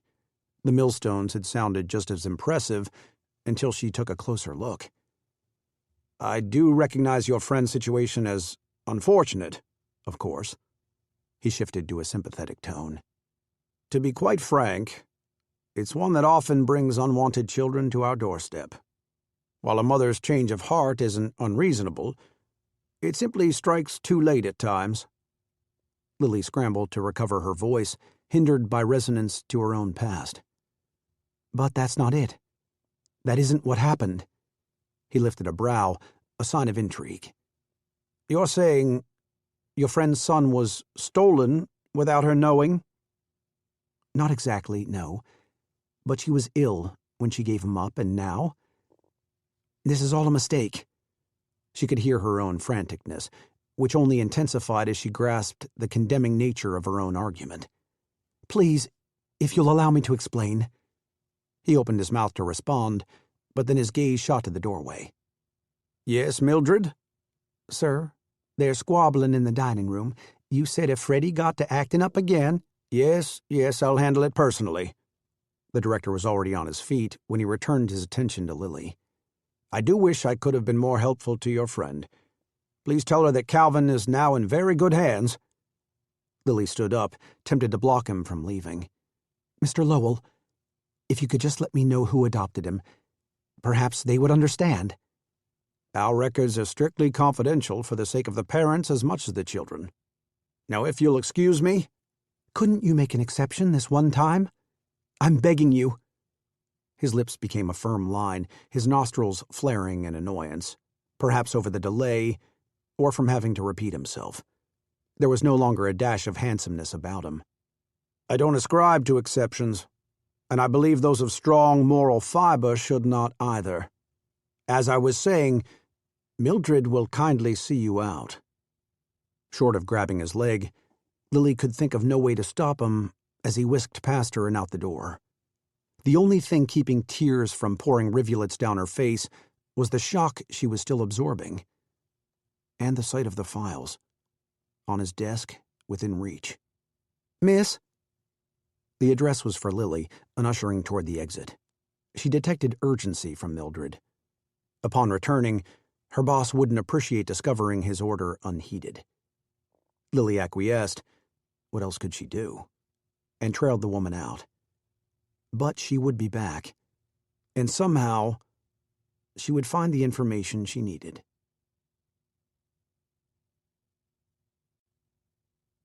Chapter 35.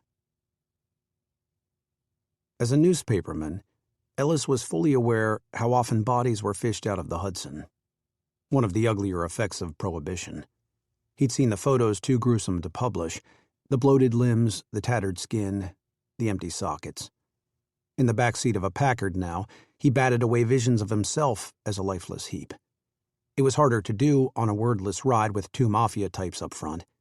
Neither had given hints of destination or purpose, just patted him down before trapping him inside.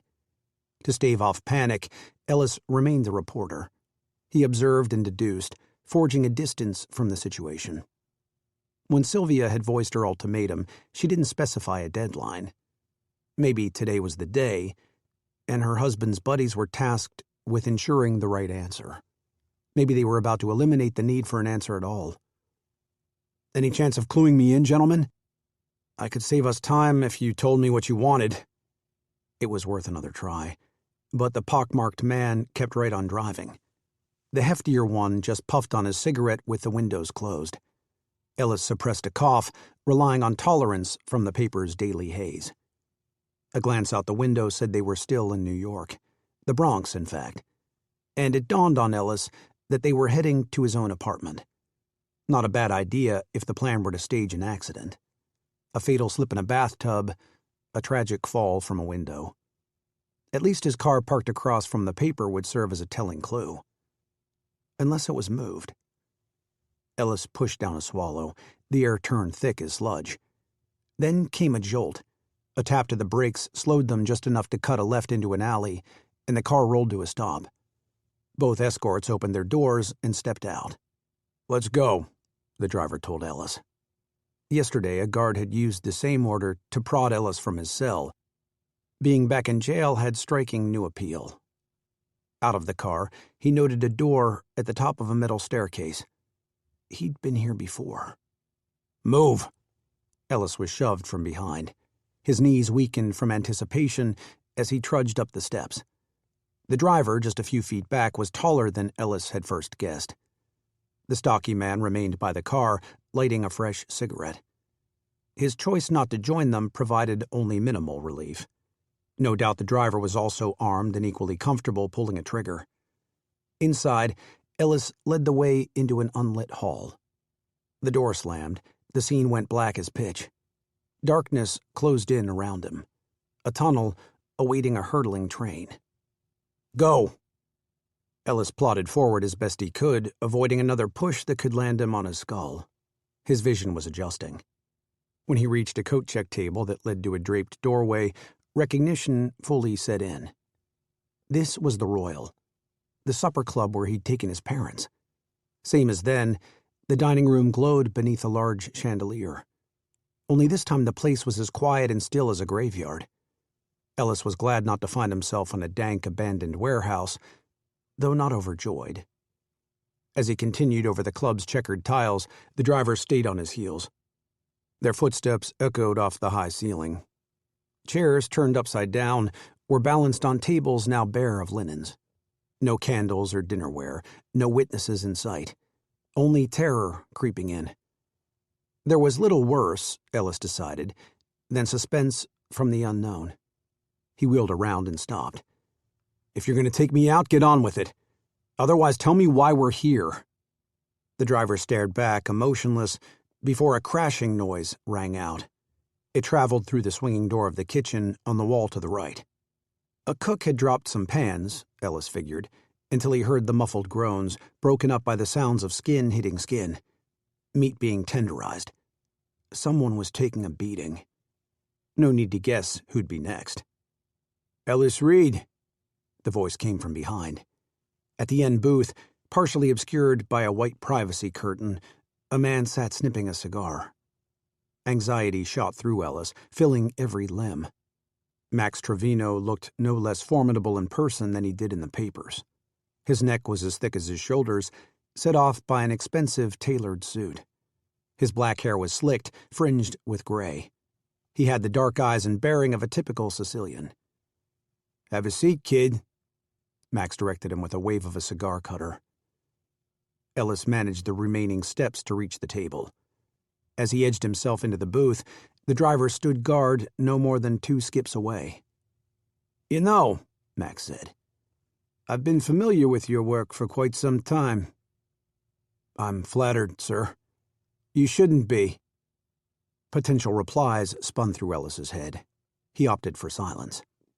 Max stoked his cigar with a gold lighter and exhaled an earthy cloud. "A few stories of yours caused trouble for my ventures a while back. As a businessman, I like things to run smoothly. A well-oiled machine." "You understand, yeah?" Ellis considered his old tip-offs from the Irish mob. Several resulting articles had exposed crimes by politicians whose pockets were often padded by other competing gangs. Apparently, some of that padding came from Max. "Hell, what am I thinking? Course you do," Max said. "After 15 years of your old man's factory work. I bet he's taught you all about that." The remark, flaunting his knowledge of Ellis's father, was jarring even without the noises in the background. Another punch, another groan, from a room stocked with knives. Ellis struggled to keep his tone even. "What is it you want, Mr. Trevino?" "This. To talk." The levity in the reply was almost convincing. "What about?" "Family. Importance of protecting it. I can tell we see eye to eye on this already." Max pulled several puffs from his cigar and reclined into the cushioned seat, his implied threat hanging amid the smoke. "Thing is, I hear you and another reporter, a lady friend of yours, have taken quite an interest in my sister's affairs." His sister? Right then, Ellis recalled something Alfred had said back at the bank, how family in New York had long been the attraction to moving out east. "You're Sylvia's brother," Ellis realized. His editor's warning had been more about her than Alfred. Max raised a dense black brow. "Don't play dumb, kid. I ain't got patience for people wasting my time." The assumption was fair. Any decent reporter would have made the connection by now. Ellis had just been too busy with the Dillards and Samuel, and time in the clink. "I'll do my best not to." Max studied his face, scanning for sarcasm. Ellis didn't dare flinch. "As I was saying," Max went on, "if you happen to dig up something interesting, I think we ought to discuss it. Off the record, as it were." It was clear that little in Max's life was meant for the record. "Hey, Mr. Trevino," a man called over, having emerged from the kitchen. He had to be 300 pounds, an equal mix of fat and muscle, and was wiping his hands on a towel. Its red smears were decidedly not from tomato sauce. Ellis tried not to picture the condition of the face or the whole body that had taken the pounding. "I think we're done in here. Need anything else?" "Not sure yet," Max said. "How about you stick around a while?" "Happy to." The mountainous goon flicked a glance toward Ellis. "I'll just be tidying up," he said before disappearing through a swinging door. If not for more moans from the kitchen, the comment would have sounded like code for the disposal of a stiff. A task possibly still on the agenda if Ellis wasn't careful. Max returned his focus to the table. "So?" he prompted, picking up where they'd left off. Ellis steadied his hands, his breathing. Any hint of dishonesty could prove detrimental, not just to him and his parents, but even to Lily, whom he suddenly feared he might never see again. "Sir, I've got nothing but good intentions involving your family." Though darkly quiet as he smoked, Max was listening. Ellis kept mindful of the man's time and values, and mentally scrambled to simplify the summary. "There were 2 kids, you see, with a sign. But the picture I took, it was only for a feature." He moved right along to an unplanned sale that divided a family. No need for dates or names or any other detail that weighed down the basics. Then he leapt to his worries over a mother, now cured but alone, and the well-being of the children. "Your sister, too," he was quick to add. Max had gone still. It was difficult to tell if he was glowering or contemplating. "What exactly do you think you know about her?" If nothing else, Ellis knew this for certain. He was treading on tenuous ground. He took an extra moment, cautiously navigating the exchange. He was about to reply when Max said, "Sal?" In an instant, the driver gripped Ellis by the front collar of his shirt. Ellis reflexively tried to resist, the pressure of the man's knuckles tight against his throat. "Mr. Trevino asked you a question," Sal told him. Weaseling out with a softened, bullshit answer about Max's sister was the most obvious move. It was Ellis's best shot at getting out of here in one piece, literally. But his instincts, or maybe dumb hope, said Max harbored similar concerns. That this, more than any alleged article, was the reason for this meeting. "I'm no expert," Ellis said, his voice strained from Sal's hold. "But I'll share what I got." After a pause, Max's solitary nod cued Sal to back off. Ellis caught his breath and scraped his words together in a hurry. While aware of the risks of being flat out wrong, he would dare to be candid. Max took occasional slow puffs as Ellis spilled what he'd gathered. He recounted the troubling observations he'd seen and heard, the growing signs of delusion. The threats to Ellis, no matter how depraved, would mean little in this place. So rather, he spoke of Ruby's inherited clothes and name, of the cruel letters and lies, of a brother secretly ripped away. He described the many hours of punishments for hindering the resurrection of a daughter, a niece, who in reality was gone. By the time Ellis finished, Max was fingering his cutter, its circular opening the size of a man's thumb. Piling on more arguments would be a gamble. There was a fine line between supplying information and dictating an opinion. In the end, Ellis took the chance. "Quite simply, sir, I'd say you've got two choices. Your sister loses the girl, or before long you lose your sister." Max's fingers slowed. The corners of his eyes tightened the slightest amount. The wait that followed brought no reassurance. At last he replied with finality, "A man's got to do what's best for his family." The ambiguity of what that meant held Ellis in place. Behind him, the squeak of a shoe indicated Sal was again moving closer. No doubt he was itching to resume one of the grimmer perks of his job. "Tomorrow morning, 8 sharp," Max stated. "You meet me at Sylvia's, and the girl goes back to where she belongs. Capiche?" The unexpected plan, let alone the speed of it all, threw Ellis off. He fell wordless until Max leaned forward. "I trust you ain't got a problem with this." Preventing another grip to the throat, Ellis answered, "No, not at all, Mr. Trevino." Max took another pull off his cigar and reclined once more. "Sal, we're finished here. Give Mr. Reed a lift back." In stoic compliance, Sal started for the exit. Ellis hurried out of the booth to follow. This time, he'd be the one trailing behind, but wishing he could charge to the front. A few steps in, he realized he hadn't voiced his thanks. It was more of an investment than a courtesy. He turned around to find Max lost in thought, and knew not to interrupt, particularly with pensiveness riding the man's features. The duty of telling his sister the news had to be a source of dread. Just hopefully not enough to change Max's mind.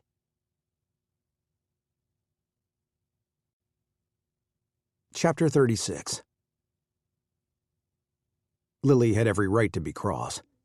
Ellis was well over an hour late, and yet when he stepped through the entry of the dimly lit pub, among the few establishments still open in town, only relief poured through her. He appeared to feel the same. Upon spotting her, he marched straight to her table in the corner. "I'll explain," he assured her. "I'm just so glad I found you. I was afraid you'd headed home by now." He had taken a chance traveling all this way, searching the area for her. "Yes, well, there's a reason I stayed." She hesitated to share the news, but his expectant look pressed her on. "He's been adopted, Ellis, but I know we can still find him." She emphasized the last portion before catching her own volume. There were enough local patrons scattered about to be cautious.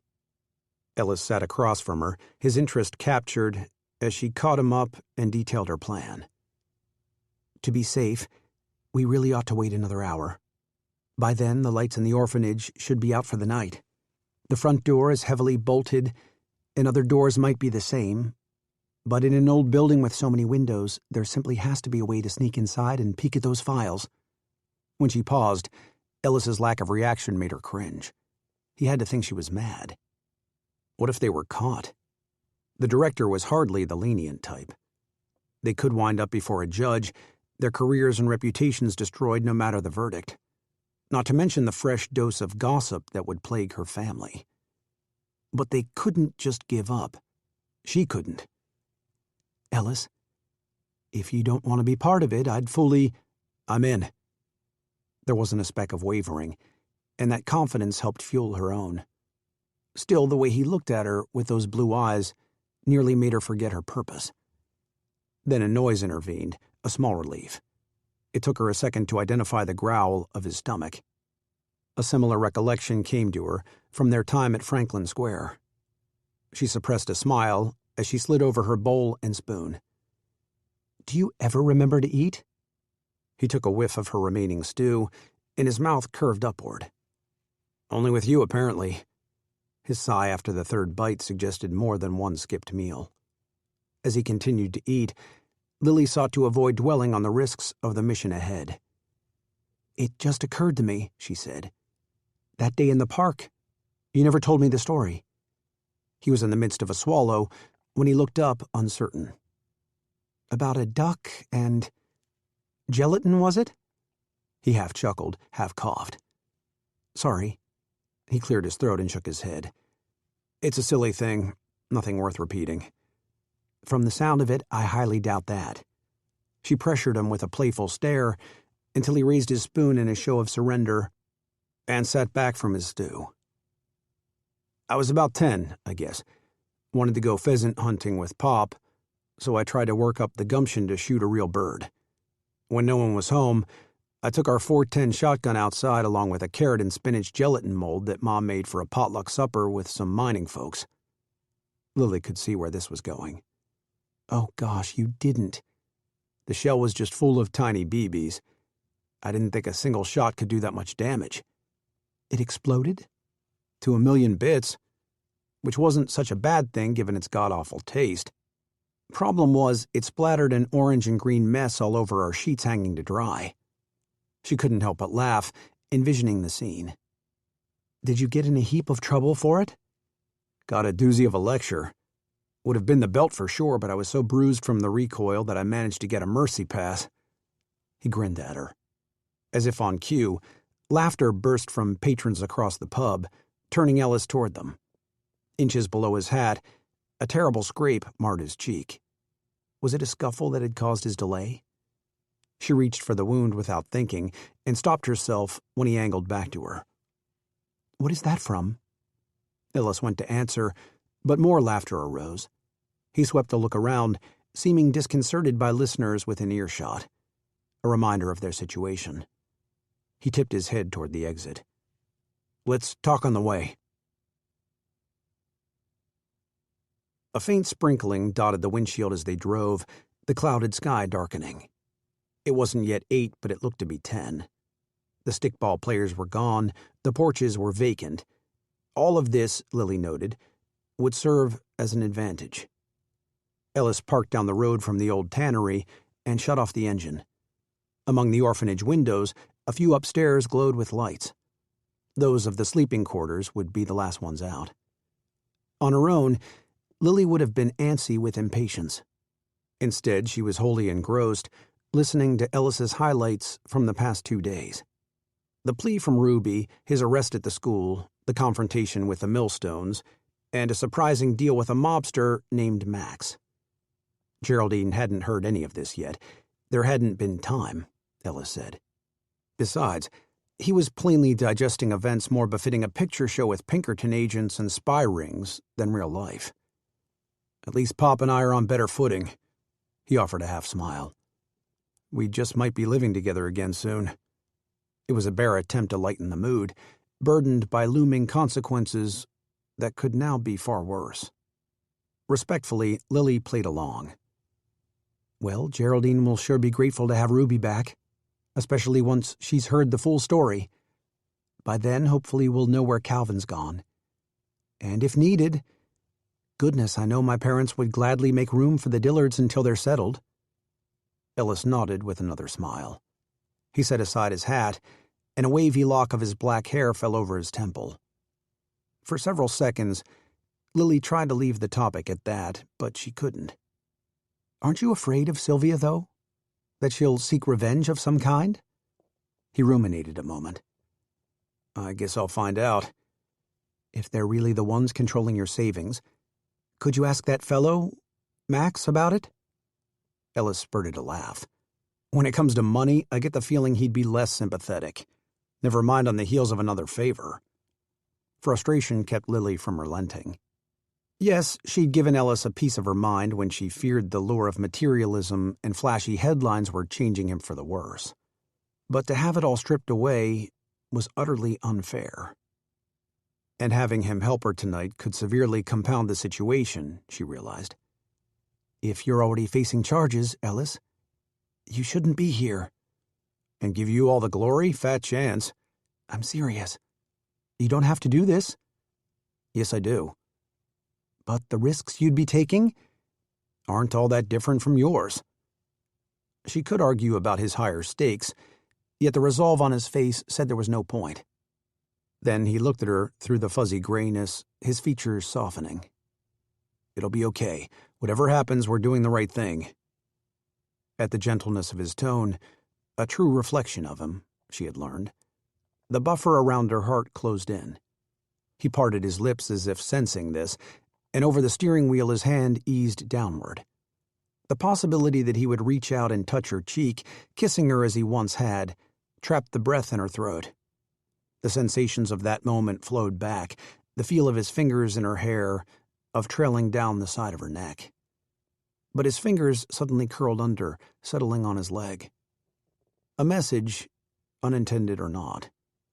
She shifted toward her window. With a discreet exhale, she wiped the images from her thoughts, grateful he couldn't see them. Would the lights in the orphanage ever turn off? "You do realize," he said after a bit, "if we pull this off, it can make great material for your own column before long." Aside from the chief, she hadn't discussed her offer with another soul. She turned back to Ellis. "You heard?" He appeared just as baffled as she was. "You landed a column?" "I thought—" "You sounded as if you knew." "I didn't," he said. "Then how—" He shrugged with an amused air. "Just seen you with Nellie Bly's books about 1,000 times. Always figured she'd brought you to the paper from the start." Lily was touched by his close attention, though she wouldn't dare tell him so. "Am I that predictable?" "Based on tonight, I'd say you're anything but that." She broke into a smile, which he sweetly mirrored, adding the charm of curved lines to his cheeks. "Anyway, congratulations. To get a slot like that from the chief, your writing must have really wowed him." "I think it was more a matter of pestering to the point of wearing him down." "I doubt that. The chief never had much trouble with the word no." That much was true, and the compliment filled her with a heady sense of pride. "So when does the column start?" She had no answer. As she remembered why that was, the purse on her lap gained the weight of iron, specifically from the diamond ring inside, an anchor to reality. "Actually, I'm not entirely sure it's going to." "Sorry?" "It's just that my plans might be changing." He peered at her, a wordless prod. The news business was a small community, a collection of professional gossipers. Ellis deserved to hear it directly from her. "Clayton's been offered a job. It's on the national desk at the Chicago Tribune. He wants us to go with him. I mean, not us. She motioned back and forth between herself and Ellis, growing flustered. How ridiculous of her to clarify. "What I'm saying is, he's proposed." Ellis's eyes went wide. "I didn't realize." Good heavens. She could see him revisiting their time in the kitchen. He thought she had withheld this from him. "It's new news," she told him. "Brand new. I've barely had a moment to process it, with the Dillards and all." "And you're accepting?" She didn't know yet, though she should. As planned, Clayton had given his notice at the Examiner, evidenced by the chief's crabbiness that would fade only with time. She had consequently spent the day steering clear of her boss, unless necessary. For a vastly different reason, she had done the same with Clayton. He would want an answer soon, and she would give him one. The right one, she hoped. "I think I am?" Ellis went to speak, but seemed to change course. "What about the column?" "I suppose it would have to wait. It's really not that important." She mustered certainty as she went. "Being with Samuel, creating a family, that's what matters." After a pointed pause, Ellis offered a pleased look. His eyes, though, said he was unconvinced. "Please don't do that." "Do what?" "Look at me that way. Like you understand everything about me," she thought. "What happened between us, you and me? I was emotional after Samuel's fever, and I was grateful for your help and for what you said. It truly meant so much. But I can't make another mistake, not with my son to think of. And Clayton, he's a good man, and he'll be a kind, dependable father. I couldn't ask for anything more." Ellis just held there, taking in her words. When he leaned back in his seat, he conveyed his understanding through a wistful smile. "I'm happy for all of you. I am." She refused to meet his eyes, determined not to falter. "Thank you." Over the eternal stretch that followed, tension turned thick as stone. It formed with little effort, both of them experts at forging walls around them. "It's time," he said at last, and grabbed a flashlight from under his seat. Only when he climbed out did she realize the orphanage had gone dark.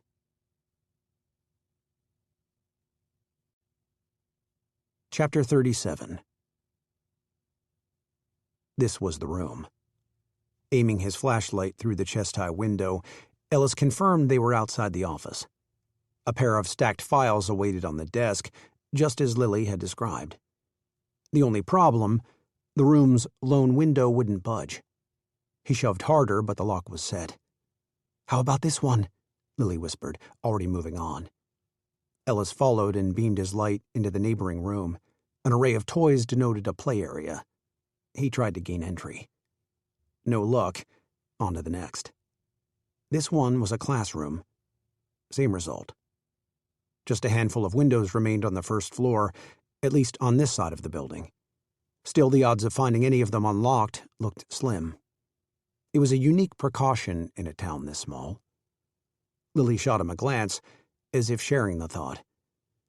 Shadows underscored the apprehension on her face, but that didn't stop her from continuing to another room, hands splayed, ready to give it a go herself. "Hold on," he cautioned. He needed to assess it first. Not waiting, she gave the window a shove and brightened when it rose an inch. She was driving him batty, for reasons more than this, but he couldn't think about those now. Fortunately, the space was vacant, another classroom resembling the first. He stored the flashlight in his coat pocket, and they shimmied the pane upward, one side at a time, until the gap was large enough to climb through. Lily grabbed hold of the windowsill. It was too high to pull herself up, but her reluctance to ask for his help was evident. His inclination to offer was almost as strong, in spite of any good sense. "Here, I'll give you a boost." He formed a step by lacing his fingers. Given the constraints of her work skirt, he squatted to an accommodating height. What other options did they have? After slipping out of her heels, she again grasped the sill. On his linked palms, she placed her foot, slick in a silk stocking, and pushed off. He averted his eyes from the length of her body, just inches from his face, as she stretched over him and into the room. His turn to go. He heaved himself up, wary of rattling the glass panes overhead. A low bookshelf aided his landing. Safely on the floor, he righted himself just as his flashlight slid out. Clunk. He swiped it up. Breath held, they stared at the half-open door. It seemed to slowly swing wider on its own. A trick of vision at night. Silence stretched out long enough to suggest they were in the clear. With ragged sighs, they proceeded past orderly rows of school desks and chairs. Lily peered into the hallway before tiptoeing out. Ellis followed, still listening for signs of other movement. 3 doors down, she stopped before the office, identified through the glass of the door, and gave the knob a twist. She looked at him, her worries magnified. Locked. Ellis wasn't as troubled. Having a father who preferred tinkering with machinery to conversation came with a few benefits. He handed her the flashlight. At her confusion, he put a finger to his mouth to quiet her. Then he reached over her shoulder and slid 2 hairpins from her updo. Her auburn locks unwound, falling loose around her neck. By then she understood and scooted aside. She trained the white beam on the door. On one knee, Ellis inserted the pins into the knob. It was a basic one, the sole reason he ventured to try. Besides a dumb impulse to impress her. He needed to concentrate. It had been years since he'd done this, back in his rebellious period, on a dare to pick the lock of the door separating the boys' and girls' locker rooms. He was a hero among the fellas until the shrieks broke out. Just like then, he maneuvered now by feel, despite rising doubt that he'd forgotten how. But then a mechanism moved, sliding free, and the lock lightly clicked.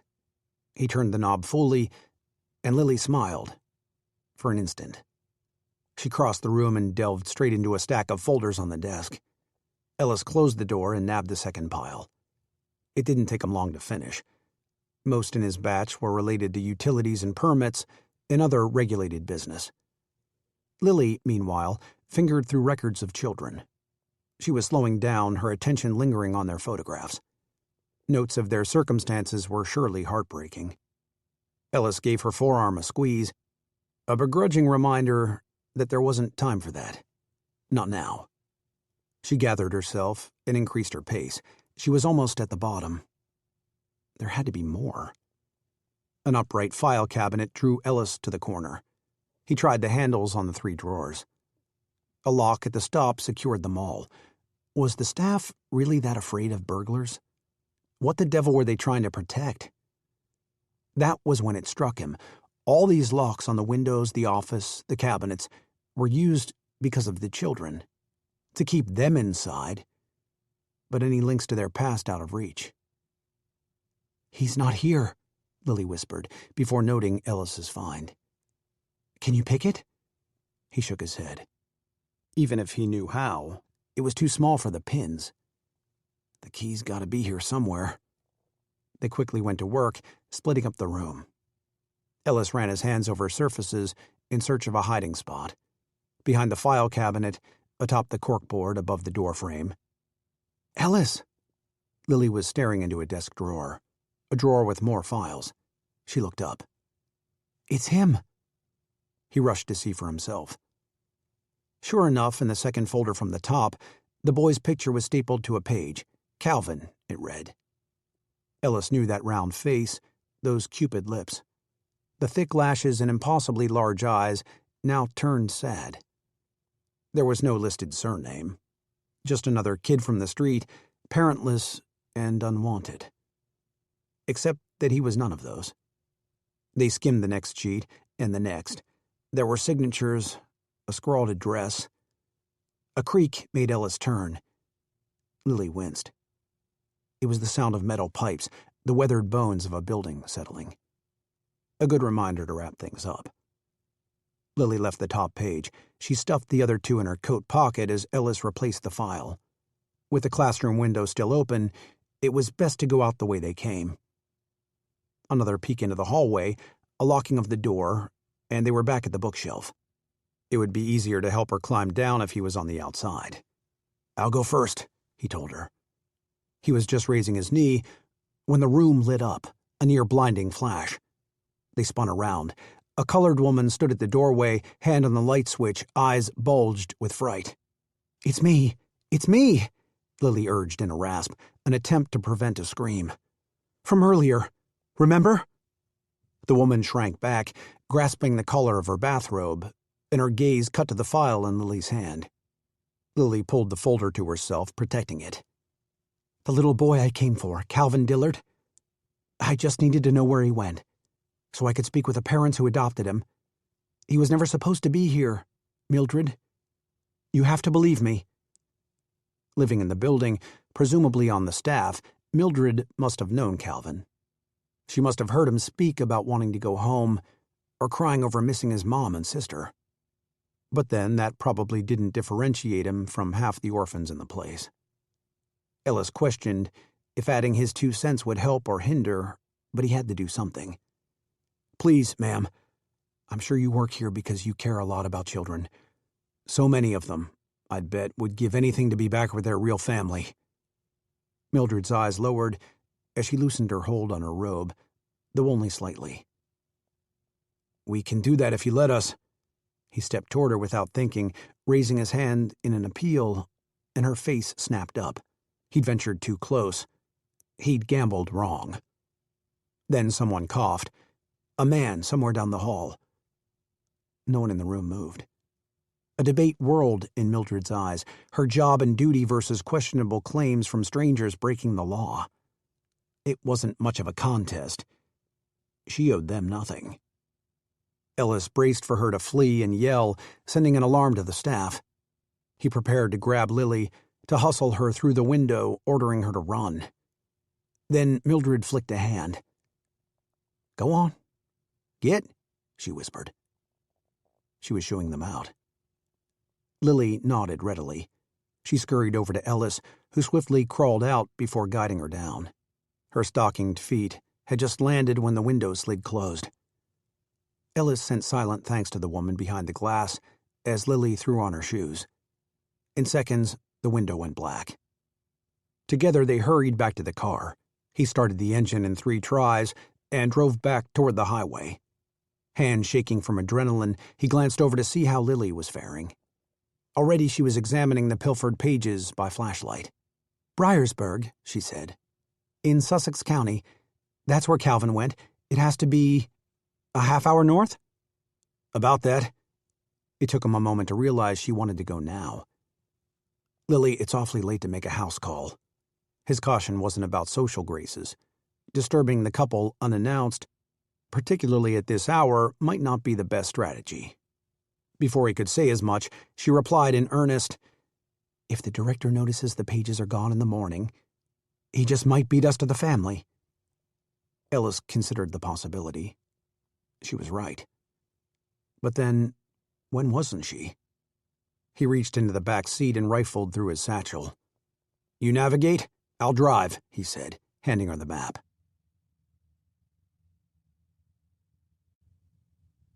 Chapter 38. Somewhere along the way they took a wrong turn. 2, in fact. Traversing unfamiliar highways and country roads was difficult enough in and of itself, much less on a moonless, rainy night. Add in weariness from the week, and it was no wonder Lily had misread the map. Twice. All the backtracking was costing them more time and civility. Her apologies for the errors had prompted assurances from Ellis, but only of the compulsory sort. From his growing aloofness, her own defenses arose. Combined, they formed an imposing third passenger. When at last they found Tillicum Road, she was more anxious than ever to reach their destination. Car slowing, they rolled down their windows. There were fewer chances of locating the home through rain-streaked glass. The sense of mud and wet straw wafted in, as did moisture that dampened their seats and clothing. Minor grievances, given their objective. "There's a house." Lily pointed toward lights, set back from her side of the road. Could Calvin finally be this close? "Look for the mailbox." She strained her vision. Sprawling fields appeared to dominate the area. The irony that Calvin had landed in a place so similar to the home he'd lost was as comforting as it was cruel. "Right there." A tin postal box caught the beam of the headlamps. Ellis stopped within reading distance and cleared his windshield with the manual wiper blade. The documents remained on Lily's lap, yet the couple's names and address were already etched into her mind. She sighed at the painted numbers on the box. "It's not theirs. Just keep an eye out for the next." He was right to sound unfazed. On the map, the road wasn't all that long. The correct house had to be here somewhere. She resumed her focus as they drove on. The rattling of the engine was nearly lost to the pattering of rain and chirping of crickets. Another wrong mailbox, and another. A fourth bore no markings, and the absence of lights implied that the residents had retired for the night. Ellis opted to bypass them for the time being, saying he would circle back if needed. As they continued, however, the chance that it was the right one gnawed at her. Could we go back to that last one now? It likely meant waking the household, but past 9 o'clock in a farming area, that was going to be a common challenge. And they simply had to present their case before the director had a chance. Ellis gave her an assessing glance, as if to decide if she was acting on a hunch or out of impatience. Whichever the conclusion, he replied, "I'll flip around after this hill." "Thank you." The car sputtered up the remaining half of the incline, then coasted down. When the road went level, Ellis eased over to the side, allowing them the width to double back. As soon as they swung around, Lily spied another mailbox. Lit by the headlamps, its black letters on a white background read like a marquee. Gantry. "Stop," she said, and he did. The A was partially worn off, the Y obscured by rust, But there indeed was the surname.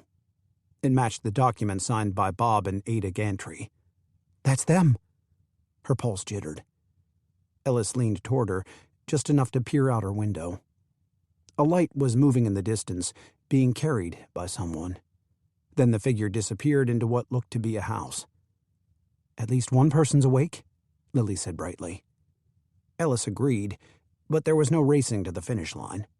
He simply closed his window, cueing her to do the same, and rumbled slowly up the dirt drive. Scattered stones caused bumping and more rattling. They parked near the barn. "Let me do the talking," he said. There was no arrogance in the statement, no note of condescension.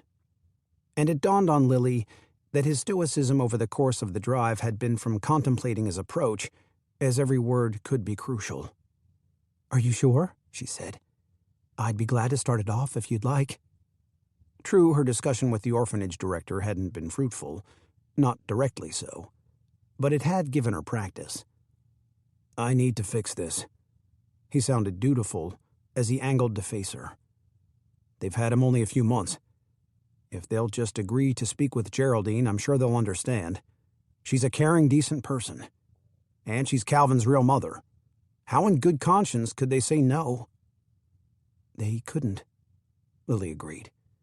Now she was the one who needed to instill confidence, regardless of her stirring fears. She even smiled. "I'll go with you." He nodded, a flash of appreciation in his eyes. Through the rain, they hustled toward the covered porch. The two-story farmhouse was light-colored and typical in structure, from what she could tell at night. Ellis didn't hesitate to knock, though the wait lasted an eternity. Finally, the front door opened halfway. Behind the screen door, a woman held a kerosene lamp. She wore a house robe and slippers, a long braid draping her shoulder. Yellow flickered over her elongated face. "Mrs. Gantry?" Ellis began. "Yes." "Ma'am, I realize it's late to drop by." "Who's down there?" a gruff voice cut in, startling Lily. In lieu of answering, Mrs. Gantry made way for her husband, presumably. He arrived barefoot, in a long plaid nightshirt that covered his hefty paunch. The back of his hair stood on end, as if molded by a pillow. Lily reflexively lowered her eyes a little. "Well?" he barked, this time at Ellis. "I do apologize if we woke you, sir." "This damn well better be important. Come morning, I got fields to tend to," he said, as Mrs. Gantry set the lamp on the entry table. She receded into the background, looking timid but curious as her husband continued. "And if you're out to sell something, you can keep right on going." "Not at all, Mr. Gantry. We've come about something else entirely." The man slid his gaze toward Lily, who smiled amiably, to no reaction before Ellis went on. "You see, we're here about a child you and your wife recently took in. A boy named Calvin. From the Warren County Home for Children?" Mr. Gantry appeared dubious. "Yeah? What about it?" While "it" could have been in reference to the topic, Lily couldn't help balking at the idea that he was referring to Calvin. At least the man had inadvertently confirmed the adoption. The realization sent Lily's mind wandering past the couple and into the house. Was Calvin upstairs, tucked into bed? Would he come running if she hollered his name?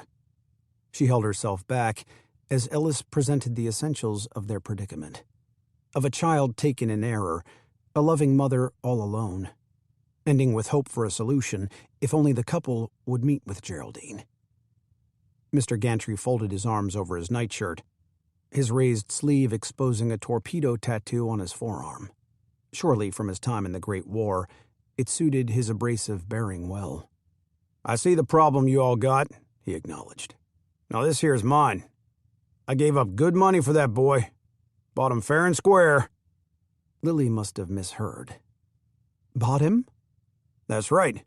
Had fees for his shots and paperwork and all that business, so I got no interest in talking to no woman. I don't care what her story is. Boy'll be working the farm like I got him for." Lily made no effort to hide her disgust. No wonder his grown sons had up and left, rather than staying to help work the land.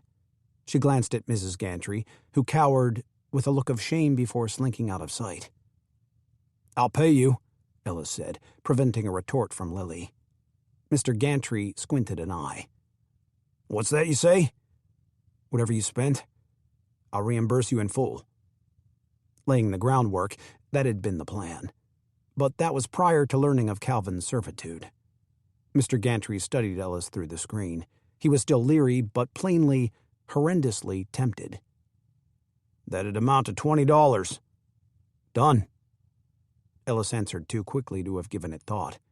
The farmer appeared to catch that himself. He curled his bottom lip in a wry, calculating way. "Of course, that's not including food and clothing and other troubles we've gone to. Kids can be expensive, you know." Ellis fell silent for several breaths. "How much?" "Oh, I'd say doubling it to 40 would be more in line."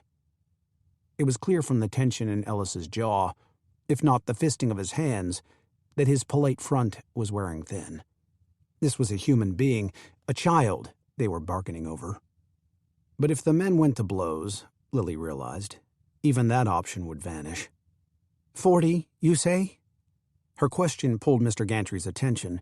She reduced her pace to feign thoughtfulness. It would be a stretch, but I think we can manage it. "All right, then," he nodded smugly. Then he opened the screen door, holding it wide, and wiggled the fingers of his free hand. "Let's see it." She looked to Ellis. He had told her earlier, with his account blocked after buying gasoline for the trip, he had a mere $3 to his name. As for Lily, she didn't have to scour her purse to know she didn't have more than $5. We actually don't have it here, she admitted. But I'd be delighted to get it to you straight away. She would gladly take it out of the money she had saved at home. "That's what I figured," Mr. Gantry huffed, concluding the negotiation, or maybe it had all been a test from the start. "Get off my property, and don't either of you come back or I'll sick the sheriff on you." With that, he released the screen door. Before it could slam, Ellis grabbed on. "Now just wait." Mr. Gantry skewered him with a glare. He fed out his words through gritted teeth. "You get your paws off or things are going to go bad real quick." Ellis surrendered his grip, letting the mesh return as a flimsy barrier, yet his tone gained an edge. "There's a little boy we need to think about here." "Ada?" Mr. Gantry yelled without turning around. "Give me my shotgun." Lily grabbed onto Ellis's arm and drew him back. "No need for that, sir. We're leaving. We're going right this minute." Ellis resisted for an unnerving moment before thankfully giving in. "Sure," he said. "We'll go." And they did. Still, the farmer's gaze followed and didn't let up until the start of the engine. When the front door of the house closed, they stayed true to their word and drove away. Though not as far, perhaps, as Mr. Gantry would have liked.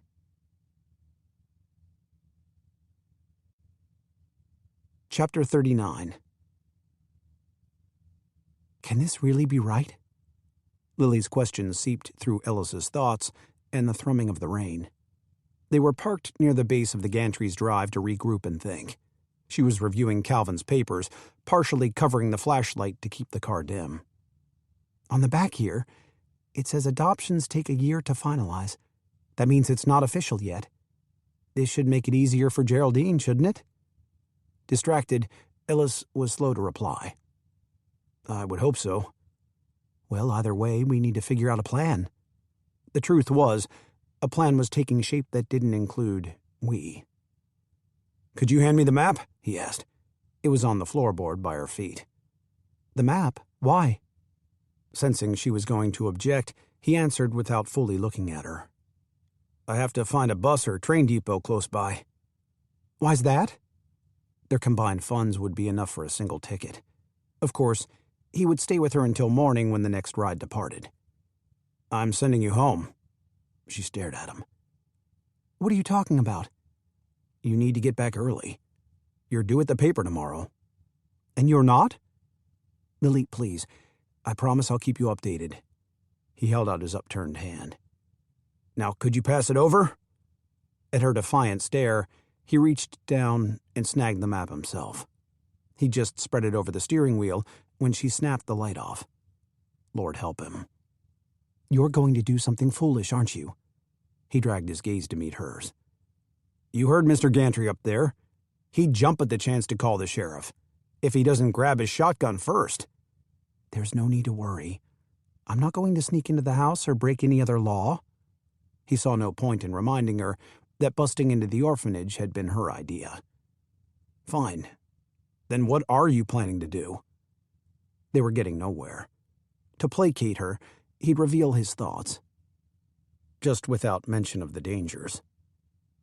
Since Mr. Gantry will be working early in the fields, with Calvin too, I figure, I could catch his wife on her own.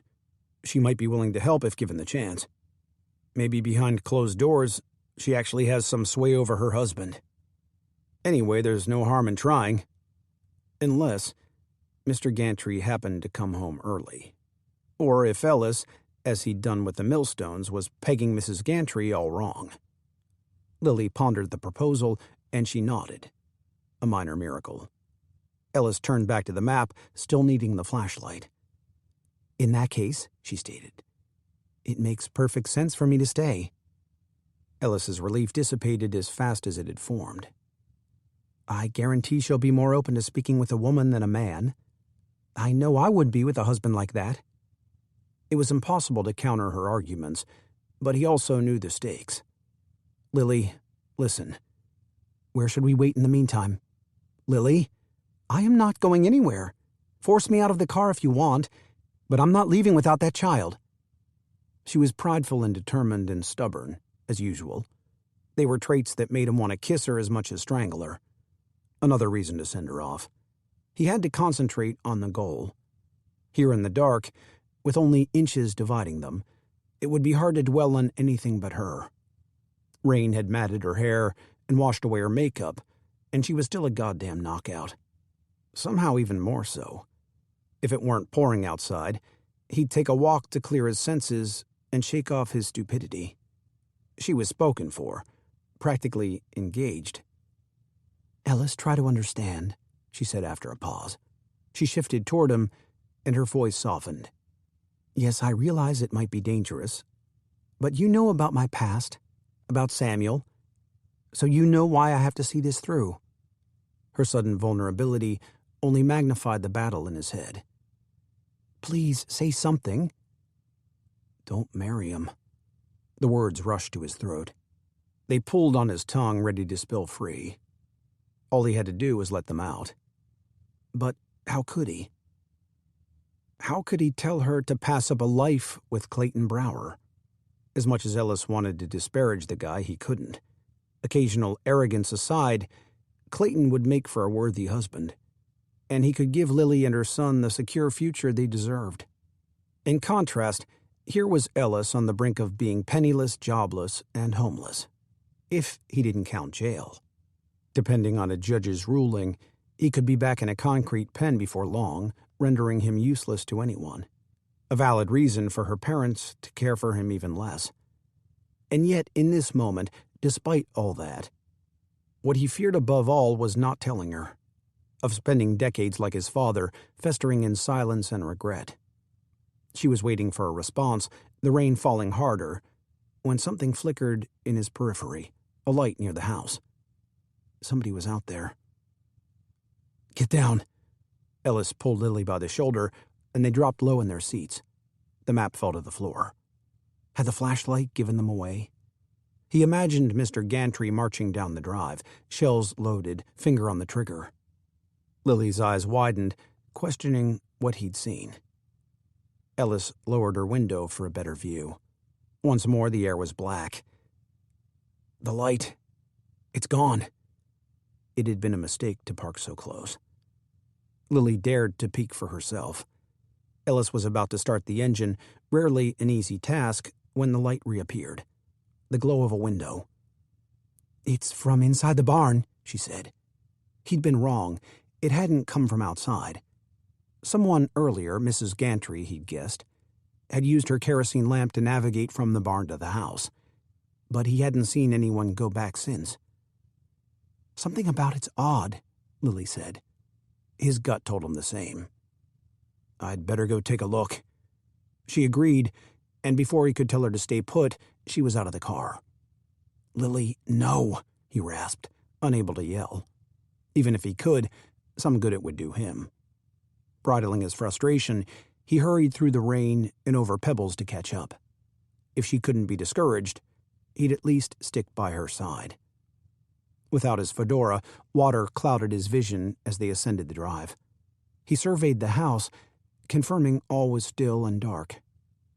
"Keep behind me," he whispered, an unbending order, as they crept around a weathered truck. To his relief, she didn't put up a fight. Finally, at the barn, he clutched the vertical handle of the door and cautiously rolled it open a crack. Sure enough, there was a light. A flashlight beam aimed at the rafters. His heart skittered in alarm, but not enough to back off. He inched the door farther, causing a squeak from its metal track, and the light vanished. Confounded, he glanced back at Lily. She was anxiously hunched with their flashlight, ready to click it on when needed. In that instant, he saw himself as a kid, caught reading under the covers after bedtime. All at once, he knew the source of the light. He stepped into the barn, and Lily followed.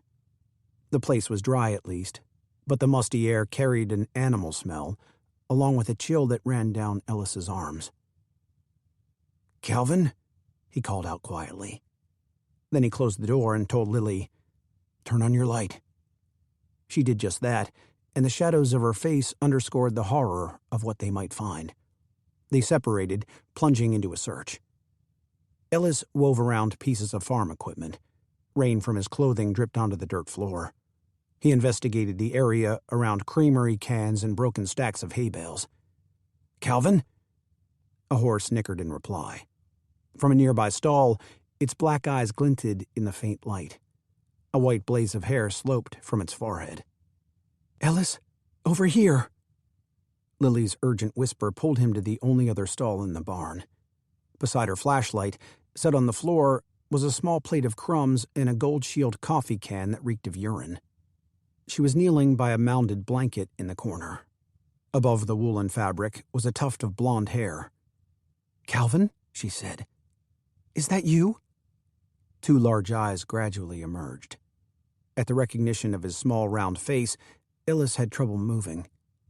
Whether this was the boy's nightly spot or a severe form of punishment, the situation was sickening.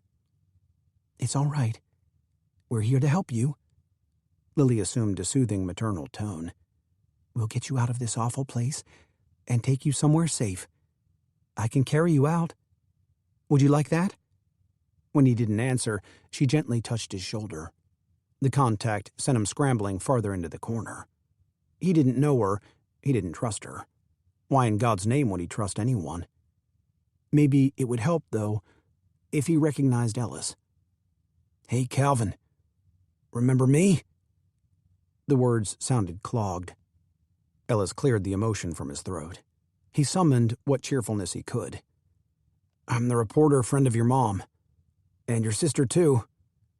Calvin's brow conveyed interest, but just a trace through his wariness. For years, Ellis had reveled in collecting details, seeking importance in the smallest of things.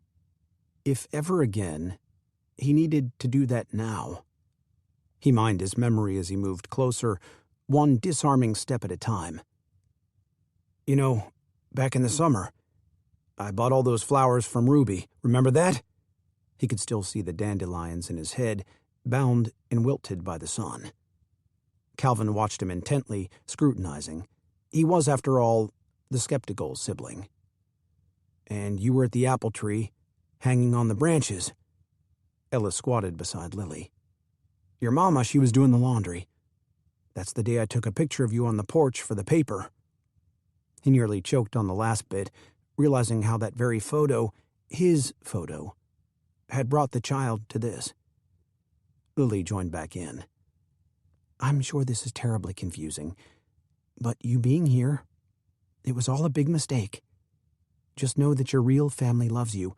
I swear they never stopped." Her speed was increasing, a reminder that every minute in this place was a minute too long. "If you want to be with them again, you have to come with us, okay, Calvin?" She tentatively reached for him, and he drew his head back as if her fingers were made of hot lead. "Calvin, please." Tears entered her voice. She turned to Ellis. If they just grabbed him and ran, they would risk his screaming, not to mention traumatizing him even more. He was already recoiled in his blanket, the rim of his flashlight cresting the fabric. What else could possibly comfort him? What would Geraldine tell them to do? She'd hummed to Samuel once, to soothe him when he was sick. It was worth a try, but Ellis had to recall the right tune. Was it Clementine? No, but it was a gal's name. Maybe "Oh, Susanna"? Blasted. The melody echoed distantly in the hollow of his ears. He could almost catch the lyrics. About giving an answer and being half crazy. About a bicycle built for two. It was Daisy Bell. "You know, Cal, I bet your mama would hum a song to make you feel better. We could sing one of her favorites, you and me. Want to try?" Not waiting, Ellis took the liberty of alternating his humming with the verses he knew. He probably was off-key and swapped a few words, but by the time he finished, a smile teased a corner of the boy's mouth. It was enough to give Ellis hope. "Ready to go see her?" Calvin studied him for a long, strained moment. At last, he relented with a tiny nod, and Lily's eyes moistened as she smiled. "I'm going to pick you up now," Ellis said with only partial relief. "And we can all go on a car ride." With care, he put his arms around Calvin, who didn't pull away. Once the kid was in a secure hold, Ellis started to rise. But something clinked and yanked them back down. What the hell? Lily lifted the blanket to identify the cause. A rusted chain, bolted to the wall, was tethered to a thick leather band, a cuff that looped Calvin's ankle. The boy was shackled. Like a spark to gunpowder, a bolt of fury flared through Ellis. The only thing containing it was the need to get Calvin as far away from here as possible. Lily was struggling with the binding in a panic. "I can't get it loose." "Tell me, buddy." Ellis did his damnedest to sound calm. "How did they get this thing off you?" Calvin shrugged that he didn't know. Or if he did, he wasn't up for yammering about it. "That's okay. We'll get creative." Ellis set him back down and joined Lily in scavenging the place for some kind of key or a cutter. Anything. Then a noise came from outside, and they stopped. Ellis would gladly take Mr. Gantry on, the wretched bastard, but he couldn't jeopardize the lives of everyone else. Already near the door, Ellis looked out. No lights or movement that he could see. Still in the clear for now. He resumed the hunt until Lily called to him. "Will this do?"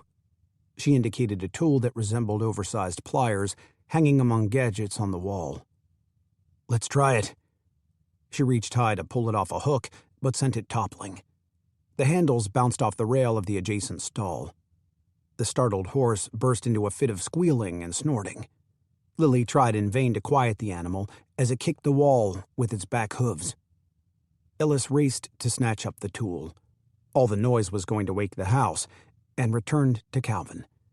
The poor kid was shaking. There was no time to soothe him. Ellis tried to cut through the rusted link to no avail. His heart was pounding against his ribs. Leaning down, he cupped Calvin's face to ensure the boy listened. "Don't move a muscle. You hear me?" Calvin eked out a nod, his chin caked with dirt. The horse had ceased kicking but was still whinnying and shifting in its stall. Ellis laid out the chain away from Calvin. Standing with feet apart, as if splitting wood with an axe, he gripped the tool overhead with both hands and came down hard. Clank! The links moved but stayed intact. "Damn it!" He laid them out again as Lily came to Calvin's side. This time, Ellis singled out a weaker-looking section. Fully rusted, it flaked between his fingers. Keeping his eyes on the target, he swung with all of his strength. Clank! A link broke free. "Thank God," Lily said. "Help me get him loose." She hurried to unhook the chain as Ellis swooped up the bundled kid. Then she snatched the flashlight, and they all headed to the door. She opened it wide enough for them to pass through, but before slipping out, Ellis glanced toward the house. Upstairs, a light traveled past a window. Someone was coming. Ellis commanded in a hush. "Run!" They took off in a sprint toward the car that felt 1,000 miles away. Raindrops assaulted Ellis's eyes. His lungs burned. More than one stone nearly rolled his ankles, but he held Calvin snug to his chest, refusing to let him tumble to the ground. Lily never left their side. They were almost at the car when a man's bellowing burst out. "You! Get back here!" A gunshot cracked the air, and Ellis reflexively ducked. Lily covered her head. Come on, Ellis told her. "Let's go!" She opened the passenger side and jumped in, arms outstretched for Calvin. Ellis transferred him onto her lap, the remaining chain rattling, and slammed the door. He rounded the car and got behind the wheel. The odds that the engine would come to life without several turns of the crank were slim. But with him already there in the seat, the engine still relatively warm, he gave the starter pedal a try. The motor coughed and died. But it was close. "Ellis, he's coming!" In the distance, the truck's headlamps were moving by the barn. Mr. Gantry's silhouette loomed at the steering wheel. Ellis tried his starter again, a longer cough with a sputter. "The truck stopped," she said. It must have stalled. Ellis could hear the farmer's engine struggling just like his. "Please, please, please," he murmured to his dear beloved Model T. If it cooperated just this once, he'd keep it forever, restore it better than new.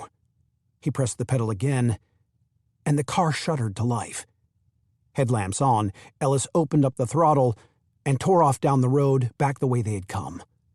A faint revving from behind told him not to celebrate. Hopefully the pebbled drive would slow the truck down. Lily whispered into Calvin's ear, rocking him, telling him everything would be all right. Ellis prayed that wasn't a lie. He flipped the wiper to clear his view, but their breaths were fogging the glass. Lily twisted to look back. "He's following." In the side mirror were 2 pinpricks of light, headlamps that would likely gain on them before long. Unless they figured out how to lose the guy, found a place to hide away.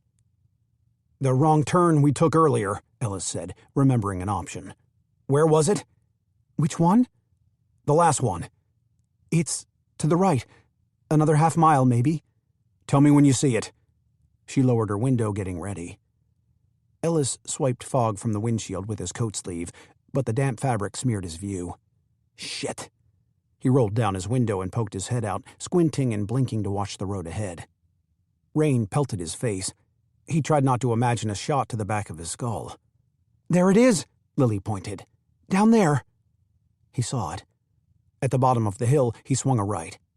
Almost immediately, he swerved into the graveled lot they'd passed on their last wrong turn. A feed store closed for the night. He came to a stop behind the building and killed the headlamps. Over his shoulder was a partial view of the main road. Lily squeezed Ellis's hand. Seconds stretched and thinned like endless strings of taffy. Darkness amplified every sound. The rain splashing on the roof, the idle motor ticking, the blood pumping in his ears. And the engine of the truck. Its roar gained power and momentum, louder and louder like a rocket preparing to launch. But Ellis, too, was prepared. He'd face the man with his fists, if nothing else. Though Ellis was no Jack Dempsey in the flesh, he'd fight till the end to keep Lily and Calvin safe. Finally, as if in slow motion, the shadowed truck rode into sight. First the hood, the cab, the flatbed. Then it passed them right on by.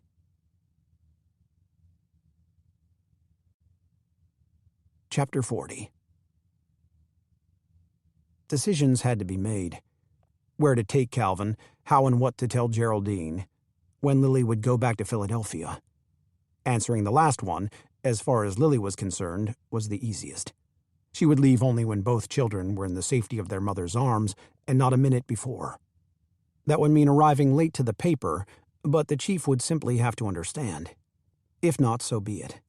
After the day she'd had, there were few challenges that would ever again make her cower. Now settled at Ellis's apartment, she should have been exhausted, but her mind was still buzzing. She had navigated their escape, keeping them off the main roads until they crossed the state line, and spent the rest of the drive holding Calvin while periodically looking back. Ellis had been wise to assume the duty of phoning Geraldine. Given Lily's state of mind, she'd have rambled on with far too many details. It would have been cruel to unload the full summary in a single dose. They could share more tomorrow in person when Geraldine arrived at 9, after Ruby was back in their care. "How did she take it?" Lily inquired, as Ellis hung up the phone. In the lamp's soft glow, she couldn't immediately read him. "She's pretty shaken." Lily nodded. "Weren't they all?" He gestured toward his bedroom. "Is Calvin asleep?" "Out like a light." The child had been so groggy when she carried him in that they didn't trouble him with food or a bath. All of that could wait, save for the shackle. Ellis's first priority had been to remove that despicable cuff. He had carefully maneuvered with a screwdriver and pick, then flung the rusted links aside. On the boy's ankle, the red circular mark left from the band would undoubtedly fade faster than his memory of the ordeal. Spurred now by the target of Lily's gaze, Ellis gathered up the chain and stored it in the entry table beside their drying coats.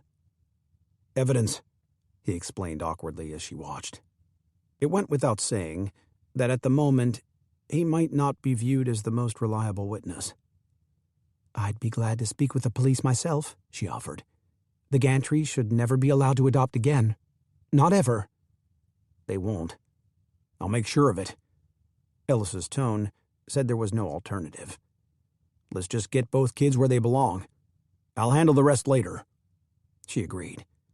With such uncertainty in the days and weeks to come for Ellis, it was best to face one issue at a time. "Thank you, by the way." "For?" "For not arguing about me going with you to fetch Ruby." He smiled at her. "I figured you'd refuse to stay put even if I told you to." She gave it some thought and confessed, "That's true." They both laughed a little. In the quiet that followed, a thread of remorse spiraled through her. They were on the last stretch of a marathon. In a handful of hours, she would board a train at Penn Station, and they would go their separate ways. It was a smart choice, of course. Still the right one, despite her doubts crowding in. "Go on now." Ellis sent a nod toward his room. "You should catch some shut-eye." It did feel odd to have him relegated to the Davenport in his own apartment, particularly since she wouldn't be sleeping a wink. She was certain of that. Although she imagined he wouldn't be either. Resting beside Calvin was at least a sensible way for her to pass the time. "Well, good night, Mr. Reed." He smiled again. "Night, Miss Palmer." Lily had guessed wrong. After she jolted awake, she realized she had fallen asleep. Beside her, Calvin's rhythmic breaths had certainly added to the comfort from Ellis's downy pillow. How long had she dozed off? A dark gap in the curtain confirmed it was night. Then a knocking sound reached in from the next room, and she discovered what had woken her. She pictured Mr. Gantry at the front door, rage warping his face, shotgun in his grip. But he couldn't have known where they were. Unless he'd managed to trail them. She scurried off the bed, fending off waves of dizziness and terror, and peered out of the room only to find that she wasn't alone in her suspicions. "Is it him?" she whispered toward Ellis's back in the entry. A large kitchen knife glimmered in his hand. She risked a few steps forward for an answer. "Is it?" He showed her his palm in order to stay back. More knocks reverberated with force, and Lily had a terrible notion of who else it could be. For Max, a few henchmen could solve his sister's issue in another way. Ruby's transfer could have all been a ruse. Ellis stooped for a look through the peephole. Breath held, Lily mentally prepared to nab Calvin. They would flee down a fire escape outside the bedroom window, if there was one. Heavens, why hadn't she checked? But Ellis lowered his knife and unlocked and opened the door. He spoke with the caller, blocking out the person's identity, until he stepped back to welcome a familiar guest. Lily burst into a grin. "Oh, Mrs. Dillard, it's you!" In the whole of her life, Lily had never been so happy to greet anyone. As Ellis locked the door, Geraldine scanned the room. "Where is he? I gotta see him. Where's my Calvin?" Wringing her hands, she seemed almost frantic. A glance at the clock affirmed she was several hours early. It wasn't yet 4 in the morning. Lily had to remind herself of what Geraldine, as a mother, had to be going through. She moved closer and replied quietly, "He's in the bedroom, fast asleep." "And he's not hurt? He's all right?" Geraldine's moistened eyes pressed for the truth. "He's fine." Or he would be, Lily hoped. Geraldine turned to Ellis as if in need of confirmation. But when her gaze dropped to his hand, he relinquished the knife onto the entry table. "Only a precaution." Lily continued with Geraldine, detouring from a more daunting explanation. "It's such a lovely surprise to have you here already. After Mr. Reed called, I just wasn't going to be able to wait. Doc Summers let me borrow her car, as I used to drive some, and seeing as I'd be—" Her attention splintered, landing on a sight behind Lily. In the bedroom doorway, Calvin stood in a grungy shirt and overalls, rubbing his eyes. Geraldine's gasp held a quiver. She started toward him, but paused and folded onto her knees. Slowly, she held out her hands, a gesture of yearning lined with fear of scaring him away. "Cal, baby, it's me. It's your mama." He was stunned or confused, likely both. According to Ellis, Ruby had been aware of her mother's illness all this time. But had Calvin known as well? Did he believe his mother simply didn't want him? Had Sylvia filled him with even more crushing lies? Dread from such questions appeared to crease Geraldine's features. Seconds later, however, the answers became apparent. As much as needed to be, when Calvin's tentative steps soon hastened to reach his mother. He threw his arms around her neck, and Geraldine heaved a sigh. Together they hugged and cried as she rocked him from side to side. She kissed his cheeks and hands, and told him she loved him again and again. "I love you too, Mama," he told her. They were the first words he had uttered all night, the first words Lily had ever heard him speak. And they were perfect. Ellis looked on with his hands in his trouser pockets. His expression reflected the sense of healing that stirred within Lily, a bond that permeated the room. Drying her cheeks, Geraldine came to her feet, and Calvin clung to the side of her skirt. This would likely be his favorite spot for a long time to come. "Now then," she said to Ellis, "I need to see my daughter. Where's Ruby at?" "At the Millstones. We'll be there at 8. "No, I'll be going there now." Her staunchness clearly surprised Ellis as much as it did Lily. "Mrs. Dillard," he said, "you need to trust me on this. The brother who arranged this. Let's just say he's not a guy whose orders you break on a whim. Besides, I think him being there could be a real help." The reason for that wasn't difficult to fathom. Presuming Sylvia wasn't happy with the arrangements, Max taking the lead would ensure a smoother transfer. "So, she expects us at 8, Geraldine said. Lily chimed in to assure her. "Only a few hours to go."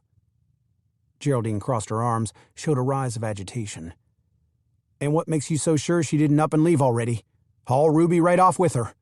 Way I see it, if her mind's all that troubled, I doubt she'd give any advice much weight. Now, I'm real grateful for what you both done tonight. But I'm Ruby's mother. If I got to drive all over the city to find that house myself, and even track her down from there, I'll do it. With or without the two of you." Lily and Ellis traded looks. The day had towed them through more loops and turns than the cyclone on Coney Island. They hadn't had a chance to even consider disrupting Max's plan, nor the possibility of others outright defying him. What if Geraldine was right? What if her daughter was long gone? "We'll take my car," Ellis said, already grabbing their coats.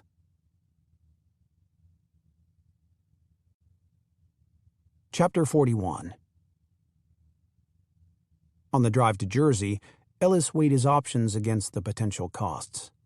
If the Millstones had managed to spirit Ruby away, finding her again could prove impossible. They could take on new names, a new residence, new lives. All they needed was money and the right connections. The couple had both. But offend Max Trevino, and the possibility of any help now or later could vanish.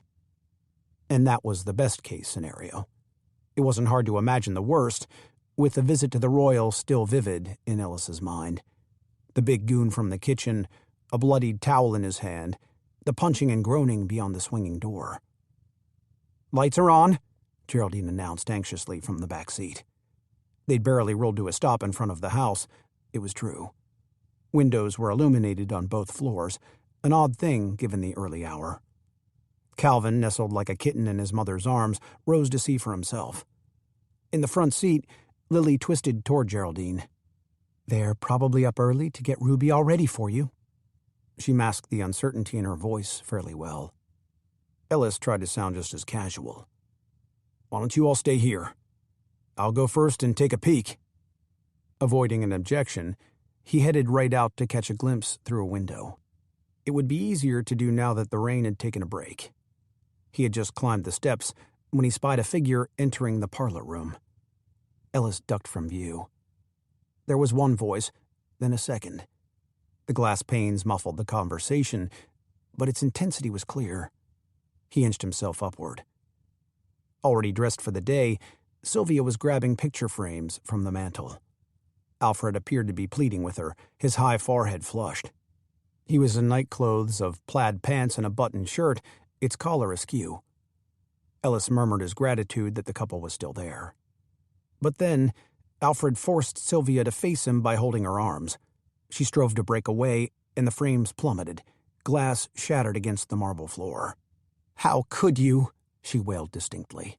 Pushing him off, she fell to her knees and worked to salvage the photos from the shards, slicing her fingers and yielding drips of blood. Her attempts to wipe the images seemed to make them worse. A guttural sob brought a stream of tears. Alfred joined her on the floor, where she held a picture helplessly. He drew her in, and she let him, the photo falling free. He rubbed her back and spoke in her ear. For a moment, Ellis felt intrusive enough to back off. But with an abrupt shove, Sylvia scrambled away to stand, angling toward the window. Ellis dropped down. From this distance in the dark, his view of Lily and Geraldine was indiscernible. But he could sense their gazes trained on his every movement, anticipating, questioning. "Victoria?"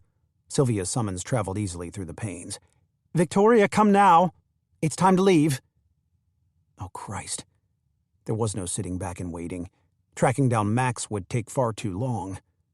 Ellis couldn't risk the chance of Sylvia sneaking Ruby out. The bargain was off. He marched over to the front door and pounded with his fist, pounded again. The door swung open. Alfred's face sparked with relief, snuffed out by his recognition of Ellis. "What are you doing? You shouldn't be here yet."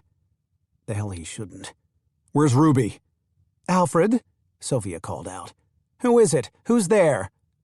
Alfred shifted into a hush. "You have to wait outside," he told Ellis. "Now go. Go!" He was shutting the door, his hands in pajamas tainted with blood from the frames, when Ellis pushed forward and stopped him. "You want me to go? Then hand Ruby over." Sylvia appeared at the door and forced it open the rest of the way. Tears had streaked her makeup, blackening the rims of her eyes. Her gaze ricocheted from her husband to Ellis and back. "You phoned him," she was exasperated, accusing. "You told him to come early." "Darling, no, don't be silly. I thought it was your brother at the door." She shook her head, backing away, betrayal further darkening her face. The situation was on the brink of a freefall. Ellis stepped toward her in the entryway. "Mrs. Millstone, let's just sit down and talk. Could we do that?" He needed to keep things calm for Ruby. But Alfred raised a hand to hold Ellis off, a signal to let him manage this. "Please, Sylvia, don't make this more difficult. We'll get through this together. The two of us." "The two of us?" The phrase had a souring effect. She stared at him, a sudden revelation taking hold. "That's it, isn't it? That's what you've wanted all along, to get Victoria out of the way." Alfred gaped at her, stricken. "That's absurd. How could you suggest—" "You don't know what you're saying." "You told me to say it was me, that I was the one driving, because you drank too much brandy, but it wasn't me at all." Her voice sharply turned to ice. "It was you. You'd planned all of it, didn't you?" "What? No, I wouldn't. It was an accident." Alfred grew more flustered, emotion choking his voice. "The roads were slippery. You were there, you know this. I never meant to hurt our daughter. I loved her." For Ellis, the staggering exchange only cemented that the Dillard kids never belonged with these people. He glanced around for Ruby, prepared to tear the house apart to find her. Sylvia abruptly bellowed toward the stairs. "Claire!" "Darling, listen to me." Alfred proceeded toward Sylvia, who went scuttling to the staircase, a wild animal evading a trap. Blood from her fingers dotted the white floor. The housekeeper emerged above, already dressed in uniform. "Ma'am, where is Victoria? I instructed you to bring her down." "She's collecting her belongings. They're not quite ready." Claire spoke with her gaze low, but it wasn't solely from being timid. Ellis recognized the effort to stall. He envisioned Ruby hiding somewhere in a corner, a closet. Would she try to slip out a back way, venturing alone in the dark? "You deliver her this instant, or I'll come and get her myself," Sylvia commanded, spurring Ellis to intervene. "Claire, you keep her right where she is." He was about to start for the stairs, hoping force wouldn't be needed to keep Sylvia back, when Ruby's small, groggy face poked out from behind the housekeeper. "Ah, Victoria," Sylvia said. "There you are." She sighed with a smile, a disturbing switch of mood. "Come along, my dearest. We're going back to California, our real home." Claire subtly stiffened her arm over Ruby, standing guard. "Victoria?" Sylvia was struggling against an onset of frustration. "Be a good girl now and listen to your mother." "Ruby?" "It's okay," Ellis piped in. "I'm taking you to your family." A rub to the eyes, and Ruby eased out into view. She wore a sailor dress with no shoes, her hair mussed from sleep. Slowly she began her descent, her gaze lifting with her steps, her expression lightening halfway down, where she suddenly picked up speed. Sylvia reached out to embrace her. "That's my dear girl." But Ruby flew right past. "Mama!" she cried out, and sprinted into the open arms of Geraldine, now standing in the entry. Her son was scurrying in to join her, with Lily just behind. Sylvia's arms went limp as she watched. Her red-smeared fingers dangled at her sides. Growing out of sorts, she sank onto the bottom step, shrinking into herself. "Calvin," Lily said, trying to coax the boy away. "We need to stay outside now." She sent Ellis a look of apology, a message that she'd tried to contain him. Likely his mother, too. But what did they expect? Then Geraldine held the hands of her children and turned to Alfred. "I got both my kids here, and I'll be taking them with me." She wasn't vindictive or cold, simply assertive as their rightful mother. Alfred looked utterly lost. Only the rumble of a passing car filled the quiet as he nodded. Claire had just made her way down to Geraldine. She handed over a small overcoat and a pair of Mary Janes. "For the lass." With a wistful smile, she bent before Ruby and gave her nose a gentle tap. "You'll mind your mam now, won't you?" Ruby beamed in agreement. When Claire shifted toward Calvin, who kept snug at his mother's side, she opened her mouth, but no words came. Solemnness, born of regret, played over her features until the boy spoke softly. "Goodbye, Miss Claire." Claire smiled, her eyes misting over. "Goodbye, sweet lad." Ellis had no idea how Max would feel about the change without approval, but he knew better than to stick around and find out. "Time to go," he said. Lily, after a kind nod to Claire, ushered the family toward the door, away from memories that hopefully one day would become a forgotten dream for each of them. "Sylvia, no!" Alfred's order swung Ellis around. His focus cut to the staircase, now vacant, before locating Sylvia across from the parlor at the edge of the den. She gripped a revolver with both hands. Aimed at Geraldine, it quivered in her hand. "Darling, give me the gun," Alfred implored. "You don't need to do this." There was a ghostly distance in Sylvia's gaze, a disconnect. The other woman clambered to protect the children in a frenzied, panicking huddle. Ellis stepped into the line of fire, though he couldn't shield them all. "No one's taking my daughter from me," Sylvia said. No trace of anger, just matter of fact, which was even more frightening. Ellis showed his palms, a peaceable approach. "Mrs. Millstone, if you want to blame anyone, you should blame me. Not them, just me. I'm begging you." She didn't react. She was locked in her own realm, seeing right through him. "Mrs. Millstone," he urged, striving to break through. Then came a click. She'd cocked the hammer, her finger hugged the trigger. Before Ellis could think, he lunged forward, reaching for the weapon. A shot exploded from the barrel, and the feel of a red-hot poker pierced his side, but he wouldn't stop. Couldn't. They were grappling on the floor, fighting for the gun. Every movement gouged him inside. The pain throbbed and spread through his body, narrowing his vision. He heard a throng of voices, a din of words. He couldn't give up, but his strength was dwindling, his limbs turning to water. The room was dimming into an endless tunnel of blackness. The last thing he heard before his mind fell away was the blast of a second shot and a woman's blood-curdling scream.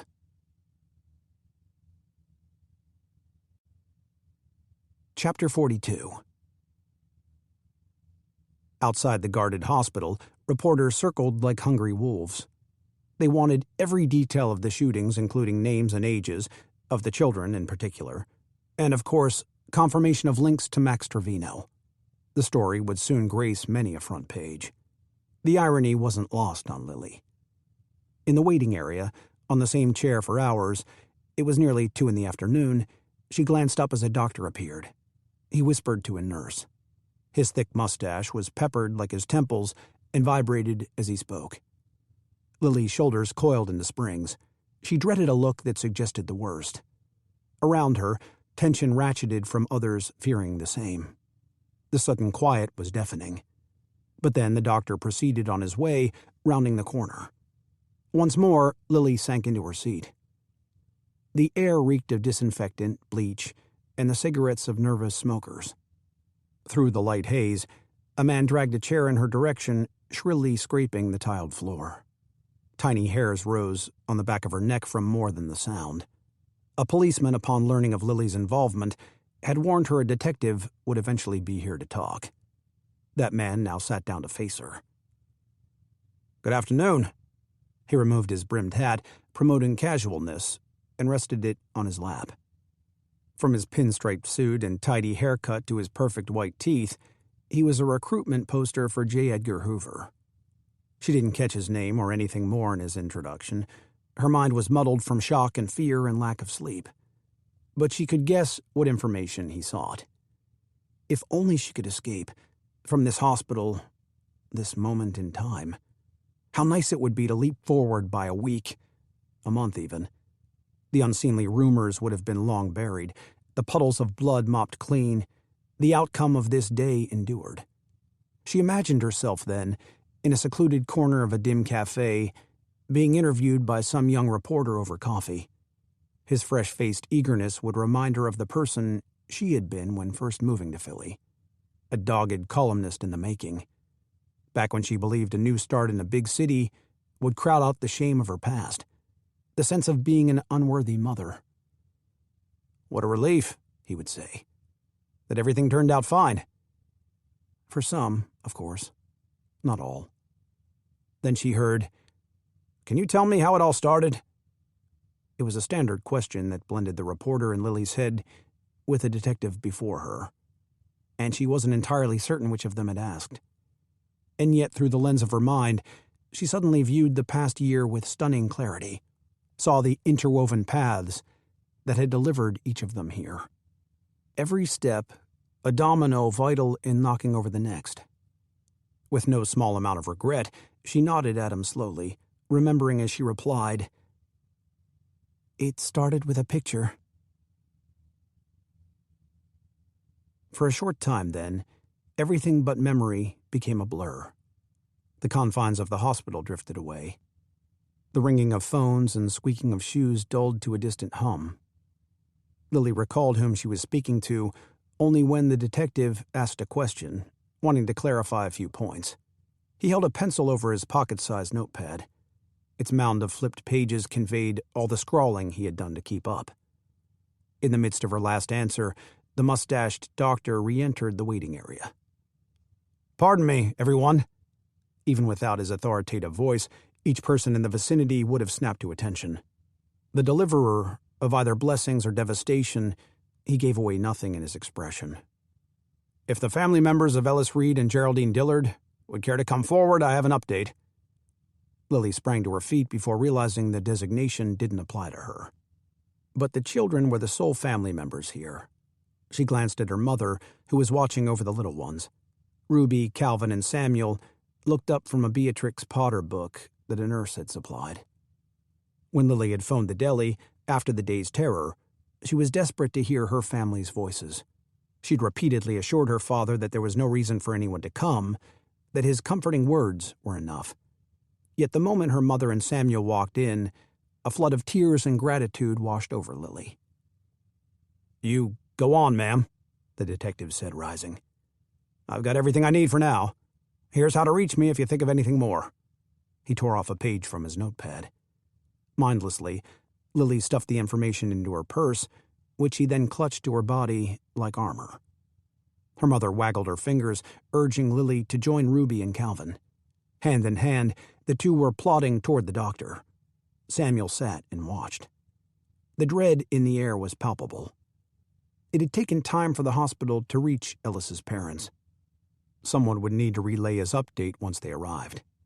Lily would cling to every word, largely for this purpose, she told herself, though the truth of her interest was far more personal. Her greatest concerns over Geraldine, on the other hand, resided with the children. Her reservations over what they were about to learn were clearly shared by the doctor. "Children," he said, "I think it's best you sit back and wait while I confer with the adult here." Straightening, Ruby wrapped her arm around her brother's shoulders. She emitted the air of a seasoned protector. "This is about our mama. We got a right to know." The doctor looked to Lily for approval. While such an allowance was uncommon, they were hardly common kids.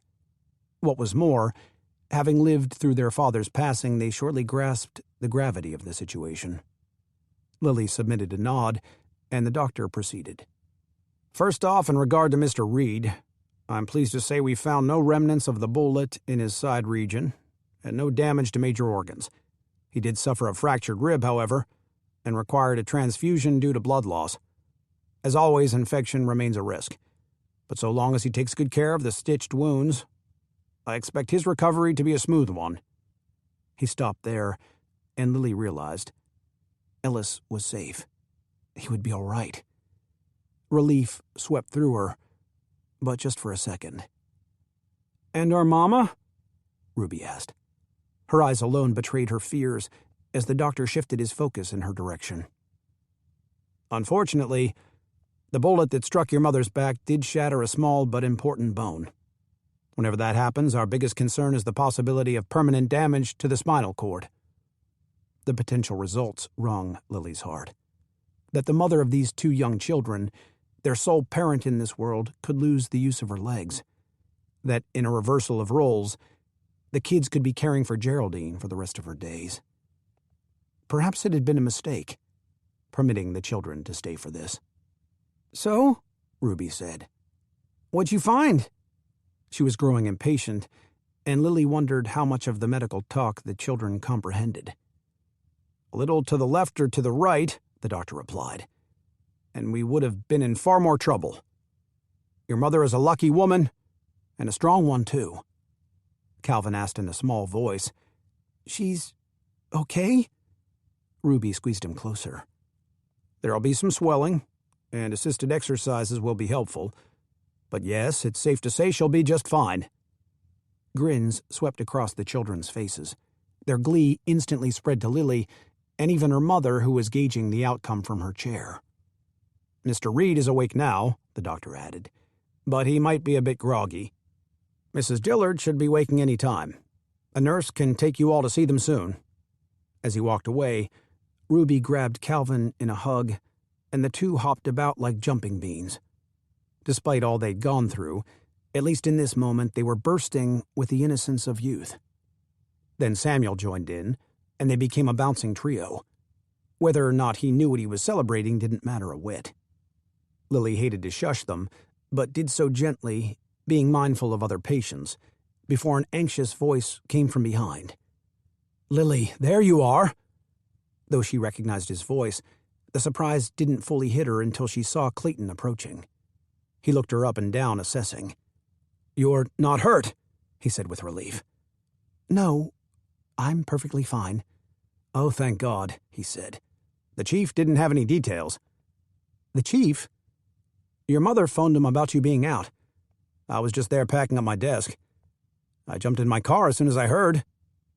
She was ceaselessly amazed by the support her parents gave, regardless of the effects on their lives. And now here was Clayton, another person in her life willing to look out for her, to protect her. "I feel terrible that it caused you to drive all this way. I would have assured you, if I'd known." "Sweetheart," he said, "what in the world happened here?" A simple question with an overwhelming answer. All at once, she felt so very tired. Aside from a brief nap while curled up on hospital chairs, it seemed an eternity since she had truly rested. The idea of recounting the journey all over again only added to her fatigue. Even so, she owed it to Clayton to at last tell him everything. In the background, a nurse was pushing a patient in a squeaky wooden wheelchair, fresh visitors were milling about, and Lily's mother was trying to calm the children while suppressing her own smile. "Let's find some place quiet," Lily said. The emptiness of the stairwell amplified the silence in the stale air. A full minute had passed after Lily finished, and Clayton still stood before her, absorbing, clutching his fedora to his side. "What I don't understand," he said finally, "is why you'd put your life in jeopardy like this. You should have told me. I would have helped." "I know I should have, and I was going to. The other day, I'd planned to tell you all about my column at the same time when—" "Your column?" Confusion clouded his eyes. "Whatever are you talking about?" She winced, her justifications crumbling into a pathetic heap. Yes, his proposal at lunch had thrown her off, but for several weeks prior, she'd had countless opportunities to go to him, and she hadn't. And not just about the Dillards.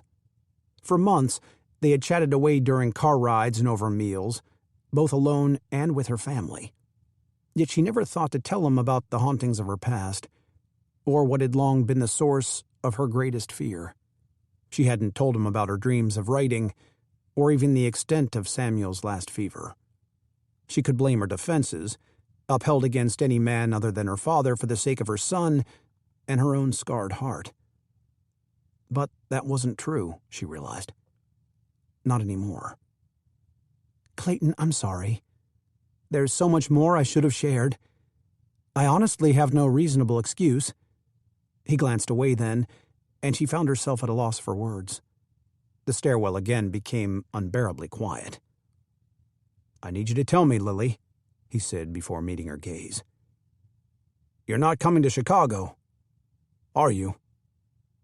At the resignation in his voice, she strove to assure him. "I care for you so deeply, Clayton, and what you're offering is incredible, sincerely, for me and for Samuel." "That wasn't my question." He cut her off, but not in a terse way. She was meandering around the truth, and they both knew it. As much as she didn't want to hurt him, this thoughtful, successful, dashing man who was willing to give her so much, she couldn't go on pretending. He deserved more than that. He deserved someone who would challenge him, even to a frustrating degree, to make him look at himself and others and the world in a new way. Someone who inspired him to push himself further than he ever thought capable. Someone who needed him as much as he needed her. She wanted that for Clayton. And for herself. At long last, to provide an answer, not only about Chicago but about the fate of their future, she gently voiced her realization. "No, I won't be going." He took this in, and he sighed. There was less disappointment than acceptance in his face. Perhaps he had already known it would come to this. Perhaps from the start they both did. She reached into the coin pocket of her purse and retrieved his ring. She held it tight between her fingers, feeling the finality of her decision before handing it over. Wordlessly, he slid the ring beneath his overcoat and into the breast pocket of his suit. "Clayton, please know. After all you've done for me, all the time you must feel I've wasted. I'm just so sorry." His brown eyes softened as he looked at her. "I'm not," he said, and brushed her chin with his thumb. Then he kissed her on the cheek, with a kindness she would always remember. "You take care, Lily." A wave of emotion flowed through her as she returned his smile. "You too," she said, and she watched him walk away. The question didn't need to be spoken. Curiosity over Clayton's whereabouts appeared plainly on her mother's face when Lily returned to the waiting area alone. Getting straight to it, Lily pushed out the admission. "He's gone." Her mother went still, comprehending the meaning. The children were playing quietly nearby, waiting patiently to see Geraldine. "Sit." Lily's mother gave a single pat to the chair beside her, an order Lily heeded while bracing for a lecture. "Yes, I'm downright foolish. I know that's what you must think of me. What I think," her mother said, "is that you'd be foolish to do anything you're not meant to." Lily shifted to face her, not hiding her surprise. "You're our miracle baby, Lillian Harper. Your father and I have always wanted great things for your life, but nothing more than your happiness." The words brought tears to Lily's eyes. Her path had detoured so greatly from her parents' sensible expectations. Her subsequent shame and guilt had been her warranted load to bear. And yet, she felt the remnants of that weight disintegrating now. They dropped away like stale, insignificant crumbs. She smiled and held her mother's hand. "Do you know how much I love you?" "I do," her mother replied. And Lily believed her. A mother always knew.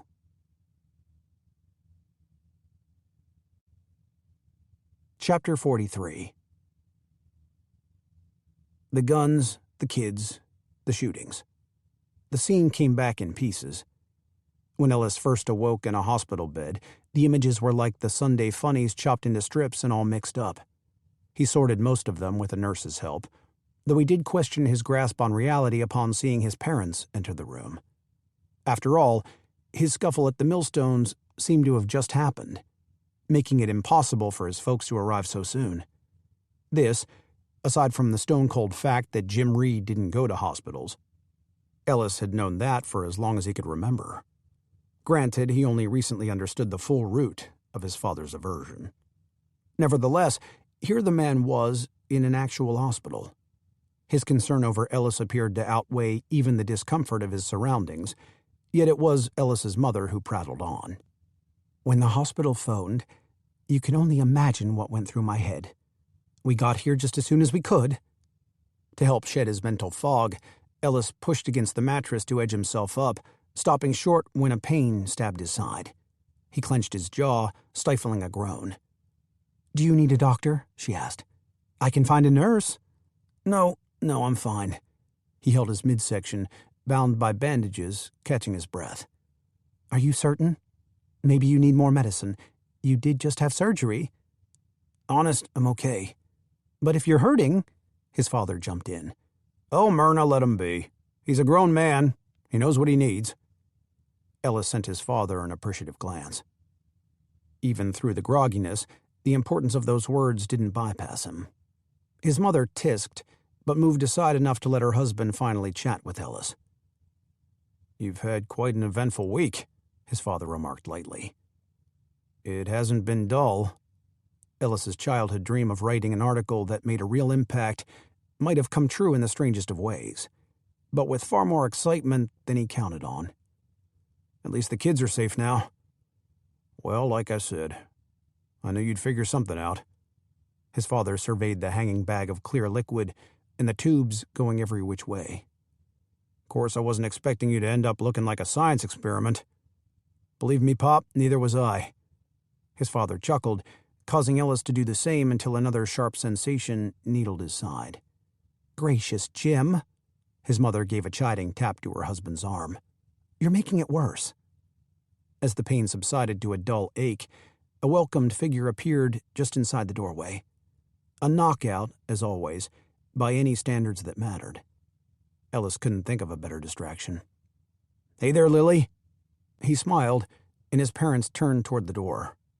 The brightness in Lily's face dimmed on a dime. "I'm sorry, I didn't realize. I should have checked. I'll gladly wait until later." "No, hold on," he said, not wanting her to run off. When he couldn't form the next words, his mother, the ever-keen observer and meditator, did it for him. "It's fine timing, actually. Ellis's father and I were about to check in with the doctor.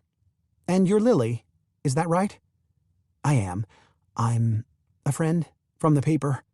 The Examiner, I mean." The rarity of seeing her flustered made Ellis rather enjoy the exchange.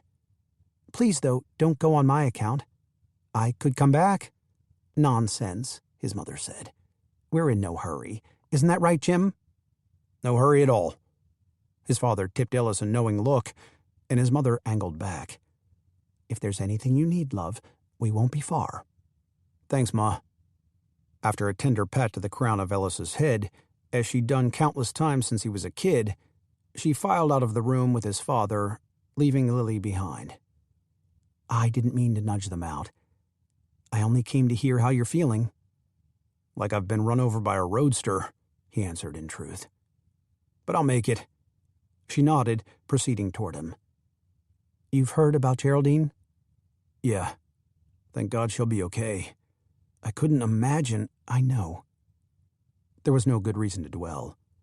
The Dillards would be happy, healthy, and together again, regardless of all the forces that had worked against them. "The nurse told me Sylvia's been arrested," Ellis said, as Lily settled on the chair beside him. "For now. An officer expects there to be a deal to place her in an asylum. I suppose I shouldn't be surprised." Lily seemed somewhat irked by this, but Ellis didn't view prison as the place for Sylvia. The woman's need for serious help had been a long time coming, and even if he shouldn't, part of him still sympathized. "On a positive note," Lily went on, "any previous charge against you won't be an issue." "Just like that, huh?" He hadn't considered it yet, but his bank account, too, ought to be in the clear. "You are the hero of the hour." "Right, some hero." His banged-up body was far from that of a gallant knight, much less her dapper beau, Clayton Brower. "Every major paper in the city is vying for an exclusive. A detective wants to speak with you first, about the millstones as well as the gantries. But after that, you'll virtually have your choice of reporters." She was serious. He almost laughed, but caught himself, preventing another stab of pain. "Well, if I really have any pick, that's an easy one." She scrunched her nose. "Who?" "You." She rolled her eyes. "That's ridiculous." "Why?" "Because I'm only a columnist, and barely that, Lily." "Ellis, I'm flattered. But this story is too important, and I'm far too close to it. There must be somebody else you'd trust to get it right." As he gave it some thought, one other person did come to mind. A strong writer and a real pal, Dutch Vernon. No question the guy wouldn't rest until he did the story justice. "Just promise me then," Ellis said, "that you'll tell your side too. The whole thing, beginning to end." She still looked uncertain, and it occurred to him that this might come across as an excuse to keep her close, even as her life was moving on. Sure, he couldn't deny wanting that. But he did have another reason. "How I see it, if my first feature brought in that many donations for the Dillards, they'll be able to fill a barge after this one. It'd definitely give the family a nice new start. Maybe if they were lucky, they wouldn't ever need to use Alfred's cash payment to get by, though at least they had the option." "True," Lily said, coming around. "Of course, if you'd like, I could always leave certain elements out." It took him a second to decode the offer, a reference to the substitution of a photo that led to a lot of good, but absent of noble intentions. "You could," he said, "but I wouldn't want you to." "You're editor at the Tribune, though." He'll be comfortable with that? Probably not. Ellis smiled wryly, as career aspirations were currently the least of his worries. But heck, there's bound to be a paper on the lookout for a highly skilled society reporter. Or who knows, when you leave for Chicago, the chief will need a new secretary, won't he? Any amusement slid from her face. An echo of their past argument, of her role as a secretary, might have pushed a sore button. Before he could backtrack, she explained. I won't be leaving the Examiner. Not for the time being. Clayton and I, we've decided to go our separate ways. Ellis reviewed her words, hoping medication hadn't affected his hearing.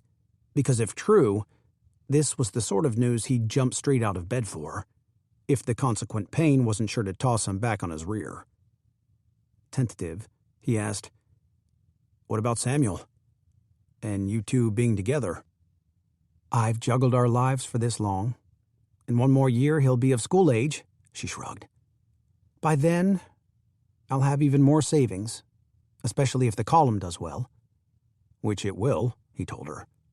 "You think so?" "Right up there with Nellie Bly's." Lily's mouth curved up, and he realized her stunning change of plans was in fact reality. "Anyhow," she went on, "I was thinking we could find an apartment of our own in the city, near a park and other families. Perhaps with space for a table to hold a typewriter by a window, where we could even hang a planter box." She suddenly stopped and motioned back and forth between them. "I didn't mean we. I meant we as in—" "Never mind." She looked away, her skin going flush. "Lily?" When she didn't turn, he reached as far as he was able and guided her face back toward him. As their eyes held, he said, "It's a perfect plan." A slow smile moved over her lips, which were just as perfect. Like everything about her. Then she covered his hand on her cheek, and leaning toward him, she pressed her mouth to his. The kiss was long, tender, and warm, and as she drew away, he felt genuinely thankful for every blessed mistake and pang of regret that had ever led him right here to her. "Mommy!" The voice came only a second before Samuel sprinted into the room and over to Lily. Her mother arrived at the doorway directly after. "Samuel Ray Palmer, I told you not to disturb them." "But he needs my gift to make him feel better," Ellis assured her. "It's fine, Mrs. Palmer, really." With a kind look, she nodded her approval and watched Samuel place an object on the bed. "What have you got there, you rascal?" Ellis picked it up and studied the small towel, nodded and twisted into an indistinct blob. The kid was staring expectantly, eager for Ellis's response. "This wouldn't be a rabbit now, would it?"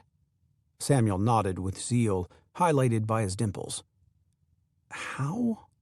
Lily mouthed to Ellis, clearly perplexed over how he managed to decipher its shape. "It's his favorite," he reminded her, and her green eyes glimmered. "Will he be okay, Mommy?" Samuel asked in a near whisper.